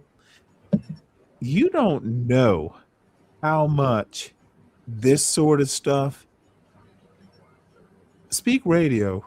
You never have to spend $1 here, motherfucker. You have made my channel. You and Portia, y'all have taken some little nerd. You don't know how. You literally don't know, do you? No, I'm listening to you, motherfucker. You have literally made this channel. You and Portia, and Tough Guy with the music. No, yeah, he did too, but Tough Guy never comes around here anymore. I haven't seen Tough Guy anywhere. No, I talked to him. He was over on. I think he was over on CM's channel the other day. But let me bring this back to where I wanted to go, and then we'll just let it go. Your artwork, Portia's idea, this channel would never exist without Portia. And to a certain extent, John Galt himself. That's why we kind of did a rapprochement. John Galt, he, whether I like it or not, I will always, in CT too. That's why I will speak my mind. They're all motherfucking racists. However, I'm always going to go soft. For better or for worse, just criticize me for it. But CT's always been nice to me. And John Galt, as much as we have fought and, that shit was bitter, I have to say that it is what it is. Portia, I will never, that woman, that young lady, she put me up to evil. She was the one who came up with Stanley versus. She literally said, "Well, you'll just fight with the world." And I'm like, "Yep." No, so, Portia's good people. I wish she'd come back. Nope. She is doing fine. No, I mean, I'm pretty sure she is, but I seen I also want to give you your props. Motherfucker, you don't think this little classroom thing doesn't keep me going? It is funny. So you get a hand in this this project too. Yeah, well, I said why run from AI? I just use it, and I threw some stuff at some people and they liked it and I let them use it. So hey. Well, let me say this. You have added fuel to my elitist. You have added fuel to my what did he call it? My Du Bois called it a some elitist black fire. Was it that 10% or something like that? Mike, hit the link. But I guess this all comes down to I wish I could make art like this. It ain't hard, and that I just did that real quick for Calvin since he was talking that shit. It's like, don't get it twisted. I can make freehand shit too, but the AI shit's just quicker. It is what it is. Well, all Calvin needs to know, or Kelvin actually, Kelvin.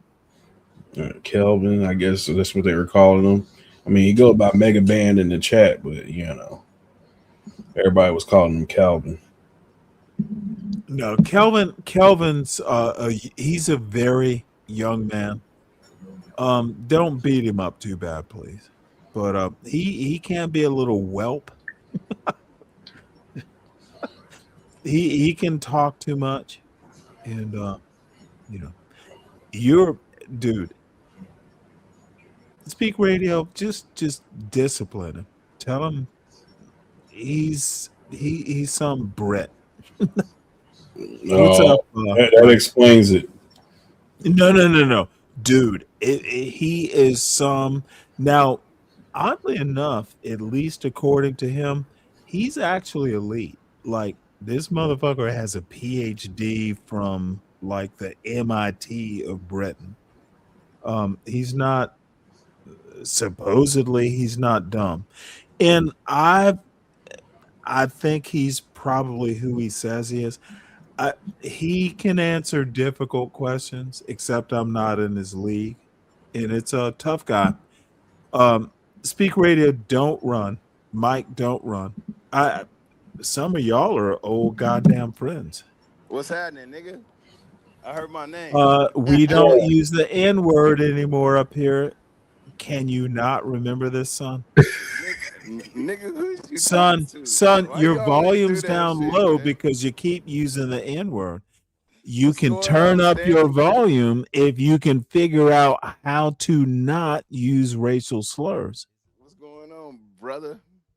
Turn it up if you cannot use the N word. Keep it down if you can't. What are you talking about? Can you even hear me? Motherfucker. Okay. So what you got, Mike? Oh no, I had a question for Speak. For whom? For Speak. What's up, Mike? Hey, That's Mr. Speak to you. All right, man. Well, I was just coming to say what's up. Hey, we mentioned the devil and he showed up. I was like, man, I ain't seen Tough Guy around in a while. What's up, Mike? What do you want to ask me? Yo, yeah, yeah. So a lot of these people you're talking about, getting into it with him in the chat, it got a little heated. So a lot of these people, what I learned it, and you don't have to take it from me, but they want you to engage with them because they don't have nobody to engage with. So I don't feed them. I don't give them what they want. It'll just make them more mad. So I don't think you should be giving that feeling the time of the day. Yeah, don't feed the trolls. Yeah, don't give them what they want. It'll just make them mad and keep more. People gonna hate. You gotta respect that. No, it's cool. Like, I ain't even tripping about it, but I just thought it'd be funny if I'd be like, "Oh, okay, Mr. Calvin, since you got so much to say, here's something for you specifically." And well, where do you go with that, though? What do you mean? Where do I go with it? Leave Calvin alone. Well, let me just say this, Speak Radio. Leave him alone or fucking beat the fuck out of him. There could be well, no you don't you condone can't do that on YouTube. Well, not gonna condone no. violence. This is no. Don't listen to that. You Hey, can't even hold do on. that on How much- YouTube anyway. Okay, enough. How much violence can you All have? right, I'll in be the back. chat? Dude, have the fuck at. Dude, he might have to go through his paces like the little trick pony he is. Dude, the motherfucker has some elite PhD. Let's see if he's black.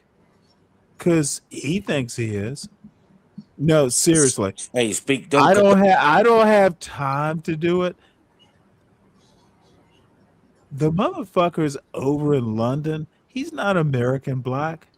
Now, here's where I'm going to go with this.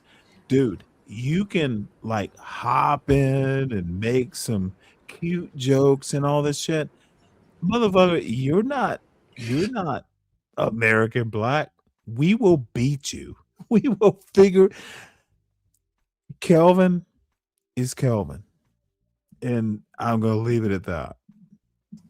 Yeah, I don't condone any violence. I'm not gonna beat I don't nobody. give a fuck what you Speak, condone. don't take that I advice didn't. from a I 60 didn't year old goddamn fool. ask your permission. Speak, don't take that advice Stop from a it. 60-year-old Stop fool. it. You're acting I know like you I smarter asked than your that. I rock permission with to you, Speak. I condone rock with some. you, Triple OG. Yeah, here we go, motherfucker. Oh, I was quiet for a long I time. I tried to did show you not some ask decorum you until you to. started talking I don't violence. need your permission. I don't need you Well, to you can condone, motherfucker. Stop that echoing bullshit. On my goddamn channel, Kelvin needs to be black and stop bullshitting around. Stop acting like he's your little girlfriend, Mike. I said, I don't know where that came from, but that was back Oh in no, motherfucker, you want to be nice to your boyfriend. a 60-year-old tell a youngster Oh, like motherfucker, Speak, don't bring me take that into advice this. against anybody. Don't bring me into Tell them you this. should beat them. Why are you You bringing know, me that's into sad. this?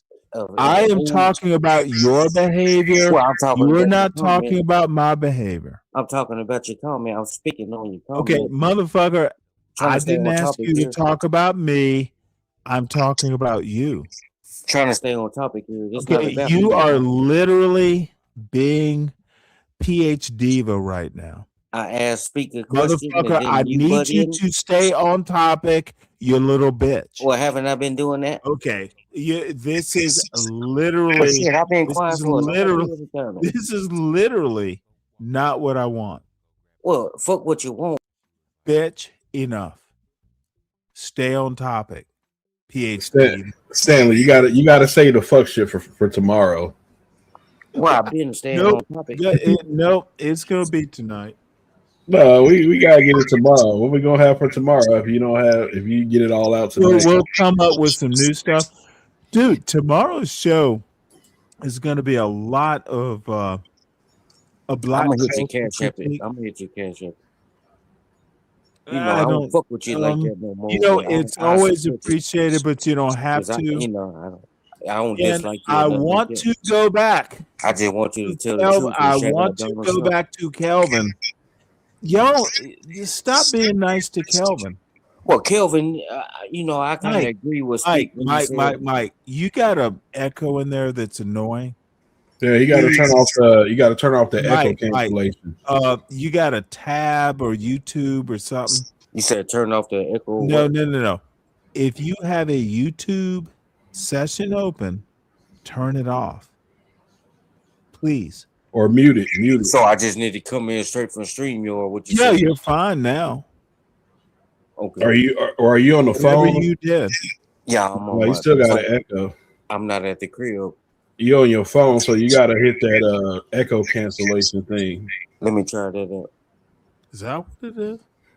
Yeah, because sometimes it'll pop up on there. That's why it's making it double audio. Ah. Do I sound any better? Check Yeah, it. let me see.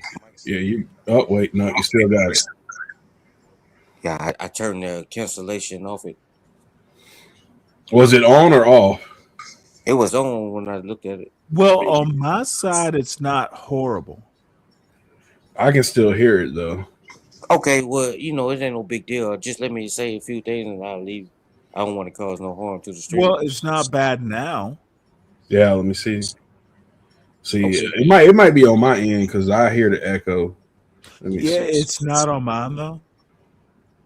I mean, I can hear whispers of it. You know what? It is feedback.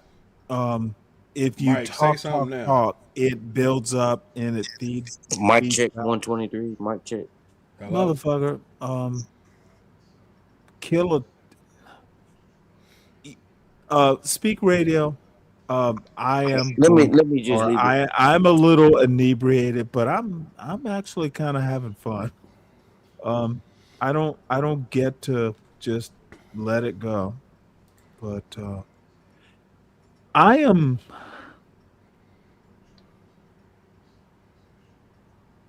This is why I should be a little bit more. I'm disappointed in a lot of motherfuckers.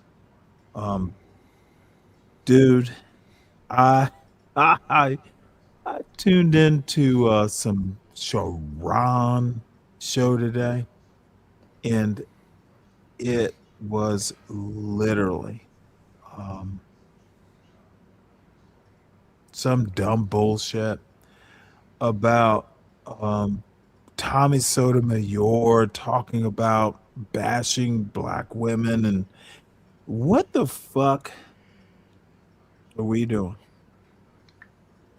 And guess what? I don't care. You know, a lot of these channels have the same arguments and talking points every single day. The deja vu. I've had to literally stop watching a lot of channels because they're just basically talking about the same shit every day, remixing and flipping it, but they're still talking about the same shit.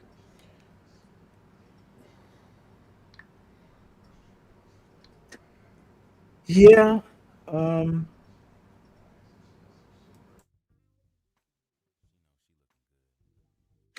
I don't know. I'm still kind of well,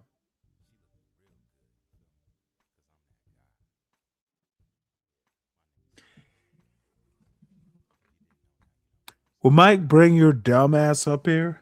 I will finish off my. Well, let's talk about T show because what you that got? is the loss.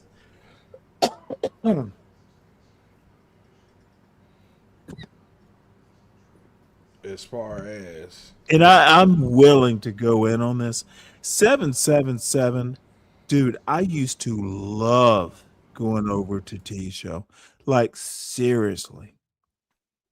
That woman is awesome, and 777 is literally. I don't even understand how that works. You don't have to be in. You don't have to respond, but I have opinions on this.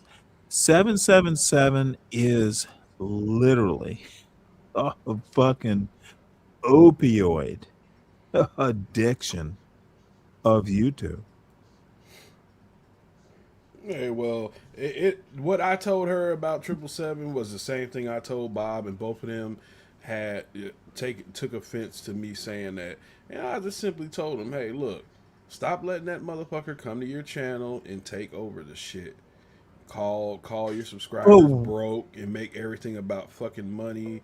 And like I said, I've never seen him once in my life since I've been in this sector of YouTube. I've never seen him once donate shit to anybody. So who is he to be telling fucking people that I'm broke? Do I? He'll ask. I've heard him. See, this is the weird thing.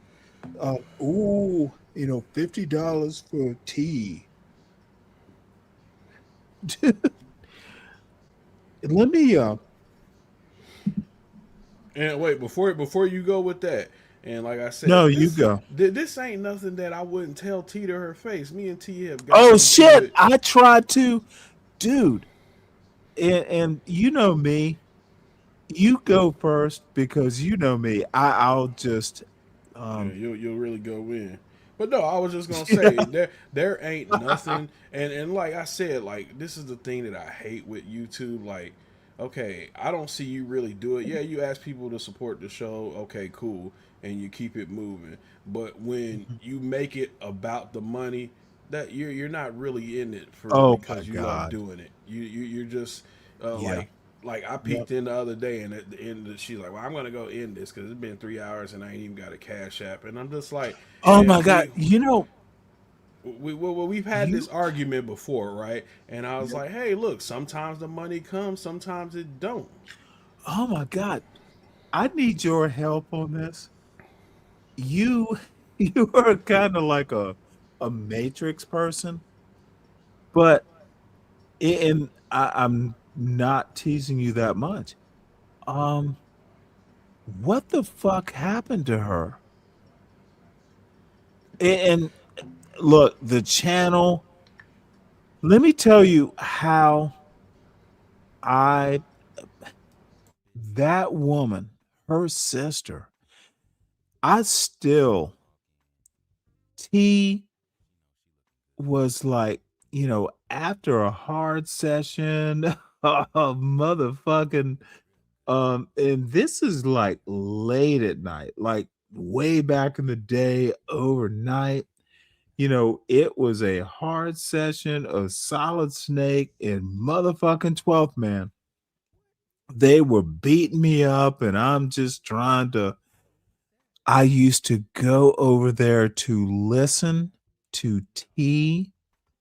And look, she used to do what she used to do. She would talk about, just something I wasn't particularly interested in, but she could talk about her life and her sister.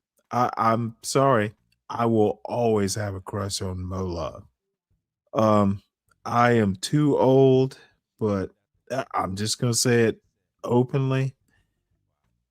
Both those girls, both those young ladies, both those 40-year-olds, no, they are T's husband, lucky man. Um, I'm Molov, just they are magical. I just used to love to go over there. Like, I wouldn't fuck with them. Of course, I'm gonna troll in the chat. That's what I do. But they used to go, "Oh, hey, hey, hey, it's fun, fun, fun, funny, funny, funny." And then I'd read a book and fall asleep. 777, that motherfucker is trailer trash.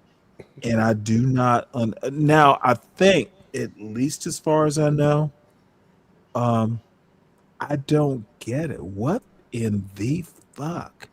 How is he saving that show? What on earth? If you look at the views, he's hurting the channel more than he's helping it. Oh, Same she's thing. got like 10,000 though. Yeah, but Can he actually hurt? Can he what? Well, no, it's an honest question. She's got the monetization. Can he actually hurt her? No, she's not monetized anymore. Oh.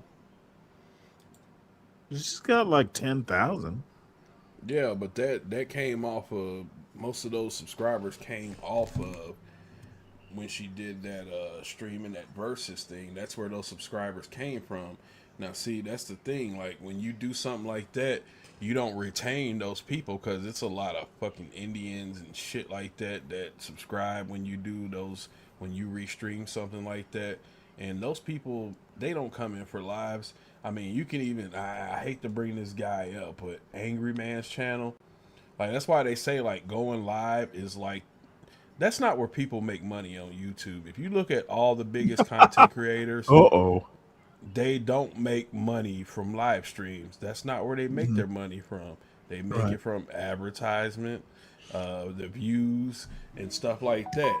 And this is the thing, right?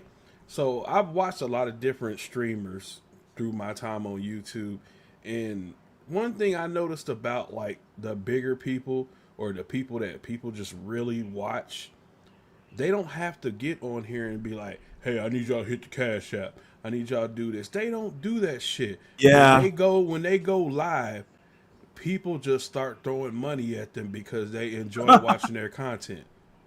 And Wow. like I said, I'm like, you don't have to sit there.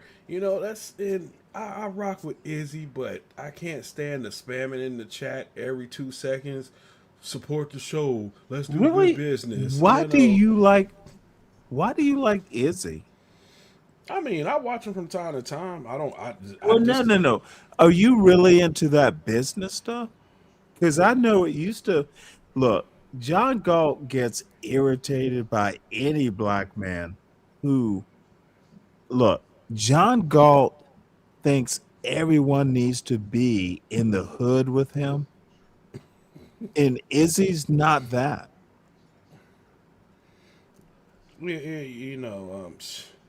Oh, don't even get me going in on that. Okay, 'Cause I understand. I try to leave it But alone here, because if I let really me. just go in on that, then it'll be like a month of Well, that's his you content. shouldn't do it. I can on my channel. Um, I'll be fine. Izzy, I've made jokes about Izzy and his gar animals. This motherfucker has to have a hat and a shirt and all that shit. Izzy's he and John Galt going after each other. It's like dirty clothes, like one plays in the sand pit and the other doesn't want to. That's my assessment. Izzy's not that bright. I find that them going back and forth with each other kind of funny. Just me personally. And you know what? I think they're both dumb. I'm no, seriously. Izzy is glitzy, gar animals, and John Galt, I don't even understand what the fuck he's doing. He is doing shit that I never really understood. John Galt's actually smart, but you know, I don't understand. That's questionable. Oh, he's smart. Maybe what they say where somebody's book smart but they don't have any common sense. Oh, well, John Galt is practically smart. He used to fuss at me about being smart or book smart. I don't know. I just hear people talk about certain things. It's like so for instance today I was watching CT stream, I was watching it and of course, you know, they had that dumbass righteous muffin come up there and all he does is complain about Oh, wow. blacks and browns tearing up the country. And this is like the dumbest fucking circular argument. And I don't know why CT entertains it. That's why I always troll him in the chat. I was like, I bet you can't go a week without this race hustling bullshit. But anyways, I'm like, I don't see it, and just let me use the N-word for this one moment. I don't see any ninjas raising the gas price. I don't see any ninjas keeping people out of jobs. I don't see any ninjas.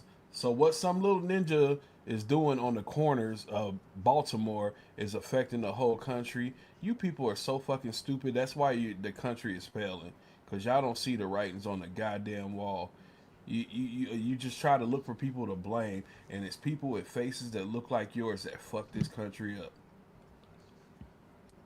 Well, you don't think that you literally didn't nail the point? No, I'm not saying whether I did or didn't. Well, no. Please listen to what I'm gonna say because you're 100% right. There, you nailed it. If this is a white man's country, and why are we paying more gas? Higher prices for gas. What you get is people like a John Galt or all these people, little snazzy, and he's gonna get mad. Snazzy Deacon Dave. The fuck? Black people are paying higher prices with the white people, but this motherfucker, dude, this is what always makes me laugh. So they're gonna come in and they're gonna talk about, Abe Lincoln, black people. Oh, dude, this is an SKC special. White people gave black people freedom for what? To pay higher prices in the hood in 2026? The fuck? Hey, you know what their main argument is all the time? Per capita. that's like white technology for we don't take accountability for shit. Well, let me help you out there. Per capita, dude, they're innumerate per capita. Uh, I had a huge problem with and I can't even remember who it was making some dumb fucking point about it was Nightish. Nightish literally was talking some bullshit, and then he puts a pie chart up there and talks about, well, 65% of this one group and it's less 55% on another group. And I literally asked him, well, what are the numbers that built the chart? These people want to throw up little colorful pie chart shit. Dude, you got to know what the numbers are. And I'm not God's gift to numbers, but dude, I know you can't put up some chart about percentages of what numbers. Percentages, are we talking a million versus 10,000? Dumb. And Nightish did that. He actually put that shit up there, and Nightish has a problem. Well, you know what the racist whites that come around these spaces like to refer to. They like to refer to that the most FBI. of the blacks are racist too. That's my other mean, problem. I get it. I mean, don't get me wrong. I know there's a lot of coon hounds around these spaces as well, but I'm referring to the whites specifically. They like to refer to that 2019 FBI stats charts. And they always leave out a lot of vital details. Like they always say, well, per capita, you're 13% of the population and they commit 55% of the crimes. But they always leave out certain things like these are arrests, these are not convictions. And they don't ever point out the whole fact that, hey, look, black people are the highest exonerated because, they are over policed. They do get harsher time for the same crimes that whites commit. They like to leave out these things. It's like how whites during slavery used to use the Bible to justify doing wrong. It's the same dynamic. Well, see, I don't even. Let's just use the stats. Honestly, there's nothing wrong with using the numbers as they are, but you have to understand how the numbers work. And I guess what I'm going to say, and this is what I do, and it is not that big a deal, but dude, oops, give me one sec here. Okay, I will do. I actually have them saved. The stats, blackdemographics.com, and that's something that Hood Conservative put me on to. Let's see here, dude. Stanley, let me ask you this. Do you believe that black people are still 13% of the population? Because I don't believe that shit for 1 minute. Probably less, 12.5. I think it's more than that. I don't. Well, tell me why you believe that. I'm like, we've been over here 400 plus years, and we only at 13% of population. Okay, you need to understand that the way the numbers work, if you get more of other demographics, it's numbers game. We're not talking natural increase. If I don't know, other people, actually bringing more Latinos in actually can prove the point. If you are at 12.5%, but you flood in a shitload of Mexicans, your percentage are going to say this, stay the same. It's not, numbers aren't static. White people, Latinos, especially if you bring in immigration, which I don't want to do because it's a dumb way to prove my point. But numbers, if one demographic floods in quicker than another, that affects the percentage of a demographic against all the people. Do you understand where I'm going with this? No, I get where you're going with it. Okay, so who cares? The number, if anything, if we were at 14 and we are down to 12.5, that actually means more people are coming in at some rate. Probably the immigration point is why, but I don't think it's that big a deal in the first place. And let me tell you why. Because the birth rate is falling. See, this is what dumb fucks. This is what they don't want to tell you. They want this shit to be white. More people to keep the worker rate or birth rate up. That's not what they want. They want it to be white. This whole point about, well, we'll be a majority minority by 45. White people are afraid of losing power, and not the young white people. It's the Jamie Kennedys. It's the Donald Trumps.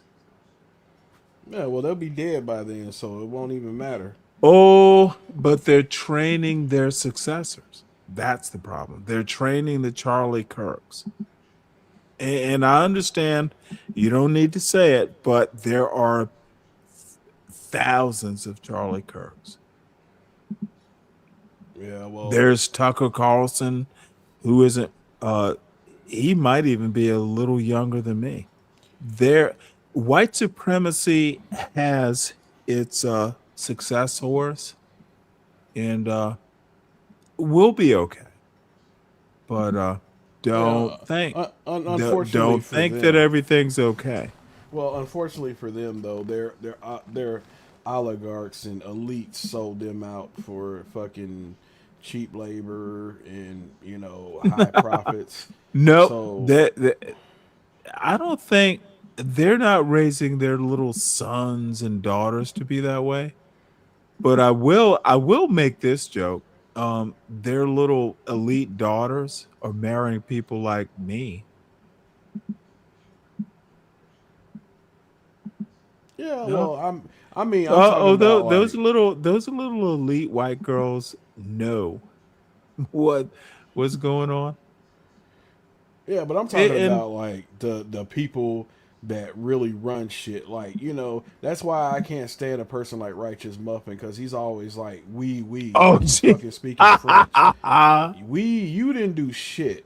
You're living off this somebody else's motherfucker laurels. worked for his brother for years. His brother gave him a job. You're living off you didn't somebody know that? else's laurels. No, I don't. I just troll him because he's a pathetic loser.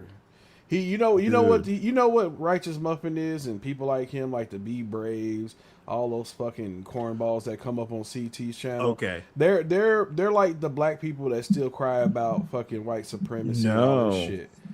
They're fighting a fight that's not fighting them back. Let me help you out with this, if I may. They're not like black people. No, Not I'm not at saying all. they're like black people, but they're fighting a fight that's not fighting them back. Can I make a parallel? They're What's not that? like black people because they're not like black people. They are the weak whites. Yeah, but they don't see that. And here's the thing, That's right? a they problem.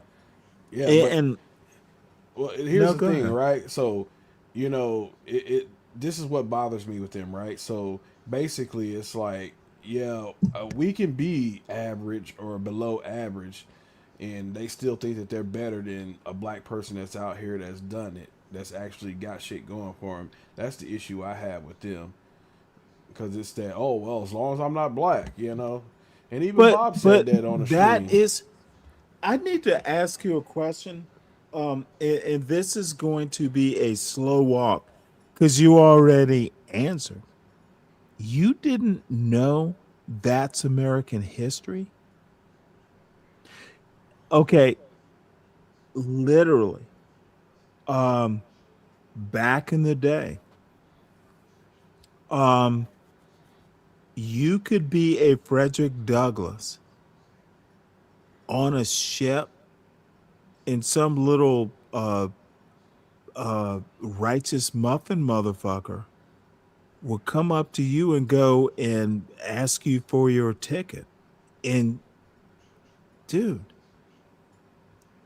this is American history. I have actually experienced this sort of thing myself. And luckily, I've always been able to kind of succeed. Let me tell you something, and please let me tell the story. Now, I'm some naval officer, right? Just in '01, some little like new naval officer. My first deployment was the tail end of Desert Storm 1. And I prepared it. I'm not going to tell you the work that I got there, but the culmination was we are going to heavy lift transport 3 small minesweepers back home. And I didn't want to do it. I wanted to go home. But unfortunately, I'm the motherfucker who knows more about all this top secret bullshit. So, it actually turned out to be really cool. However, I wish I could tell you some of it. However, as a new junior officer, I have to go and inspect spaces and stuff like that. So some little E3 blonde little fucking pissant from Kentucky, we're down in an engineering space. And I told him, hey, petty officer so and so, I need you to do this.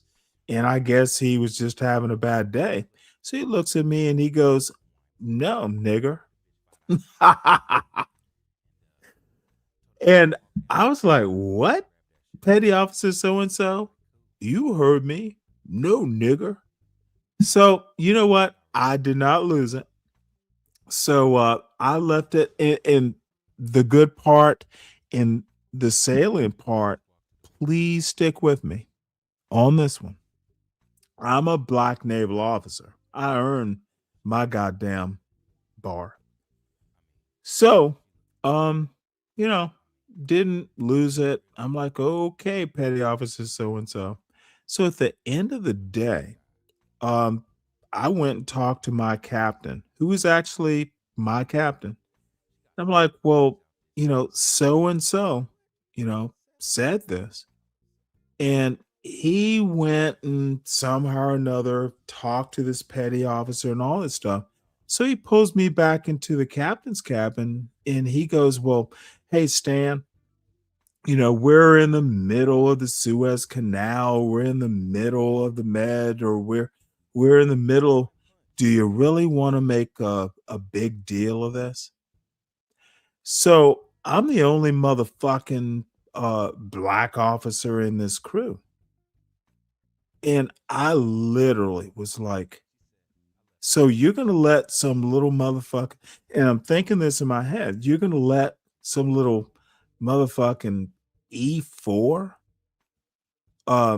make this kind of comment to one of your officers? And you know what? The calculus in my head is, you know what? We're not at NOB. We're in the middle of the ocean on a civilian ship, heavy lifting transport. So what's going to happen here? The calculus is I make a big deal or not. So I didn't.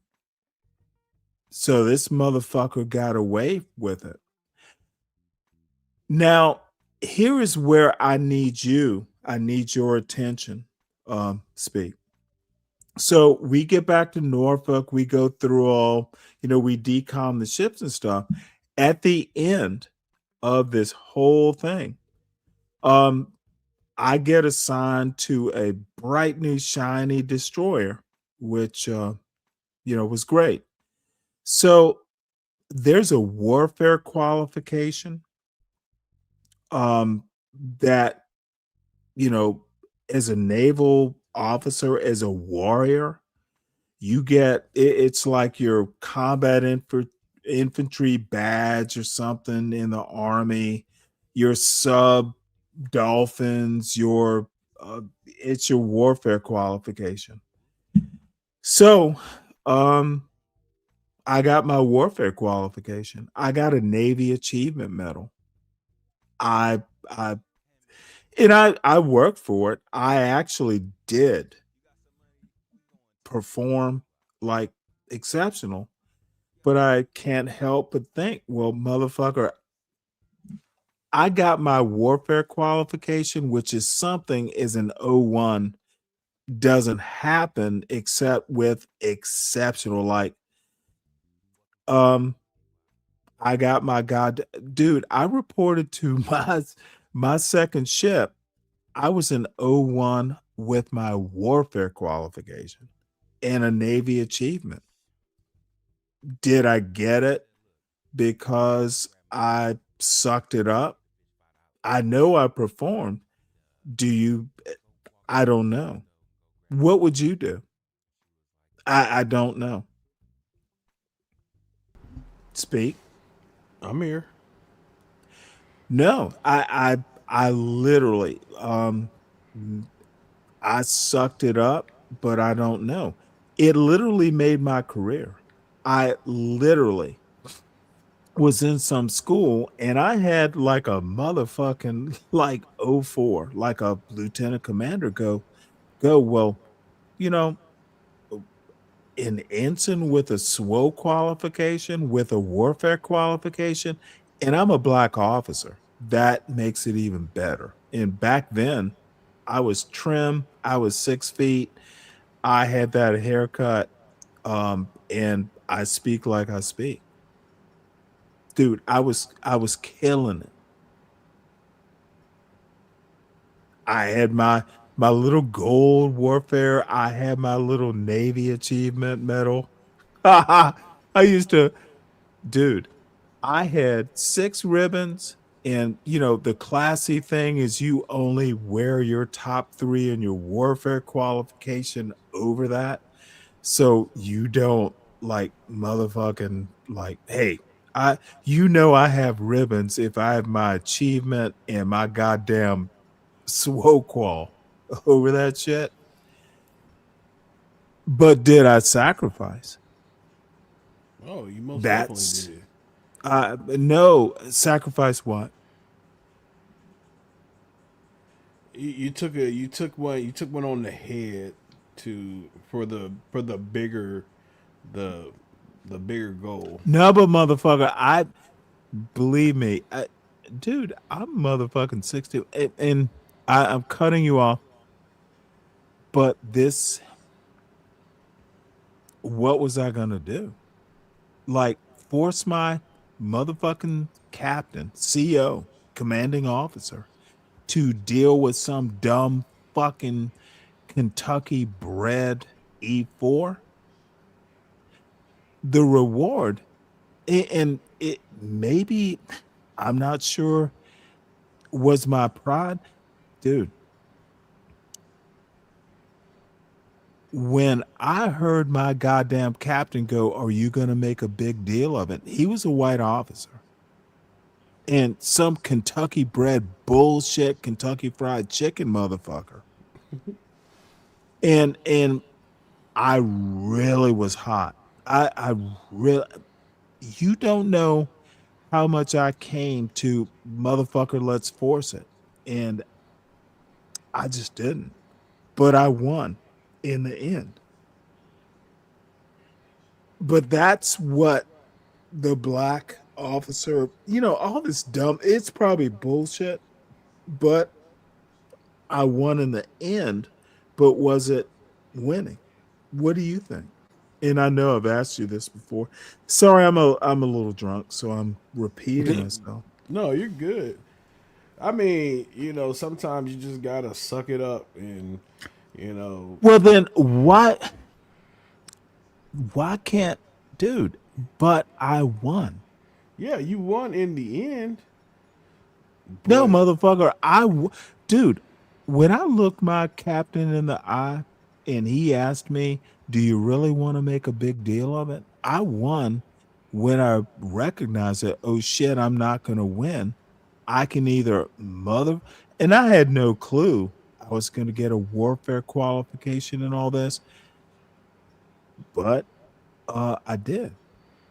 You're never going to tell me that, my captain was like, "Motherfucker, you know what? I didn't cause him more paperwork, and in the end, I won." You don't know what it is as a black naval officer to what, dude. Dude, my reputation preceded me. Like, it's hard to make you understand. There were people 2 ranks above me that didn't have my warfare qualification.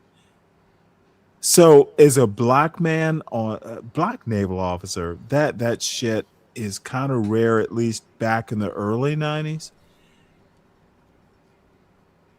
And I don't know, I'm just kind of reliving some of my past, so I hate to put you on the spot, but those sometimes are the questions you have to ask. I've never heard y'all honestly speak, and not you specifically. These people don't understand. I will hear someone like a John Galt or motherfucker, they just think I read books. Dude, I've literally lived life. What is the fuck? What is wrong with these people? I've lived more than John Galt has.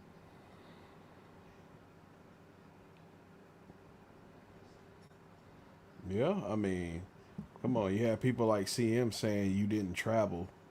Oh, well, how silly does that sound? Oh, no. CM, you know what? Yeah. But no, look, I'm how sorry. ridiculous does that sound? How ridiculous does that sound? Oh, no. You know what? In his mind, but what if I just said, well, my son has? There would have been some excuse for that. Oh, I'm not going to tell you. Dude, my son's girlfriend lives in San Francisco, and shit, I didn't even pay for it. He wanted to go out there, and shit, I guess I could have gone. But dude, all I have to say is I miss don't say being in the military. I've done what the fuck I've done. Let me tell you another story. I don't know, were you there I happen to have been as drunk as I am now on T's channel. And someone was bullshitting about, oh, Stanley, you weren't a naval officer or any of that shit. Dude, I produced the pictures. Oh yeah, I Somewhere think I out was there there. that night. You showed, Yeah, like, a picture of you at the motherfucker, beach. motherfucker. Yep, that was me. With my little warfare qualification and my little ribbons and shit. Motherfucker, I'm the real deal. Not a great deal, not like, but dude, I was there. And you The know what? That's pictures. sad that you have to show that, right? Because Oh, even no, me, no, no. no, I was just gonna Dude, say, it even is me so being sad. a military brat, not even being in the military, I seen more shit than most of these motherfuckers will see in their Yep. lifetime. Just being Yep. a military brat, seen more places. But let them tell it. They didn't travel. Well, I'm not gonna be mad that they need proof, but dude, I literally, but you know what was the sweetest thing is, and this is why I love T and Mo Love, dude. They were like, oh, dude, I was there. Way back 40 years ago, motherfucker, I wasn't ugly. I had my little navy whites. So all these little pussies, all these, dude, I'm sorry. I'm just little 777 bullshit. Motherfucker, he's a white boy. Look, you will never convince me that some little local yokel white boy can't be a naval officer. You can't use your white skin to actually do something. I'm gonna be all racial. Mike, you're back. So what? And I don't want Are to you go guys there. able to? Okay, what you'll do, Mike, is What a man stand asked me a question. Stand to, bitch. He just asked me a question. Well, my bad. I'm a God little damn. tipsy. God I'm a damn. little tipsy. Pipe it down, dude. Pipe it down. All right, Mike, you Pipe go. it down. So can you hear me a little better, or is it still the same? No, motherfucker, I'm tipsy. You sound good, Mike. You ain't echoing this time. Already. So it's been a lot said, and I'm just gonna comment on what I remember that was said, whether you like it or not. I'm not here to be your friend. And Stanley, your last statement, and I get it. You were a petty officer in the Navy. I get it. Oh, But is that what I was? A petty officer? when you Don't good, take that, good Stanley. for you. well, Take when that, you Stanley. said Stanley, when you said the lady, T and her sister, they like it. Oh, that was very clear. You and What? I got to call it how I see it. But and Yeah, I'm not gonna. motherfucker, you're calling it as you want to see it. I'm not How do gonna you drag want to it. see it? How do you want to see it? See, now you're talking stupid. I'm commenting on the question. No, Now you motherfucker, I'm going to take Stanley, you don't to the never ask cleaners, anybody that bitch. question. Don't never ask a man that question. Motherfucker, I didn't ask a man. You're not a man. Well, you got your opinion. I can't change it. Only you Oh, can do that. motherfucker, are I'm you just a telling you, man? don't Prove talk to me you're like a that. man, bitch. Don't talk to me like that. I think you're not a man. Yeah, you can think all day long. People think I'm thinking right Oh, now. you can think all you want. It don't make it right. Bitch, Just because you you're think not a man. don't make it right because you You think. are literally less than a man. Okay, and I respect your opinion. Okay. Oh, it's okay. I'm not Is here to that argue it's with you. okay that I say that to you, less than a man? Yeah, that's fine. Let's see how If that's this how is you going to feel work about out. me, hey, what And you want now me to I'm do? having fun. You're less than a man? Yeah, if that's how I you feel heard you about say, me. do I need to replay this, bitch? Yeah, go. You don't need to replay it. I said, Yeah. I'm less than a man. Yeah, yeah, I got it. I can't change Now, your opinion keep on how saying you you're feel less about than a it. man so I can emasculate you more. Less than a man. It's really Let's sad, see how you know, this is going to work out. because you Less see than how a this man. just changed Less into than a something that didn't need man. to be. Less than a man. I'm really trying to have some Yeah, decorum. you're less than a man, Really trying to aren't have you? some decorum. Aren't you, Michelle? See, here come the Aren't homophobic you, shit. Michelle? Here come the and I'm a, and Aren't you you, know, Michelle? this is sad.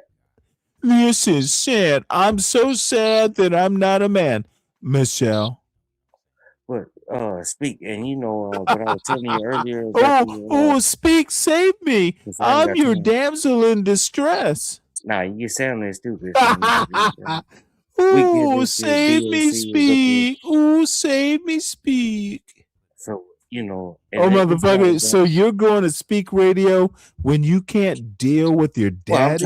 I'm trying to have You some can't decorum and have deal a with your conversation. daddy? Can I not do that? Stanley Y'all versus used the to the world. fuckery, but I'm You trying are to. the world right now, son. Y'all used to me coming up here being hostile. I'm trying to have some decorum, Crying. ask some questions, and you know, Don't trying to cry, figure it out. bitch. Trying Don't to figure cry, it out. bitch. Stop crying, bitch. And Stop Stanley, crying, girl. Stanley has a horrible Stop mouth. crying, girl. He has a horrible mouth for a 61-year-old. Horrible. And he thinks a lady wants him. You're a horrible man, daddy. He thinks a lady wants him. What did you think I was gonna do, daughter? That's why I told you you'd be better off going to the Well, that's bathroom why. and shelter Oh, to get daddy, you you a are goddamn so female. horrible to me, daddy. I want to Yeah, go you to know, my prom. You I'ma didn't just buy me leave the because I right can't kind engage of in this. You gown. know, it's really Yeah, sad. did you? You didn't buy me the I gotta leave. You know, stilettos. You I didn't can't buy me go. those 6-inch stilettos. Yeah, I gotta leave, but I'ma Oh, leave. you gotta You know, run. because I don't You gotta engage run. in that type of activity. You know that Oh, you motherfucker, are you you running for talking a about. tampon? You talking about stiletto? You know, some Well, see. motherfucker, you can stay now. Well, I hurt your feelings. You can stay now, daughter. see, this is crazy. This is crazy. You call How me is it grown man crazy, Mike? You can't because stand the you heat saying all in the this. kitchen. You know, You it's you want to come in and cook. You thought you were gonna cook in my kitchen, didn't you, bitch? I cooked in the kitchen, but I Oh, didn't ask for the. motherfucker, I I didn't ask for the taught you clear. how to cook at this point. Oh, you ain't You teach can shit. stay now. Guess what I'm gonna do, Mike? 61 years, I'm you gonna. I evidently am you going haven't to, learned from yourself. bitch. You got your ass handed to you by a 61-year-old boomer, didn't you, bitch? Yep, you goddamn Motherfucker, boomers. Stanley rules his goddamn panel. Now, here's what I'm gonna do, son. You gonna clip I'm it up gonna and chop it mute. up, ain't it? I'm gonna mute because nature's calling. You can talk for Yeah, a minute or two. it's really sad, and you know I don't. Oh, bitch, you get to talk for a minute or two on my panel. The That's a names don't privilege. offend me. You That's know, a privilege, daughter. the Go off, names don't Mike. offend Go me. off, Mike. No, it ain't about going. I'm really trying to keep it G tonight. I'm chilling. You ain't about to. See, this bitch said nature I'll be called, right but back. he's stuck here listening to what Mike gonna say. You got 2 minutes, Mike. Say You what you no, need to I say. ain't got no time limit, G. That you don't put a time limit on Mike. Hey, he said you got 2 minutes. He's going to You the know, bathroom. so regardless of the fact, you know, people listen to this old fool and take it serious. Mike don't take anything this fool say serious. Why didn't this petty officer? Why didn't this fucking petty naval officer goddamn make a career out of it? He's sitting here 60 years later telling us about it. It don't add up. And you want to tell somebody else to get that?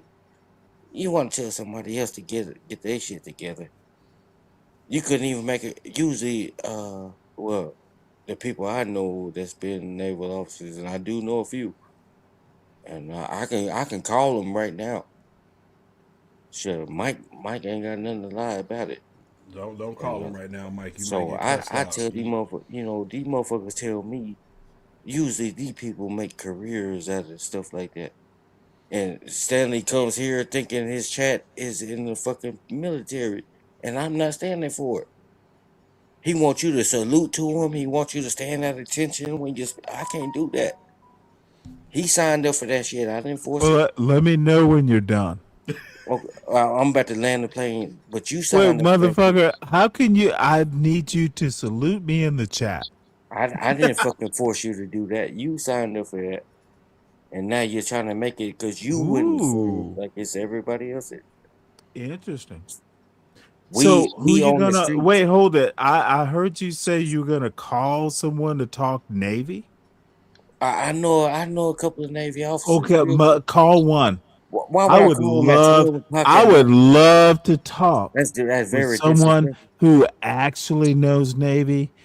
Sure, I got a Call niece them. and a nephew that's a Marine. Oh, motherfucker! I don't want to talk The to your military kin. runs in my family. I don't want to And I talk tell to your them the same niece. shit. I don't Nobody want to forced you talk to to do your that. nephew. Don't you Nobody know forced you to do someone who I heard you call me a petty officer. Yeah, I think I that's heard what you were. motherfucker. Call someone who is equal to my rank.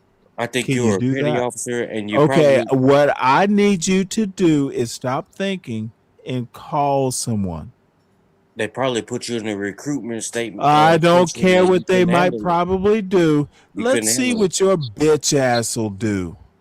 They probably put you Call in a recruitment call your statement, niece, call your nephew, and they heard call all someone who's this stuff that equal you in speak. rank to me, son.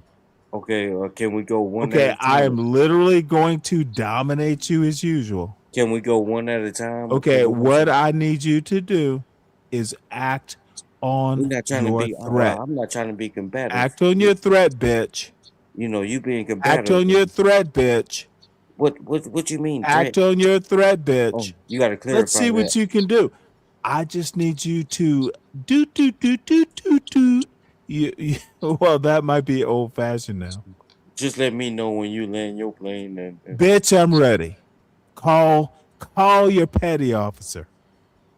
I wouldn't dare disrespect these people at 12:30 at Okay, night. motherfucker, because you have disrespected me and I don't appreciate it. Well, that's a you problem. Okay, you have talked all kinds of shit Well, no, I haven't. I about barely who. spoke. Okay, I will put you in the back if you keep over talking me. Don't you barely spoke. ever I barely fucking disrespect. spoke. Okay, This, bitch, I'm not I'm in gonna your have to fucking teach you a military. I'm lesson. not in Of your course I military. am, This is not because the military. this is what happens when you're not raised right. Don't you ever disrespect my motherfucking naval service. You are certainly welcome to bring people up on this chat and we can talk about Navy, but motherfucker, don't you ever pretend. Bitch, your niece and nephew weren't my rank.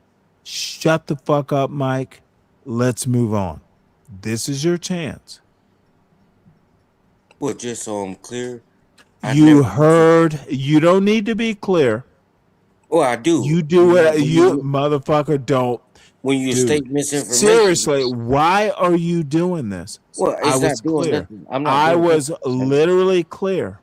No, you wouldn't, because you stated misinformation. And you know, when I Bitch, hear it, you're I'm about to calling it. go. You're Well, you about got to to do what go. you got to do. You're you about know. to go. And you got to do what you got to do. You know. Yes, But and so I at will. some point, you Okay, stated you're still misinformation. babbling on like a sissy. Well, you stated misinformation. You need to talk about your niece and nephew. Do you miss Oh, them? Do you that's not. miss That your has niece and nothing to do with the nephew? topic Do at you hand. miss your niece and nephew? See, Yes you or need to no? grow up. Yes or no, bitch? You got to grow up, because that's not Okay, what I was talking no, about. I don't have to grow up, Mike. Well, It's you my do. panel. I need you to go to your show and grow up, Well, not on mine. I'm trying to teach you I something. am the adult on this panel, Mike. I'm trying to teach you something and you don't want to hear it. Okay, bitch, you are about. You see this classroom? You don't see the classroom that that. Hey, I'm not in your fucking Hey military. y'all, hey y'all, hey y'all. Is that what Yeah. you did? You can't command me like you did them so-called people. Oh, in the streets. absolutely, I can. Mike. Okay, bitch, I command you to the back. Now shut the fuck up. Yeah, Mike don't get down like that, Pete. Oh, you can go down. So speak. You know the question. You know, and I like the work that Oh, you do. don't bring speak radio into this. No, You I'm need just to trying to deal have with me, more of a bitch. conversation with You need somebody. to deal with me, bitch. Hey, speak. I like some of the work you do, and this is not the first time me seeing some of your work. how can I reach out to you? I started my channel a few months ago. Motherfucker, ask him nicely. Well, goddamn, you got to speak for this goddamn man. You can, you know what? I will not do that. I'm not. Y'all. Hey, you got to understand, Stanley. Okay, bitch, I don't have to understand Well, you shit. gotta understand, What I'm you not gonna should, speak all no, proper. You motherfucker, want me to talk. you were talking to Speak Radio, and I And your interfered. stupid ass It is interrupted. my okay, dude. You're about to get stomped. Well, do what you got to do. You know, Mike. Talk goes to back Speak down. Radio, please. Well, he heard the question. I hope it. Okay, bitch, I told you what to do. No, what's up, Mike? What you say? You started your own channel? Yeah, I started my own channel. You know, I don't advertise big because I'm starting from the ground up. If you run across me, you run across me. But that don't mean I can't, you know, work something out with you. I got money. I'll pay you to give me a few backdrops. I got this stuff kind of idea that I want to do. But I can send it to. Is it a way to reach out to it? Do you mess with Discord? No, I don't fool around on Discord. You'll never see Mike on that. You got an email? I know you Yeah, I got an email. Put it in the back chat. Well, why don't you put yours in the back chat? I'm trying to do business No. with you, so you Speak have to. Radio is spoken, bitch. See, now you're speaking for this man. I'll see, throw because my I don't email want in Stanley the to back. have. Stanley My probably got your bad, email. my but bad. But it is my panel, goddammit, and you Speak- will Stanley treat probably- I don't motherfucker. want Stanley to have my email. You will treat this man with respect. I haven't been disrespectful to it. He could tell me I'm a man. I'm a Treat him man. with He could respect. tell me if I'm no, disrespectful. motherfucker. You treat him. You stepping in speaking for him, and he just quiet. See, this is the shit I don't. You rock with. you He you are should've spoke very up and said, correct "Hey, with you this. pipe your ass But down." don't let me treat you like buttered mashed potatoes, you pussy. Stanley brain is full of goddamn. Oh, motherfucker! Did you just hear what I told you? Fuck Shut what you the said. fuck Your up. brain is full of Put your Heineken. email address in the back. You're talking out the and- side of your neck. And I don't want you to have my email because Stanley, the way you Motherfucker, talk, you know, I would never imagine. You know, I don't need that. Okay, type of you thing. want me to imagine now? I said I would never imagine. What the but fuck you're are you talking about? Okay, see, this is I'm what talking to this people man on like. a business This is deal, what and you- people like you don't understand. I'm trying to help this man. I make won't money. imagine, This but is you're sad. just gonna Speak- keep I talking. apologize, G. You but are it's just sad. gonna speak like a It's sad, fucking G. And I'm sure dude. you know You that. are a You gotta wet do your hen. own, you know, The I way do. you're clucking, bitch. Yeah, it's really sad. You're cluck, cluck, cluck. Stop clucking, bitch. Because I'm not trying to go back and Stop forth with clucking, bitch. you. You can call me anything. You think that's Motherfucker, I'm gonna call you more. It's just a Stop fucking clucking. word. Stop Just a fucking clucking. Stop clucking, Just a bitch. fucking word. Stop He clucking, think bitch. I'm in this motherfucking military or Yeah, something. no. Cluck, cluck, cluck. Stanley, you trying to run this Cluck, like a cluck, military. cluck. Don't Cluck, work cluck, with me. cluck. Cluck, cluck, cluck. Listen to this Cluck, drunk fool. cluck, cluck. Cluck, cluck. Listen to this drunk fool. You know it's sad. I hope he clipped that. All and right, somebody all clip right, that. Mike. I did go too far with that clucking. No, you went too far with everything you did tonight. You know, it ain't funny. I don't think it's Fuck funny. you. Fuck up. Listen to this bitch. It ain't funny. I don't think it's funny or cute. Oh, I think this shit is hilarious. You know, it's sad. And then you try to You tell might me, have to book up.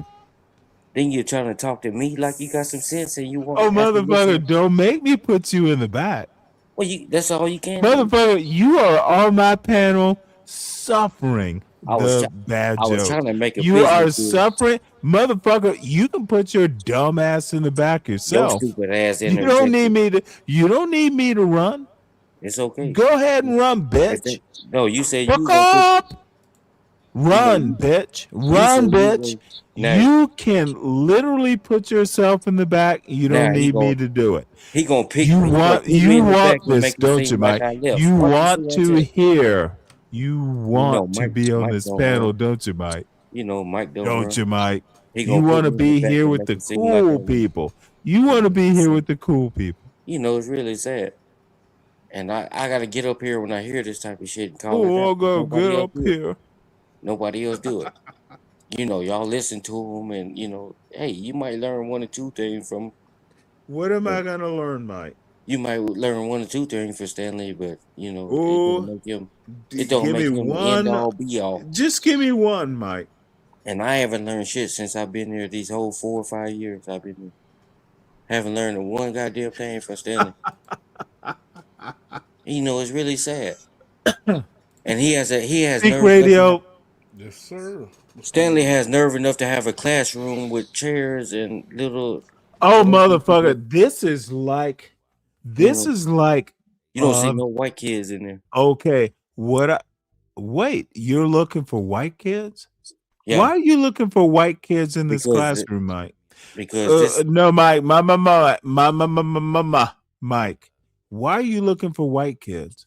Because I want to see if you people really say Because what you're y'all lonely. Because You you're know. lonely. Y'all got so much hate towards the white, but it ain't the Dude, white. there are literally white kids in this classroom, You make and your everything a dumb racial ass thing. couldn't discern them.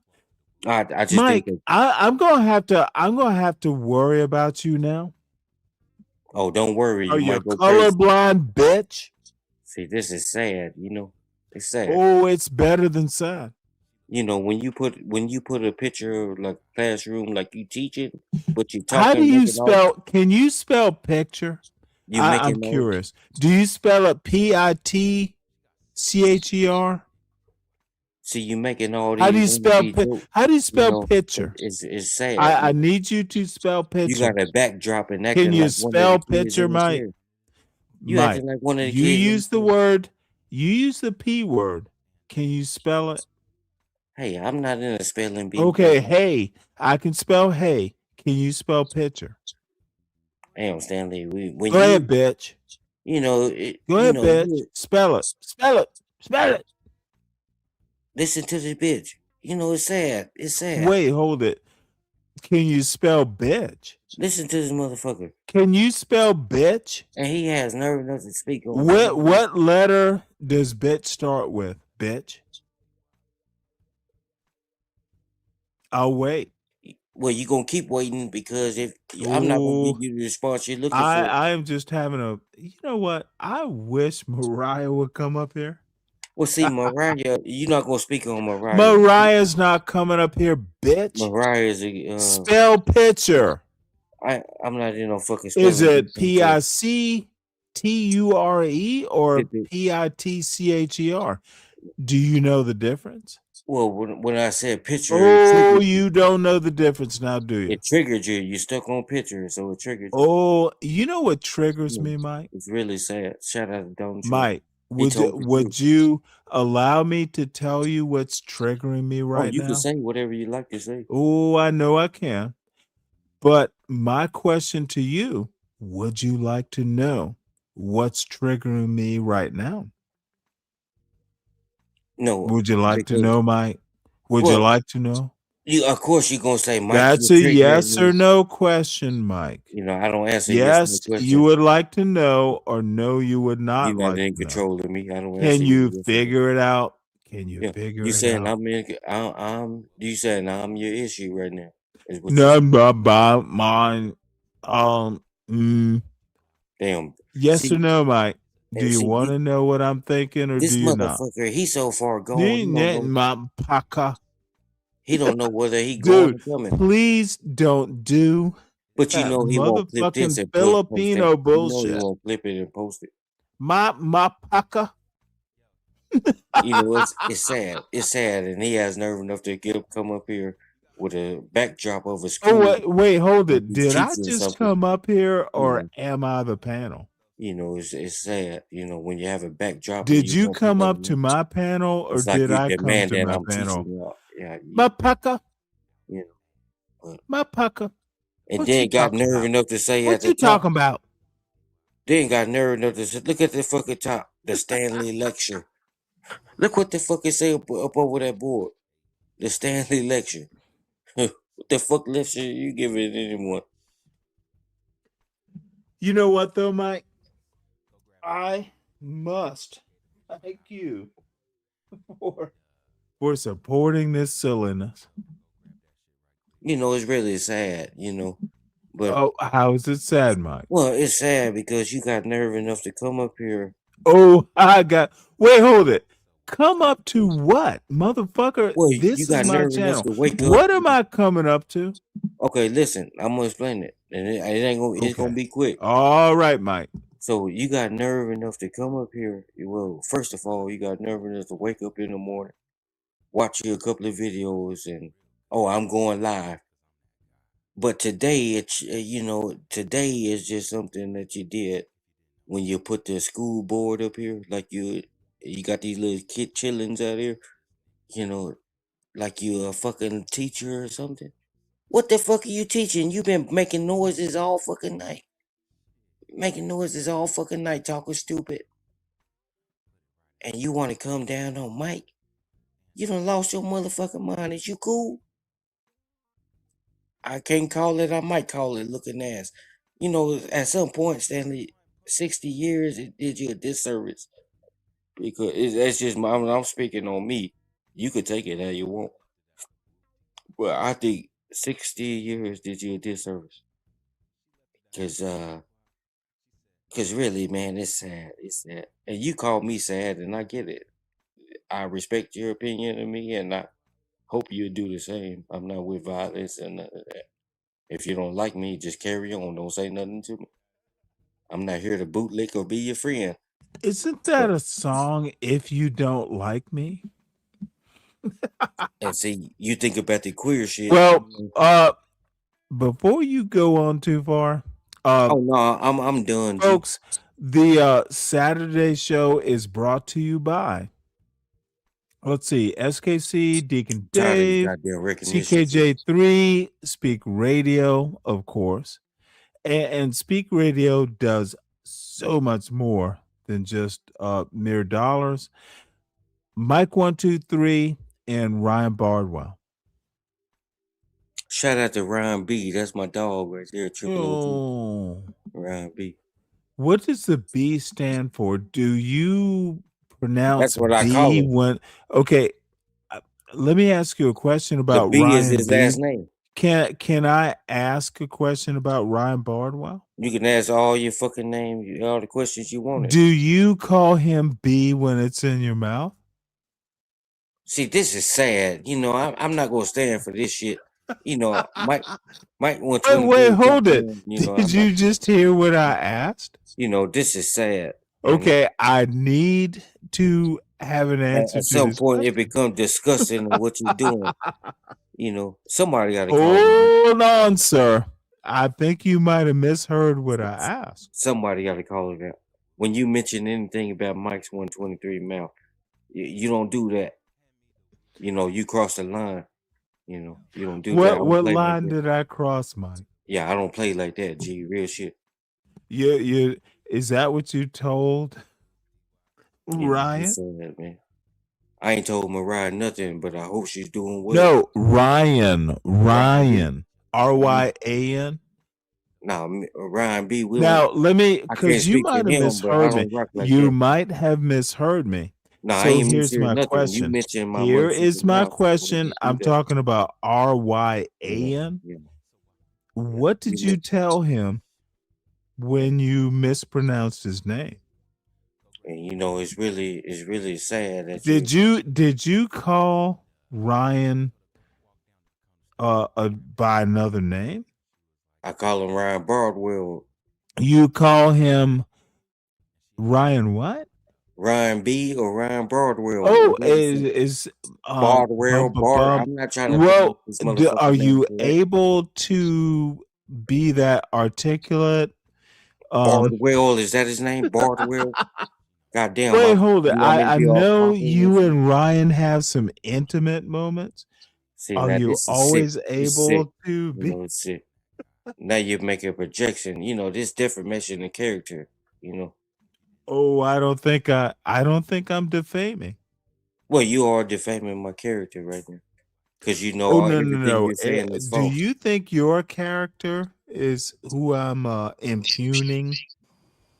Well, I'm superior to you. Is it your character or someone else's son? Well, I'm superior to you, so you should learn to take lessons from somebody Okay, that. I need you to concentrate.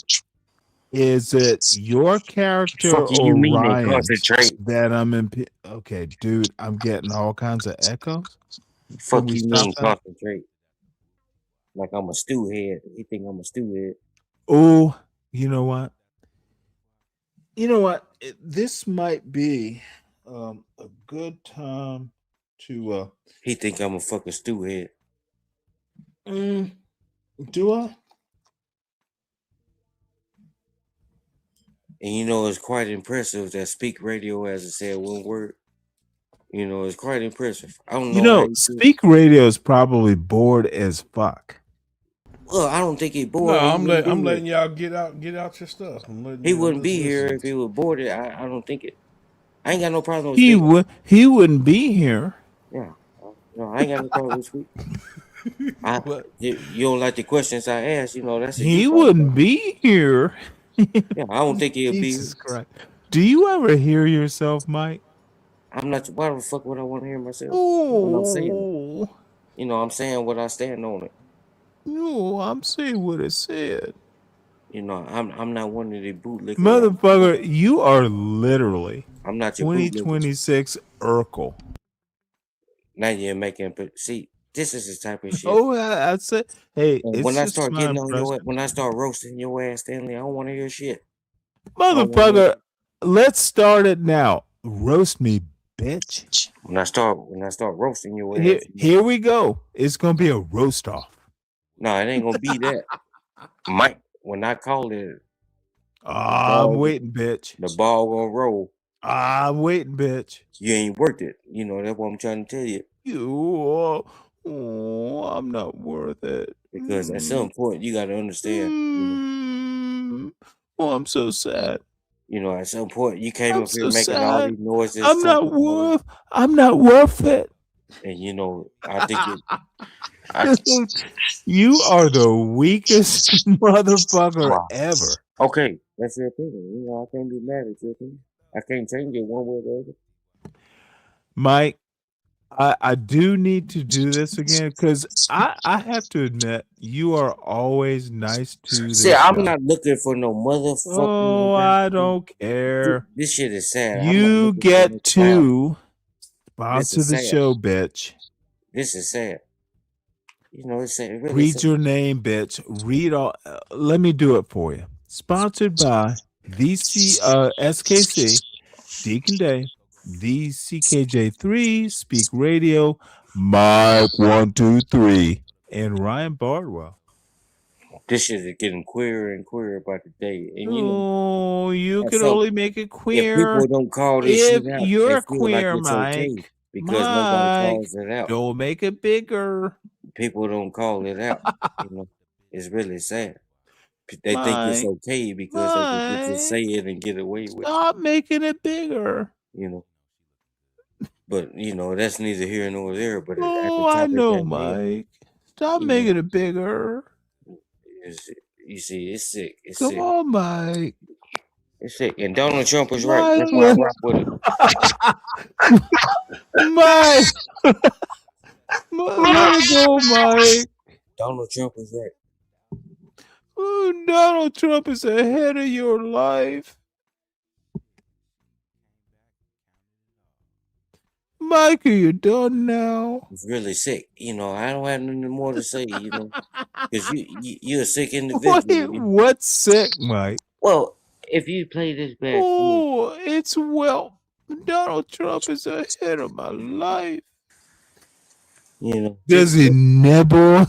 Does he nibble at the head of your life? Well, your party screwed it up, and now we fighting to get. Oh, my party is nibbling at the head of your life. Donald Trump is fighting like hell to get Does everything. Donald Trump nibble? Does he? Does he put Does Donald Trump gum it? Does he gum it? Does he gum it? Or does he nibble a little bit and tickle? That's why I got a problem with you, because I think you're undercover conservative, Stanley. That's why I think of you. I think you're undercover conservative. and you playing your little character. Well, I think you a horrible job, but people might think you're doing an awesome job. I can't gauge that, but at some point, you got to just call it how you see it. Because Well, Mike, how do you nobody see that it? hates an individual so much, and that's all they talk about. If you hate them that much, why keep talking about it? And, just move on. Do better for your party, and just try to get Wait, bring more which people together. party are you talking about? Well, you're a Democrat. I call you demon. Oh, I thought you were actually you remember a few weeks ago you were like at a club and you were having a party? I'm having another one on the 24th. Of what? June?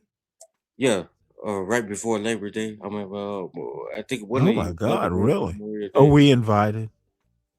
Well, shit. No, you ain't invited to my shit. Not you. I won't let Democrats in my house. You know, when you said that, it made me think of Tina Turner, Private Dancer. So you're gonna have private dancers? Now I got an old lady. Shit dance for me private in my room. I'm having a party. It's a kickback. It's a kickback. I'll be on the grill and everything. It's gonna be nice. I might cam up that day. Damn, Mike. Yeah, I have parties all the time. I like to have a good time. Do you really? Yeah, all the time. I like to have a good time. I ain't With no whom? I ain't no hood rat or nothing like that. If you think I'm a hood rat because the way I speak, that's on you. No, let me tell you who you remind me of and who I think you remind me of Hood Conservative. Oh, see, now you're talking stupid. You don't compare Mike to nobody else. No. I didn't say he was your boyfriend. You just remind me of it. It's sad, he said your boyfriend. Why is it sad that why you have to say why do you have to throw in these little words? You know what the fuck Oh, you're just doing. because I You know want to what see the what fuck happens. you're doing, but Mike don't You operate are like this. sad that I compare you to Hood Conservative. He's a good Mike like conservative. pussy. Mike like pussy and I'm Mike Well, let me ask you a question. Do you respect Hood Conservative as an I don't know much. intellectual? I can't talk about him. I don't know much about him. I Okay, know who he is. motherfucker. I asked you a goddamn question. Do you respect Hood Conservative as a black intellectual? I don't know much about him. I heard You of him. don't know much about anything. Okay, that's your opinion. Oh, And no, what's your motherfucker. point? See, What's your I point? know how to corner. You haven't Dude, cornered nothing. I'm you just trying to know figure out who some Hood points. Conservative is. You know who CT is. You But you know asked who me, do John I Galton. respect them? I See, can't respect somebody I don't know. oh, dude, I am enjoying myself. I can't Dude, respect somebody you I don't know. literally have immersed yourself in the lowest No, I don't think possible I am. lotion possible. I can't respect somebody I know CT, nothing John about. Man. Galt, Izzy It's sad. Bands, It's really sad. all kinds of motherfucking You respect everybody lotions. that you go on. Oh, You respect. I don't respect You anyone. can't make me respect nobody I barely know. Oh, no. Why would I want to make you do anything? You asked the question, do I John respect John Galt will I make barely you. fucking know who he is. I don't have to make you. John Galt I only will know make about you. him because he was on John Mr. Galt. Galt's gonna make you. He was on Mr. Galt. CT's gonna make you. Oh, CT, CT is. Yeah, I used to rock with CT. You know it's gonna happen, don't you? I wouldn't give a fuck. He's gonna make you. See, now you got life fucked up, Stanley. Oh, I don't know what you think Mike 123 is. wait, hold it. Donald Trump's gonna make you. He's ahead of your life. I don't know what type of impression you get from Mike 123. Oh no, I don't know what happened to me. At some point. Oh, I don't know, Mike. Well, you gonna get to know. I think John Galt is going to make you do things you never imagined John Galt can't make would. Mike 123 do a bitch ass. You had no clue this was gonna happen to you. Now, did you? I respect John Galt. Did you just say I? I respect John Galt because he never switched up on me. Oh, He dude, never this switched is up on me. so fun. Well, don't make me make you. Never switched up on me, and I agree Donald with. Trump is the what head of your life? He's the head of your life, whether you like it or No, not. motherfucker. He is on your head see, y'all and get it giving you twisted when I life. say that. He's pumping you up. He's Y'all get it blowing twisted. it in. He's blowing it into your stem. You know, you get it twisted when I say that. No, He's the head I of my think I life. got I'm it not right. talking about I spiritual. think I got it right. I'm not talking about spiritual. I'm talking about the real world. Oh, no. You're talking Donald Trump being on the head of your life. If it weren't for Trump, you wouldn't have a check coming in. Oh, if it petty weren't officer, for thank you. Trump, you literally wouldn't be human. So gas gonna go back down to 99 cents here shortly. Just mark my word. Okay, Remember, I told you what? gas is gonna go Which down shortly. children? Gas is gonna go down shortly. Just mark my word. I'm telling you this. It's Yeah, gonna be 99 cents gas for about is 3 going weeks. to go down because Donald Trump is the head of your life. Right. Just it's gonna go down Is for about Donald 3 Trump weeks the at head of your 99 life? cents. Watch and see what I Say tell you. yes or no. You know, it's really sad. Donald Trump is the head of your life. Yeah. Yes or Shout no? out to Donald Trump, who's the head of my life. Is Donald Trump needs you to just say yes. I campaigned for Donald Trump during the last Okay, election. Donald Trump just needs you to say yes. I Can was you out do there that? on the picket. Is Donald Trump the head of your life, Mike? He is, and I'll speak for him if he Okay, allow me to. so that's a yes. Yep, that's a yes. YES. Yep. I need you to say, yep, Donald Trump is the head of my life. Shout out to Donald Trump, who's the head of my life. Yeah.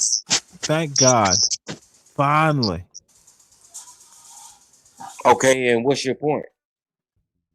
Oh, I just needed that clip. Oh, I've been said it. You just now clipping it? Yes. You know, it's really sad. You know, it's really sad, Stanley, that you just look for clicks and views, and you know, it's really sad. You don't have to clip everything, you know. Well, no, Now sometimes you're I gonna just take need it. sometimes I just need a current clip. Well, sometimes it's just you don't show the whole clip. You know, you Well, gotta the show the problem context. is I just need the timestamp. I Well, need to make sure but it's you a have to fresh get the context timestamp. right. So when I tell people that he said it, they're gonna go, "Oh no, that was a month ago." Well, I people can already tell heard them me. it was just Ain't no 24 shame in hours my ago. game. Ain't no The shame. motherfucker is still.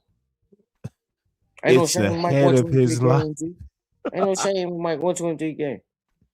I rock with my president. Oh yeah, he's your personal president.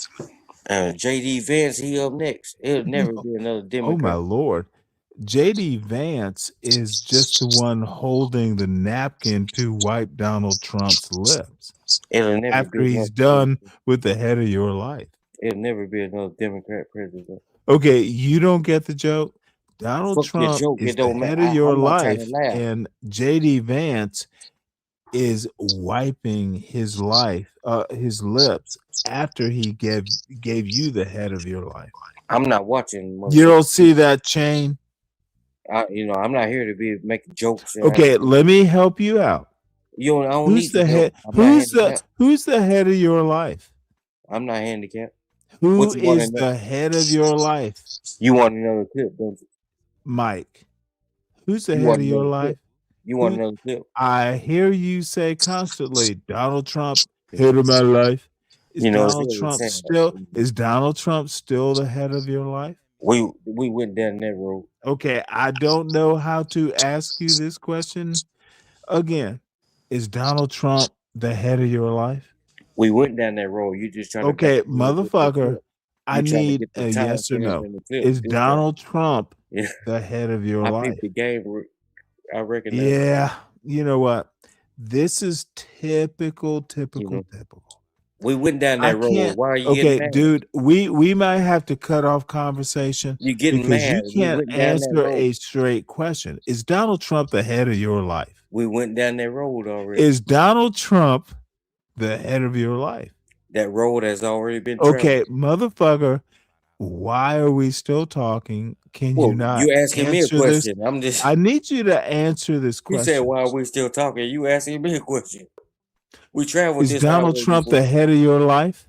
We just traveled this highway. Is Donald J. Trump head of your life? This highway has been traveled, and now it's trying to come back. I don't hear yum yum. So Is at he some the point, head? so what I was saying, Is he the the bigger head of issue your is what I life? was getting at.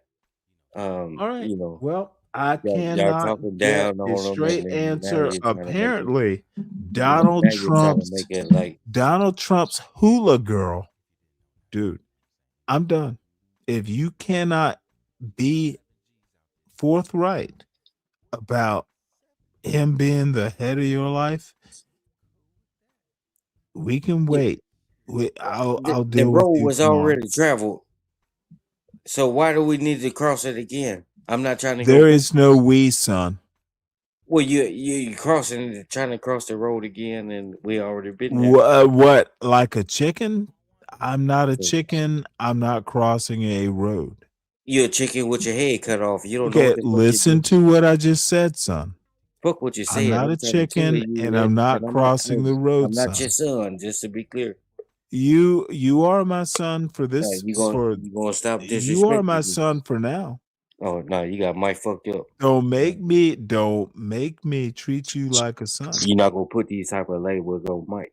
I will do it the fuck I want to do, you Yeah, bitch. but you could do it in your own little spaces. Don't involve me. Mike, enough. Well, fuck what you talking. It's not enough. Oh, here we go. Whoa, And Paris, And I'm not with you, all this queer before, shit when he no, come up saying Mike, real shit. Mike, He gonna take me into this. let me set. He need to take him as.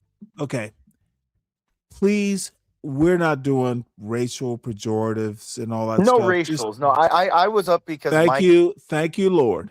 Yeah, Mike's cute voice brought me up. I heard the sirens. I heard the sirens call. You know what I mean? I felt like Odysseus, the Odysseus's men. Oh, now see, no one Odysseus, really? No, it's a joke. I get it. He's the siren's call. I mean, Mike's that little voice that he talks like this. You gotta stop Stanley? playing with me like You that. better stop playing with No, me. this motherfucker is stop playing with me Charybdis. like that, man. When you Stanley, come you into allow the this type of center of shit? it, those rocks will close. Charybdis. We Stanley, call him you Charybdis. allow this type of Hey, shit. Stanley, G, I have a don't rock question. like Do you that, think Mike wears a thong to bed? I bet he does. I feel for some reason Mike. That's why I call him Charybdis. It's like, look, it's a twerking joke where those two cheeks clap together like the rocks. Charybdis. Absolutely. Well, yeah, it's like the waves hitting the rock. Like, well, have you? Oh, mother, dude, you don't remember those closing rocks? I do. That's like I do. the original twerk. Well, you know what it reminds me of? You ever seen those YouTube or TikToks where the girls twerk, but they twerk in like a hallway where it echoes and it claps, like clap, clap, clap, and it goes. That's like Mike. I wonder if he does it like. Do you think Mike does that or no? You know what? I bet he wants to. Mike, Mike? If I could ask you a quick question, Mike, what's your favorite twerking song? Hey, I'm not going to engage in you guys' conversation. Oh, come Mike, on, don't now. be all up. Don't be a poor sport, Mike. We're just asking you questions. Mike, it's Mike, a joke, don't be a poor Mike. sport, Mike. We're just messing with you, Mike. Come on, Mike, now. I love you. Nah, Stanley, I don't play like that. Damn, Mike, we're treating you like we treat the Cowboys. All right, we're just No, joking. I have to say this. I have to say this in all honesty. Mike is a supporter of the show, and we're probably going too far with this. No, but I like Mike. That's the thing. Like Mike thinks I don't like him. I like Mike. No, it ain't about Mike, supporting Mike, the shit, no. Stanley. Now you're trying to Mike, make it seem like I'm Mike, weak. take it ain't a about the no, support. Mike. It's just Mike, about keeping it, be a man. Be a man. Don't come at me with all that queer shit. Okay, Mike, let me be a man and tell you we're just fucking with you. Mike, do you remember when you laughed and you broke character when I told you to grow up, grow this down? motherfucker. I said, remember I told him to grow down instead of grow up, and he kind of laughed a little bit. He couldn't stay mad. I thought that was good, Mike. Showed a little humanity in you, Mike. A residue of humanity. All right. Well, this is how we go. Mike, motherfucker, you do support this show. Let me ask you a question, Mike. And this is in all seriousness. Now I don't recall. We're gonna do Black culture tomorrow. And Imperious, you can I have a whole show and it will be boring. Well, as what's your fuck. question, motherfucker? You had a question? Now you Whoa, talking about why black so culture? aggressive tonight, Mike? Oh no. Mike, are you Well, drinking no, those steel reserves? I have to take it on the chin because I've been a little mean. You've been mean to him? So- Okay, I'm sorry. Mike, Oh we love no, you, bro. no. I've been more than mean. Aw. He is No, hey, Stanley, more. just give me a minute or so and I'll land the plane. See, I'm Got gonna give you a little history about Mike 123 real quick. It don't take I about a minute. am looking forward to it. So Mike Should I 123. bring you up on the main stage? No, you ain't gotta do all that. All right. So Mike 123, I don't rock around with that queer shit. I like pussy. I don't like to engage Okay, in these I'm type of thoroughly conversations lost. Why are we talking about because this? I don't want to engage in these type of Okay, conversations. did we make you doubt your manhood? See, now you're talking stupid. Okay, but now I'm thoroughly when lost. you mention my name, Mike, why No, are you no, no, so no. Mike, why are you I insecure don't about think why are you I insecure about do yourself? not think we questioned your manhood. Mike, why are you insecure about this, Mike? don't I even mean, look, mention my name Mike, in hey, that Mike, did you play football? Do you ever play football, Mike? Like American football? Mike, do you remember we used to Really? hit Did you say American football? Well, I don't know what he, Well, but this Mike, motherfucker probably played soccer. who Really? knows? I mean, he's Mike. All I'm saying is this, Mike. Didn't you ever slap each other on the ass when you played, Mike? When someone did a good play, like, why are you upset, Mike? No, Imperious, please let him recover. Okay. Well, I It's mean, not that you're recovering. does he have a level 2 tear, You Stanley? know, this is sad. I You know, don't you got know. He's never you got given two birth. individuals, two so-called men, biological men. You got Oh, two so men there. wait, hold it. Did you You just know, say so-called man? I did. I says two When you so-called were men. so silent, You know, and yeah, because dude, I was gonna call you Rosebud. You were so silent. it's really crazy. I don't engage in that Is type it? of topics. All Is these it, Yeah, I think Maud? Mike's name should be Blue Bonnet. Blue Bonnet. That's a good name for him. Blue Bonnet. It's sad, and I'm pretty sure that you two individuals is probably hooked up, but that's on y'all. Don't project it on Mike, me. why are you suggesting these horrible Well, things, Mike? don't push that on everybody else. Mike, what? Mike, we're not putting it on you, Mike. Are you used to men pushing up on I'm you? Is saying that I why gotta you're speak up insecure? because All right. Well, I honestly, as long as Imperious, people let y'all get away with this type okay, of talk, y'all gonna we will continue to do it. we will let you go. As long as people let Honestly, y'all get away I with this thought. type Well, of no, talk, I'll head off, Stanley. I look, I was gonna crash.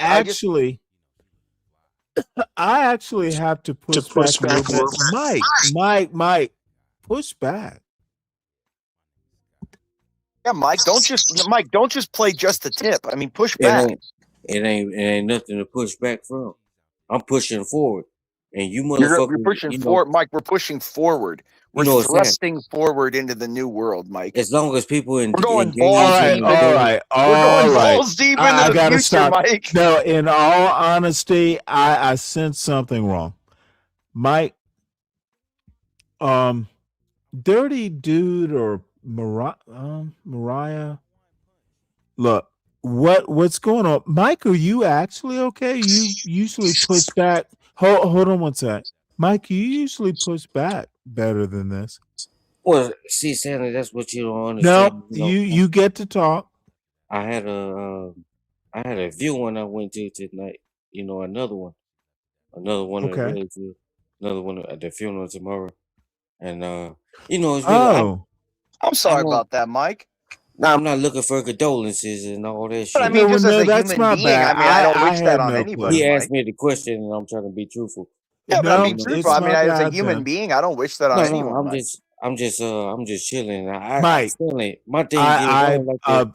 I I don't like the queer totally talk and all apologize. that. G, real shit. No, that Like, we're that. just trying to take your mind off of it. I mean, look, we're just slapstick humor around here, Stanley, Mike. no, but you gotta understand, Stanley. Well, I You don't know, know that it's slapstick. I might say Well, some it's crazy shit. slapdick, I call it. But go ahead. Stanley, I might say some crazy shit, but I don't Well, play that's fine. I don't play Speak your that mind. crazy. I don't play that crazy gay shit, real shit. That's one thing I don't rock with. You know, and that's just me. And you know, I'm not gonna engage. Do you want to hear more about me and Mariah? That's Okay, not queer. Imperious, hold on. Let Mike Yeah, talk. man. And it's not about me going through nothing. I'm not. You know, Okay, and you can. How about speaking to the microphone and not be muffled? I take every death serious, you know, because I don't want nobody. Are you okay, Mike? Yeah, I'm good. But this one touched me. Okay, well, stand tall and This talk. one touched me, you know, because it was close though. But you know, I feel bad. Mike's not at 100% tonight, so I'm gonna get off here. I don't want to pick on Mike too much.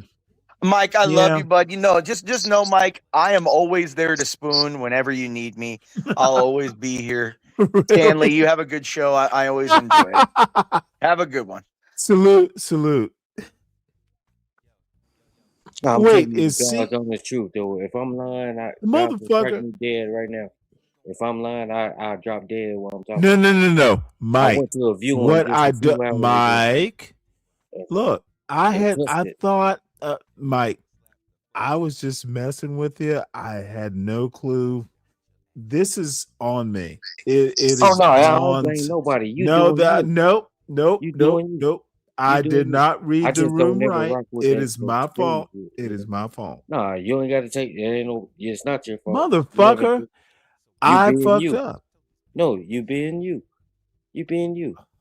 You Well, didn't see, know that until you makes asked the it question. even worse. Now you're gonna let me be me? You didn't know nothing until you asked the question. You know. Well, motherfucker, I should have asked the question So earlier. it's not your fault. Look, I should have asked. No blame I towards knew. you. Can I say something?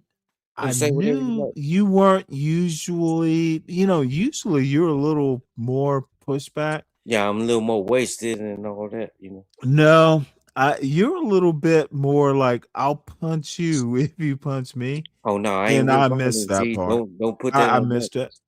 I missed it. Mike is a lover. I love him. Oh no! Please don't say that. That's too far. Yeah, I don't do no violence. You usually punch back. You punch back. Yeah, it's nothing. It's nothing to push back on anything queer. You know? Because as So long as people allow this type of talk, you know, they engage in okay, it. it is It makes totally it my okay. bad. It makes Totally it my okay. bad. Now, are you okay? Shit, Mike, I'm above the ground. That's No, why. motherfucker, stop that bullshit. Yeah, you know, I could have been where I just came from. You know, you just May never I ask you a question? ask away, nigga. Really? So you were so sad you got to use the I'm not N-word sad. and No, think. Are you? Do you think you're gonna get away with that? I just don't like to see people like. Okay, don't use the N-word on my panel, please. Well, stop Ever. asking me Even stupid shit. even if you're sad, bitch, don't use the N-word. See, this is the thing. Mike is not sad. Okay, Mike is not- dude, how can you totally flip my sympathy? Will you be around tomorrow, Mike? Oh yeah. Well, I have a funeral at 11 tomorrow. It'll be from back, and then I'm gonna go. Oh, you don't need to explain it. I'm gonna go to the It'll repast. be in the afternoon, not going to be in the morning. Yeah. I go to the repast. Might kick it. Have a few beers, drink. Yeah. Don't drink beer, Mike. I'll be at the. Don't drink You beer, don't tell Mike. me what the Wait fuck till to drink. wait till See, now you're losing your mind. wait till you Now come you're to losing. my You show don't to tell me drink what the beer. fuck to drink. Oh, now You you're don't tell me mad. what the fuck to drink. I'm just giving you some old man advice, Well, and you your get old man mad. shit went out the See, window when see, you started making motherfucker, moves. is it really you hate boomers? You hate boomers so much that Yeah, you because can't y'all take fucked a it up for little bit everybody. of advice? Y'all fucked it up for everybody. Okay, who is y'all? You fucking boomers. Motherfucker, is my name Boomer? Is my It probably first name is. Boomer? Is my first name Boomer? There's no way for us to verify your Is name. Stanley. my first name Boomer? We don't know if you really Stanley. Is my first name Boomer? Fuck what your name That's is. that's a yes/no question, sir. I think your name is Boomer. So you think my first name is Boomer? correct? Boomer Stanley Cross. Yeah, okay. All right, folks. Should have been named idiot Boomer Stanley Cross. That's what you should have been named, but yeah, I'll let him know. and you know when I go to this service tomorrow, cause tonight it ticked me off. That's why I'm really kind of in a bad mood because I don't like how. Yeah, I shouldn't get into it. It really Might ticked as me. well now. Yeah, something done ticked me off tonight, but because I didn't like a few things tonight. But that's why. Okay, motherfucker, spout it out. But tomorrow it'll be a new day. Tomorrow is a new day. Okay, you know what? Now I'm curious. Yeah, a couple of things. See, you know, a family ain't nobody perfect, but family, you know, sometimes family can something tick me off. You know, I didn't like the way a certain shit was happening. On this show or family or I'm talking about my personal. okay. You don't have to But share it if you all don't want to. families go through it. Mhm. You know, you always got a couple of individuals that just can't act right. Mike, it's up to you. But You want to share it or don't? oh no, I'm not We'll going to be do that. okay. Well, then it is I'm just getting saying, you know, that's why I'm kind of a little, you know, like I am tonight. what, a little tipsy. Wow. I just started drinking. I just had me a shot of bourbon about 20 Oh, minutes. really? Yeah, a Good for shot of you. bourbon, and now I'm drinking on some Heineken. So I just Well, got back not too long ago. well, I'm gonna say this. I actually do need to hop into bed. You know who I'm looking forward to seeing? It is Seymour. Does he still have a show? Oh, Seymour, I supported him a few times. Oh, motherfucker, that wasn't my question. I don't care if Well, last you I heard it, and it was another dude. It's another guy. I just started watching. I think it's CT something. I forget. oh, Chocolate Earth is live. Oh my god, that woman is But I don't so rock with a lot of these other individuals. oh, that woman is so fine. But you God know, damn it. Stanley, you know, I do have to say one thing, and I'm a What's that? you Holy know, cow. and it's in regards to your motherfucking ass. Oh. So You gonna talk about my ass? yeah, I'm a see now you talk. See, I'm done. I ain't gonna say nothing. Well, you brought it up. Let's see what you got. You know, it's sad. You know, I didn't bring your ass up, nigga. Okay, son, stop acting so You take every afraid. baby out of fucking. I don't rock like that, G. That's what I'm trying to keep telling No you. one's asking you to rock. And you keep trying to force it, and Dude, it's not. you got to take a deep breath. No, I ain't got to do nothing. I gotta call it. You don't have to do much of anything. But dude, you gotta stop. You're making me okay. Let me help you out here. You are making me I'm sound not like handicapped. I Ryan. don't need help. I'm not handicapped. Okay, I need you I don't need to help. let I'm me not handicapped. speak. I don't need you to Well, interrupt. when you start using these words like "let me help you," I'm not handicapped. I don't Okay, need help. motherfucker. Just say, hey, How let me about be suggest this. silent? You want to drivel or dribble? Why can't you say, hey, You just said let me say this? You know, you don't tell me, let me help you. I don't, dude. You're on my panel, not the other way around. Do you understand the concept? It's no concept to be made when you talk to people. Oh, you'd be surprised. You know, when you You say would let me help literally you, be I'm surprised not about handicapped. I didn't ask for the help. concept I'm talking about. Watch the words that you speak. Are you Ryan Bardwell? Watch the words that you Are speak. you Ryan Bardwell? I You am keep not. He's his own interrupting individual person. with the little ephemera and So let me ask you a dude, question. you literally are annoying. So with let this me ask you a question. motherfucker. Learn how to have a conversation. So let me ask you a question. Okay, I don't need you to ask me a question. Why do you continue to compare me to Okay, individuals? because you have the bad habits of every dummy that I could possibly think of. So are you calling your Dude, supporters I don't know. dummies? Are you Let me calling your tell you subscribers dummies? okay. You have the bad habits of John Galt, Ryan Bardwell, CT, dude.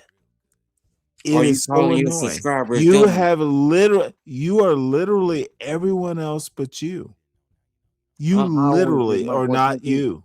I never switched up it. Never switched up it. Okay, listen to what I just said. Well, it sounds stupid. Okay, god damn it. You're doing that Ryan Bardwell interrupt in the middle of a syllable. Don't compare You me to don't him. even wait. You don't even wait for a word. You Yeah, just well, you start interrupt making in the comparisons. middle That's why of it. Yep, there you go. that's why you'll never be ahead, because you make comparisons. Yeah. That's why you, dude, you got to do better, Mike. Be yourself, not Ryan Bardwell. Well, I think you should be better and be the better Stanley Cross. Be what the military. Oh, taught you to I'm be. the Stanley Cross I need to be. Be what the Listen to military what I taught you to said. be. Stop being Ryan Bardwell. I think you're on a very high I power don't trip. care what you think, Mike.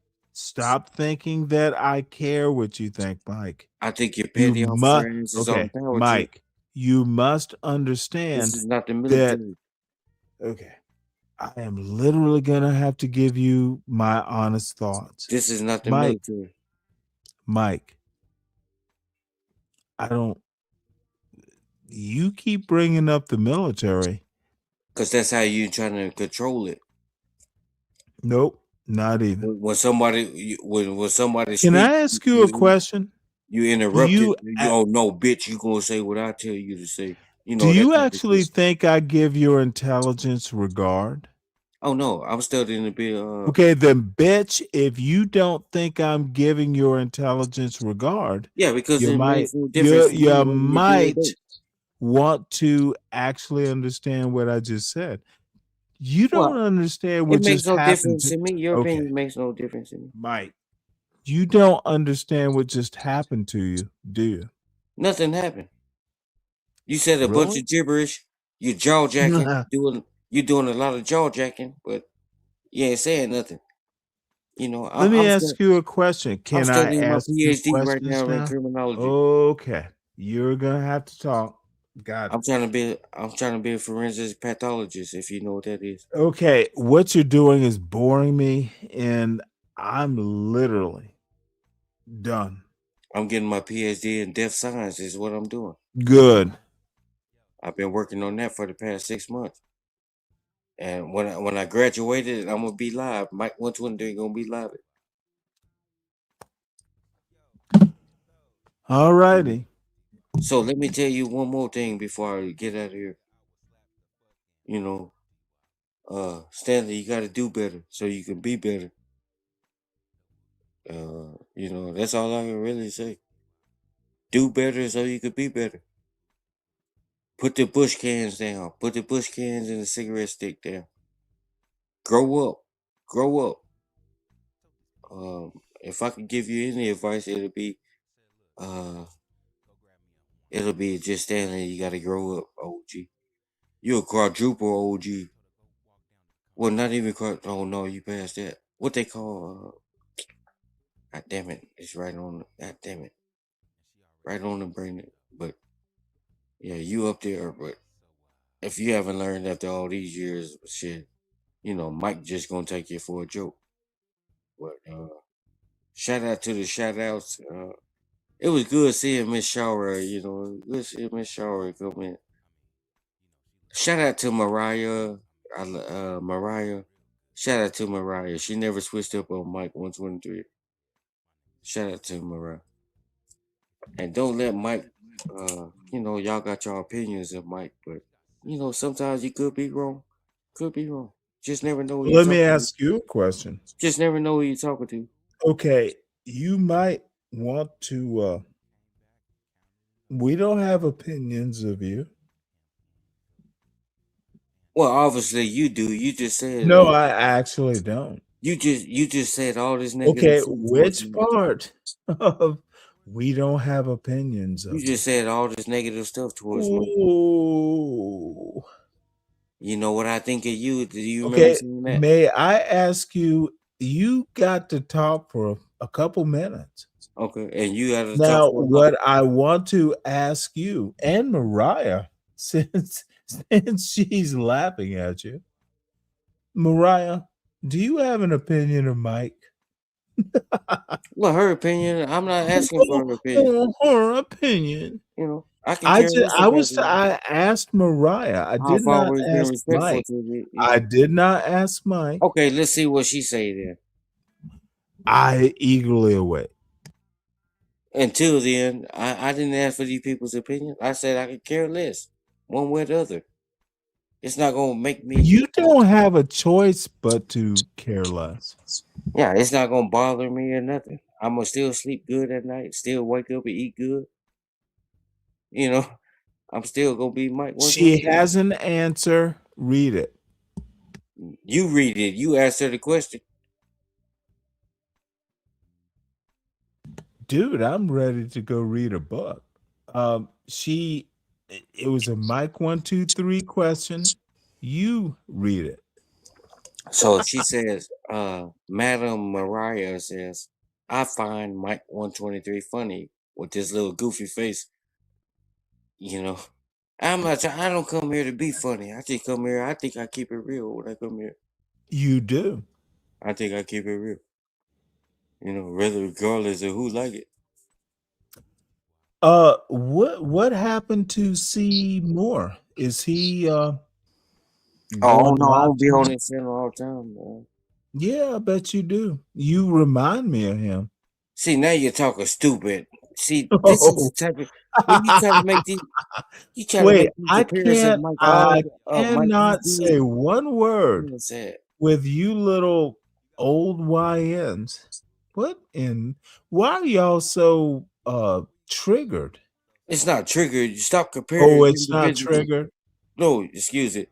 You can stop comparing individuals to Dude, somebody else. I have fun with you little geese. Are you not able to decipher Dude, who is keep who? quacking, keep honking.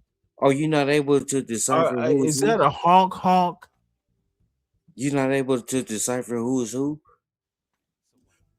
No. So you have dementia. Y'all are all birds. No, see, now you got life fucked up. Mike is Mike 123. I got a very good life, very successful in my life. But I don't give a fuck if you don't like my voice or not, or you think I'm stupid. I really laugh at this shit. Well, You know wait, what I'm saying? hold it. Did Because I you don't use think the word stupid? well, you don't think I am who I say I am. No, I think you are someone that Mariah would actually like. I'm not trying to get with these ladies. I don't know what they look Oh, like. you can't. I just respect the ladies. Understood, eunuch. Cause y'all talk Do down. you know what a eunuch is? See, y'all talk down on these ladies. Now Oh you're no, trying to ask me motherfucker! questions like I'm I'm stupid. making a joke. I'm No, it's not not a joke. talking. You don't ask me, do I know what a I'm eunuch not is? talking down. I'm making Yeah, a joke. but when you ask me questions like, "Do you know what a eunuch is?" Mariah, You know, it's really sad. what's sad, Mike? You know, you don't ask me questions like that. You Oh, trying to give me? absolutely, I do. Well, you trying to make me give you the answer so you can No, get I'm it. not trying to make you do 'Cause I don't anything. think you know what it is. Mike, You I'm not. probably just seen it somewhere How else. would I make you do You anything? know, you can't make Mike do nothing. Correct. I never switched up on nobody. What on earth are I you don't give a talking? fuck how you want to go about it.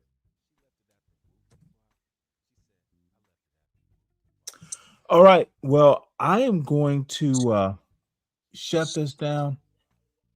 I want I appreciate see. you for having me here, Triple OG. Oh, absolutely. And And we will be doing a Saturday show tomorrow. Who knows what it'll be? I'll get Mike, it. I I'll expect get in you. here after the service. Correct. And my condolences. I didn't know you were still going through it. Oh no, So, I had one last week, and then something popped up. oh my Lord, another?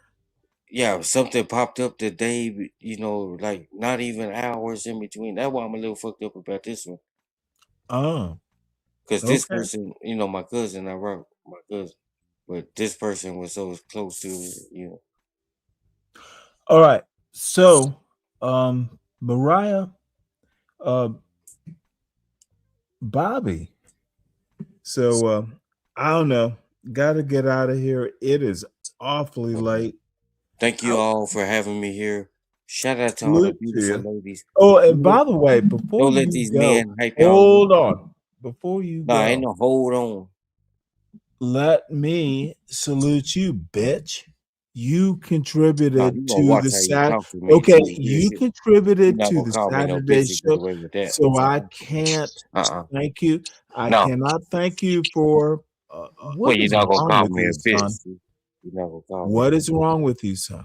Well, there's nothing I'm just wrong. saying thank you for supporting the Saturday show. What You is just wrong call with you? me. You just What call me is a bitch. wrong with you, son? You just call me a bitch. What is wrong with you, son? You call me a You bitch and can't trying to move take past. thanks like a normal human being.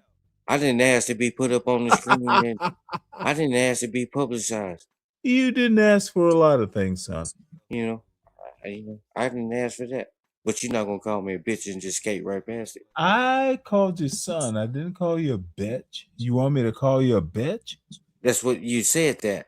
I literally did not call you a bitch.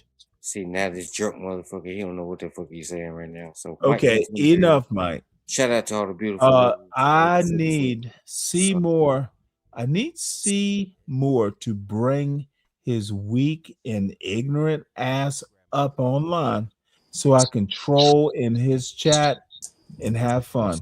I read books and that dude is so sad. So real quick, Stanley, I'm about to go watch Cooking with Mariah. Cooking with Mariah. Really? Mariah has a cooking show? Yeah, Mariah, she can throw down. Mariah can throw down. Oh my Lord, really? Oh yeah. You gotta and don't forget about Miss Shower.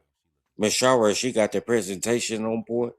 You can't forget Miss Shower. She got the presentation on board. Remember that shit I she said? know who Shara is. Yeah, Miss Shower. Hey, she's not Shara, it's Shower. Get it right. So Yes, sir. shout out to Miss Shower. And shout out to all the other beautiful women, Miss Brooklyn. Never forget about you. You're OG, Miss Brooklyn, OG. Miss Portia, salute, Miss Portia. Shout out to HB. I haven't seen him in a while. Shout out to HB. Are you gonna take off your shoes? Shout out to Donald Trump. Do you take your shoes off before you come up to my panel? I don't wear fucking shoes in my house. It's a Sharon Bracey joke. Yeah, I don't know who that is. You know what? You would fit in over on Sharon's channel. Can't comment on somebody I don't know.